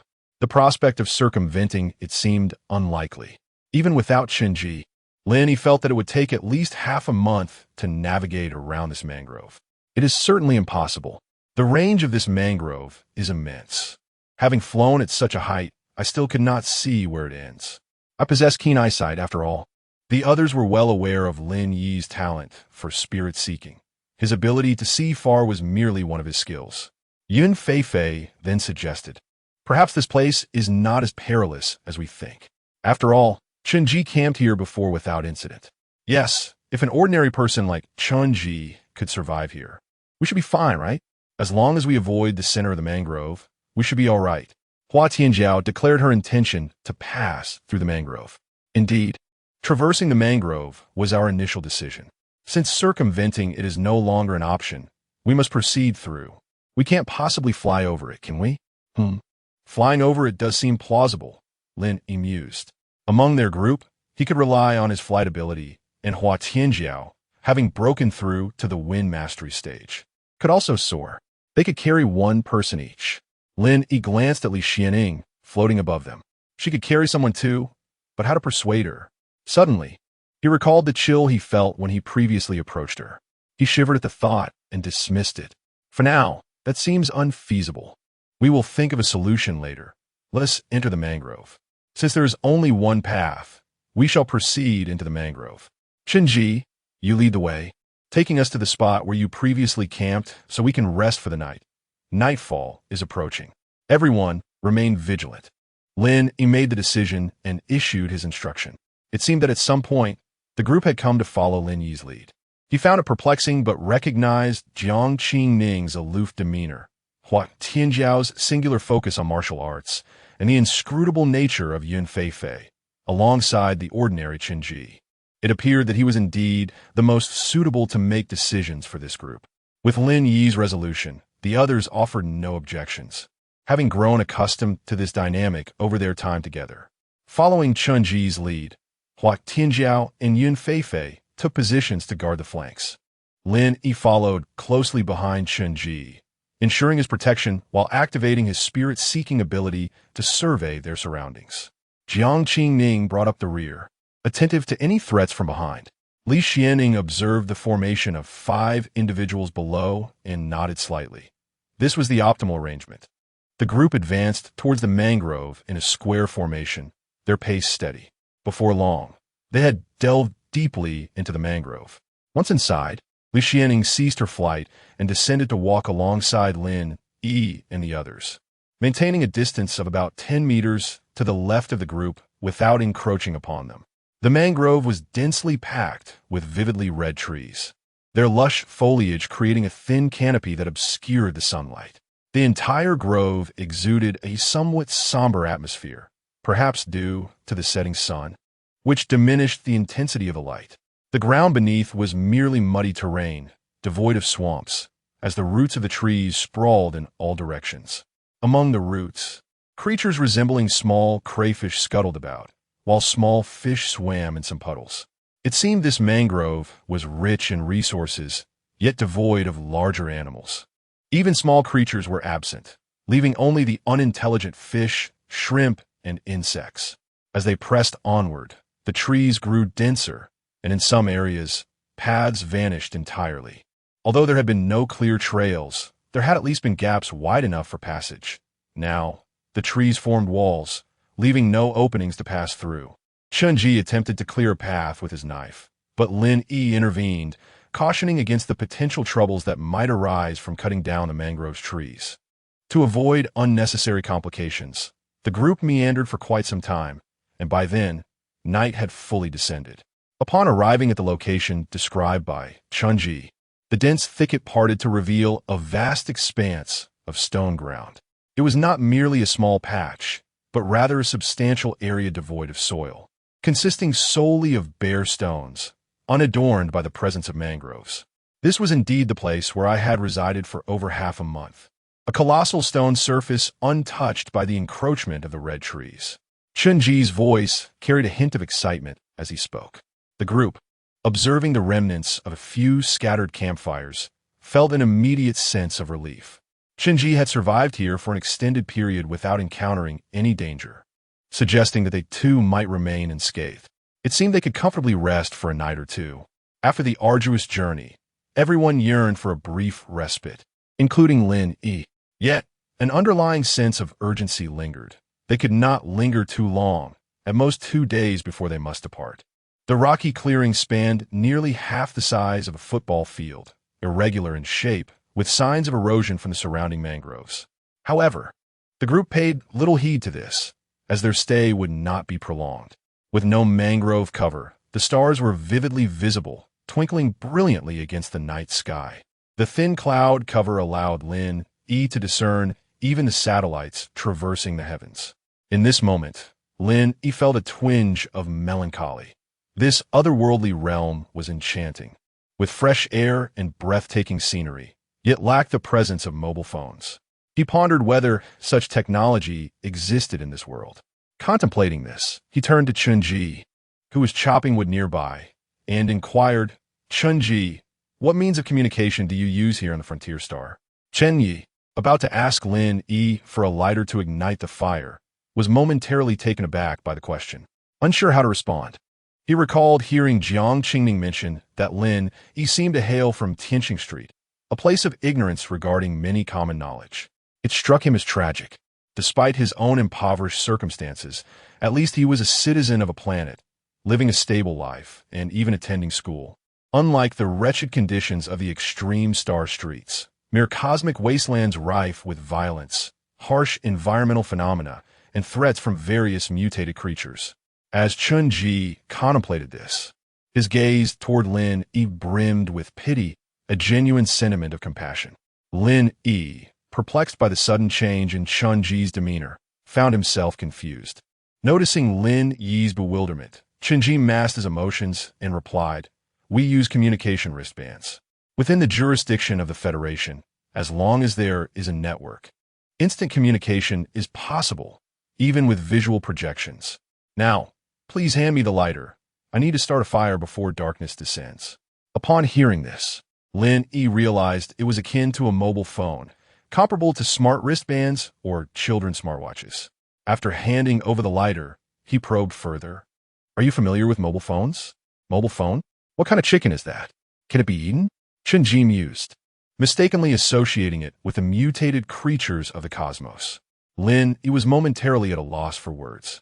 At this juncture, Yun Fei, who had been listening intently to their conversation, interjected, "You actually know about mobile phones? Most people wouldn't even be aware such a thing existed. That's a super ancient relic from tens of thousands of years ago. Other than a handful of collectors, no one would know or possess one." Her eyes sparkled with curiosity as she gazed at Lin Yi, eager for an explanation. After lighting the fire, Chun-Ji, intrigued by Yun Fei's remark, also turned his attention to Lin Yi. "Oh, I just happened to overhear something," Lin Yi replied, unsure of how to elaborate without revealing too much. He hesitated, contemplating the implications of mentioning he was from another world or had time travel from millennia past. Such claims would likely lead to disbelief or worse, capture for experimentation in this technologically advanced era. However, Yun Fei pressed on, "Where did you overhear it? If I could find a mobile phone, I would strike it rich. Such a remarkable artifact holds immense historical significance. I could even procure a storage ring as grand as this one for you. The offer is quite generous." Yet Lin Yi could only watch, unable to conjure a phone from thin air. He had seen schematics and components for making one, but decided to merely navigate the present situation. I just happened to hear an old man mention it once. He is likely long gone now, and there's no way of tracking him down. It was merely a term I stumbled upon, he fabricated. Though skeptical, the girl chose not to press further. The fire blazed brightly, casting away the chill of the night, as the group gathered around the warmth of the flames. Chapter 54. The malfunction of the food manual. The group gathered around the flickering campfire, with evenly shinnying joining in their circle. Although she had dispelled the mist surrounding her, her features remained obscured, shrouded in an enigmatic haze. The twigs fueling the fire had been gathered by Hua Tianjiao and Li Xianying. Lin Yi was not surprised by Hua Tianjiao's involvement, given her ability to fly and swift return. However, he was taken aback to see Li Xianying assisting as well, bringing back a considerable amount of firewood. As they huddled together for warmth, Jiang Qingning suddenly turned to Lin Yi and stated, "I am hungry," her voice retaining its characteristic chill. Lin Yi, however, did not mind. Instead, a smile graced his lips. It felt good to be needed. The others, too, directed their gazes towards him. Lin Yi then glanced at Yun Feifei, as the ingredients and cooking utensils were stored within her spatial ring. Yet, he refrained from speaking, aware of the formidable presence of Li Xianying nearby. Uncertain of her intentions towards their group, he pondered the potential danger should she harbor any ill thoughts. Together, they would stand no chance against her. Yun Feifei, clearly cognizant of the situation, remained silent and continued to bask in the warmth of the fire, waiting for Lin Yi to make a move. Lin Yi discreetly observed Li Xianying, whose expression remained inscrutable due to the mist. Noticing his gaze, Li Xianying spoke in an ethereal tone, "Do not mind me. I have already entered a state of fasting." Lin Yi understood. Though he was unaware of her cultivation level, it was evident that it was formidable, and he felt certain that he would not be able to match her. "Chenji, did you not stay here for over a month? You must know what is edible and what is not. Join me in foraging for ingredients." "Yun Feifei, may I borrow your food manual?" Lin Yi requested. Chenji hesitated for a moment before replying, "Oh, okay," and then rose to his feet. Yun Feifei, timely, tossed the food manual from her small pack to Lin Yi. After catching it, Lin Yi instructed, "You three, gather some fresh mangrove branches about 1/2 meter long. Collect several. Tonight, we shall feast on barbecue." Once the three agreed, Lin Yi led Chenji towards a mangrove. Although they were dispersing, traversing the mangroves at night posed risks, yet the need for sustenance outweighed their concerns. Lin Yi chose to prioritize filling their stomachs over potential dangers. After all, the necessity of food surpassed all. He could not allow himself or those eager to savor his cooking to go hungry. Wisely Xianying following us. If not for her, things would not be so complicated, he lamented, realizing his own weakness. The thought struck him. If he were strong enough, he would not need to heed others' expressions or worry about threats. For the first time, the young man felt a surge of determination and longing to grow stronger. However, unbeknownst to Lin Yi, as this thought arose, a subtle tremor of sharpness coursed through him, akin to excitement, though he remained oblivious. "I will fly up to scout for a water source," Lin Yi said to Chenji before unleashing his aura, lifting off the ground. Yet, in his eagerness, he ascended too rapidly. "What is going on? Today's aura feels more potent than usual," he mused, observing the lively aura enveloping him. Not dwelling on it, Lin Yi activated his spirit-seeking ability to survey the mangroves below. Elevated in the air and blessed with keen eyesight, he scanned a vast expanse of mangrove forest. After a few minutes, he spotted a small lake less than 2 kilometers from their current position, teeming with fish darting about, likely infused with spiritual energy. He descended back to where Chenji stood and beckoned him to follow in the direction of the small lake, which was not far away. Along the way, they engaged in conversation. "What kind of insects did you eat here before?" "The red ones and those long ones," Chenji replied, pointing to a red tree's base where creatures resembling small lobsters crawled in the mud. Unlike lobsters, these creatures possessed a crimson shell and lacked pincers. But they were scarce, perhaps only 1 or 2 beneath each tree. Yet, the sheer number of red trees made up for their scarcity. "What do these little creatures taste like?" Lin Yi inquired, picking one up to scan with the food manual. Not bad. They are sweet when raw and deliciously tender when roasted, Chun-Ji explained. Lin Yi was pleased. This sounded far superior to the average lobster. Ding. Scan failed. Please scan again. Lin Yi felt perplexed. The food manual had never failed to scan before. After trying again, ding. Scan failed. Please scan again. He frowned. Is this thing malfunctioning? He then aimed the manual at a nearby red tree. Ding. Scan failed. Please scan again. Turning to Chun-Ji, he asked, do you know what is going on? I don't know either. I've never used this food manual. When I first arrived on this planet, I encountered wild beasts and lost the manual while fleeing. I never got to use it. Chun-Ji shrugged helplessly. Lin, he was equally baffled. It had worked perfectly before, so why not now? He then retrieved a piece of starlet grass from his pack. Ding. Scan successful. Starlet grass, a second-tier spiritual herb, edible. It appeared the manual was functional after all. If the issue lay not with the manual, but with the creatures, Lin Yi set it aside and focused on the unusual lobster-like creature in his grasp. Activating his spirit-seeking ability fully, he scrutinized the creature for 3 minutes, but nothing remarkable revealed itself. It was simply an ordinary, soft-bodied crustacean. Forget it. As long as it's edible, that's all that matters. Perhaps the food manual simply hasn't recorded it yet. Use this skin to store the creature. For now, let us call it a little lobster. Just place any you find into this skin, he instructed. Okay, little lobster, got it. I'll collect some, Chun-Ji replied. You gather here while I catch a few fish from the nearby pot. It's getting late, and we need to hurry back. Lin Yi had surveyed the area for dangers and felt confident leaving Chun-Ji behind, knowing the small lake was close by and he could return quickly if needed. All right, be swift. If I spot any other familiar creatures, I will catch them as well, Chun-Ji responded, taking the skin Lin Yi offered. Lin Yi nodded and soared into the sky once more. Chapter 55, Barbecue, the temptation of Li Xianying today. Lin Yi's sharp energy flowed inexplicably smoothly.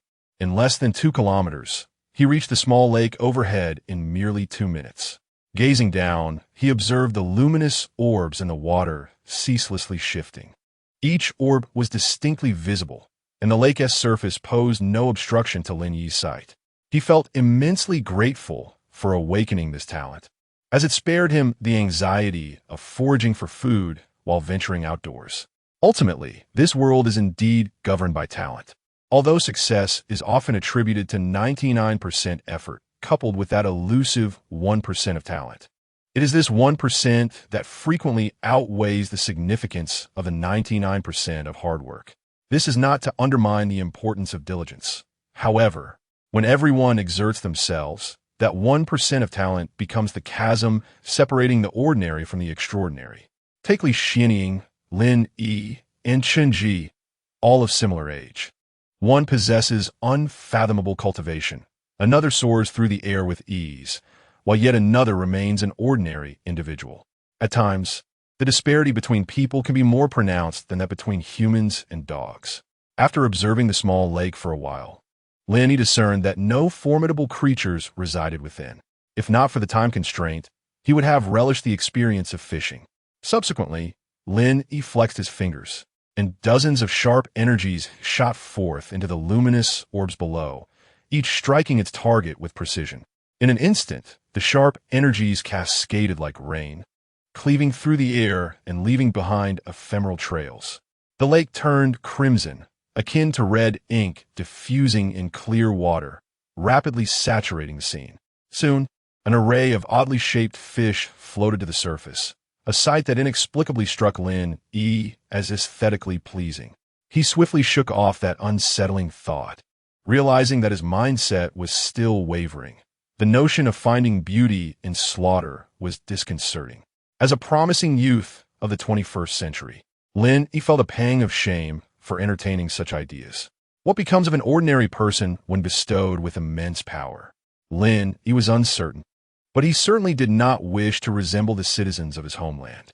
Calming his restless heart, Lin Yi pondered the utility of his modest abilities, merely to catch fish. It seemed he doubted he could even best Huadiangio, let alone the enigmatic Li Xianying with her incomprehensible prowess. Coming to this realization, Lin Yi swiftly descended, for if he delayed any longer, The fish that had floated to the surface would sink once more, becoming elusive. Waving his hand, he attempted to retract the sharp energies. But after a moment of sensing, he found no response. What was happening? He then grasped a fish and discovered that the sharp energies that had penetrated its body had vanished without a trace. How could this be? He was taken aback. Why had the sharp energy dissipated? Previously, he had been able to retrieve it after launching it. Why did it vanish now? Was it because it had entered a living creature? Or was it due to the act of killing? Having awakened his sharp energy for quite some time, he had only engaged in a skirmish with Huadiangio. Besides using it for flight and once to slice a dropping container, he had scarcely employed this power. The disappearance of the sharp energy after killing the fish astonished him. To validate his hypothesis, he sought out a live fish using his spiritual senses, subsequently killing it with sharp energy. Indeed, the energy that had slain the fish promptly dissipated without warning. He then caught another live fish and inflicted a wound with sharp energy without killing it. That energy exhibited no signs of vanishing. It was as he suspected. Henceforth, he should refrain from using sharp energy for killing, lest the reserves within him dwindle before he could catch enough fish. Nearby, he found a supple, slender red vine and strung together the fish he had slain, amassing dozens of them, varying in size, some weighing several dozen pounds, while the smallest measured merely the size of 2 palms. It took several vines to secure them all. When he ascended, it was somewhat cumbersome.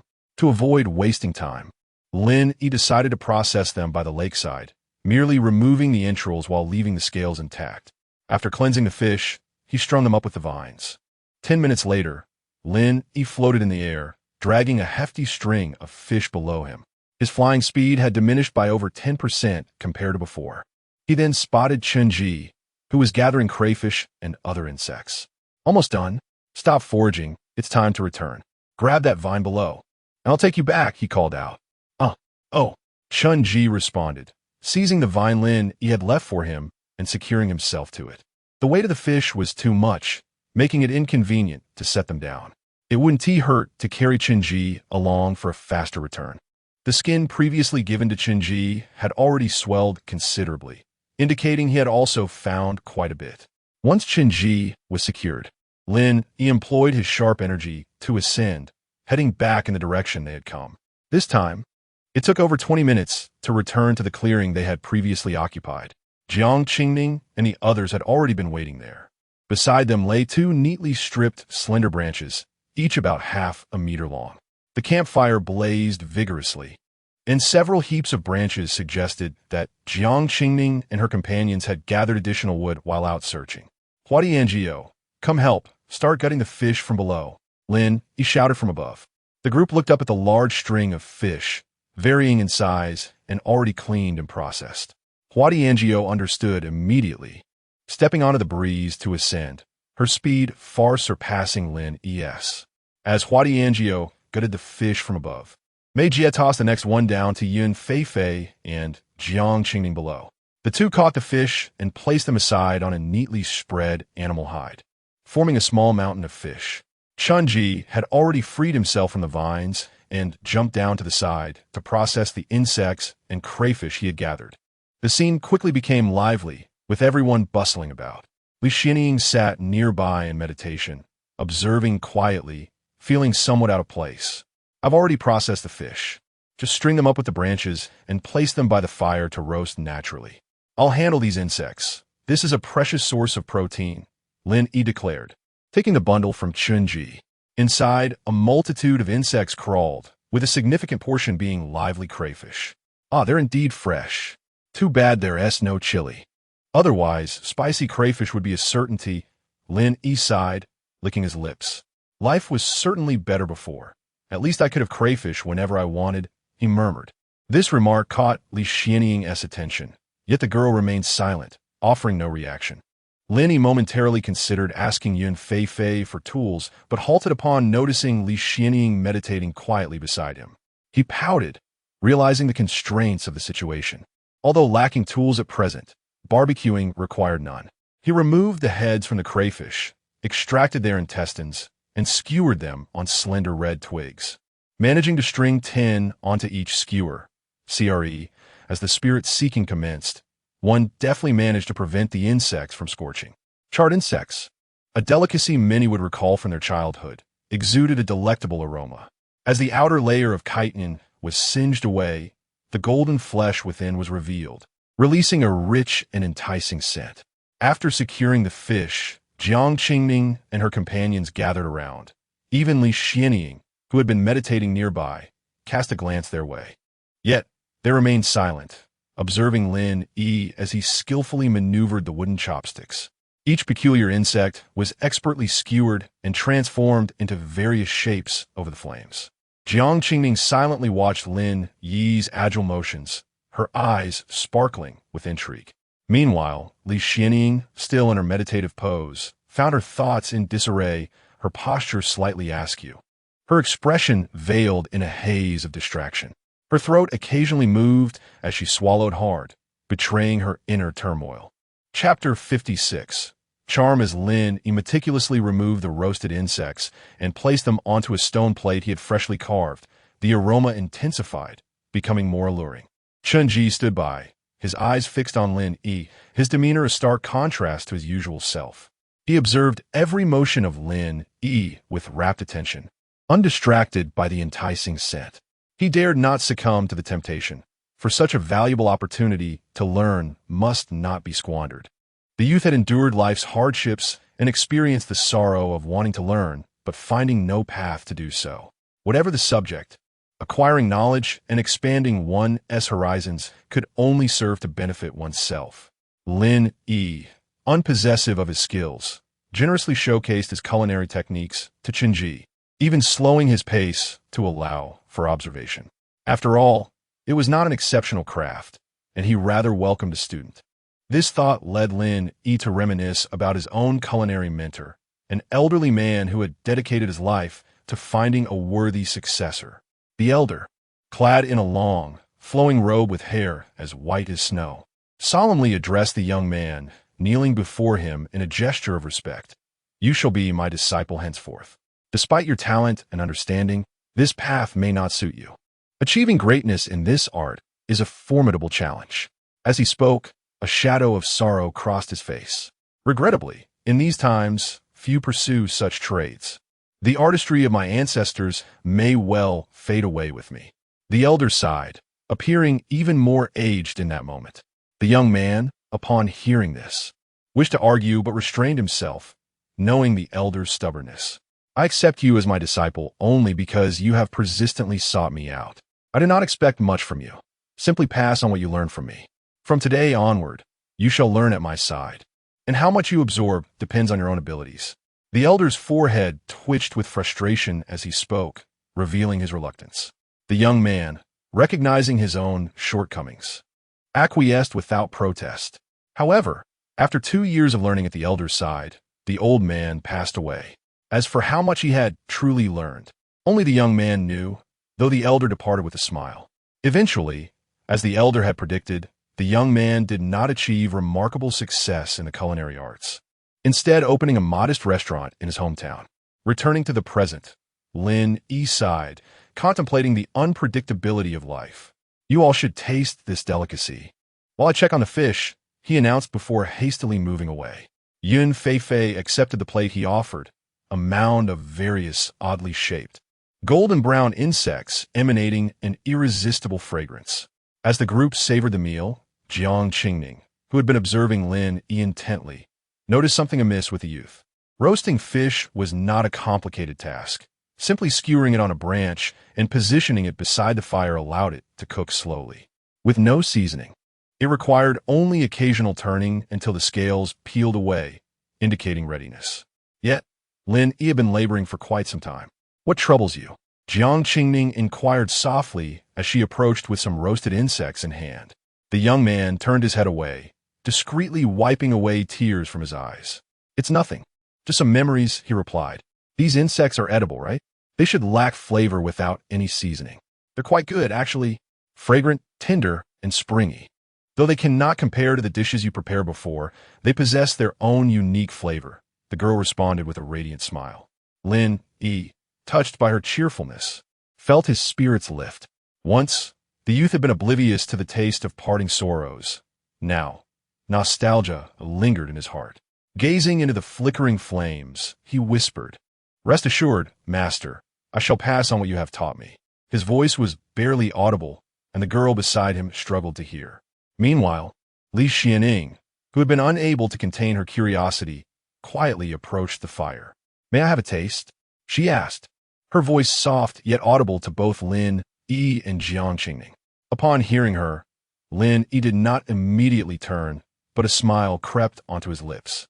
At last, "You have come," he thought, knowing that preparing this meal was no small feat. The act of observing the various insects roasting over the flames, assessing their doneness, and the dexterity required to manipulate them with chopsticks demanded considerable focus. The effort Lin Yi invested in roasting those insects was akin to battling a fierce opponent. Under ordinary circumstances, he would not expend such energy on a meal. Although aware that the culinary appreciation in this world paled in comparison to that of his previous life, he understood the challenge of igniting the most primal hunger within a person who had been fasting, especially without any tools or condiments. Thus, he committed himself fully, employing extensive mental effort and techniques he had acquired, though he could not guarantee he would awaken Li Xianying's most instinctive appetite. Just the act of flipping the insects required no less than 5 different techniques. Food is paramount. This adage is not to be taken lightly. From birth to death, the act of eating is inescapable. The desire for sustenance is a fundamental and powerful instinct. After all, one must eat to survive, to pursue one's desires, and to engage in any other activities. Thus, satisfying hunger becomes the prerequisite for all endeavors. Though he was uncertain if such appetites remained for those who practiced fasting, it was clear that he had succeeded. Noticing Lin Yi's silence, the girl bit her lip and spoke again, "I can lend you a hand, if you wish." "Deal." Lin Yi responded eagerly, as if fearing she might withdraw her offer. He swiftly took the plate from Jiang Qingning's hands and placed it into Li Xianying's grasp. Jiang Qingning, happily indulging in her food, was taken aback when her plate suddenly vanished. After a moment of surprise, she shot Lin Yi an annoyed glance. "Oomph."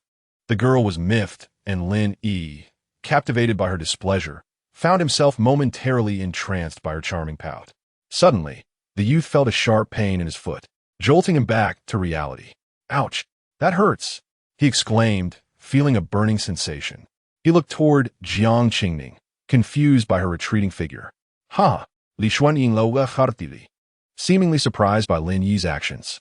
However, she showed no disdain, taking the plate and plucking an unidentifiable insect from it, popping it into her mouth with a satisfying crunch.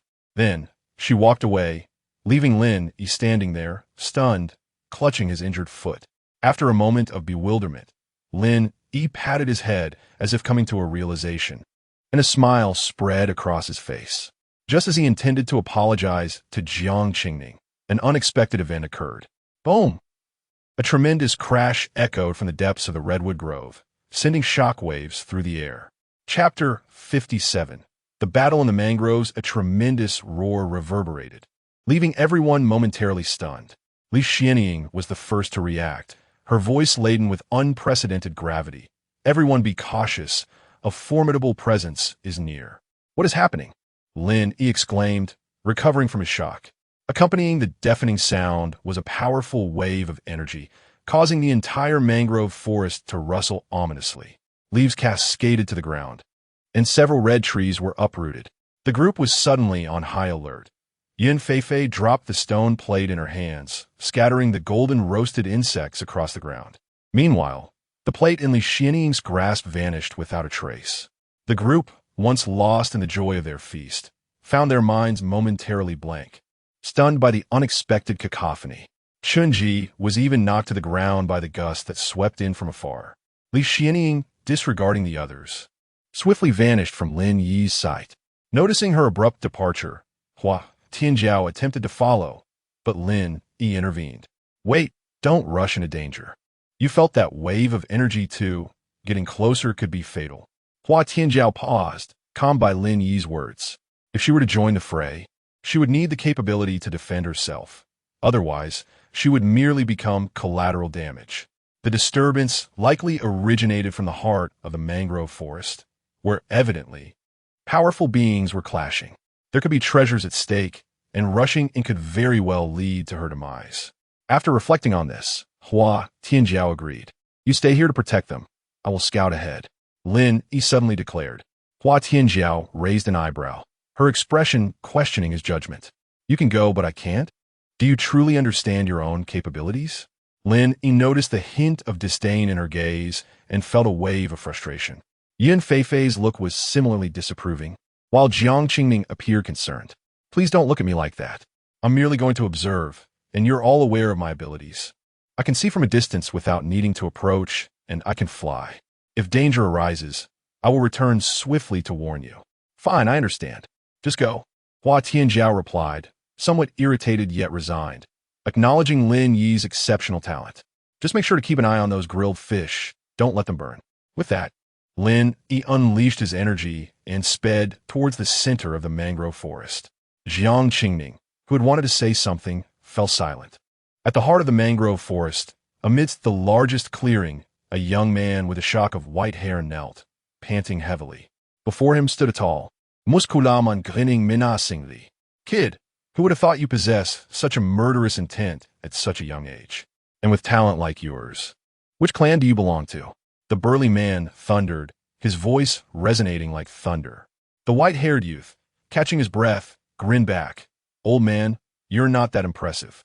Can you withstand the white horse treading the sky? Can you block the white god? Was that move called white horse treading the sky? Not bad. Quite swift. Even I struggled to evade it. But your strength leaves much to be desired. Enough chatter, receive my white god.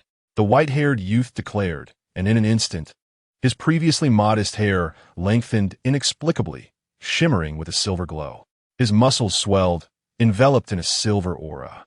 Moreover, his once turbulent brown eyes transformed into serene silver, the fury replaced by an unyielding calm. The muscular man, shedding his nonchalant demeanor, felt a surge of unease wash over him as he sensed the imminent threat posed by the transformed youth. Yet, the metamorphosis of the white-haired boy continued. His silvery hair danced as if alive, and the man realized he could not allow this transformation to persist. He had to act first.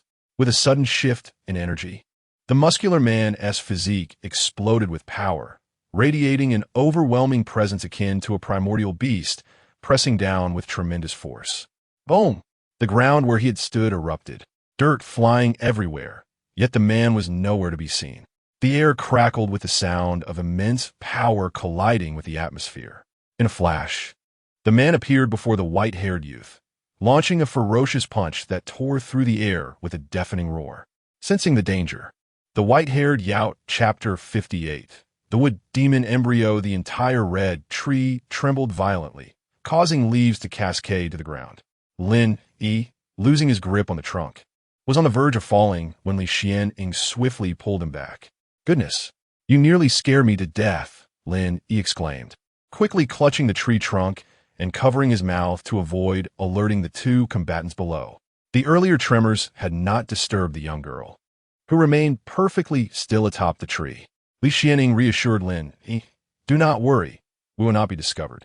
I set up a concealment array here before we arrived. Your voice cannot escape this place. With that, she proudly waved the crystal on her wrist. Lin Yi noticed the crystal she wore, a bracelet woven with a red cord and an irregular crystal. It appeared quite diminutive and unremarkable. Infusing his eyes with spiritual energy, he opened his senses to the maximum. Indeed, upon closer inspection, the irregular crystal bore a small hexagram array, and the energy it emitted formed a circular protective barrier around the entire red tree. The energy was exceedingly thin, intertwining in the air as runes. If Lin Yi had not looked closely, he would not have perceived the gathering of spiritual energy or the array itself. Is this truly an array? How fascinating. Does that mean one cannot see or hear what occurs inside? Lin Yi inwided. The girl hesitated. While the sounds cannot escape, the sight might still be visible. After all, this array is incomplete. A complete array would render the interior invisible. Incomplete? Lin Yi examined the bracelet again. Noting the hexagram pattern on the crystal had several areas that appeared to be malfunctioning and slightly damaged. Li Xianing lamented, "What a pity. This is an array left by the Illusion Emperor. If it were undamaged, its value would increase tenfold." The Illusion Emperor? Who is that? Linny asked, intrigued. "One of the few supreme masters of the 13th tier in the realm of arrays," she responded. 13th tier? Lin, he was astonished. He considered himself barely at the 3rd tier and felt quite formidable, capable of facing multiple foes. How powerful could a 13th tier master be? It's unimaginable. Lin, he felt overwhelmed, suddenly experiencing a profound sense of the long journey ahead of him. Seeing Lin Yi in awe, Li Xianing could not help but laugh. Recalling her own reaction upon first learning of a 13th tier master, which had made her mentor chuckle exaggeratedly. Her laughter startled Lin Yi from his reverie, causing his cheeks to flush, although he quickly brushed it off. What is so funny? Isn't it normal to be shocked by such matters? Previously, Lin Yi had learned from Jiang Qingning about the tier divisions of the first 6 levels, but she had not elaborated further, leaving him to speculate. The first 5 realms were spirit gathering, breaking limits, wind mastery, celestial realm, and exploration. Lin Yi believed he was currently at the breaking limit stage, but with his sharpness, he could contend with Huatian Jiao, who he suspected was at the 3rd tier, wind mastery. Glancing at the indistinct woman before him, Lin Yi assumed she was at least in the celestial realm, if not the exploration realm. Though he had not witnessed Li Xianing in action, his intuition strongly suggested she was immensely powerful. By the way, where were we? I had inquired about that meatball, right? Lin Yi quickly diverted the conversation to ease the tension. Li Xianing regarded him thoughtfully before replying. That meatball can be considered treasure, though it holds little use for me. It is called the wood demon embryo. Literally, it is an embryo, but it possesses a certain malevolence. Ordinarily, it should not exist here. Its uses are manifold, with its primary function being to cultivate an external avatar with extraordinary talent and a natural wood attribute. If this were in the outer realms or beyond, it would be fiercely contested. She paused, and Lin Yi watched her intently, eager for her to continue. Why should I divulge so much to you? Just know that it is indeed a treasure, rare and valuable, yet it is far from maturity. Given the energy absorption of this red forest, it will take at least several hundred to 1,000 years before it reaches that stage. Then why are they fighting so fervently? If the embryo is far from mature, what use is it to seize it? Lin Yi finally understood why the red forest was channeling energy toward the center to nurture the embryo. Fool! They aim to take it back to nurture it or sell it. Such an embryo is most valuable when it is still immature. Once matured, what purpose would it serve? Li Xuan Ying Raplia, Exasperata. Lin Yi chuckled brightly. Should we attempt to seize it then? His attention returned to the battlefield, where the white-haired youth and the muscular man had ceased fighting. The white-haired boy was battered, his right arm hanging limply, likely broken. However, the man was not faring much better, sporting a significant gash across his chest and a clear footprint. Strangely, the gaping wound did not bleed. Lin Yi observed closely, realizing the man had used his muscles to stem the flow of blood. Muscles can serve such a purpose? He marveled, gaining newfound knowledge. Suddenly, the man coughed up blood.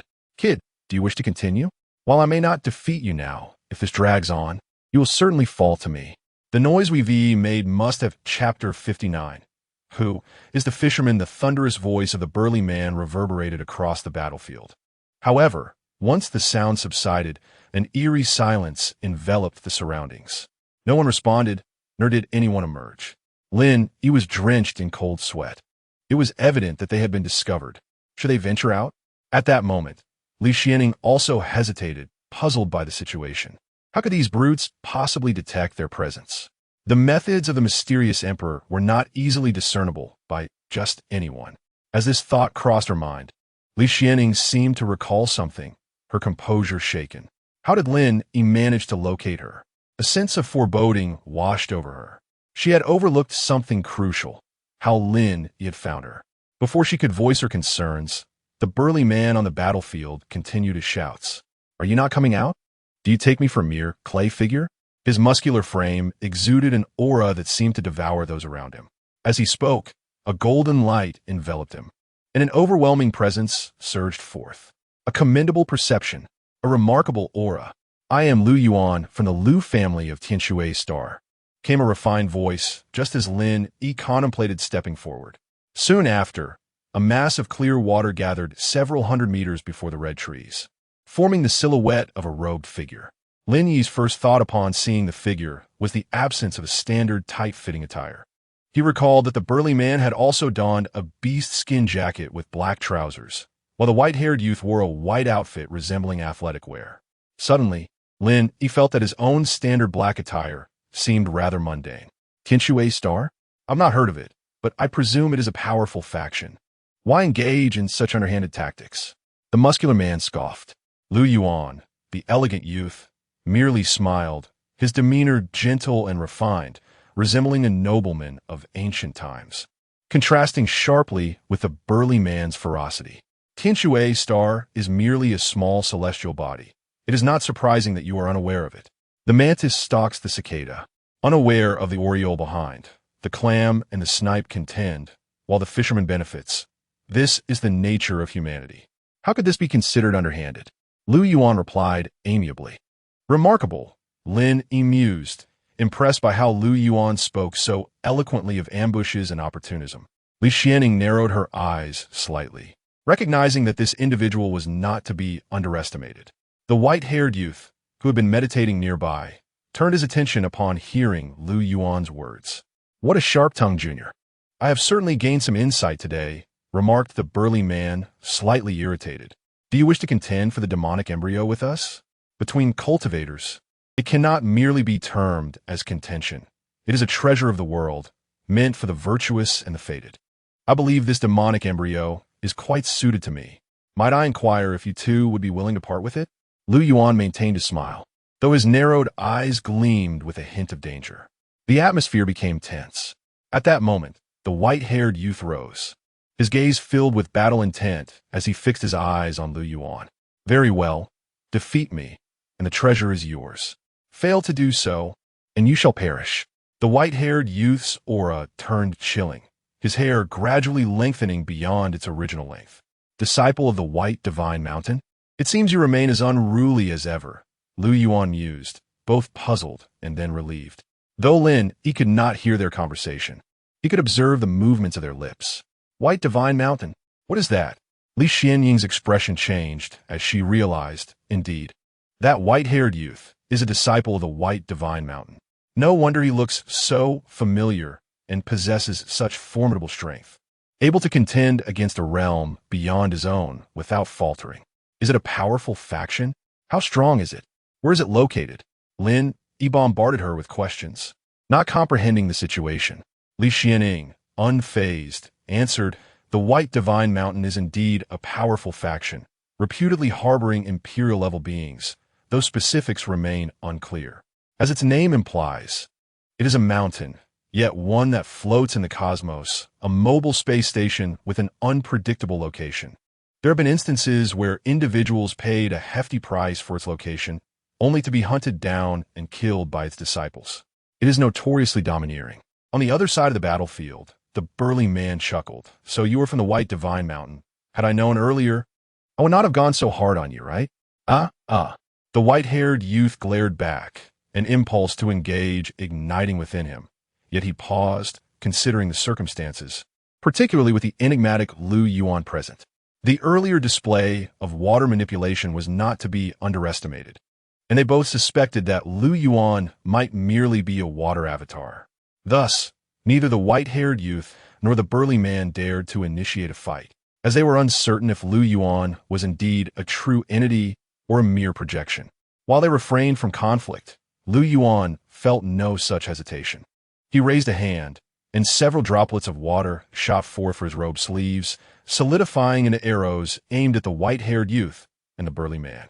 This was a blatant challenge to face both opponents simultaneously, a bold move indeed. "Arrogant," the burly man bellowed. "You seek death." The white-haired youth's voice turned icy. Both retaliated without hesitation. The burly man summoned his battle energy, muscles bulging, while the white-haired youth emanated a formidable silver aura, his long hair dancing wildly. Lu Yuan remained with his serene, smiling demeanor, yet his actions were swift. He raised both palms. Water cannon. Two jets of water surged forth like cannonballs toward his adversaries. The burly man swung his fists, shattering the incoming water arrows, while the white-haired youth wrapped his feet in hair, stomping the air to disperse the projectiles. Just as they countered the water arrows, the water cannon struck with astonishing speed, catching them off guard and sending them flying. However, the apparent force of the water cannon was not as potent as it seemed. It merely caused a minor disruption to both combatants. Meanwhile, near the red trees, Lin Yi marveled. Is Lu Yuan truly this formidable? One must not judge a person by their appearance. I told you, those two brutes could not possibly detect us, Li Xianing remarked, a hint of pride in her voice. I'm not certain, but I am confident that Lu Yuan has indeed discovered our presence. Lin Yi asserted, his gaze resolute. How so? Li Chuanying Kira Pujlat. I once encountered someone who could manipulate water. Although I did not know his name, he possessed an incredibly potent technique that allowed him to control the moisture within my body. Had his cultivation level not been lower than mine, and had I not had a companion, I might have fallen into his grasp. Lin Yi recounted, a tremor of fear in his voice. Is he truly so powerful? Do you believe Lu Yuan possesses similar abilities? I do believe so. Moreover, the water cannon he just executed resembles the technique employed by the individual I previously encountered. Even the name is identical. I suspect they might be related. Furthermore, with the treasure at stake, if you found yourself in such a scenario, what would you do? Most would eliminate the enemy at the first opportunity and seize the treasure, Lin Yi concluded. However, this Lu Yuan possesses the ability to determine victory or defeat with a single move, yet he refrains from using his ultimate technique at the outset. Perhaps he seeks to probe our strengths, or perhaps he harbors some reservations. Lin Yi cast a glance at Li Xianing, the unspoken understanding passing between them. Are you suggesting that he is concerned about us? Li Xianing was initially taken aback, but soon grasped the implication. It seems that this Lu Yuan is no ordinary figure. In a scenario where the clam and the snipe contend, the fisherman stands to gain. It appears he aspires to be more than just an observer. He intends to ensnare us all. Such audacity! If that is the case, then the Lu Yuan currently engaged in combat must surely be a mere projection.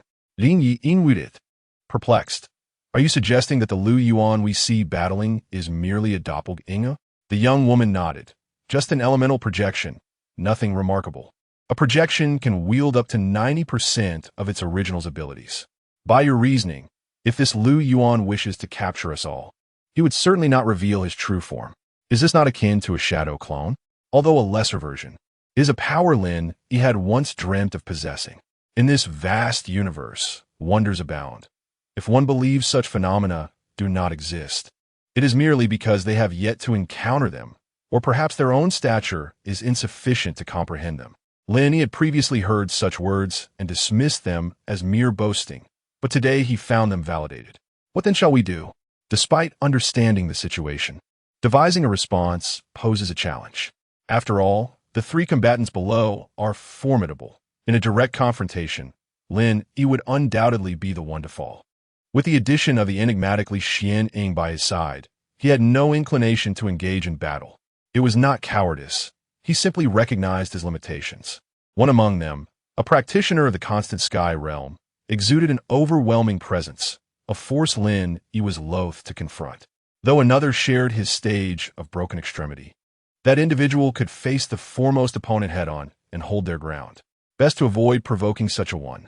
Let's not forget the last, who, despite his scholarly demeanor, has bested the previous two. He appears to be a cunning strategist, making him even more formidable.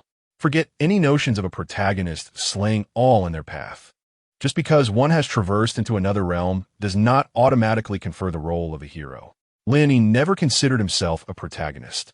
Those characters in fantastical novels who begin by vanquishing all before them are merely figments of the author's imagination. Without an author backing him, he could only concede. After all, his life was of utmost importance, and any one of them could eliminate him in an instant. The thought of this made Lin Yi yearn to flee this perilous arena. Shall we depart? You have no need for that wooden demon fetus, Lin Yi suggested to Li Xianing. Depart? What do you mean? The grand spectacle has yet to commence. If he wishes to play the fisherman, let us see who the true fisherman is. Li Xianing was undeterred, her tone imbued with a fierce resolve. It appears this formidable individual is preparing to enter the fray. Surely, I will not be caught in the crossfire. After all, I am merely a novice in the broken extremity realm. Having witnessed the previous skirmish, I fear I may inadvertently become a liability. Perhaps I should withdraw. Lin Yi cautiously proposed. Li Xianing was taken aback, a myriad of questions swirling in her mind. Withdraw? Where would you go? The weapon strapped to your back is not merely ornamental, and your fierce demeanor grants you every right to participate in this conflict. Moreover, it seems escape is no longer an option. No longer an option? Lin Yi's heart sank as he activated his spirit-sensing ability and surveyed the surroundings. Outside the formation, the battlefield was suffused with droplets of water. Countless tiny beads of water floated in the air, suspended in a breathtaking spectacle. Yet within those droplets, Lin Yi discerned energy, spiritual energy, refined and imbued with attributes. Is this the handiwork of Lu Yuan? Do you perceive it? We have unwittingly entered the domain of this Lu Yuan. Fascinating. He has quietly established such an expansive territory without my initial awareness. How intriguing. Li Xianing exuded the fervor of a warrior. The narrow blade at her waist vibrated, occasionally emitting a delicate sound, reminiscent of a parched soul encountering a refreshing spring, revealing an unmistakable excitement. Indeed, excitement. It is truly remarkable. A mere blade can exhibit such enthusiasm. Lin Yi mused, bemused by the peculiarities of the world, especially this year. Calm yourself, dear sister. Are you certain I can partake in this conflict? Remember to protect me. I would rather not be eliminated in an instant. Lin Yi said with a hint of resignation, yet with no other recourse. He resolved to follow Li Xianing's lead. If Li Xianing was confident, he would merely go along with the flow, utilizing his weapon, Ji Qian, for covert strikes. Since being recognized by Ji Qian, Lin Yi had grown accustomed to its weight and wielded it with ease. Li Xianing, you take the lead. I shall provide support from here. Perhaps with some surprise shots. Lin Yi smiled, swiftly dismounting Ji Qian from his back. PP Chapter 60. Arrogance and assassination. The three combatants below suddenly halted their conflict. Lin Yi gazed in astonishment at Li Xianing's maneuvers, utterly dumbfounded. Was his sister truly so audacious? So fierce? As he observed the imposing figure of Li Xianing in the sky, his lips twitched slightly, overwhelmed by an urge to look away. The trio below formed a triangular formation, distancing themselves from one another. However, as they moved, they felt an overwhelming pressure and a sharp, bloodthirsty aura that seemed capable of slaying them at any moment. They stood on high alert. The white-haired youth, though drenched in cold sweat, stubbornly lifted his gaze towards the figure above. The muscular man sensed the dangerous aura, and his fighting spirit surged, intensifying his battle-hardened demeanor. Meanwhile, the refined Lu Yuan shed his earlier elegance, adopting a serious countenance. Lu Yuan was the first to speak. You are the one who was lurking behind us earlier, are you not? The planetary trial is indeed a momentous event for the Human Federation, summoning even formidable figures such as yourself. With a skyward battle intent, the muscular man interjected, enough with the unnecessary chatter. Let us engage directly. The victor shall reign. Should you defeat me, I would not hesitate to offer my head. The white-haired youth remained silent, though the silvery aura surrounding him intensified, now more voluminous than before, his hair gradually elongating to over 1/2 meter, brushing the ground. Splendid. Delightful. Li Xianing laughed heartily, her demeanor exuding wild abandon. She suddenly descended from the sky with force. The impact sent dust billowing and waves of energy rolling forth, rivaling the force generated during the clash between the muscular man and the white-haired youth. Li Xianing landed in the midst of the three, with no time for frivolities. She had come solely for battle. The slender blade rested against her waist, her lithe figure fluidly poised. At that moment, her delicate waist and seemingly frail arms unleashed unimaginable strength, fierce and unyielding. With a swift spin, she executed a slicing motion. The slender blade cut through the air, emitting a powerful and domineering white, arc of energy. The blade's aura, akin to a full moon, simultaneously targeted the three adversaries. At that moment, Linny, perched atop the red trees, felt his blood surge with excitement. How exhilarating! She was challenging T beneath the canopy of the crimson trees. Lin E gazed in astonishment as he witnessed the swift and enigmatic strike that had just unfolded. He had barely comprehended the events. One moment, Li Xianying had unsheathed her blade, and the next, Lu Yuan lay motionless on the ground. The droplets of water suspended in the air vanished into thin air. Lin Yi was left utterly perplexed. This was the advantage of possessing a lower realm. On the other side, the muscular man trembled at the sight of Lu Yuan's fall, already wavering in his resolve. The instant Li Xianying had struck, the brawny figure understood the gravity of the situation. She was a force to be reckoned with, an extraordinary power that he could not hope to match. If his martial spirit were to ascend further, perhaps he could have held his ground, but as it stood, he would merely be a pawn in this deadly game. Though brash and combative, the muscular man was not devoid of intelligence. If he were, he would not have reached his current level of prowess. To charge forth knowing death awaited him would not be valor, but folly. Meanwhile, the white-haired youth beside him remained oblivious to the peril, his demeanor still rife with a violent eagerness, poised to unleash an attack. Clearly, he had not been subdued by Lu Yuan's demise. Instead, he grew more bloodthirsty and volatile. His pupils had turned to pitch black, the whites of his eyes darkening ominously.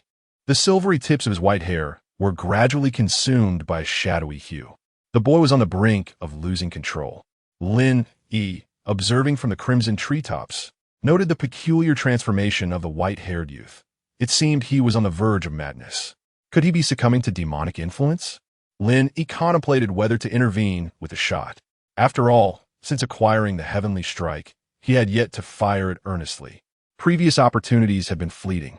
Either he would waste a shot or face opponents like Li Xianying, where his efforts would be in vain.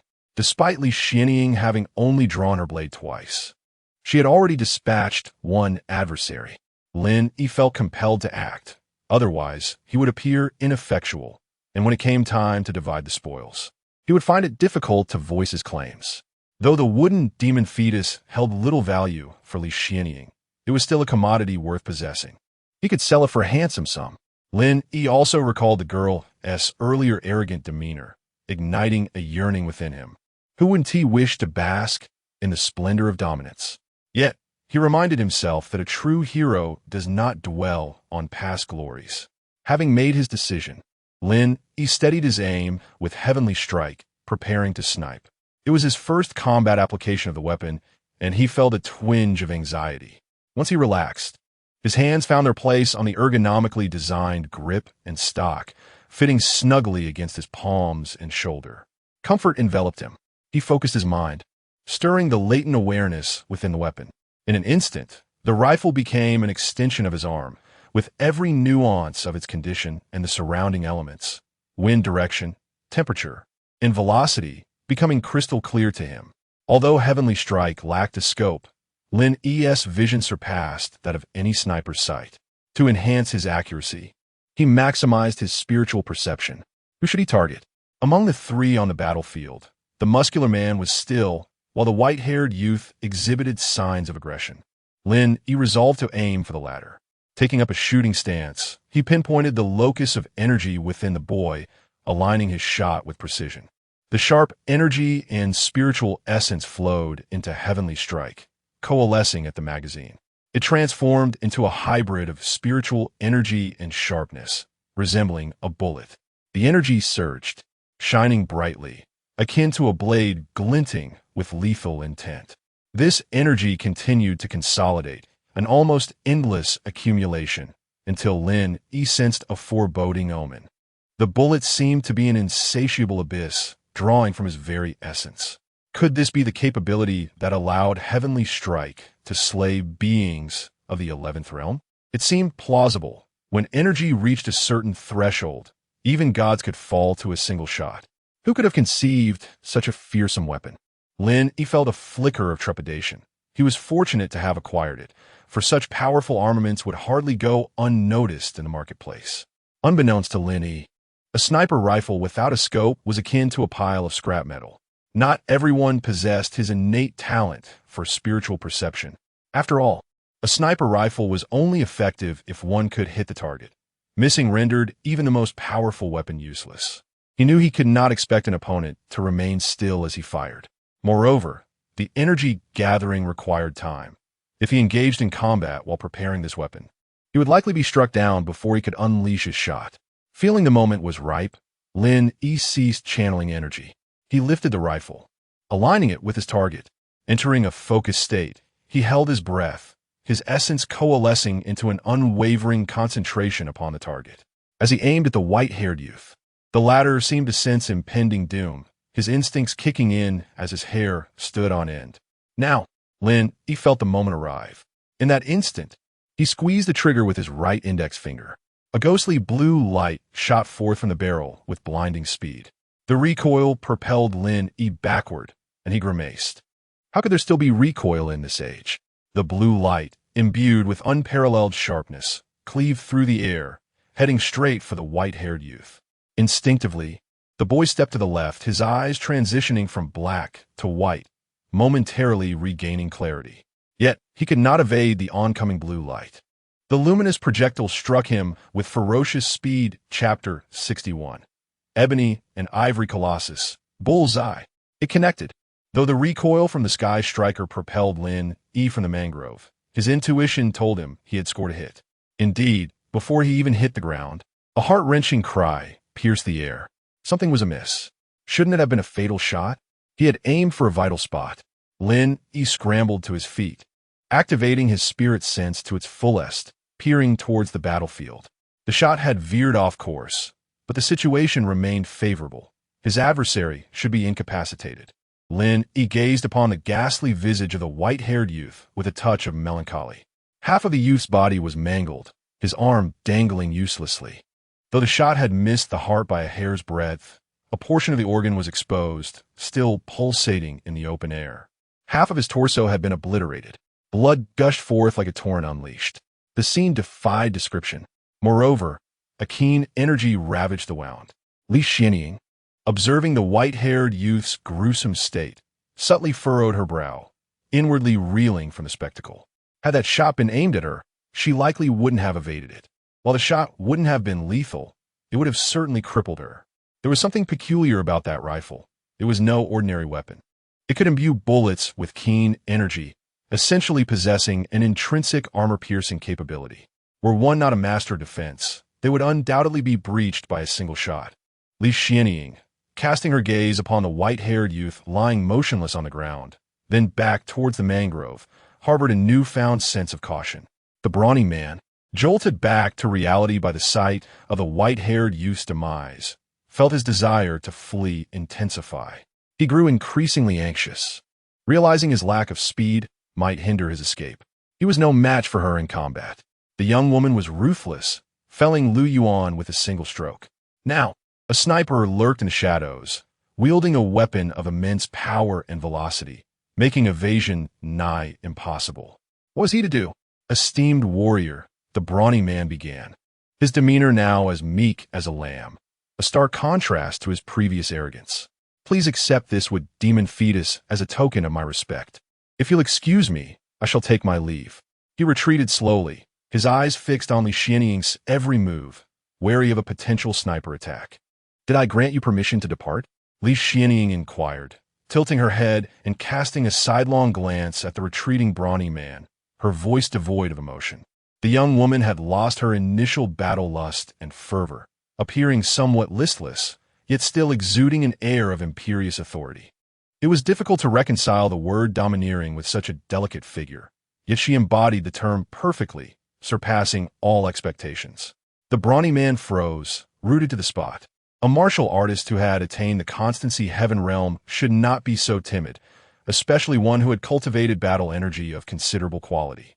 Yet this warrior, trained in battle energy, appeared hesitant and craven, a far cry from his former self. Any other cultivator witnessing this scene would have been astounded. However, the brawny man's behavior was understandable. Who would have anticipated the emergence of such a ruthless young woman, who disregarded all reason and swiftly dispatched Lu Yuan. A formidable opponent who could have held his own against him and the white-haired youth? She had displayed unparalleled dominance and an utter disregard for convention. The brawny man was certain that any misstep would result in his swift demise at her hands. Furthermore, the unseen sniper would likely open fire. The shot had been so breathtaking that it had shaken him to his core. The white-haired youth had been unable to evade it, and he doubted his own chances of survival. Since the Federation had embraced cultivation, firearms had become a rarity, typically confined to military use. Who would have imagined that this seemingly ordinary Tier 1 planet trial would unearth so many extraordinary individuals? Had he known of these aberrations, he would have stayed put, honing his skills within the sect, or perhaps enlisting in the army. Why had he chosen to participate in this trial? Alas, there was no turning back. He had made his choice, and he would have to face the consequences, even if it meant death. However, being felled so ignominiously was a bitter pill to swallow. With that thought, the brawny man glanced at the lifeless body of Lu Yuan, who had been brimming with confidence only moments before, now lying cold and still. The more he pondered, the more fear and anxiety consumed him, causing his golden battle energy to flicker erratically on the verge of collapse. Li Xianying, observing the brawny man's state, curled her lip in disdain. Her initial eagerness for battle had dissipated, leaving her listless and uninspired. She no longer felt the urge to draw her blade. The young woman's aura of authority and arrogance had vanished, replaced by a serene, otherworldly air, tinged with a hint of fragility. Lin Yi once again ascended the mangrove. Upon observing the battlefield, he was utterly perplexed. What had transpired? Why had the fighting ceased? Had his sniper shot been that decisive? Where had the young woman's imperious demeanor gone? And what of the apprehensive brawny man? Why had everyone become so passive?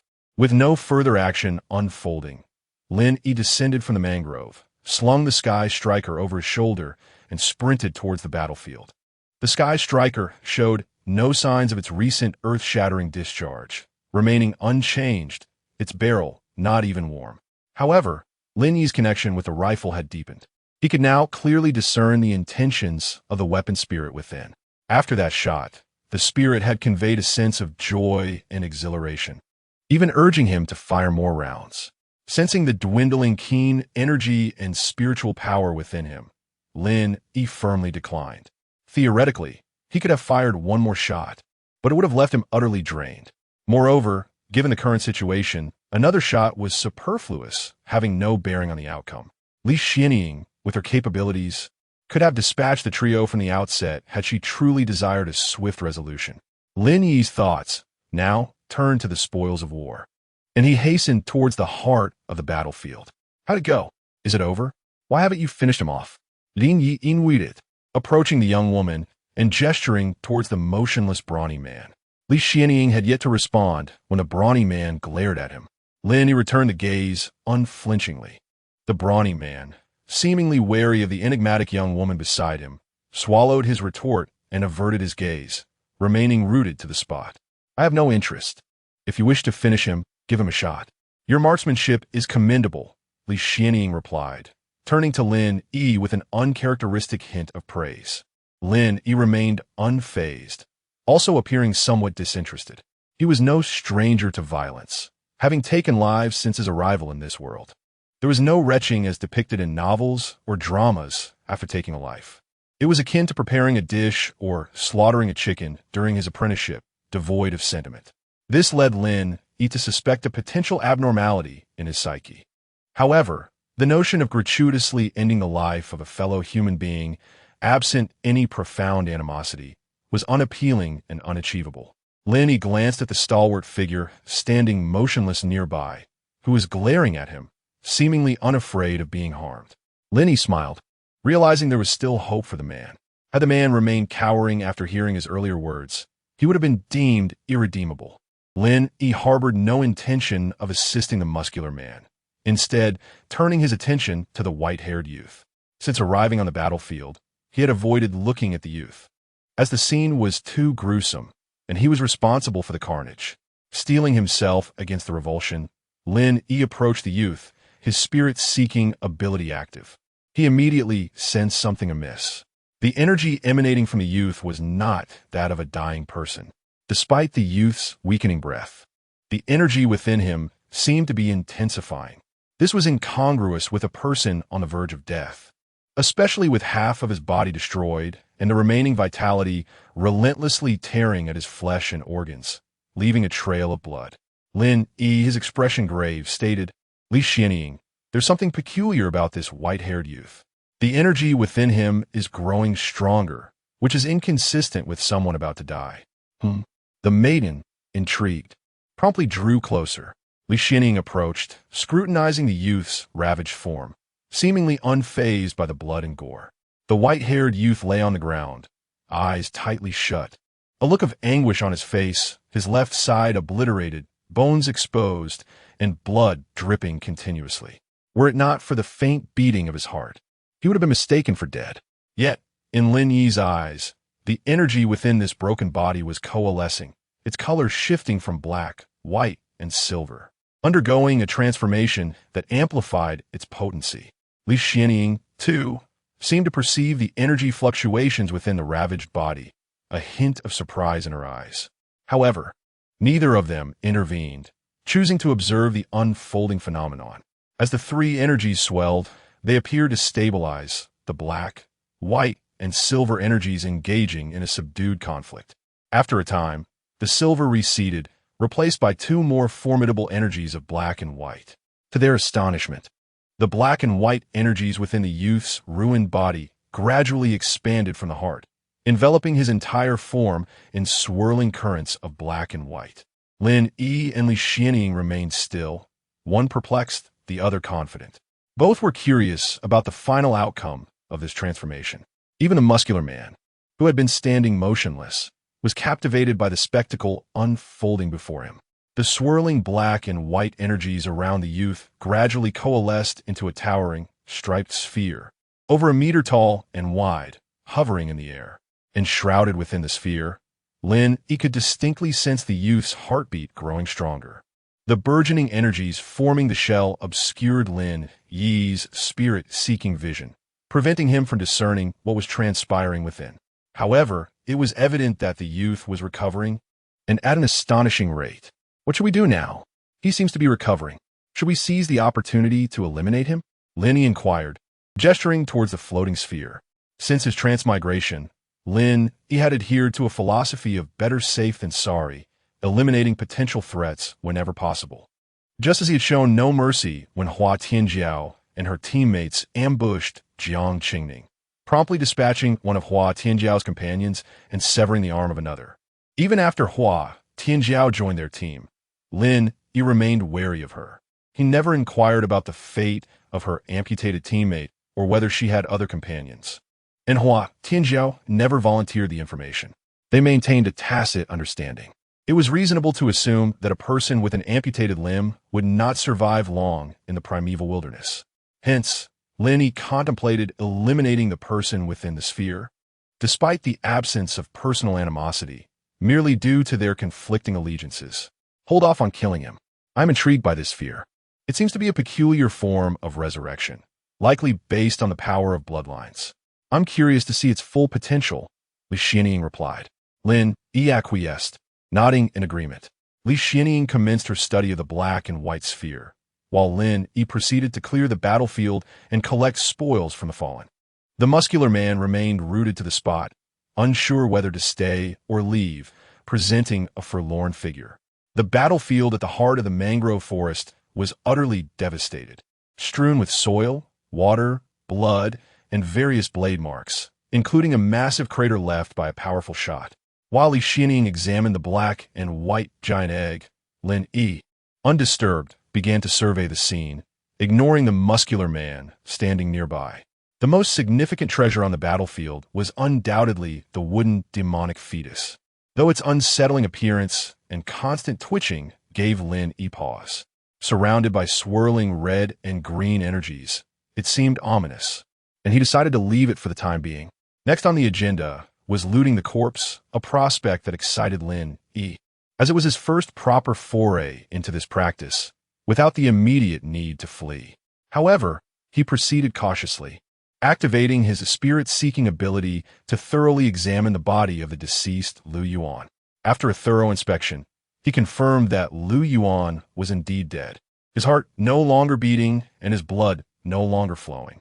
Strangely, however, a significant amount of residual energy lingered within his body. Disregarding this as a normal phenomenon, Lin Yi proceeded with the task at hand, searching the body. Recalling Jiang Qingning's efficient techniques, he mimicked her movements, starting with the fingers, then the hair, followed by the clothes, neck, and finally the limbs and torso. Though he had not been formally taught, he had grasped the essence of the art. Sure enough, Lin Yi discovered an exquisite ring and a jade thumb ring on Lu Yuan's fingers, followed by a jade bracelet on his wrist. The bracelet, a translucent green, contained intricate mechanical lines, giving the appearance of an ordinary trinket. Recognizing its potential value, he removed it, along with the other items. He then discovered a hair clasp, adorned with 3 unknown aquamarine gemstones on Lu Yuan's head. The sight of a man of such stature wearing a hair accessory was surprising, but its fine craftsmanship warranted keeping it aside. Moving on to the limbs and neck, Lin Yi unceremoniously flipped Lu Yuan's body over, showing no reverence for the dead. After a thorough search, he found nothing. The muscular man watched Lin Yi's actions with growing unease, a primal urge to flee taking root within him. Frustrated by the lack of loot, Lin Yi began to unfasten Lu Yuan's clothing, but stopped halfway, feeling a sense of impropriety in undressing another man.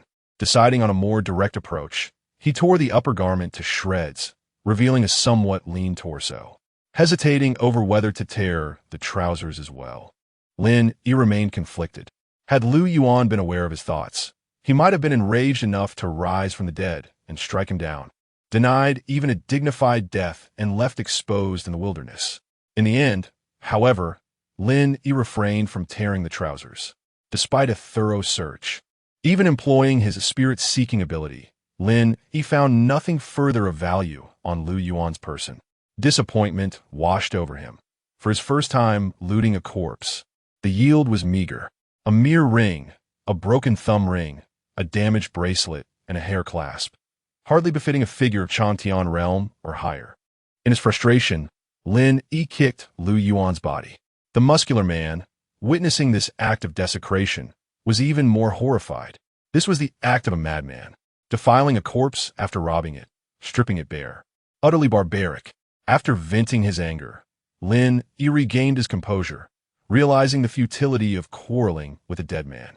However, he noticed something peculiar. The corpse bore no wounds. Examining Lu Yuan's body again, he confirmed that it was indeed unmarked, clean, and without a single injury. How then? Had he died? Intrigued, Lin Yi called out to Li Xianying, who was engrossed in examining the black and white giant egg, asking how she had managed to kill Lu Yuan without leaving a trace. Annoyed by the interruption, Li Xianying retorted, "I used the intent of the blade, directly severing his spiritual will. His consciousness and soul were annihilated, ensuring his demise." Lin Yi was stunned. A direct assault on the spiritual will, leaving no room for defense, but a direct confrontation? No wonder the body was unmarked.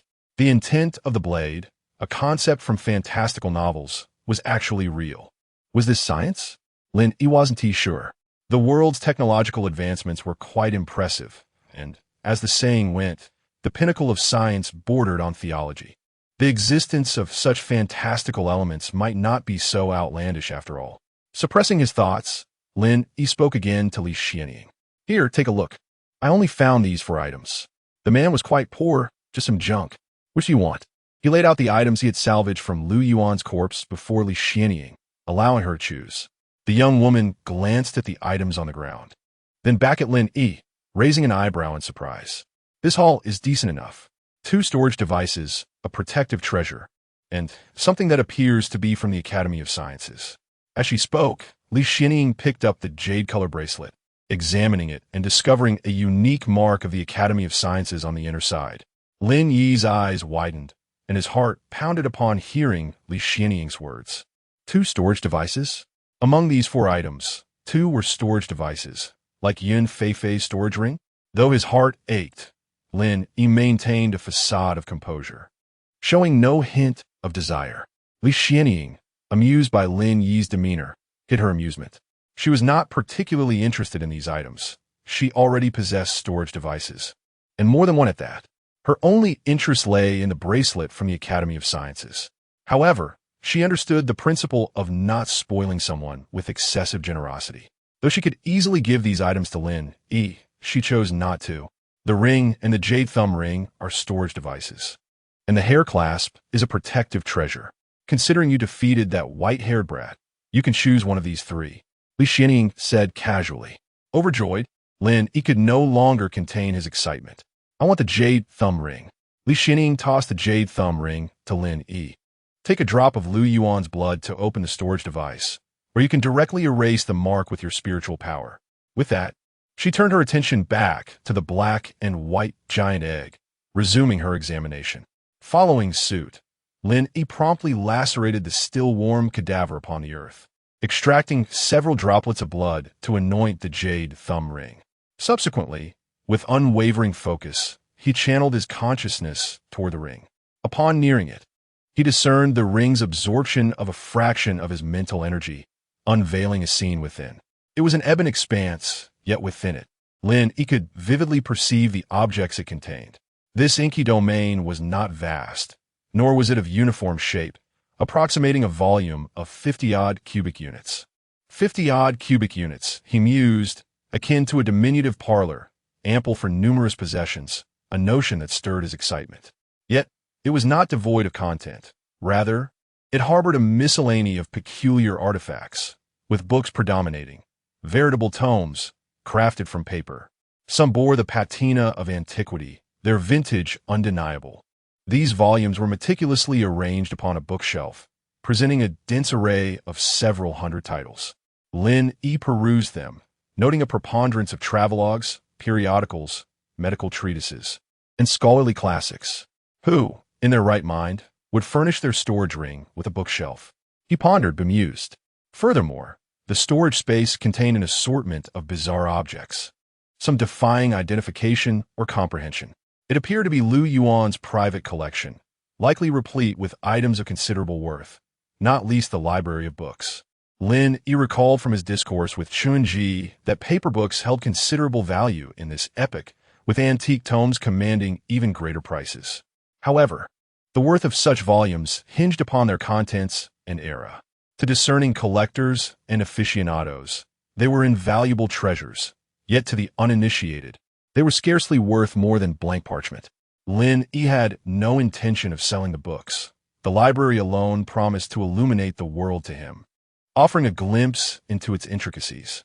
He had long yearned for reading, yet the present was hardly the opportune moment. Withdrawing his consciousness, Lin Yi retreated from the storage space. Gazing upon the disfigured corpse, a pang of remorse struck him. Fear not, he vowed, for I shall ensure your proper interment, sparing you the indignity of exposure. At the very least, I shall excavate a grave and erect a marker. Having spoken, Lin Yi offered a perfunctory bow to the corpse, as if to assuage his conscience before appropriating its possessions. Subsequently, to the bewilderment of Li Xianying and the burly man, he commenced digging a pit. He excavated a rectangular trench, 1 meter deep, 2 meters long, and half a meter wide. Were you about? The maiden finally inquired. Digging na gravi, na chiridi. And to what end? To inter the departed, lest they suffer the ignominy of exposure. Burial offers solace and auspiciousness.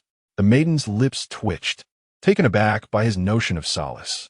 Nonetheless, she remained silent. Lin Yi proceeded to arrange Lu Yuan's garments before casting the body into the pit, his actions bordering on irreverence. He then began to backfill the earth, heaping it around the perimeter. Ere long, a prominent mound emerged. And this? The maiden queried. A grave mound. Do you not comprehend mortuary customs? The higher the mound, the greater the respect afforded to the deceased. Had stones been available, I would have constructed a cairn, though it would have been a trifling endeavor. A look of exasperation crossed the maiden's features. Lin Yi resumed his labors, felling a towering red tree and fashioning a headstone from its trunk. With a dagger, he inscribed Tomb of Lu Yuan, the great benefactor. Having completed his task, Lin Yi's spirits soared, tinged with a sense of pride. His actions had left the maiden and the muscular man dumbfounded. A great benefactor, he mused, verily, a benefactor who bestowed his head from afar. This is a headstone. Are you familiar with its purpose? It is a mortuary custom from my homeland, observed upon the burial of the deceased. Pray tell, how are corpses disposed of in this epoch? His spirits buoyed? Lin veered in an idle discourse. Li Xianing responded, I have encountered headstones in ancient texts, though they are invariably crafted from stone. Why is yours fashioned from wood? Do the denizens of your homeland squander land resources so readily? Nowadays, corpses are typically crystallized. Crystallized? Lin echoed, encountering a novel term. What is crystallization? With little else to occupy her, and the enigmatic black and white egg offering no clues, the maiden elected to enlighten Lin on these rudimentary matters. Crystallization is a technique for the immaculate preservation of corpses. Scholars posit that contemporary death is not true death, but a form of suspended animation, potentially reversible with future technological advancements. Hence, the invention of crystallization. This technique not only preserves the body, but also fixes its residual essence, spirit, and condition in a specific state, achieving temporal stasis. So wondrous? Lin Yi exclaimed. Were these preserved corpses housed? And has this technology been universally adopted? Chapter 63, Resurrection. Sealing, it is only natural for one to ponder this question, considering the multitude of habitable planets and countless space stations scattered throughout the universe. Just how many souls inhabit these realms? The figure is unfathomably staggering. If every individual were to undergo crystallization upon death, where would these crystallized remains be placed? Li Xianing rolled her eyes, internally exasperated. What sort of person would even pose such a query? A universal implementation? That seems implausible. For the beneficiaries of the crystallization technology are limited to the citizens residing on the planets and the privileged elite of the Federation. Of course, if one possesses wealth, the narrative shifts. Nonetheless, the majority remains staunchly opposed to this technology. After all, no one wishes to be encased within a crystalline shell in death, awaiting the faint hope of resurrection. After a brief pause, the young woman continued, aside from those who meet untimely ends, those who pass away naturally or through suicide have lived their lives to the fullest. An average lifespan of 600 years is several times that a millennia past, allowing ample time for one to accomplish many endeavors. Lin found it difficult to comprehend the notion of weariness with life. In his previous existence, many would have wished to borrow another 500 years from the heavens. As for the placement of the crystallized remains, how would I know? Who has the leisure to investigate where the deceased are stored? There are essentially two scenarios. Either the remains are taken home by the family, or they are preserved in a centralized facility by the Federation, which has no shortage of abandoned mining planets, rivaling the number of habitable worlds. Lin nodded, refraining from further inquiries, and instead shifted the conversation. What have you discovered regarding that black and white egg? At present, I have not discerned much, but it appears to be a form of bloodline secret technique. Let's take it back for further examination, she replied. Oh, and what of the wood demon embryo? Do you want it? Lin casually inquired once more. The girl did not respond immediately, instead beckoning Lin to follow her toward the wood demon embryo. Come, let us inspect what this wood demon embryo is like. They approached the pulsating, heart-like spherical embryo. The sight of it was peculiar. The closer Lin drew, the more he felt his heart race. Seeing this, a burly man nearby attempted to follow, but after only a few steps, he collapsed to the ground, unconscious at the girl's wave. Lin looked at Li Xianing in surprise. Do not worry. He merely fainted and will not awaken for some time, she assured him. Lin Yi nodded, choosing to remain silent. He found the unconscious muscular man rather bothersome. Had he not been so cowardly, he might have amassed a few more trophies by now. Yet, gazing at the fallen figure, Lin felt an irresistible urge to search his body. The temptation was too great, given the allure of quick fortune. After contemplating, he ultimately refrained from taking action. It was not that he lacked the resolve. He would have felt no moral qualms about robbing the fallen man. However, Li Xianing was observing, and it seemed inappropriate to pilfer from someone in such a state. After all, one must maintain a semblance of dignity. They arrived before the wood demon embryo, now within a meter's distance. The energy flow and various phenomena surrounding the embryo were vividly apparent to Lin Yi. The surface of the wood demon embryo was smooth, adorned with tree-like patterns, and exhibited a deep green hue, with a faint red glow emanating from within. It floated between two towering, leafless trees, with numerous root-like tendrils cascading from its top and bottom. These tendrils were semi-transparent, exceedingly delicate, and transmitted energy drawn from the surrounding mangrove forest. Notably, the tremendous shockwaves from the recent battle had left no impact on the embryo or its tendrils. Those translucent roots continued their energy transfer undisturbed. However, Lin Yi found it peculiar that despite the vast energy absorption capabilities of this mangrove forest, the energy contained within the wood demon embryo appeared minimal, almost equivalent to a few hundred ordinary energy crystals. This was perplexing, considering the forest's long existence. The age of the red trees must span centuries, if not millennia. How could such a vast reservoir of energy yield so little? Lin Yi's confusion deepened. Indeed, the energy within the wood demon embryo, though considerable, was scant in comparison to the forest's total energy. Clearly, this energy had been transformed into a physical form. The rarity of the wood demon embryo lay precisely in its ability to transmute energy into matter, a technique that, to Lin Yi's knowledge, was not yet mastered by the entire human federation. This process hinted at powers that transcended ordinary understanding. A vessel crafted from this would not only possess innate wood attributes, but also the ability to oscillate between energy and physical states. Lin Yi's eyes lit up upon hearing this. Such a marvel. Does that not render one impervious to physical attacks? Yet Li Xianying appeared disinterested. Unfortunately, this is of no use to me, nor can it be taken off this planet. Lin Yi was baffled. How can it be of no use? While I acknowledge your strength, acquiring an additional avatar is akin to gaining an extra life. Seeing the boy's bewilderment, Li Xianying began to elucidate. To create an external avatar requires splitting one's soul, essentially birthing another persona within. It necessitates at least the 9th level of cultivation. By the time I reach that level, I could easily dispatch those at the 10th level. This external avatar would be a superfluous burden, an existence akin to a chicken rib, lacking in value. Moreover, it cannot be taken from this planet. Should it be transported, it would surely be confiscated by the space station authorities. If you desire it, then take it.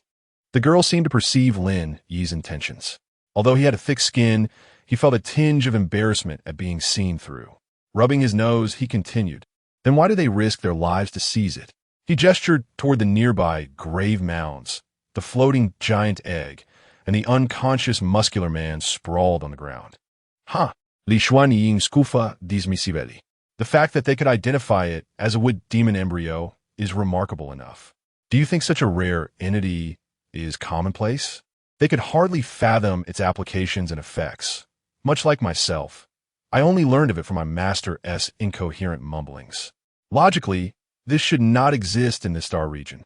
The girl lowered her head, deep in thought, while Lin Yi chose to remain silent, opting to observe the wood demon embryo further. If all went as anticipated, this peculiar entity would soon belong to him, though he remained uncertain about how to handle it. As for the absence of animals in this mangrove, it seemed likely that the embryo was to blame. Despite its sinister appearance, it did not reveal any overtly unique characteristics. However, how to procure this embryo remained a mystery. Lin Yi reached out to touch the surface, finding it reminiscent of ordinary wood, lacking the smoothness he had anticipated. It felt somewhat soft. Pressing down revealed a liquid interior. Due to the energy accumulation, he could not clearly discern the embryo's internal conditions. Tugging at the semi-transparent tendrils below, he discovered them to be remarkably resilient, utterly unyielding. How was this embryo suspended in midair without any apparent anchor? Driven by curiosity, Lin Yi gently shook the embryo, floating in the air, discovering that it drifted about like a balloon, yet remained tethered within the confines of the two bare, towering trees. The roots appeared remarkably resilient. How could he possibly extract it? Subsequently, Lin embraced the embryo with both hands and gave a vigorous tug. Contrary to his expectations, he encountered no resistance and effortlessly uprooted the embryo along with the roots from the ground. Staring at the spherical, wood-grain-textured embryo in his hands, Lin was taken aback. Was it truly this simple? Almost immediately, a wondrous scene unfolded. The two bear giants transformed into dust, carried away by the wind. The energy being transported within the red trees seemed to lose its anchor, oozing out from the trunks and vanishing into the air, while some of it was absorbed back by the red trees. Those trees that absorbed the energy surged wildly, instantly reaching towering heights, with some growing exceedingly stout. The abrupt transformation of their surroundings left both Lin and Li Xianying momentarily stunned. In the blink of an eye, the environment morphed dramatically. Ancient trees towered above, casting shadows that obscured the sun, and the battlefield where they had just fought sprouted patches of bright red grass. The area was teeming with a vibrant, flourishing vitality. "What have you done?" Li Xianying asked in astonishment, shaken by the sudden and extensive change in their surroundings. I merely extracted this wood-demon embryo," Lin replied, regaining his composure. The environmental shift stirred a sense of unease within him. "Let's not dwell on this any longer. Take the wood-demon embryo and carry that burly man. We must leave this place at once." With a swift gesture, Li Xianying summoned a gust of wind that lifted the black and white giant egg into the air, and she soared back in the direction they had come. Lin, in a flurry, tightened his grip on the wood-demon embryo and seized the unconscious muscular man with one hand, channeling his strength to follow Li Xianying back to their camp. Shortly after their departure, beside a mound marked by a tombstone inscribed with the great benefactor Lu Yuan, a slender, pale hand emerged from the top of the grave. This eerie spectacle, set against the backdrop of towering red trees, was illuminated by sunlight, casting a faint red glow around the mound. The scene resembled a resurrection from the dead, enough to send chills down one's spine. Unfortunately, the area was eerily quiet, with no one around to witness the unsettling occurrence, or else they would have been terrified. As a dirt-streaked hand emerged, another followed, and the entire mound began to crack open. A disheveled figure, with long hair matted in dirt and clad in tattered clothing, crawled out from the grave, none other than Lu Yuan, who had long been presumed dead. He gasped, struggling to catch his breath. "What a calamity! How did I end up buried? I nearly suffocated." Indeed, Lu Yuan had returned to life, or rather, he had never truly died. If Lin were to witness this moment, he would surely realize what he had overlooked. Someone like Lu Yuan, clearly not an ordinary person, could never have been a mere convict or refugee. He must be a volunteer. Upon death, volunteers' bodies were supposed to be extracted from the planet. Yet Lu Yuan had not been. Fortunately, the technique of feigned death he had learned earlier proved invaluable now. However, how had he ended up buried?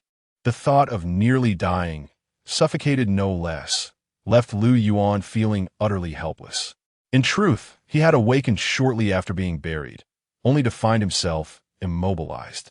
The technique of feigned death had its limitations. It could not be maintained indefinitely. After an hour, he would awaken, and if his body were to be disturbed during that time, he would truly perish.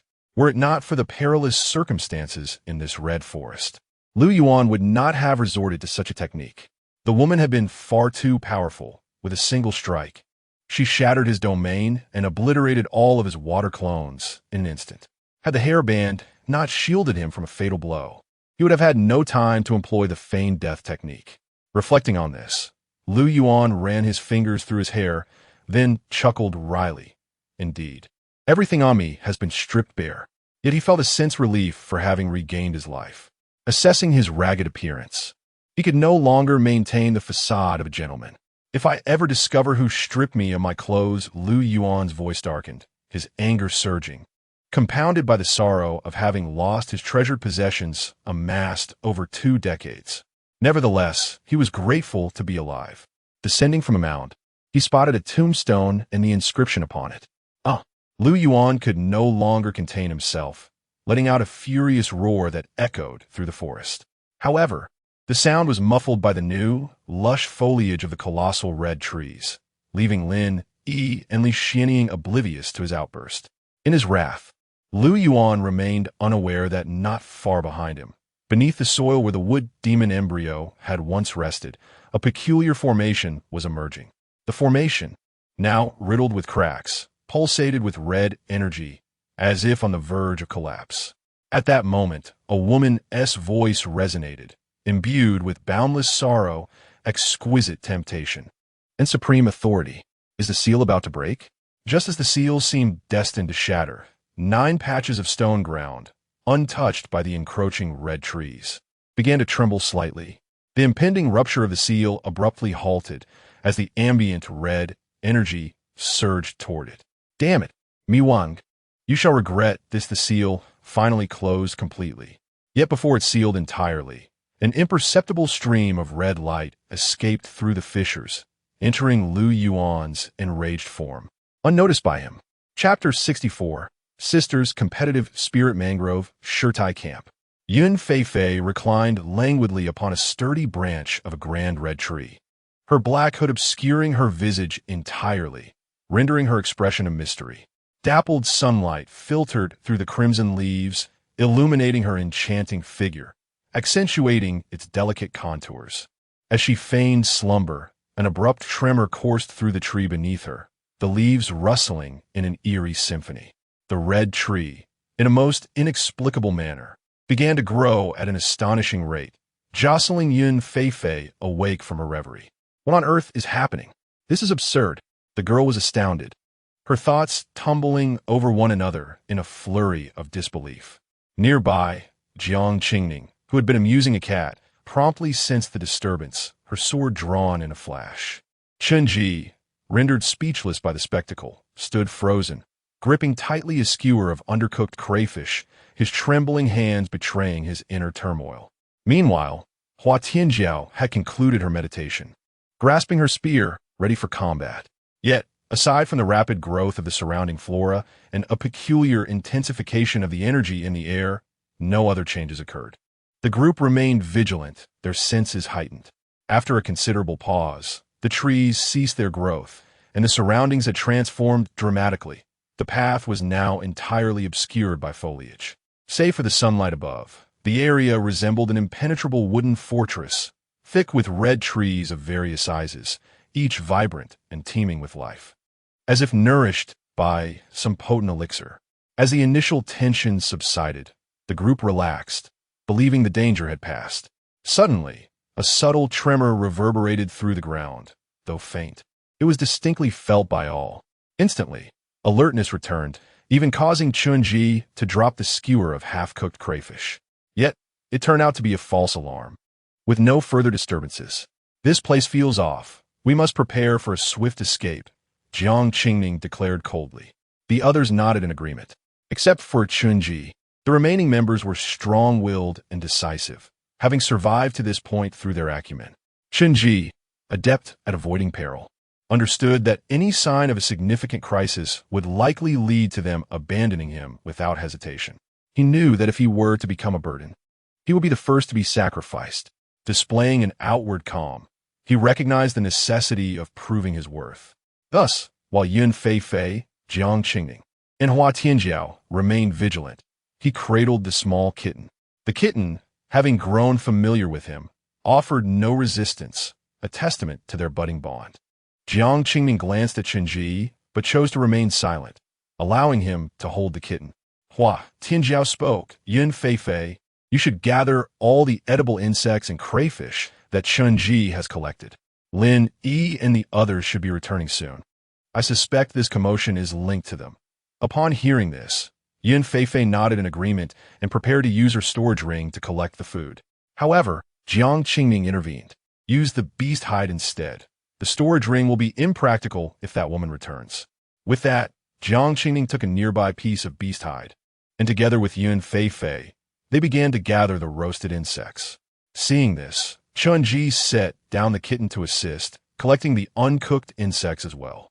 You all stay here and tidy up the camp, while I ascend to survey the changes in the forest and find a possible route out, Hua Tianjiao stated, taking off into the sky without waiting for approval from the others. The remaining trio began to organize the camp. Sister, wake up, don't sleep. We don't know where we are." A delicate and charming little girl shook her slumbering companion. The drowsy girl stirred, shivering slightly, her forehead wrapped in an unknown cloth radiating warmth. The ailing girl clearly had a fever, and it was severe. "Where have we arrived? Let us assess our surroundings," she urged, summoning her strength to look around.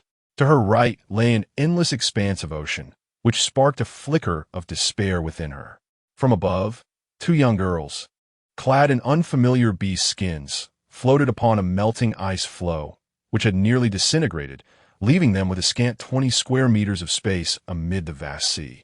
Upon receiving the notification, the pair had set their sights on the southern islands. Yet the journey from the snow-laden north to the southern archipelago was dauntingly distant. A month of walking would not suffice. Thus, they decided to risk traversing a portion of the sea, though they did not harbor hopes of reaching the southern waters entirely.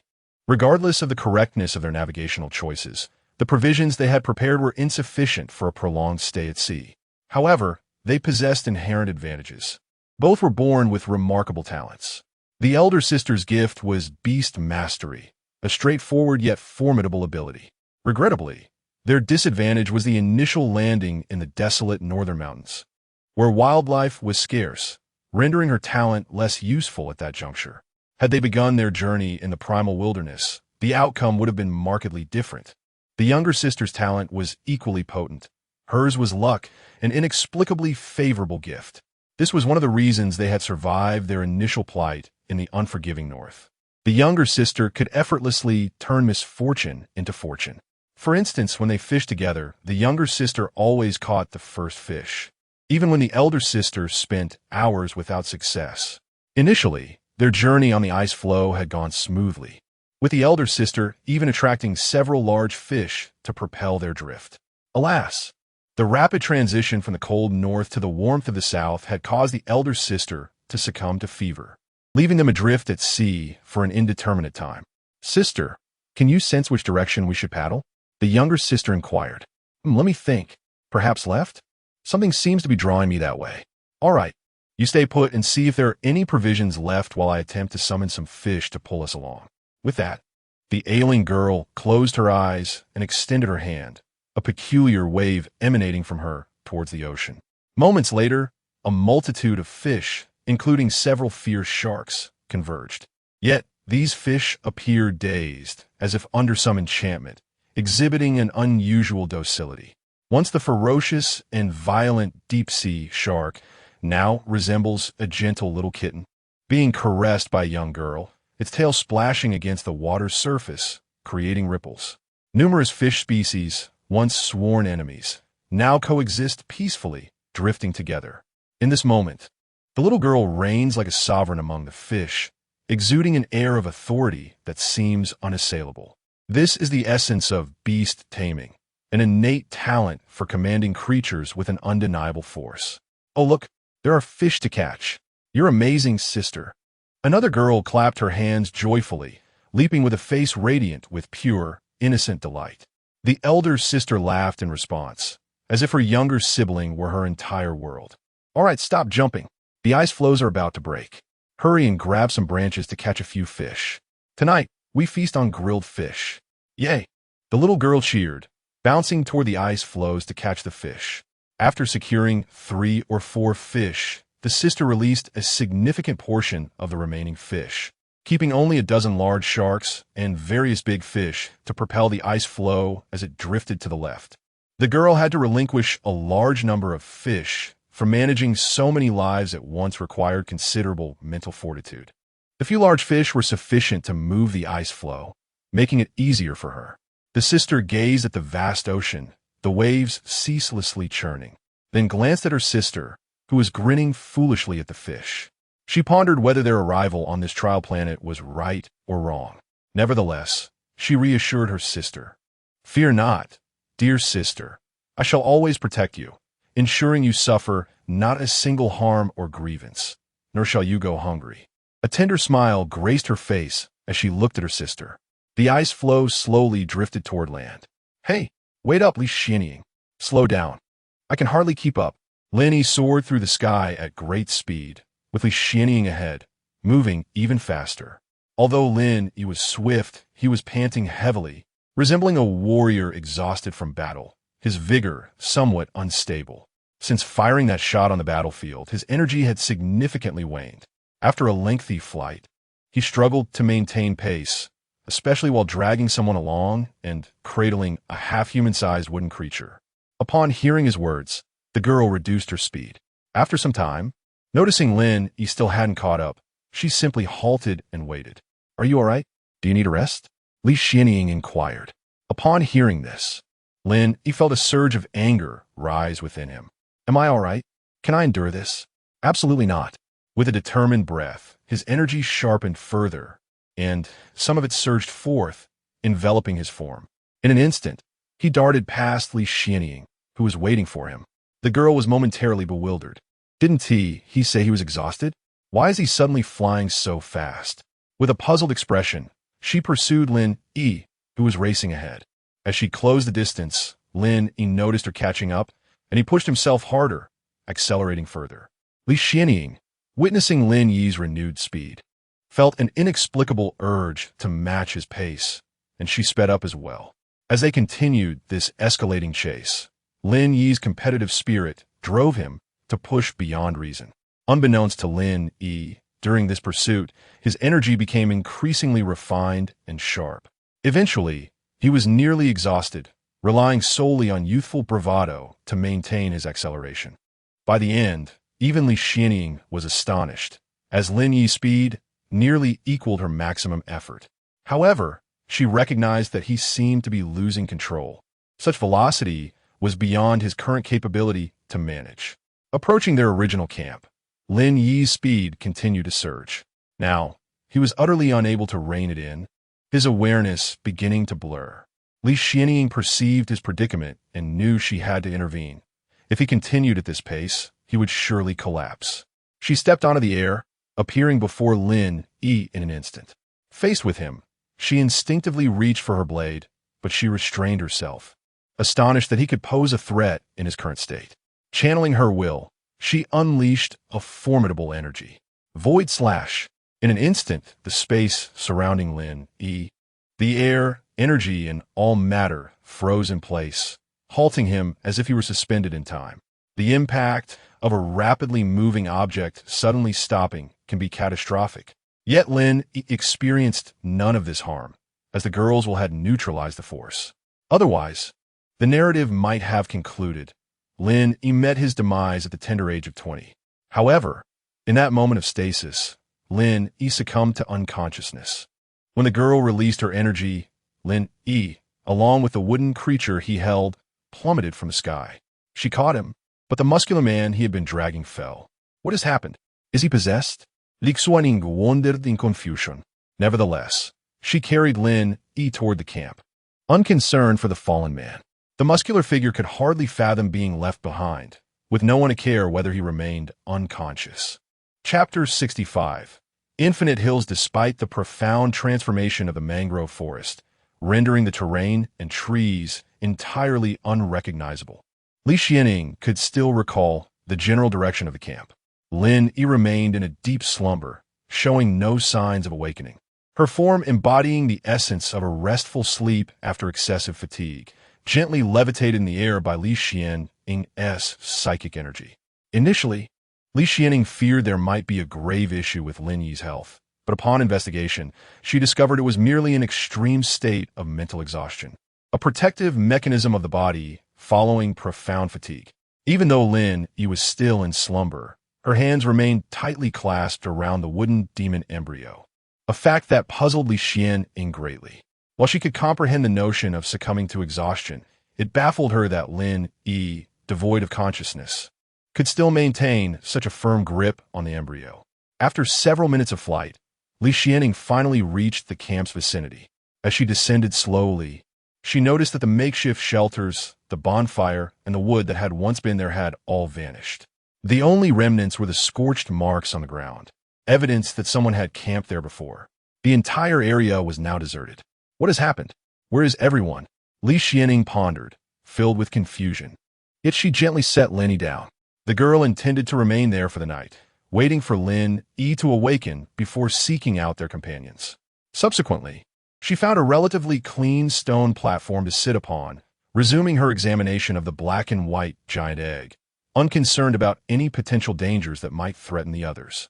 As the once dim sky darkened further, nightfall quietly descended. Li Xianing ceased her study of the egg, allowing it to float in the air, radiating a mesmerizing glow of black and white. The moon hung high, and a gentle breeze swept through the area. Lin Yi, still in deep slumber, gradually began to stir, loosening her grip on the wooden demon embryo as she stretched, emitting a contented sigh. "We should be on our way now that you're awake." A cool voice startled Lin Yi, freezing her mid-stretch. Upon recognizing Li Xianing, her previously tense demeanor relaxed, and she rose from the ground, stretching once more, her bones cracking satisfyingly. With Li Xianing by her side, there was no need for anxiety. Any attempt at resistance would be futile, especially after witnessing Li Xianing's formidable prowess in battle. "Where are we headed? Is this the camp? Where has everyone gone?" Lin Yi inquired. "I don't know. When I arrived here, it was completely deserted. Perhaps the earlier disturbances frightened them away," Li Xianing speculated. "That's impossible." Lin Yi immediately dismissed the idea. She knew well the nature of Jiang Qingning, Hua Tianjiao, and Yun Feifei. To label them as ruthless and unyielding would not be an exaggeration. Those bold enough to undergo trials on this planet were not easily frightened. How could mere anomalies in tree growth scare them away? With determination, Lin Yi soared into the sky, activating her spirit-seeking ability to trace their whereabouts. She was unaware of the extent of her enhanced vision, but she could clearly see the space station floating in the cosmos. Combined with her spirit-seeking skill, locating her companions would be effortless. After scanning the surroundings, Lin Yi finally detected traces of them to the south. "They're that way. It's not far from us," she announced, cradling the wooden demon embryo. Li Xianing supported the black and white egg with her psychic energy as they both ascended and flew southward. During their flight, they stumbled upon a newly formed path, recently cleared of the rapidly growing red trees, winding several kilometers ahead. The marks of swords and staffs indicated that Jiang Qingning and the others had forged this trail. Yet, why had they hurriedly abandoned the rocky camp? With the trees growing so wildly, shouldn't the area be even more perilous? After a few minutes of flight, Lin Yi spotted her companions, Jiang Qingning, Hua Tianjiao, Yun Feifei, Chen Ji, and a small kitten, gathered around a bonfire. They noticed Lin Yi and Li Xianing's arrival, lifting their gazes toward the sky. Jiang Qingning was the first to recognize Lin Yi, her previously tense expression easing. The worry etched on her brow, dissipating the moment Lin Yi touched down. Hua Tianjiao also relaxed, although she still gripped her spear tightly. Chen Ji rushed forward, elated at their reunion, and the others followed suit. Yun Feifei merely squinted at the wooden demon embryo in Lin Yi's arms. "I'm back. Are you all right? Why did you suddenly come here?" Lin Yi asked, puzzled. Jiang Qingning smiled and nodded, her gaze fixed on Lin Yi. "We're fine.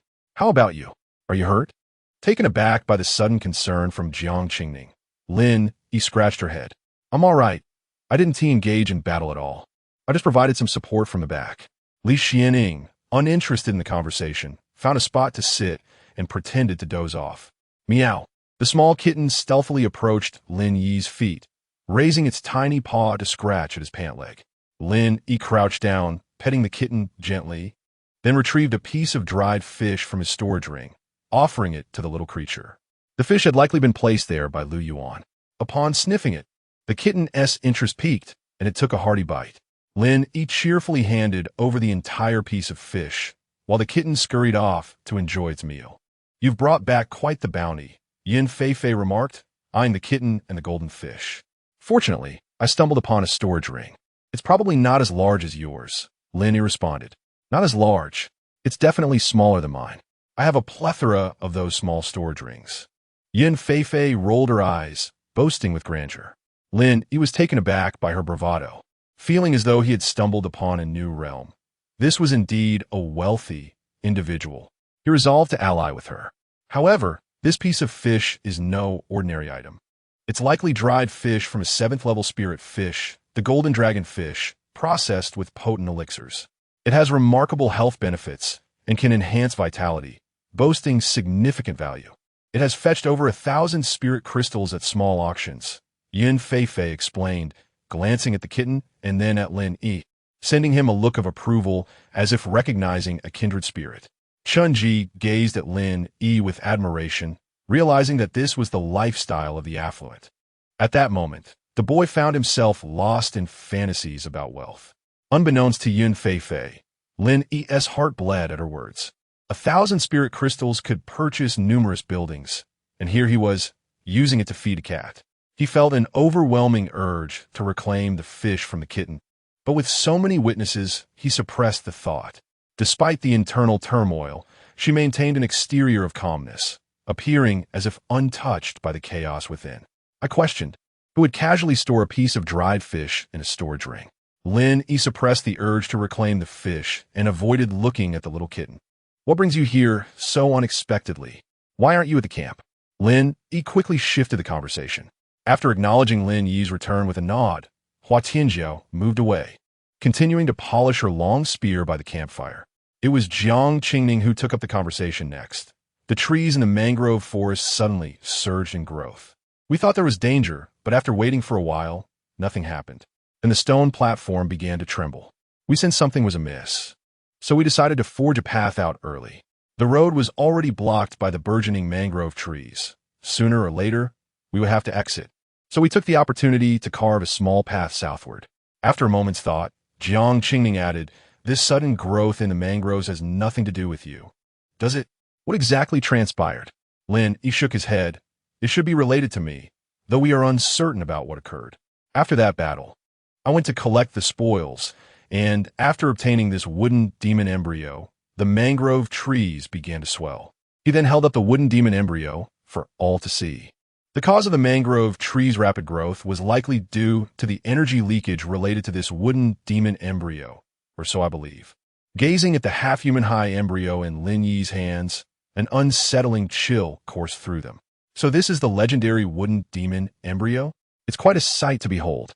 Yun Feifei murmured, her eyes sparkling with fascination. Noticing her keen interest, Lin Yi asked, "Would you like to buy it? It's yours for a mere 100,000 spirit crystals." The girl looked at him disdainfully, as if he were a fool. Feeling somewhat embarrassed under her gaze, Lin Yi offered, "How about 80,000? Do I look like a fool to you? Not at all. Then why would you sell me this? It's nothing but a useless trinket, tasteless to consume, yet too valuable to discard. However, it might be of interest to those lone warriors. 80,000 is far too much." Lin Yi sensed Yun Feifei was intent on haggling further. At that moment, Jiang Qingning intervened, signaling him with her eyes, and Lin Yi promptly understood. He abandoned the idea of selling the wooden demon embryo and recounted the tale of the great battle, omitting the parts about corpse looting and burial. Sister, wake up. Don't sleep. I see land. I see land." A charming little girl cheered, her exuberance causing the ice beneath them to tremble. The floating ice had shrunk considerably, barely able to support two people. After the girl's enthusiastic jumping, the ice began to crack, threatening to sink. The girl awakened, her head wrapped in a towel, and upon witnessing the scene, her expression turned grim. She had merely taken a short nap, only to find their footing precarious upon waking. "Stop jumping. If you keep it up, we'll sink," the sister called out to her sibling, looking toward the direction indicated by her. Indeed, a vast expanse of land appeared within their sight, stretching endlessly. The once bouncing girl seemed to realize her mistake, shaking her sister's shoulder with a look of guilt. "I'm sorry, sister. We might die here. Stop shaking me. It's all right. If you keep it up, I might faint. You'll have to swim with me then." "Oh, what should we do now?" The younger sister ceased her movements. "You're impossible." The elder sister affectionately ruffled her hair. "Don't worry, we'll ride the dolphins over." With that, she waved her hand, summoning two enormous dolphins to the surface. "Yay, we're riding dolphins." The girl squealed with delight. The ice began to sink more rapidly. The sister sighed in exasperation. "You're 18 now, yet you act like a child." In truth, they were not yet 18. They had merely reached that age in terms of maturity. For reasons unknown, they had ceased growing at 13, remaining around 4'5" in height. Coupled with their naturally adorable features, Their family had always been overly protective, surrounding them with numerous bodyguards even when they ventured outside. Eventually, the sisters could no longer endure it, so they boldly participated in the planetary trials, unaware of the hardships they would face. The elder sister chuckled ruefully. Finally, she beckoned her sister to climb onto the backs of the two massive dolphins, who cheered as they grasped the dorsal fins. Moments later, the dolphins surged onto the shore. After drifting at sea for half a month, the sisters set foot on solid ground at last. A long-lost sense of stability filled their hearts as the younger sister leaped about joyfully, tossing sand and giggling. The elder sister watched quietly, her eyes filled with affection. "Sister, where are we? Have we reached the South Sea?" After a moment of excitement, the girl finally settled down.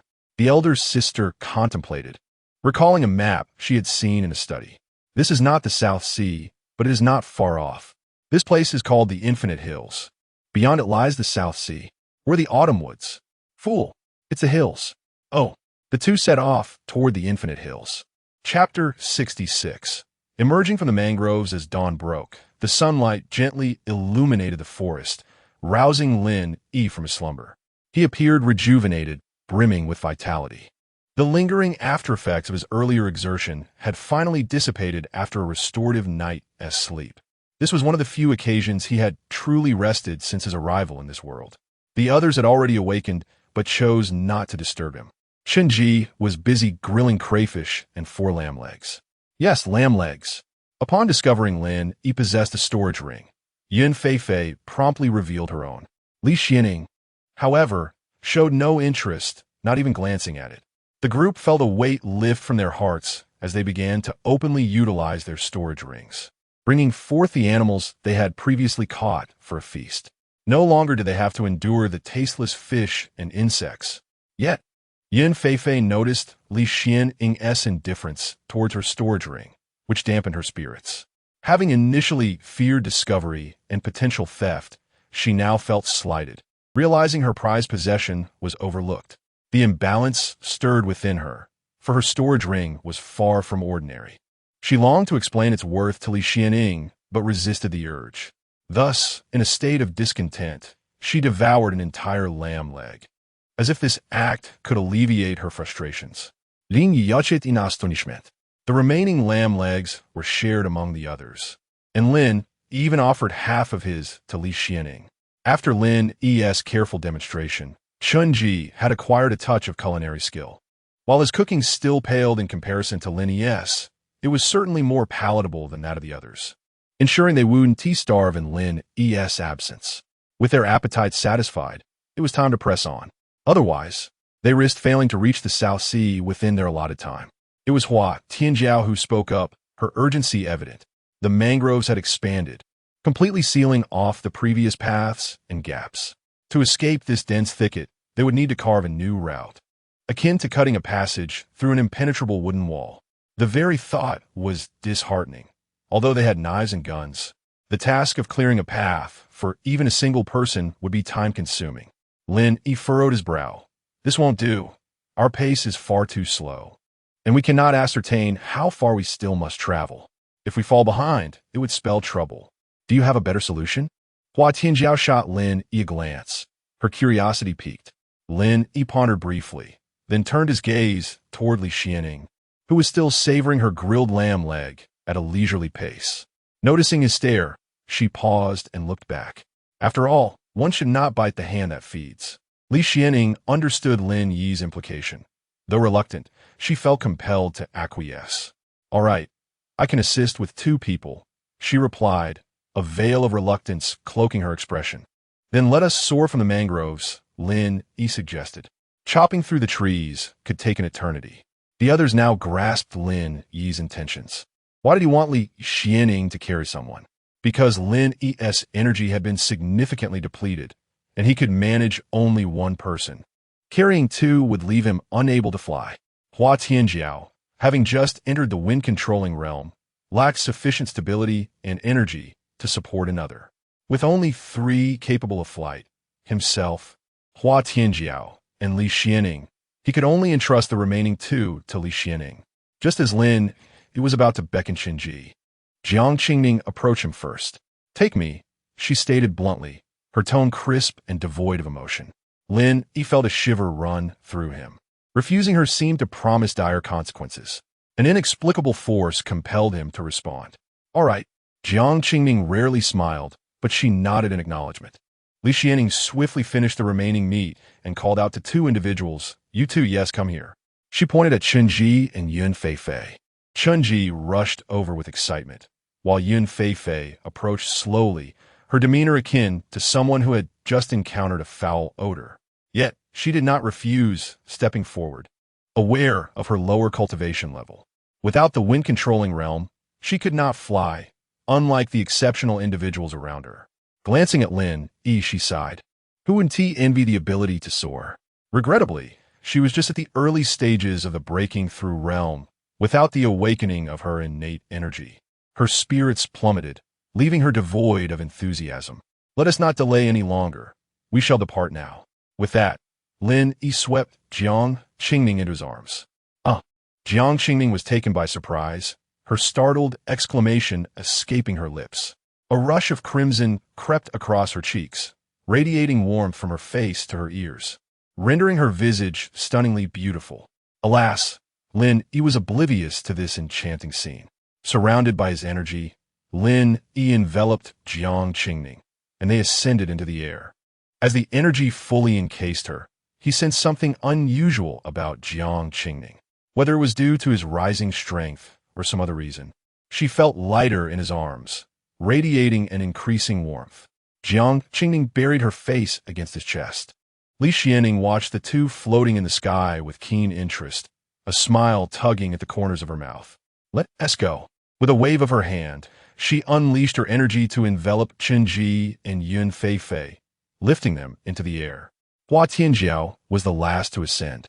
Her solid foundation allowed her to maintain sufficient energy for a prolonged flight.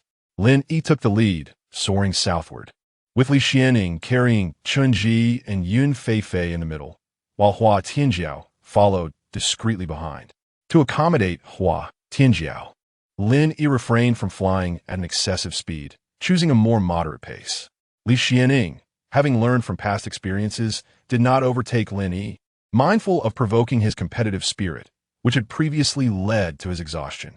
After more than an hour of flight, during which they rested twice, they finally emerged from the mangroves. Gazing upon the undulating green hills before them, a sense of relief washed over the group. They had finally escaped the monotonous red and beheld the refreshing sight of verdant trees. Behind them lay the forest, unnaturally flushed with crimson hues.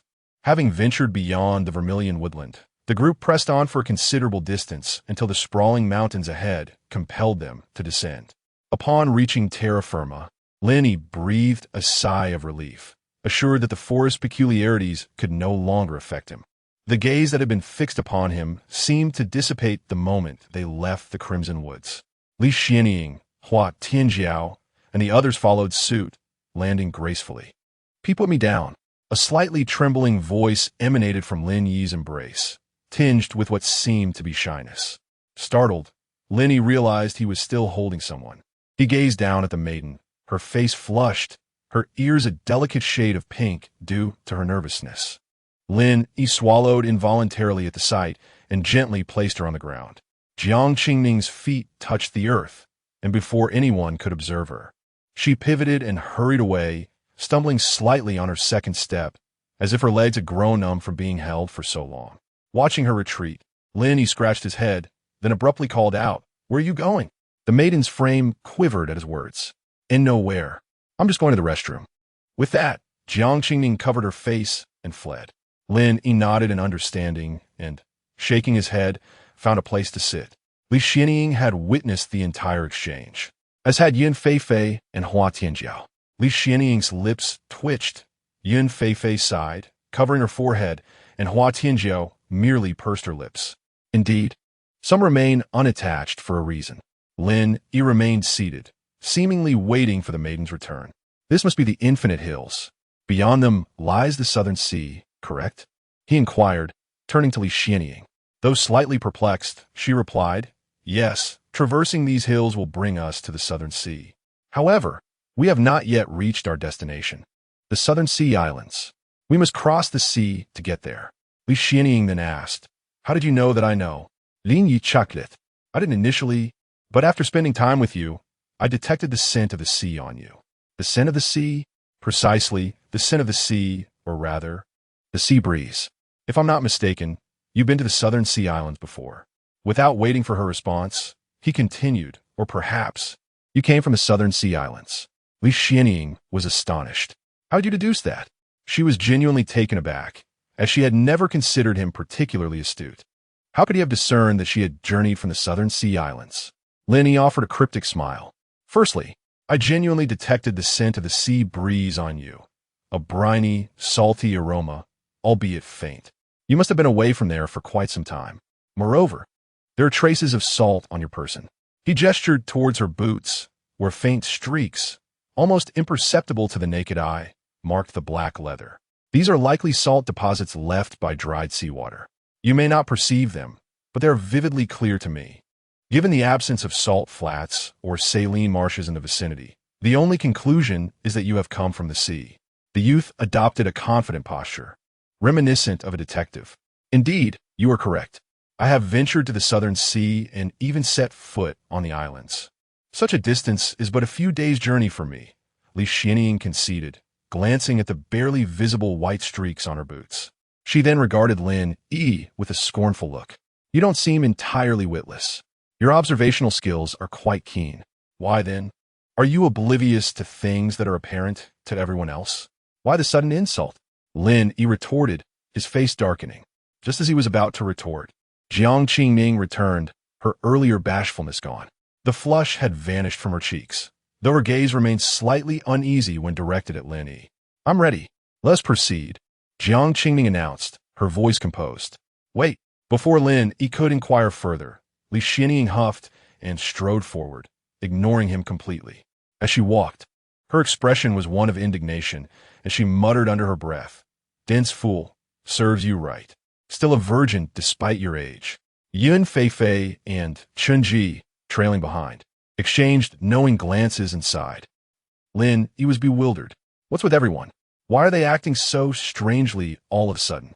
While he was still trying to make sense of things, the others had moved ahead, leaving him alone in the rear. Jiang Qingming noticed and slowed her pace. However, Lin Yi remained lost in thought, showing no sign of catching up.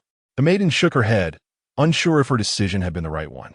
She then hurried back to Lin Yi and nudged his leg with her foot. What are you daydreaming about? Let's go. Though her tone held a hint of impatience, it was undeniably gentle. Upon hearing her voice, a warmth spread through him, and he replied without thinking, okay, silly. Never mind, just silly. Okay. And so, bathed in the rising sun, the two walked side by side at the rear of the group, slowly moving forward. Chapter 67. Difficulties and Indifference. Noon arrived. With the sun shining brightly, the group had trekked for a considerable distance, yet had not yet exited the vast plain. Indeed, between the endless hills and the mangroves lay a significant expanse of flat land. The plain was so level that when observing the hills from the opposite side of the mangroves, they appeared deceptively close. However, as they continued their journey, the truth of the saying, a distant mountain tires a horse, became painfully evident. They had walked since dawn, yet had barely made it halfway across the plain. The mountains loomed ahead, tantalizingly near, but remained perpetually out of reach, a sentiment that was easy to imagine. Hills typically spread across the transition zones between mountains or plateaus and plains. However, in this case, the landscape was quite the opposite. To the north of the primordial forest rose an unbroken chain of towering mountains, followed by vast stretches of forest at the foot of these peaks, reminiscent of the area where Lin Yi and his companions had previously resided. Beneath the forest, rather than rolling hills or flatlands, lay an extensive swamp, an unending marsh encircling the entire woodland. Within this swamp thrived a vast expanse of mangroves, which occupied nearly half of the marsh. Located directly south of where Lin Yi and his companions had crossed before. Strangely enough, the areas connecting the swamps were expansive plains, lush and verdant, home to rivers and diverse wildlife, including formidable beasts. Beyond the plains lay a sprawling series of hills that dwarfed all previous landscapes combined. Indeed, when Lin Yi soared into the sky under optimal visibility, he could see no end to the rolling low mountains. The area was undoubtedly much larger than the plain before them. It is worth noting that such a seamless transition of natural topography is practically unheard of. Yet, it undeniably unfolded before their eyes, prompting admiration for nature's wonders. Typically, hills range in elevation from 200 to 500 meters, with relative heights not exceeding 200 meters, characterized by gentle undulations. Lin Yi, uncertain of their current altitude, gazed at the towering mountain before him, which stood at least 4,000 meters tall, his lips twitching in disbelief. Is this what you call a hill? A low mountain? Indeed, Lin Yi and his companions had crossed the plain.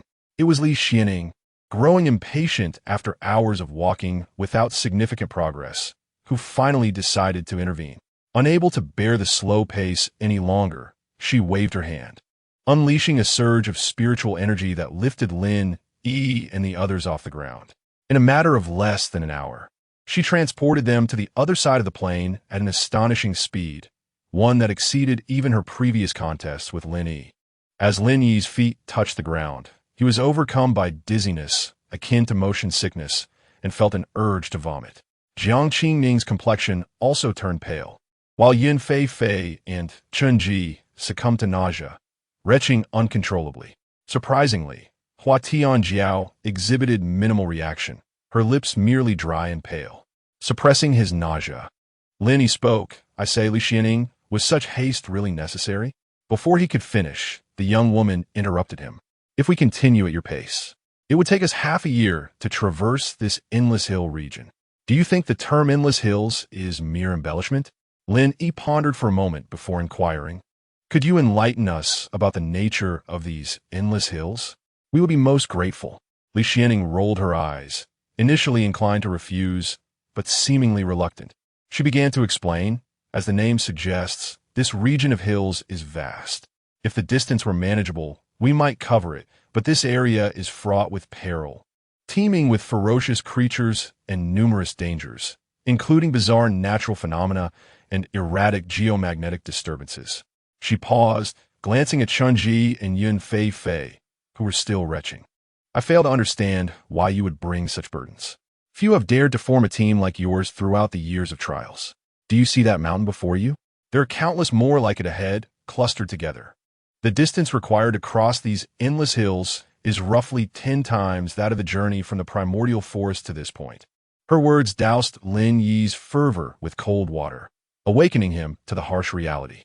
The prior stretch had taken nearly half a month.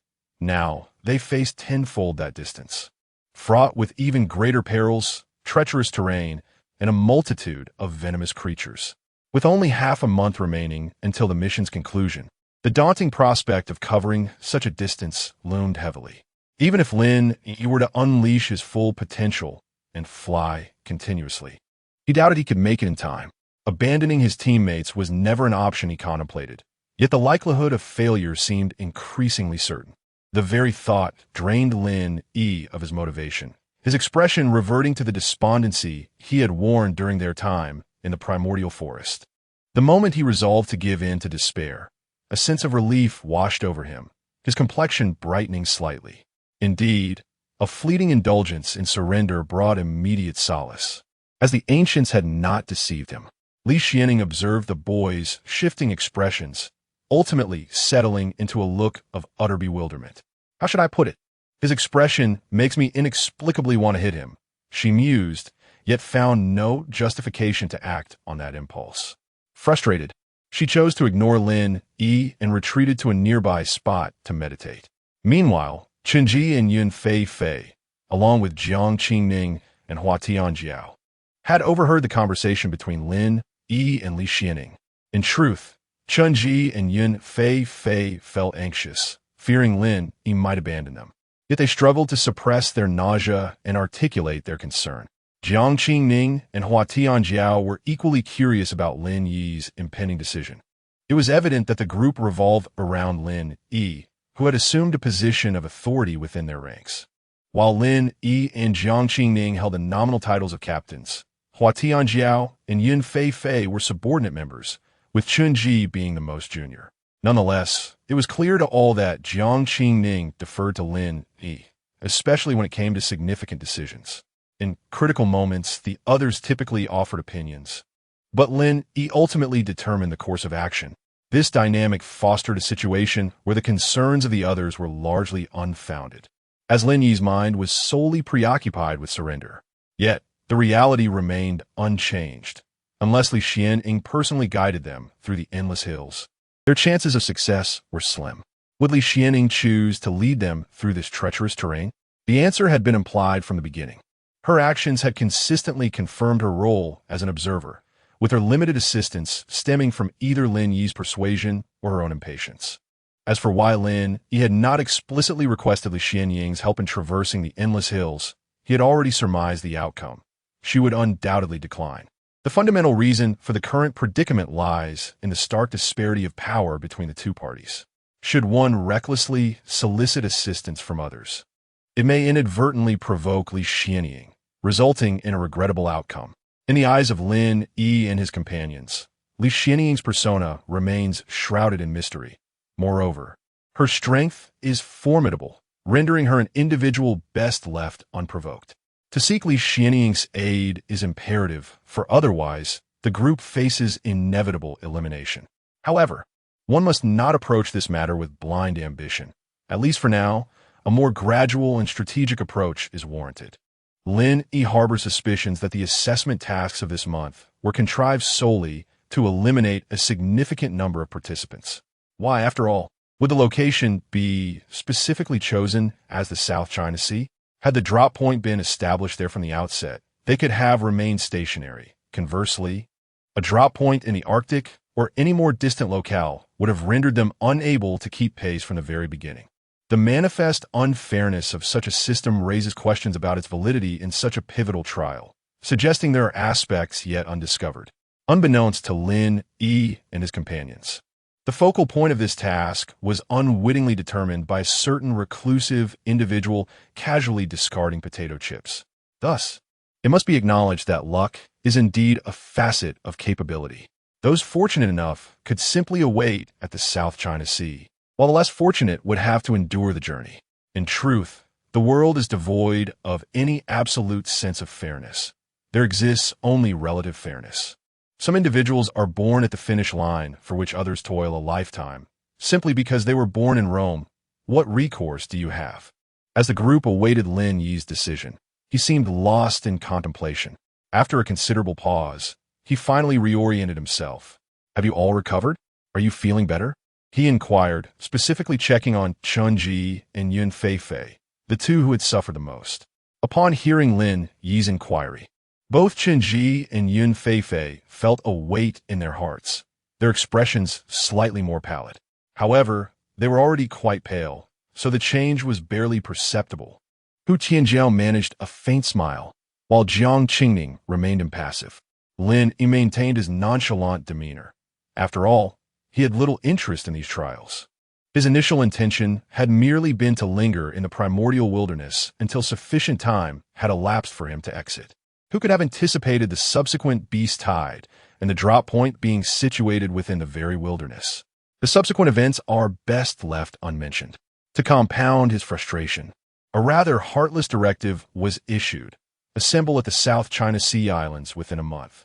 Initially, he had adopted a lethargic mindset, hoping to explore and enjoy the surroundings. But now time constraints were imposed.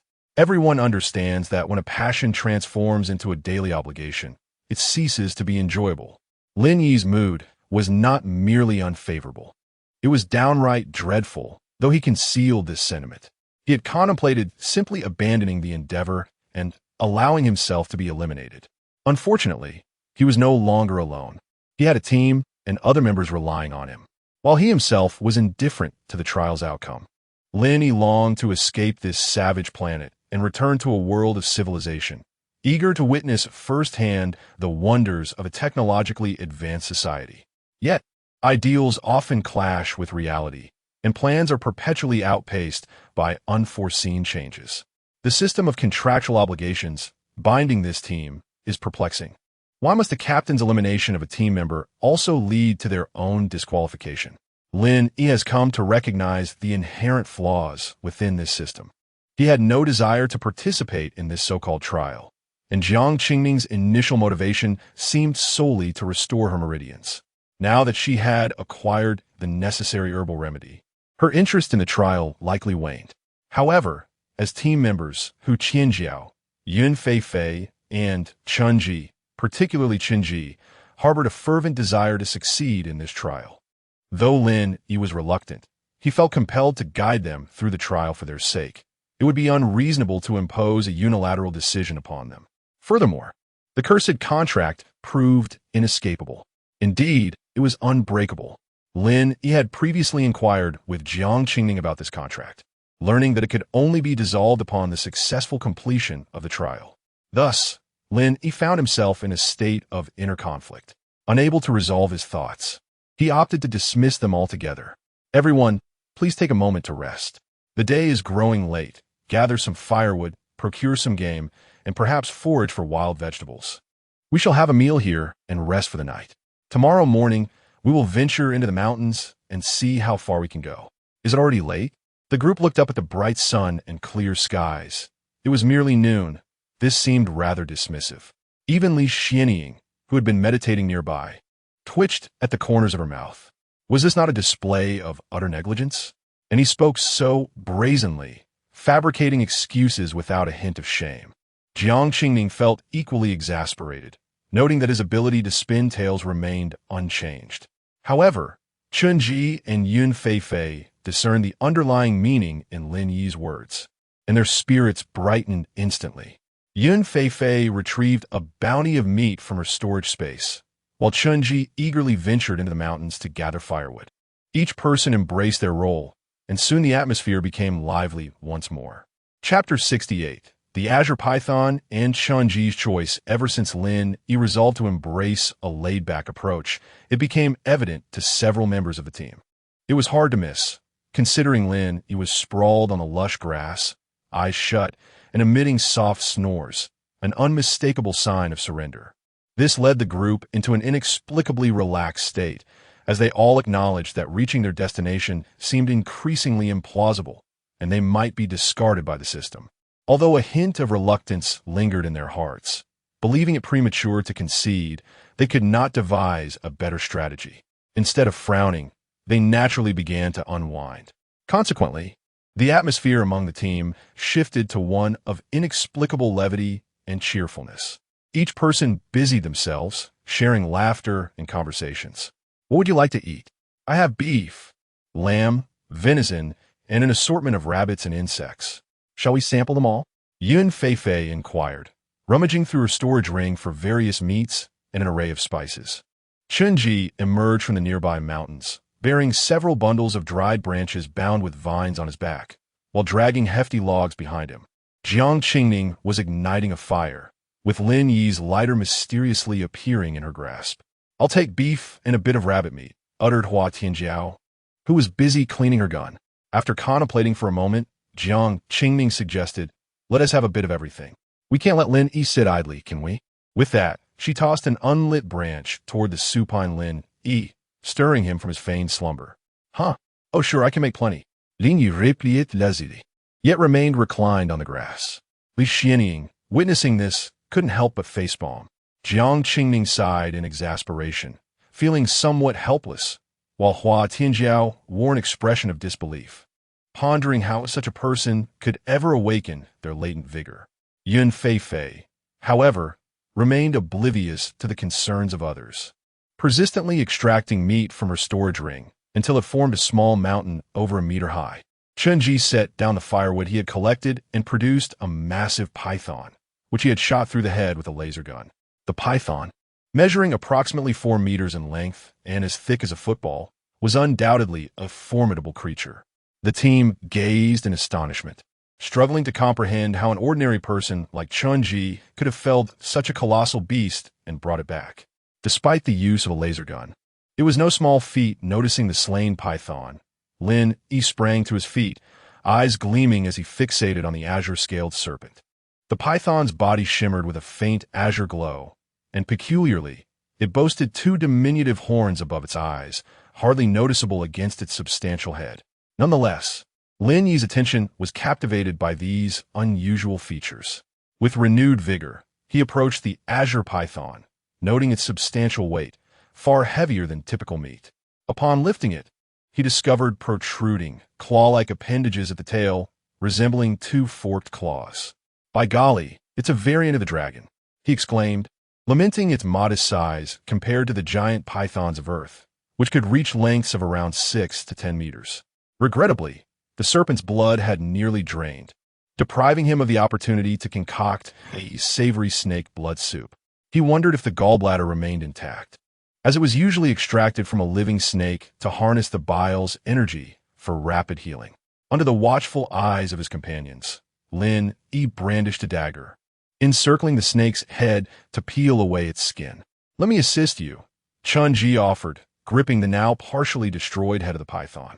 Lin Yi then seized the skin, pulling back with a swift motion, which resulted in the complete removal of the snake's skin along with its internal organs, leaving only the edible flesh and bones. In truth, processing a snake is relatively simple. One merely needs to make an incision around the head and neck, grasp the head and skin, and the innards can be easily extracted. However, due to this python's size, both Lin Yi and Chun Ji collaborated on the task. Lin Yi had often dealt with snake meat before his journey, as it was considered a delicacy, rich in nutrients. With proper preparation, it could yield exquisite flavors. Many connoisseurs sought his expertise in crafting dishes like snake soup. The pyth, however, at that time, no one was absorbing it. It was solely a solitary endeavor, albeit with a slow absorption efficiency. After the absorption was completed, Lin Yi could scarcely recall how long it had taken. For various reasons, he ceased to absorb those beast crystals. With no method to cultivate further from the internal guiding diagram, he found himself unable to advance beyond the head and neck region, leaving his progress stagnated and not absorbing any other spiritual energy crystals. It seemed that for a considerable duration, Lin Yi had not engaged in serious cultivation. Yet his strength continued to grow incrementally, and his skills multiplied. He even acquired the formidable weapon, Strike of the Heavens. Consequently, he transformed from a close combat warrior into a sniper assassin. There was simply no denying the exceptional utility of Strike of the Heavens. Through his exploration of spiritual energy, Lin Yi discovered that the energy flow within the snake gall seemed akin to that of the beast crystals. The only apparent difference appeared to be the energy attributes and the manner of energy circulation. Additionally, while the beast crystals were encased in a robust crystalline shell, the snake gall lacked such an encasement. Did this imply that the snake gall could be absorbed directly, potentially granting an innate talent or an acquired ability? If that were indeed the case, the value of the snake gall would be immeasurable, capable of transforming an ordinary person into an extraordinary being. Lin Yi contemplated this as he carefully plucked the snake gall, cradling it in his hand. The gall resembled an eggshell-less egg, enveloped in a delicate membrane. However, unlike a typical egg, this one was a deep green, radiating a vibrant luster, particularly stunning under the sunlight. "Hey, Chun Ji, come over here. I have good news to share." Although puzzled, Chun Ji set aside the snake's skin and approached Lin Yi. "I have both good and bad news. Which would you prefer to hear first?" Upon hearing Lin Yi's words, everyone paused their tasks, casting curious glances in his direction. What scheme was he concocting this time?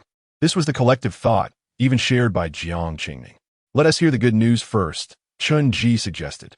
"The good news is that there is a significant chance you could transform from an ordinary person into an extraordinary being like us. And there is a high likelihood you might possess innate talents." The expressions of Jiang Qingning, Yun Fei, Hua Tianjiao, Chun Ji, and Li Xianying shifted to skepticism and amazement. Exchanging glances, Chun Ji, although initially doubtful, felt a surge of excitement and surprise. He first thought Lin Yi was deceiving him, but upon reflection, he realized there was no incentive for Lin Yi to do so. They were not even on the same level. While this realization might be disheartening, it was nonetheless true. Chun Ji's greatest strength lay in his self-awareness, understanding his own limitations, which soon gave way to exhilaration. Don't celebrate too soon. There's still bad news to consider, Lin Yi remarked, prompting Chun-Ji to regain his composure, though his excitement remained evident. What is the bad news? The others, intrigued by Lin Yi's revelations, abandoned their tasks and gathered around him. Clearing his throat, Lin Yi continued. The bad news is that there is a significant possibility of failure, and I am uncertain of the consequences. Perhaps an explosion or a debilitating condition may ensue. He waved his hand dismissively. Instantly, the group fell silent, awaiting Chun-Ji's decision. Life is singular. Should one gamble this precious existence for a hopeful future? They had all assessed Chun-Ji's potential previously, deeming it exceedingly poor, with no apparent aptitude for cultivation or awakening. It was no wonder that, despite their time together, no one had imparted any teachings to him, not from a lack of willingness, but rather because any imparted knowledge would be futile, as he would struggle to grasp it. Now, however, the opportunity to defy fate lay before him. How would he choose? This was merely Lin Yi's notion, yet it held substantial potential for realization. Even if unsuccessful, given Lin Yi's current capabilities, he could disperse the energy, allowing it to dissipate harmlessly within Chun-Ji's body, thus providing a fortifying effect. However, the unique energy and its peculiar flow would vanish, resulting in little more than the wastage of snake gall. Lin Yi's grave portrayal of the consequences was merely a test of Chun-Ji's resolve, as he had no pressing objectives and was feeling restless. Cooking could wait. He simply wished to amuse himself at the expense of his companions. Yet to Lin Yi's surprise, Chun-Ji did not hesitate. I accept, regardless of the consequences. I shall bear them alone. Bring it on. The group remained silent, their expressions reflecting understanding rather than urging him to reconsider. They empathized with Chun-Ji's current predicament, for they too had once been weak, struggling to grow stronger. However, Lin Yi lacked such sentiments. Having only undergone a transformation in strength over the course of less than a month, or perhaps even less. Is it truly that simple? Very well, consume the snake gall. Lin Yi extended the gall to Chun-Ji. Chun-Ji seized the egg-sized gall and promptly tossed it into his mouth, chewing heartily. Don't chew, Lin Yi began, but his words were Chapter 69. My brother will surely return. Scales of a deep green hue began to spread from Chun-Ji's neck, extending further until they adorned half of his face. Through Lin Yi's perceptive vision, he observed the transformation taking place within Chun-Ji's body. As the metamorphosis initiated from the neck and stomach, gradually radiating outward, the muscles exhibited a peculiar spiral, spring-like structure. Chun-Ji emitted a pained groan, reminiscent of an animal's lament. Lin Yi's gaze intensified upon witnessing the changes within Chun-Ji, his expression morphing into one of profound curiosity. It was impossible for him not to be intrigued.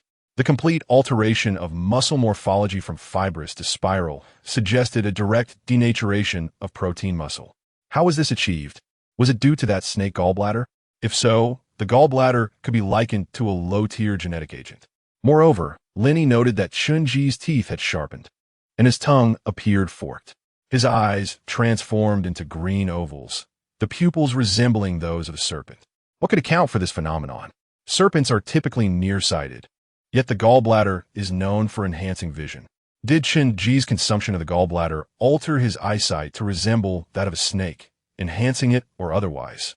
Although Lin Yi was filled with curiosity, he recognized that this was not the moment for questions. Chun-Ji's transformation had yet to reach its conclusion. His raspy voice faded as he curled into himself. The greenish scales gradually enveloped his entire form, reconstructing his physical musculature. The agony he endured was palpable. Chun-Ji's groan subsided, though his visage remained contorted in pain, his mouth agape, as if attempting to scream without sound. The onlookers observed with solemn expressions, yet none intended to intervene. This was their first encounter with such a spectacle, and they were utterly unprepared to assist. Even if they could help, it was unlikely they would extend their hands. Pain was an inevitable companion on the path of defying fate and seeking ascension. Such endeavors were seldom uncomplicated. Every action demanded a price. If Chun-Ji could endure this trial, he would gain strength. If he could not, He risked becoming a monster, or worse, losing his life. Lin Yi remained vigilant, monitoring the peculiar energy circulating within Chenji, an incomprehensible force reshaping his body, accompanied by excruciating torment, both physical and mental. Should Chenji falter, he could potentially lose consciousness and devolve into a beast. However, Lin Yi possessed the ability to disperse that energy at will, for he could see it. Chenji persevered. Should he exhibit any signs of yielding, Lin Yi would act immediately. Within Chenji's consciousness, a misty void enveloped him. Where am I? How'd I end up here? Shouldn't I be on the trial star, undergoing the transformation from the energy within? Indeed, from the moment he swallowed the snake gallbladder, Chenji felt an energy coursing through him, invigorating his essence and incessantly transforming his body. The extreme agony heightened his awareness of every inch of his skin and cells. Yet he could only maintain consciousness for a mere 20 seconds before succumbing to the void. Unbeknownst to Lin Yi, Chenji had lost consciousness. Lin Yi continued to observe Chenji's silent screams, his body curled on the ground, twitching, mouth wide open, yet he had already slipped into oblivion. Chenji found himself surrounded by a hazy expanse, bewildered as to its nature. "Hello, is anyone there?" He cried out, but only echoes returned, amplifying the profound silence that enveloped the grayish mental space. Suddenly, Chenji's spiritual essence ignited with a searing warmth, emanating a faint azure glow. He sensed a loss of control over his body as the azure light spread throughout his soul, claiming half of his essence. Then, without warning, his soul fractured, a cry of anguish reverberating through the mental realm. From a semi-transparent form, he divided into two entities. One was azure, adorned with scales, while the other was pure white and translucent, representing Chenji's pre-transformation self.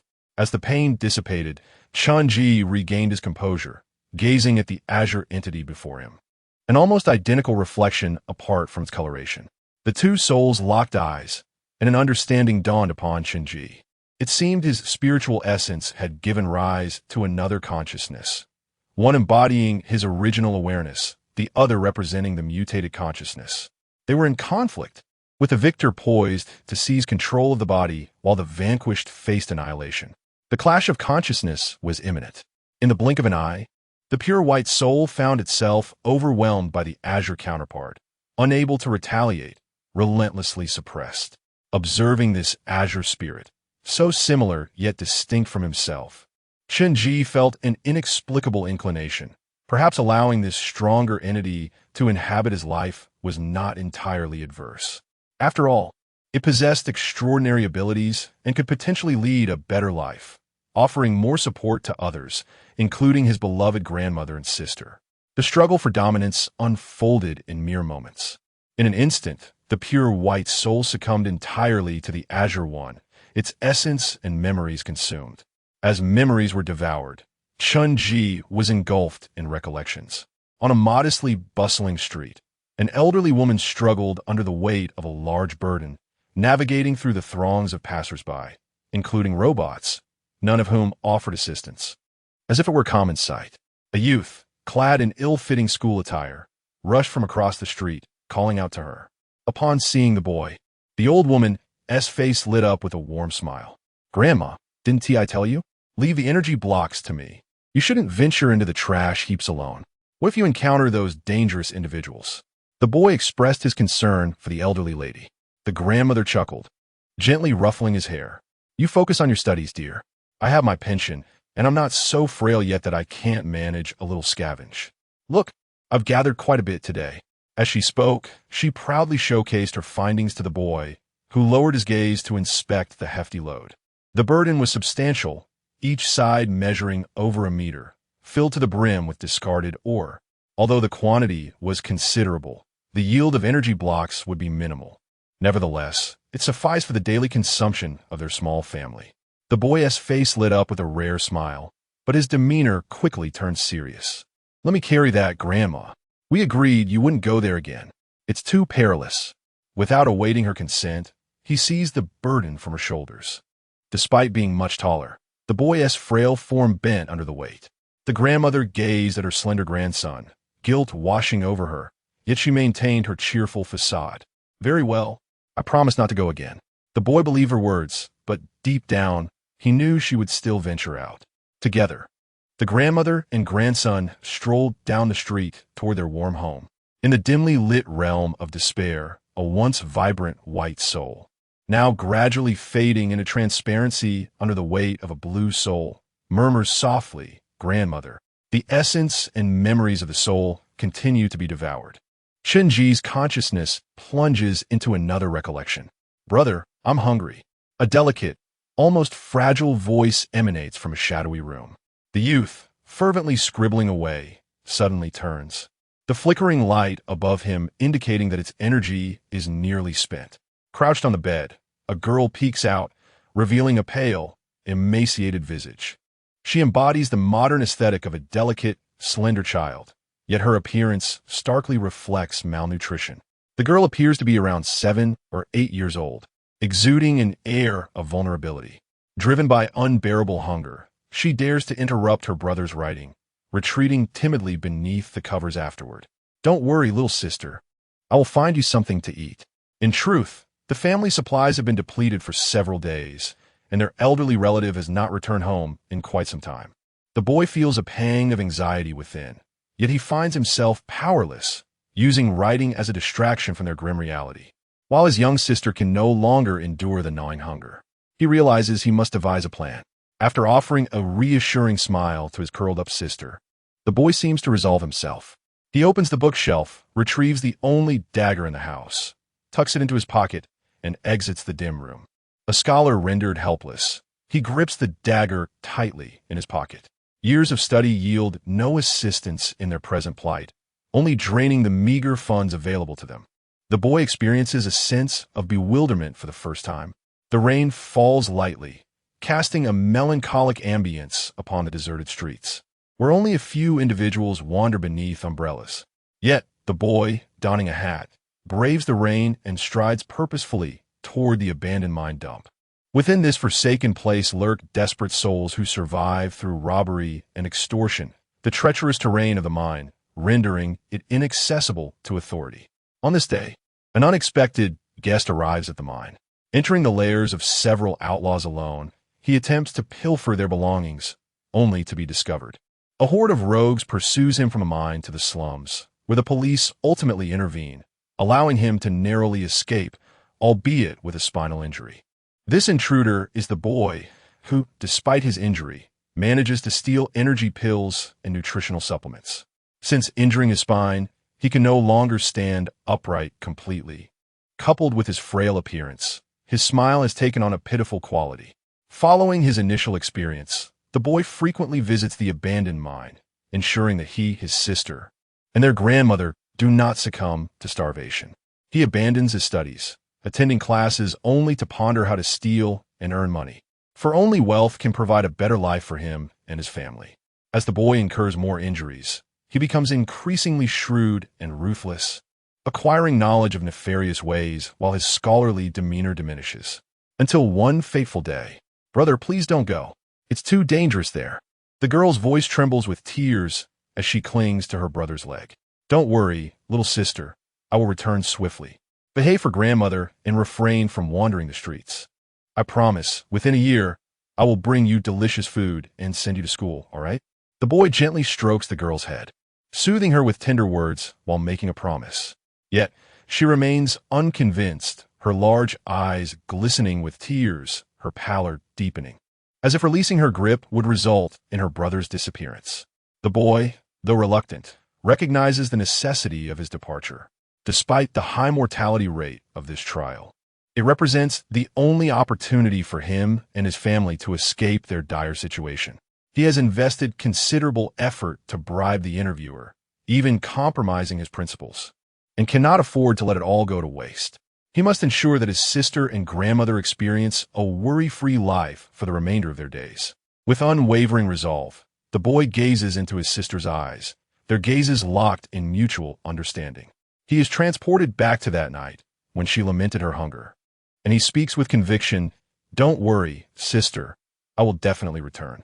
Tears stream down the girl's cheeks, yet she slowly releases her hold, as if comprehending something profound. The boy turns to leave, his hunched silhouette dissolving into the night, his demeanor reverting to its pitiful state. In a murky space, the almost transparent white figure is on the verge of vanishing, while the blue presence grows ever stronger, its hue deepening, the scales on its body becoming denser. As the blue figure relentlessly absorbs soul energy and devours memories, its eyes become increasingly animated and ferocious. The cold, bloodthirsty essence within becomes palpably evident, transcending the realm of human existence. The white, semi-transparent figure trails behind, murmuring, "Sister, do not worry. Brother will surely return." At this moment, the white figure seems to sense the blue figure's brutal, bloodthirsty aura. In a moment of clarity, it turns, fixing its gaze upon the blue form. How could one so ruthless and bloodthirsty possibly care for my family? How could I ever entertain the thought of surrendering my body to you? As the white figure teeters on the brink of disappearance, an unyielding conviction surges forth, overwhelming the blue presence. "You heartless wretch! How could you ever wish well for my sister? Sister, do not worry." The conviction intensifies, and with a resounding crash, the blue figure implodes. The white soul undergoes a metamorphosis, absorbing the scattered fragments of the blue essence. Brother will indeed return. Chapter 70. Transformation. The crowd encircled Chun-Ji, their gazes fixed upon him for over an hour. Chun-Ji remained in a fetal position on the ground, trembling, his mouth agape, devoid of any further response. Were it not for the tremors of his body and the ongoing transformations within him, Lin-Yi might have presumed him lifeless. After a considerable time had elapsed, the others gradually dispersed, leaving only Lin-Yi still observing intently.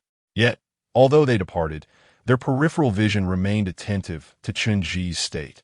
Fueled by curiosity regarding the outcome of his endeavor and the potential changes that might arise should he succeed. If Chun-Ji were to prevail without any adverse effects, the snake gall could indeed hold revolutionary significance. After all, not everyone possesses extraordinary powers. Since the advent of widespread cultivation over millennia, substantial results have remained elusive. The number of cultivators has consistently been scant, constituting less than a fraction of humanity. Should this snake gall grant the ability to ascend to greatness, it could yield lucrative prospects, especially if sold to scientific institutions, potentially securing a lifetime of comfort for its discoverers. With modern scientific advancements, deciphering the underlying principles should pose no challenge. Now, they awaited Chun-Ji's awakening in silence. Once Lin-Yi confirmed Chun-Ji's condition had stabilized, he retrieved the food manual to scan the severed snake carcass on the ground, only to find no response, as had been the case previously.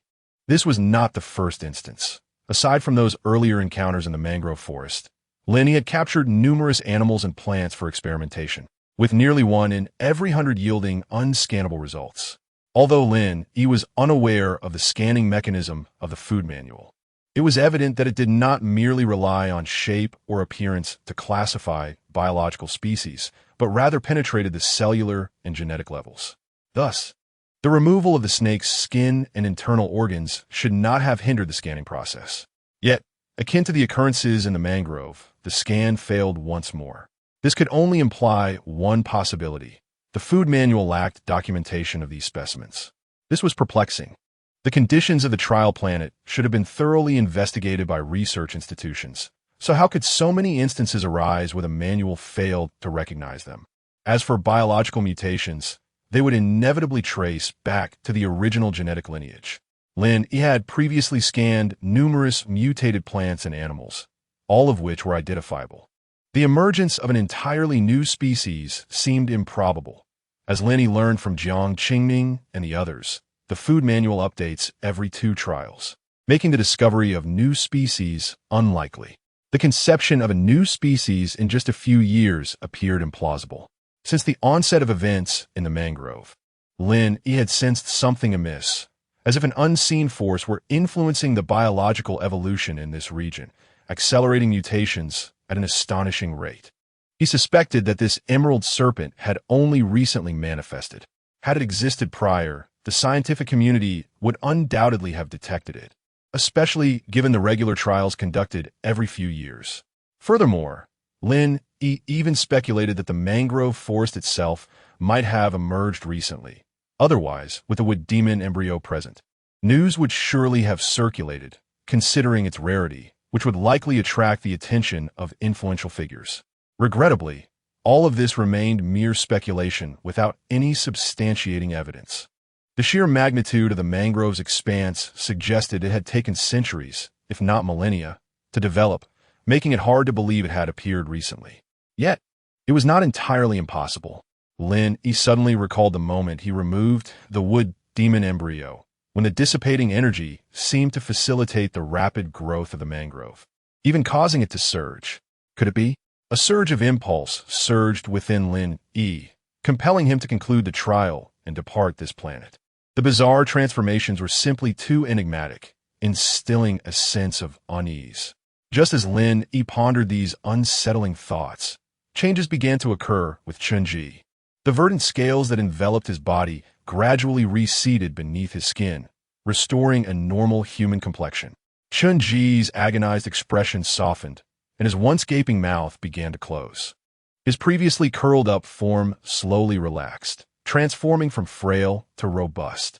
The onlookers gathered closer, sensing the end of his transformation was near.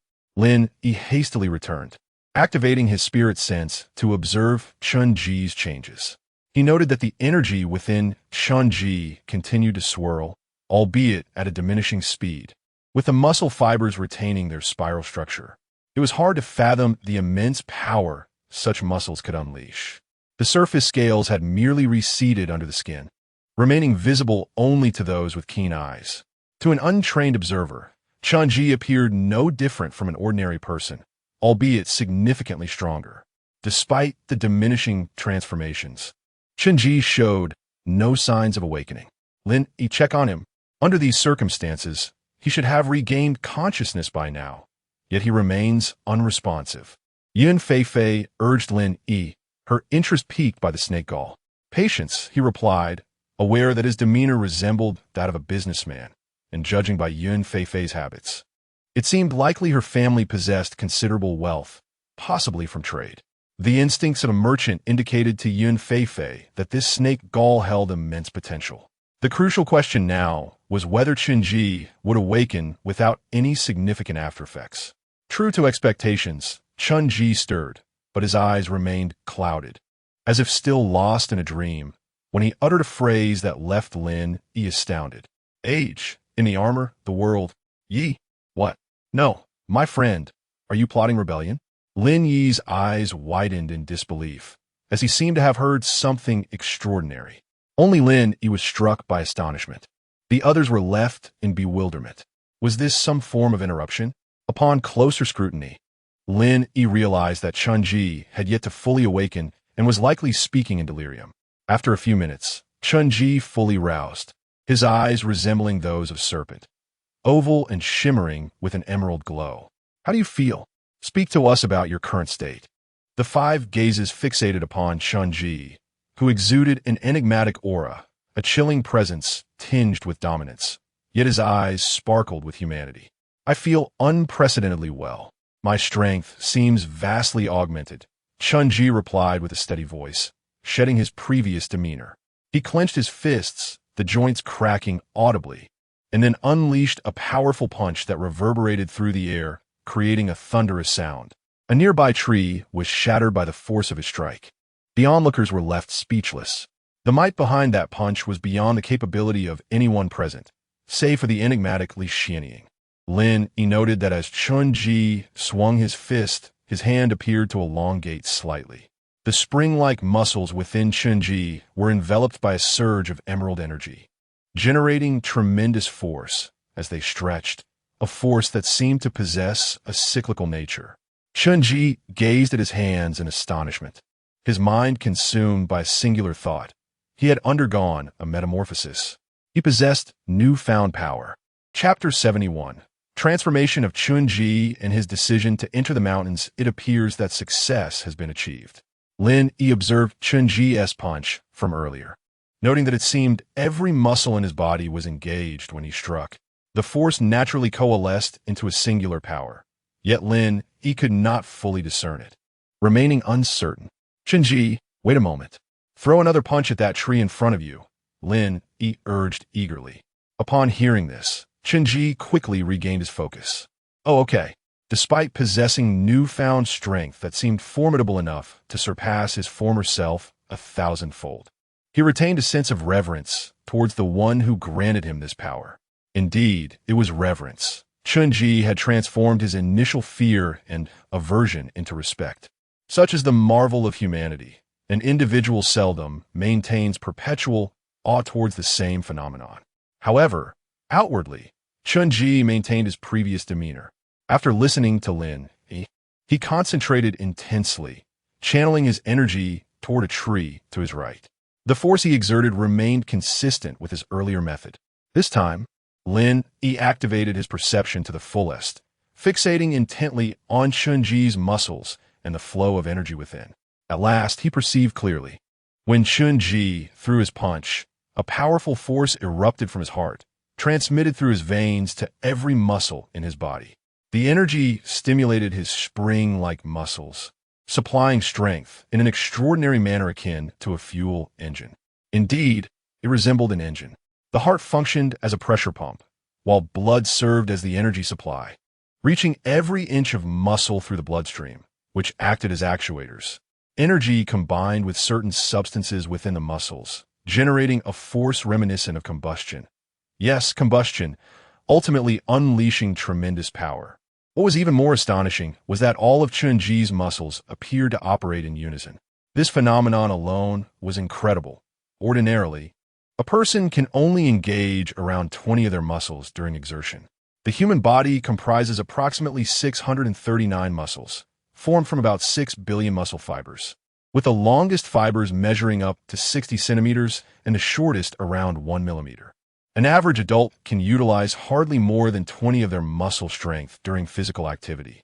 Thus, typically, 80 of the body's muscles remain dormant, or rather, are incapable of being utilized. The brain serves as the body's control unit, regulating the energy output.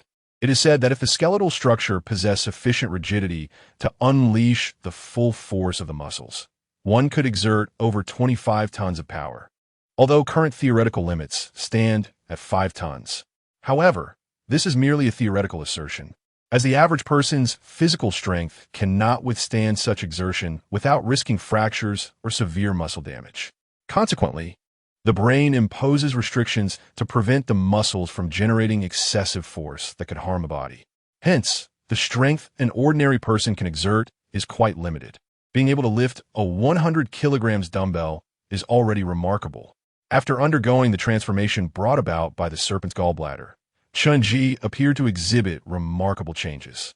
If Lin Yi's observations were accurate, at the moment Chunji threw his punch, he mobilized nearly all of his muscles to generate power. It was evident that Chunji's muscle composition differed entirely from that of an ordinary person. The spring-like nature of his muscles left Lin Yi bewildered regarding the extent of power they could yield. Once more, throw another punch. Let me observe. All right, Chen Yi complied, delivering another punch, but this time directed at the air. A deafening explosion resonated, leaving those present momentarily disoriented. Lin Yi refrained from studying the movement of Chunji's muscles this time. Instead, he focused on the energy generated by those muscles and its destination. As it turns out, the inability of an ordinary person to exert substantial force stems partly from cerebral limitations and partly from the dissipation of that power through various means. Indeed, it was as Lin Yi suspected. He clapped his hands and smiled. When Chunji threw his punch, a significant portion of the power generated by his muscles was harnessed and converged by the spring-like structure. Moreover, another portion of the outward force, upon encountering the layer of greenish scales beneath Chunji's skin, seemed to produce a reverberation effect. The energy was once again concentrated, transmitted by the spring-like muscles, ultimately coalescing in his arm muscles. Thus, the force of his punch became fully concentrated, unleashing an unimaginable power. Lin Yi couldn't help but feel envious of this state. A body so unified, strength in harmony, allowing for maximum power to be exerted with every movement, was a coveted realm for martial artists. Beyond this lay the pinnacle of martial arts, the indestructible state of perceiving the divine. This concept does not refer to deities of mythology, but rather to the mastery of one's own body. The indestructible state signifies the ability to perceive even the most minute aspects of one's physique, ensuring it remains in a state of perfection, thus achieving an invulnerable condition. Regrettably, Chunji's ability only allowed for perfect control over the transmission of power, not over his own bodily control. Otherwise, he would have attained legendary status. A remarkable leap toward greatness. Observing Chunji unleash 3 punches, Hua Tianjiao seemed to sense something profound. Though she lacked Lin Yi's talent for perceiving energy flow, her honed martial instincts allowed her to detect within Chunji the very essence she yearned for. Unable to contain her excitement, she interjected, "Can you throw another punch? I wish to observe once more." Taken aback by the request from the valiant young woman before him, Chunji stammered, "Ah?" Sure, once again, he threw a punch, albeit this time with slightly less speed. Hua Tianjiao fixed her gaze upon Chunji's movements, acutely aware of the absence of any extraneous energy leaking from his technique. The young woman suddenly exclaimed, This is the state of perfect unity." The others exchanged puzzled glances, while Li Xianing, who had been relatively quiet, appeared to shine with understanding. "What does perfect unity mean?" inquired Yun Fei, whose background did not encompass such knowledge. However, Hua Tianjiao remained contemplative, not responding. Just as Yun Fei was about to pose another question, Hua Tianjiao spoke again. "No, this is not perfect unity. It lacks that essence of embracing the primordial and becoming one with the whole. Although I cannot fathom how you achieved a similar effect, this is undoubtedly not perfect unity." "What exactly is perfect unity? What are you talking about?" Yun Fei retorted, somewhat vexed. Li Xianing leaned in, explaining, "Perfect unity is the ultimate pursuit of a pure martial artist. It is a state in which one can perfectly integrate their strength into every action, regardless of time or place. Such individuals are particularly troublesome. They cannot easily be defeated, and no matter the injury, they can still exert their maximum strength. Truly a daunting challenge." Hua Tianjiao nodded in agreement, acknowledging the complexity of such individuals. "If there are those who possess this quality, they would be nearly invincible," Yin Fei murmured. A hint of frustration in her tone. Lin Yi nodded, realizing that a similar realm exists in this world. "Is it called Jingjin? It certainly is quite an evocative term." Yet, he pondered, how formidable could such individuals truly be? Could they withstand a single shot from my weapon? Lin Yi absently touched the Jitian resting on his back, feeling a surge of desire to engage in battle. Ever since he fired that shot last time, his emotions seemed to have taken on a more combative tone. Coupled with a slight restoration of his sharpness, he felt he could manage another 1 or 2 shots. It appeared that he had developed a certain imbalance. High offense, but low defense. If someone were to close the distance, wouldn't he be at risk of being defeated in an instant? It was imperative to enhance his physical conditioning. Reflecting on physical prowess, Lin Yi realized he had forgotten something important. He recalled encountering an individual with remarkable physical abilities. However, he couldn't quite remember who it was at that moment. Unable to retrieve the memory, he dismissed it from his mind. "Chunji, what sensations did you experience after consuming that snake gall? Did your body undergo any changes, or are there any side effects?" Lin Yi inweited. The others listened intently, no longer discussing other matters, equally curious about the potential side effects. If there were none, the value of the snake gall would be immense. Chunji took a moment to assess his body. Suddenly, he leapt, soaring 10 meters high, startling everyone, though the most surprised was Chunji himself. He hadn't anticipated such a height. Upon landing, he inadvertently created 2 craters in the ground due to a lack of control over his descent. As for my current state, apart from an overwhelming hunger, my jumping ability and striking power have significantly increased, and my speed is likely quite impressive. However, my vision has been affected. I can't see as clearly as before. Upon hearing that his vision had been compromised, Lin immediately lost interest in the snake gall. His innate talent lay in his eyesight, and any impairment in that regard would greatly diminish his abilities, an unworthy trade-off.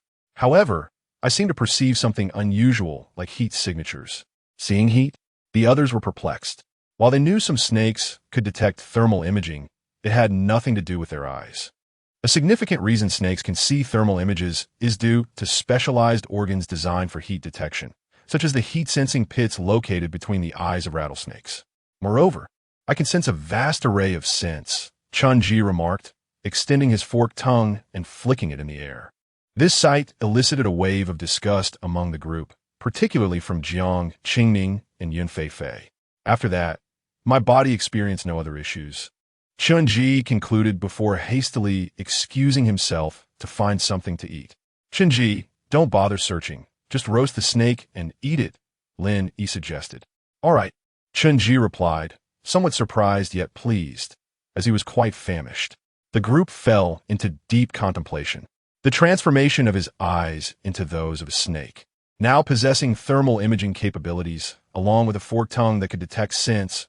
What did this signify? Did it count as a side effect? Furthermore, the greenish scales he had acquired seemed akin to snake scales.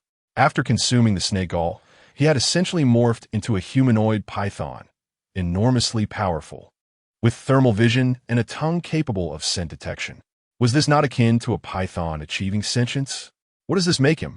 Do you think Chun-Ji is more human or more snake now? Yun Feifei suddenly posed. Certainly human, Lin Yi replied without hesitation. The others nodded in agreement. Hua Tianjiao couldn't help but interject. Given the power he has acquired, such a transformation is hardly noteworthy. Remember, just an hour ago, he was an ordinary person. Indeed, the group suddenly awoke to the realization. Were they being overly critical? To remain an ordinary individual, or to transform into a superhuman snake man after consuming the snake gall? If they were to place themselves in Chun-Ji's shoes, any one of them would unhesitatingly choose the latter. If they felt this way, how great a temptation must this be for countless ordinary people? Hua Tianjiao recognized the remarkable potential of the snake gall for martial arts, while Yun Feifei saw the business opportunities it presented. Li Yi contemplated how to acquire more of these substances, for even if he had no use for them, they could be sold for profit. Jiang Qingning, however, maintained a calm demeanor, seemingly unfazed by the revelations. Since Chun-Ji has gained abilities, shouldn't we make our way into mountains? Jiang Qingning suggested. Ah yes. Lin Yi suddenly snapped back to reality. Chun-Ji's displayed speed and strength were on par with anyone present. Although Lin Yi remained skeptical about reaching Nanhai, the current circumstances warranted an expedition into the mountains. At the very least, they wouldn't need to divide their attention to protect Chun-Ji. Moreover, the python had been discovered in the mountains. If such creatures existed there, surely other animals could undergo similar transformations. The group shared this thought, and even Li Xianying showed signs of excitement.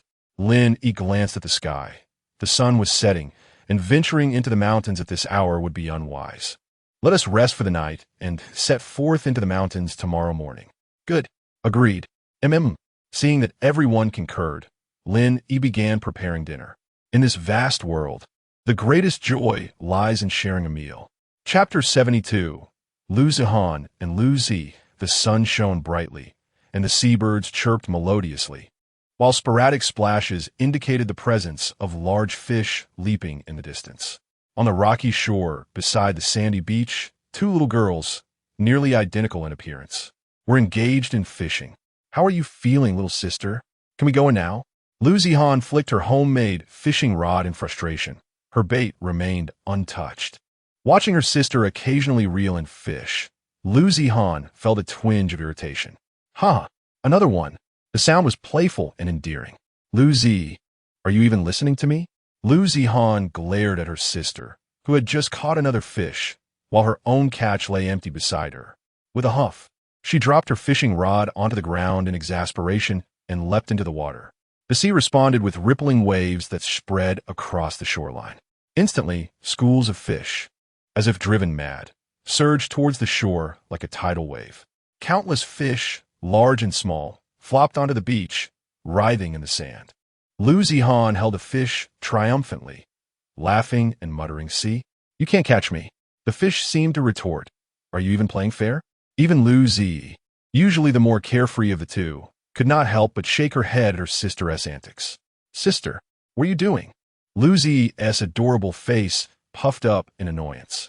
Lu Zihan's actions had entirely dampened her enthusiasm for fishing. The two sisters had been stranded on this beach for 3 days since they had landed 3 days prior. They had planned to venture into the nearby jungle. But as they departed from the shore, Lu Zi felt a sudden pang of unease, as if something dreadful lurked ahead. Her instincts had always proven accurate, and with her innate luck, she believed that following her feelings would lead them safely.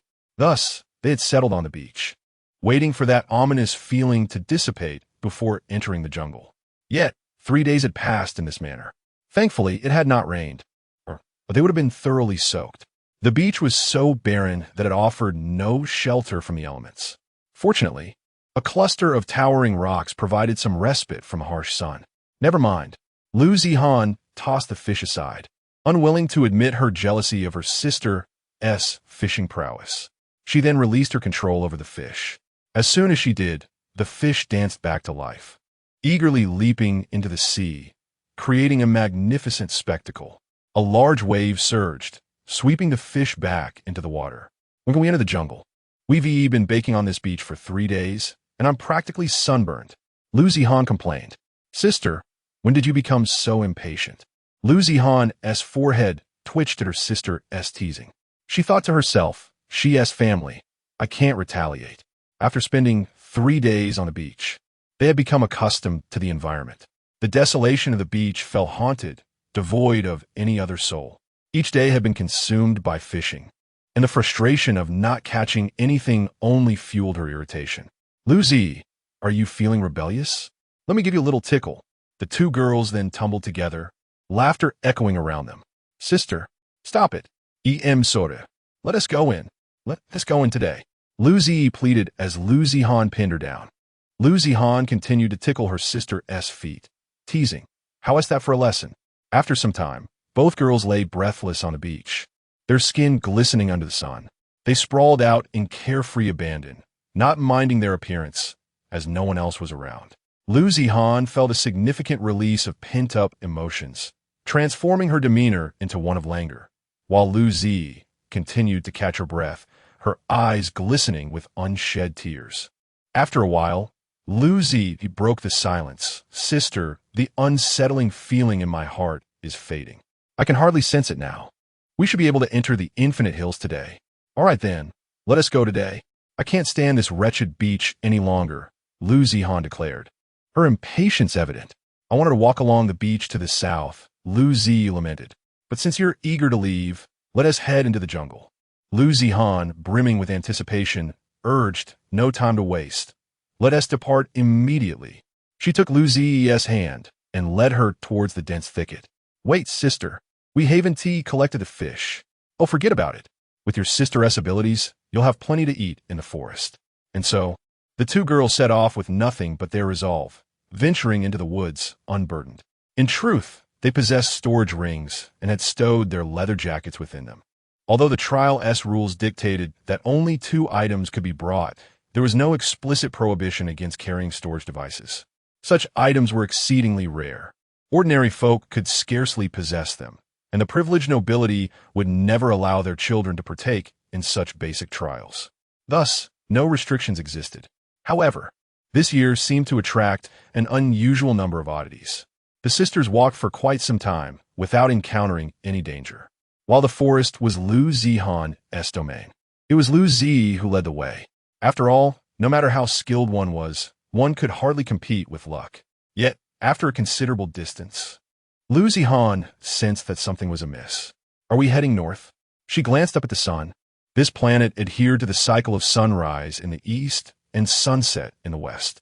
It was still morning, so the rising sun should be in the east, yet it was now on her right. Little sister, wait a moment. There seems to be a problem with our direction. What's wrong? It seems we're heading due north, while we need to go southeast towards the South Sea Islands. Are we going the wrong way? Lu Zi cocked her head, pondering for a moment before declaring, I don't care. I want to go this way. Lu Zihan stared at her, bewildered. Why this direction? We're clearly going the wrong way. Seeing her sister's disbelief, Lu Zi confidently stated, "Do you want to follow me or not? Who has better luck? You or me?" Defeated, Lu Zihan had no retort, finding herself without a single argument. She chose silence and obediently followed her sister. For her years of experience had taught her that in matters of decision-making, trusting her sister was always the right choice, no matter how hard it was to accept. Lu Zihan had learned this lesson the hard way on several occasions. The most recent incident involved her ignoring Lu Zi's advice, resulting in her suffering from seasickness for several days. The memory remained vivid. Those days of lethargy and continuous sleep had been utterly dreadful. Luck could be an unyielding force, and when it transformed into a gift, it could defy all reason. Observing her sister, who seemed to manifest her desires effortlessly, Lu Zihan felt a mixture of admiration and envy. Lu Zihan claimed not to envy, yet that was surely a facade. After all, she was her own biological sister, a fraternal twin at that. Lu Zihan had always followed closely behind her sister. Initially, she intended to concentrate and safeguard her sister ahead, but as they journeyed, they encountered not a single creature, let alone any ferocious beasts. How could she have forgotten this? Ever since childhood, danger had always circled her sister like a moth to a flame. If she trailed behind her sister in this forest, hoping to come across any animal, it would surely be a stroke of divine fortune. Moreover, that creature would need to be the kind she could knock unconscious. "Sister, wait a moment. We are moving too slowly," she exclaimed. With that, Lu Zihan raised her hands, closing her eyes, as an extraordinary wave emanated from her palms, spreading throughout the forest. In a short while, various large animals began to converge towards them. However, each appeared dazed, clearly under some form of control. Among the peculiar creatures were six-legged horses, winged deer, an assortment of wolves and leopards, glowing civets, and tailless cattle. All these bizarre beings gathered, sharing a common trait. They seemed to move with remarkable speed. "Let us choose one as our steed. Riding them will surely hasten our journey and spare us some exertion." "Absolutely, absolutely. Long live my sister," Lu Zi exclaimed with uncontainable excitement upon witnessing the odd creatures. She twirled around them, earnestly selecting her mount. Ultimately, she chose a dazzling multicolored deer, while Lu Zihan opted for a six-legged horse. The two effortlessly mounted their chosen steeds, swiftly advancing under Lu Zi's guidance, their speed remarkable. Their path led directly toward Lin Yi, who was approaching from that very direction. "Is this the spot where you captured that python?" Lin Yi inquired, inspecting an unremarkable cave before him. Peering inside, he discerned nothing unusual. It appeared to be an ordinary snake den, albeit larger than typical. The surrounding foliage was also quite mundane, lacking any spiritual herbs or mystical entities. Yet, within lay an extraordinary python on the verge of transformation. "How peculiar," he mused. "Indeed, this is the place. I was gathering firewood here when that snake suddenly lunged at me, attempting to ensnare me. In a moment of panic, I shot it, not expecting the bullet to kill it outright." Chen Ji recalled that day with a tinge of trepidation. Fortuitously, his reflexes had been swift. Otherwise, he might have been ensnared without a chance to call for help. Lin Yi and his companions had ventured into the mountains early that morning. After some exploration, they found no traces of the feared wild beasts they had anticipated. Instead, only a few small snakes and rabbit burrows were present. After extensive searching, they finally located the site where Chen Ji had encountered the python, yet no abnormalities were evident. Just a single snake gallbladder had bestowed such a significant transformation upon Chen Ji, surely not an ordinary item. Its scarcity was understandable, given the vastness of the infinite hills. They could only hope for luck in encountering more in the future. They reasoned that perhaps they were still on the periphery, explaining the lack of fierce beasts and the limited number of animals. A positive sign, indeed. Lin Yi's party resolved to continue onward. With his transformation, Chen Ji's physical prowess had significantly improved, even surpassing Yun Feifei's capabilities. This left the young girl quite disheartened after years of cultivation. She found herself outmatched by Chen Ji's sudden metamorphosis. Nevertheless, she became even more diligent in her training. This commitment rekindled Lin Yi's own ambitions, prompting him to commence absorbing beast crystals once more. After all, there was a limit to how long one could remain idle. Beyond that threshold, one would truly become a mere shell of their former self. With no one lagging behind and few large animals obstructing their path, their pace quickened, and soon they approached the summit of the first high mountain. Suddenly, a vividly colored venomous snake darted from a nearby branch with lightning speed. Yet, someone was swifter. A hand adorned with greenish scales seized the snake effortlessly, akin to grasping a piece of jerky. It was Chunji. With a gentle squeeze, he rendered the snake lifeless and discarded it with nonchalance. The number of creatures is increasing, yet they are all venomous? Lin Yi remarked, eyeing the dead snake. This marked the sixth one, with all but the second having been discovered by Chunji. Lin Yi's spiritual perception, while adept at detecting energy, did not match Chunji's keen eyesight for spotting these elusive snakes. In fact, it paled in comparison to Huatian Jiao's martial instincts, who had been the one to uncover the second snake. Indeed, they are becoming more numerous. This area is teeming with venomous insects, Chunji observed, his eyes glimmering with a greenish hue as he kicked aside a stone. Several crimson centipedes scurried away in haste. Witnessing this, Jiang Qingning and Yun Feifei's expressions turned pale. Do not fret. They are merely ordinary venomous creatures. With our formidable physique, they could not pierce us even if they tried. Lin Yi reassured them. All right, he conceded, realizing that while his spiritual perception could see through non-energy items, it was not akin to X-ray vision. Moreover, these ordinary venomous creatures possessed alarmingly little energy, making them far less formidable than the creatures lurking beneath the mangrove roots. Let's proceed. Sister, stop. Are we not moving any further? Not going any further. It seems rain is imminent, Lu Zihan remarked, gazing at the sunny sky. The two exchanged glances. Lu Zihan mused, though I find it hard to believe. I have no evidence to refute it. Lu Zi countered, Sister, do you trust me or not? Indeed, as they discovered a cave to shelter from the rain. The once clear sky transformed dramatically, unleashing a torrential downpour. See, sister, I told you it would rain. Lu Zi declared triumphantly, lifting her chin with pride. Indeed, I concede. I cannot contend with your foresight, Lu Zihan replied, acknowledging her sister's intuition. Chapter 73. Sudden downpour and mysterious cave in the forest. Several drenched individuals huddled beneath a large tree, seeking refuge from the unexpected deluge. Just a minute prior, the sun had been shining brightly. Jiang Qingning, feeling particularly miserable, voiced her complaints. Among the group, she was the most unfortunate. Her long hair had become wet and clung to her, with strands sticking to her face, rendering her appearance quite disheveled. Yun Feifei and Hua Tianjiao fared better. Yun Feifei wore a waterproof hooded cloak, while Hua Tianjiao donned a leather coat crafted by Lin Yi, originally intended for protection against the elements. Chunji was also better off than Jiang Qingning. Although his clothes were soaked, a layer of green scales shimmered on his skin, repelling the rainwater entirely.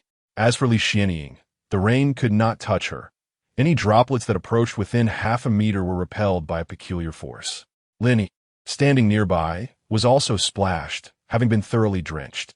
Thus, it was only Lin Yi and Jiang Qingning who had been left to face the rain in its entirety. Lin Yi was puzzled. Under such heavy rainfall, one would expect a significant accumulation of cloud cover. Yet, despite his vigilant observation of the surroundings and the sky, he noticed no substantial clouds gathering above. Where then did this rain originate? As he looked up at the sky, he observed that the clouds had indeed thickened considerably. When had this accumulation occurred? There was no reason he should have missed it. His spirit sensing technique had been active, and just a minute ago, he had surveyed the sky without noticing such dense clouds. This rain seems suspicious. We must find shelter quickly, Lin Yi suggested. Jiang Qingning nodded vigorously, her mood thoroughly soured. While the rain posed no grave danger to her, it was still quite irksome. Chunji, what is the range of your thermal vision? Chunji pondered for a moment before responding. It should be slightly beyond that of an average person's sight, perhaps a few kilometers. In unobstructed conditions, a normal person could see clearly for several kilometers. Human vision is theoretically infinite, However, distinguishing details is another matter entirely. Follow me, Lin Yi instructed, wrapping himself and Chunji in a protective aura before ascending into the air. The group found themselves on a hillside within a valley, the same valley that overlooked the tallest mountain on their journey from the plains. The choice of location was strategic. Traversing the mountains directly would be arduous, so they sought a shorter route through the valley. After soaring several hundred meters into the sky, Lin Yi directed Chunji, scan this valley for any large creatures, and also observe the surroundings. Though Lin Yi was capable of performing this task himself, his sensing technique could only detect energy. And should those creatures harbor no discernible energy signatures, they would remain invisible to him. In contrast, Chunji's thermal vision was more convenient, as all living beings emit heat. Theoretically, Lin Yi could perceive heat, as it is a form of energy, but unless there was a significant thermal presence. His sensing technique would struggle to identify less obvious heat signatures, such as those from various animals. Previously, while hunting in the forest, he relied on his sensing to locate creatures, all of which exhibited some degree of spiritual energy. As Chunji surveyed the area, Lin Yi also activated his sensing ability, scanning the vicinity. After a thorough observation, Chunji reported, "There is nothing. This valley is devoid of large animals. Only small creatures roam here. No significant thermal signatures detected." Lin Yi sighed in relief. The absence of large animals meant that there would be no caves for shelter. Yet, he had anticipated this outcome based on his observations of the local ecosystem. Noting the absence of large predatory animals and the prevalence of smaller creatures, such as rodents and snakes. With no natural caves available, they would need to excavate a shelter. Upon further inspection, Lin Yi spotted a rocky outcrop not far from the large tree. Just as he contemplated how to create a shelter, a sudden thunderclap reverberated overhead, accompanied by a flash of lightning that illuminated the clouds above. With the thunder's roar, Lin Yi lost his concentration, and the protective aura dissipated, causing both him and Chunji to plummet from the sky. Confronting the might of the storm was not merely a matter of courage. Fortunately, as they neared the ground, Lin Yi regained his composure, reactivating his aura to catch the midfall.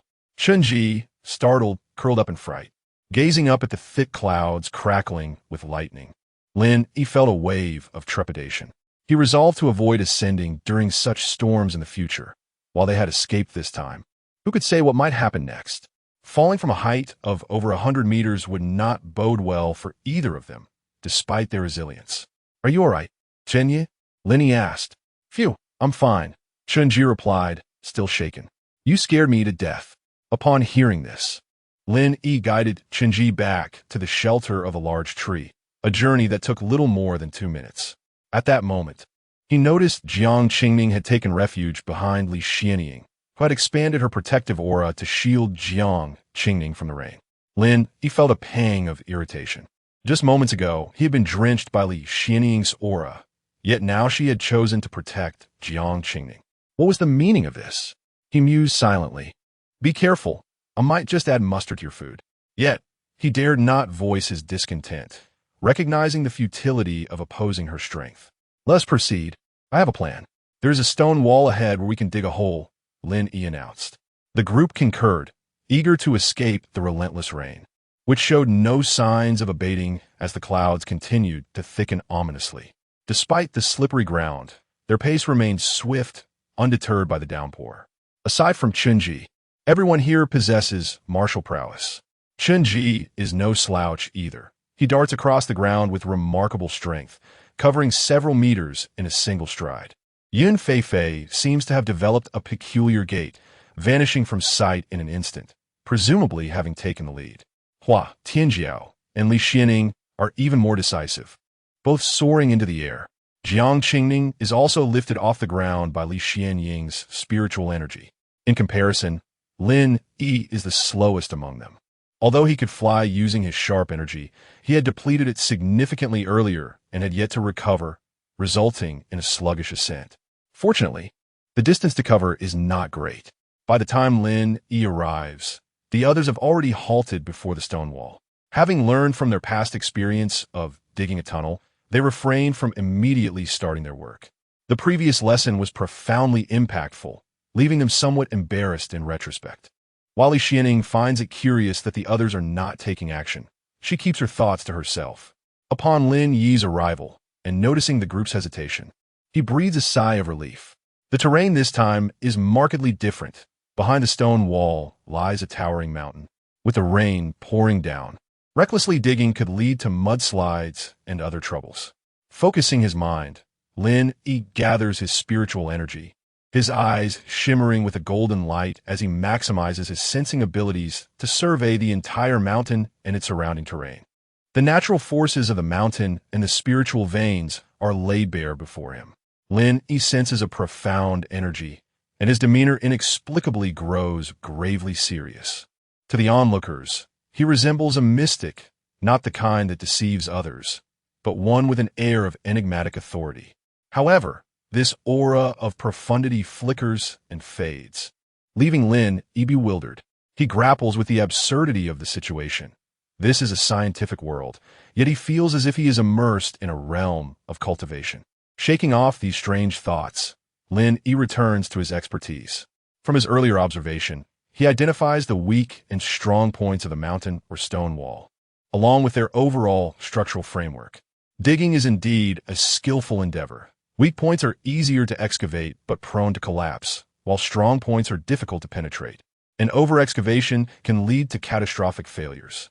Moreover, care must be taken not to disrupt the overall structure of the mountain, or else a collapse is inevitable. In summary, one should never wield a pickaxe haphazardly in their own backyard. It could indeed result in a landslide. Ultimately, Lin Yi selects a suitable location, using a firm area as support while excavating the weaker sections. You all stand back. I'll handle this. Chapter 74. Exploring the cave, everyone gathered around, filled with curiosity about the suddenly appeared cave. There was also an element of schadenfreude. Yun Feifei even chuckled, but was quickly silenced by a glare from Jiang Qingning, who immediately composed herself like a well-behaved child. Lin Yi had neither the time nor inclination to pay attention to the crowd. The collapse that had just occurred had indeed startled him. He was perplexed. It shouldn't have happened. They had been watching the excavation, so how could it suddenly cave in? He meticulously observed his surroundings once more and noticed that the entire mountain-esque structure had abruptly shifted. The lower part of the mountain felt hollow, as if its foundation were unstable. Peering into the cave below, he discovered a surging underground river. Lin Yi began to suspect that he had some sort of affinity with water, as he seemed to encounter it every time he dug. This time, it had manifested as a raging underground river. He didn't dwell on why a river would appear, considering he had been digging horizontally and not downward. Overthinking was futile. Perhaps it had always existed. He noted the significant size of the underground river and voiced his thoughts. The others nodded, believing the emergence of an underground river to be quite normal, given the area's abundant water resources. Seeing their lack of response, Lin Yi slapped his forehead in exasperation. Hey, are you even listening to me? That's a surface-level underground river, and it's a substantial one, with tumultuous waters. Seeing the puzzled expressions on their faces, Lin Yi felt he had made a grave error in teaming up with them. A group of ill-informed individuals. Water flows downward. The appearance of a surging underground river signifies something. If there's an underground river, there must be an outlet. Water flows downward, ultimately converging where? To the sea, or at the very least, to a major river. We can simply follow the river to the ocean. If we're fortunate, we might reach the South China Sea directly. Do you understand? After Lin Yi's explanation, the group finally grasped the concept. In truth, these were basic principles that they all knew but had overlooked, likely due to their educational backgrounds. Not everyone had undergone rigorous 9 years of compulsory education. While everyone felt a mix of excitement and embarrassment, they exchanged glances, their faces tinged with red. After all, Chunji had not even graduated from a primary institution, while Hua Tianjiao remained unfazed, having attended a martial arts school. The others had pursued studies in fields such as energy science, biology, and mechanical engineering. Currently, the most popular academic disciplines in the Federation were biology, followed by energy science. As for Li Xianing, she had never attended school, having been brought to the Tiandao sect by her master since childhood. With her knowledge derived solely from self-study using the sect's library, they were uncertain whether the underground river connected to the sea, as it was outside their respective areas of expertise. Do you really think we can reach the South China Sea through this underground river? Jiang Qingning asked, somewhat doubtful, but still choosing to trust Lin Yi. It was the best-case scenario, but even if it fell short, it would still carry them a significant distance. With about half a month remaining, they initially had little confidence in reaching the South China Sea, but now, with the underground river, they could at least shorten the distance by half. Everyone considered this. Let's take a break first, and after we've rested, we'll explore that cave and the underground river. After the commotion, the campfire they had ignited had been extinguished by the wind, and some of the firewood had been scattered. Jiang Qingning reignited the fire, and they gathered around to warm themselves. Hua Tianjiao and Yun Feifei, having remained relatively dry, began to clean their weapons. In contrast, after stowing away the scales, Chun Ji found his clothes soaked, feeling no different from the others. However, both of them turned their gazes toward Jiang Qingning, whose clothes were also wet. How would she handle it? Would she take them off to dry? The scenario they imagined of her shedding her clothes to dry by the fire did not unfold. Jiang Qingning seemed to sense her discomfort and stood up. Channeling her spiritual energy, a remarkable force emanated from her, shaking off the moisture from her clothes and skin. The droplets of water fell around her like rain, leaving her feeling refreshed. She then shook her hair and tied it into a ponytail. This display left Lin Yi and Chen Ji utterly astonished. Is she really capable of such a feat? To expel all the moisture with a single shake? Hua Tianjiao, noticing their astonishment, asked in confusion, what is so surprising about that? Isn't this just the most basic technique in martial arts, the shaking force? Basic technique? Shaking force? Lin Yi and Chun Ji responded in unison. Of course I could do that too. Can't you? Yun Feifei chimed in, demonstrating the shaking motion with her body. The water droplets clinging to her clothes fell to the ground, where they froze into ice beads, creating a clattering sound as they hit the ground, emitting a chill. Well, that's impressive, Lin Yi thought. Utilizing their talent to turn the expelled water into ice beads was quite remarkable. After Jiang Qingning had dried off, her mood visibly lifted, and she spoke with a smile. Let us not get distracted. We should discuss how to explore that underground river. All right. Lin Yi snapped back to reality, nearly forgetting their purpose. He opened his mouth to speak, but realized the water was still dripping from him. Lin Yi and Chun Ji exchanged glances, with Chun Ji gesturing that he was in no better condition. The other three, noticing their exchange, seemed to understand their unspoken thoughts. Yun Feifei raised her hand, activating her talent, causing the moisture on both of them to crystallize into ice. Then, Hua Tianjiao and Jiang Qingning took action. Jiang Qingning struck Lin Yi's back with her palm, while Hua Tianjiao pointed a finger at Chun Ji. The ice shards on both of them shattered into powder and gently floated away, leaving their clothes and bodies unharmed. These actions transpired in an instant, and before Lin Yi and Chun Ji could react, they found themselves dry. In truth, both of them were taken aback, not expecting their companions to assist them. But upon realizing they were unharmed and dry, they felt a sense of relief. Thank you. All right, let us begin, Jiang Qingning said. How deep is that cave? How fast is the river flowing? Lin Yi shook his head. I don't know. Let us go take a look together. The group headed toward the cave entrance, but Li Xianing remained seated by the campfire, unfazed. The others were not surprised by her choice. It looks to be about 50 meters deep. As for the river's flow, it seems rather swift, but it shouldn't pose much of an issue, Lin Yi assessed. Chun Ji stared intently, his eyes gleaming with curiosity. The water temperature is quite low, and there are fish in it. How do we get down? Or will we swim across once we do? Can you make an ice boat? Lin Yi suddenly heard Yun Feifei inquire. That shouldn't be a problem. What kind of design do you have in mind? Just something large enough to accommodate all of us. All right, let us give it a try.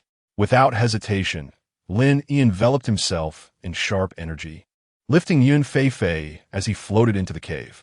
Upon descending, they discovered an entirely different world. The space below was not as confined as it had appeared from above.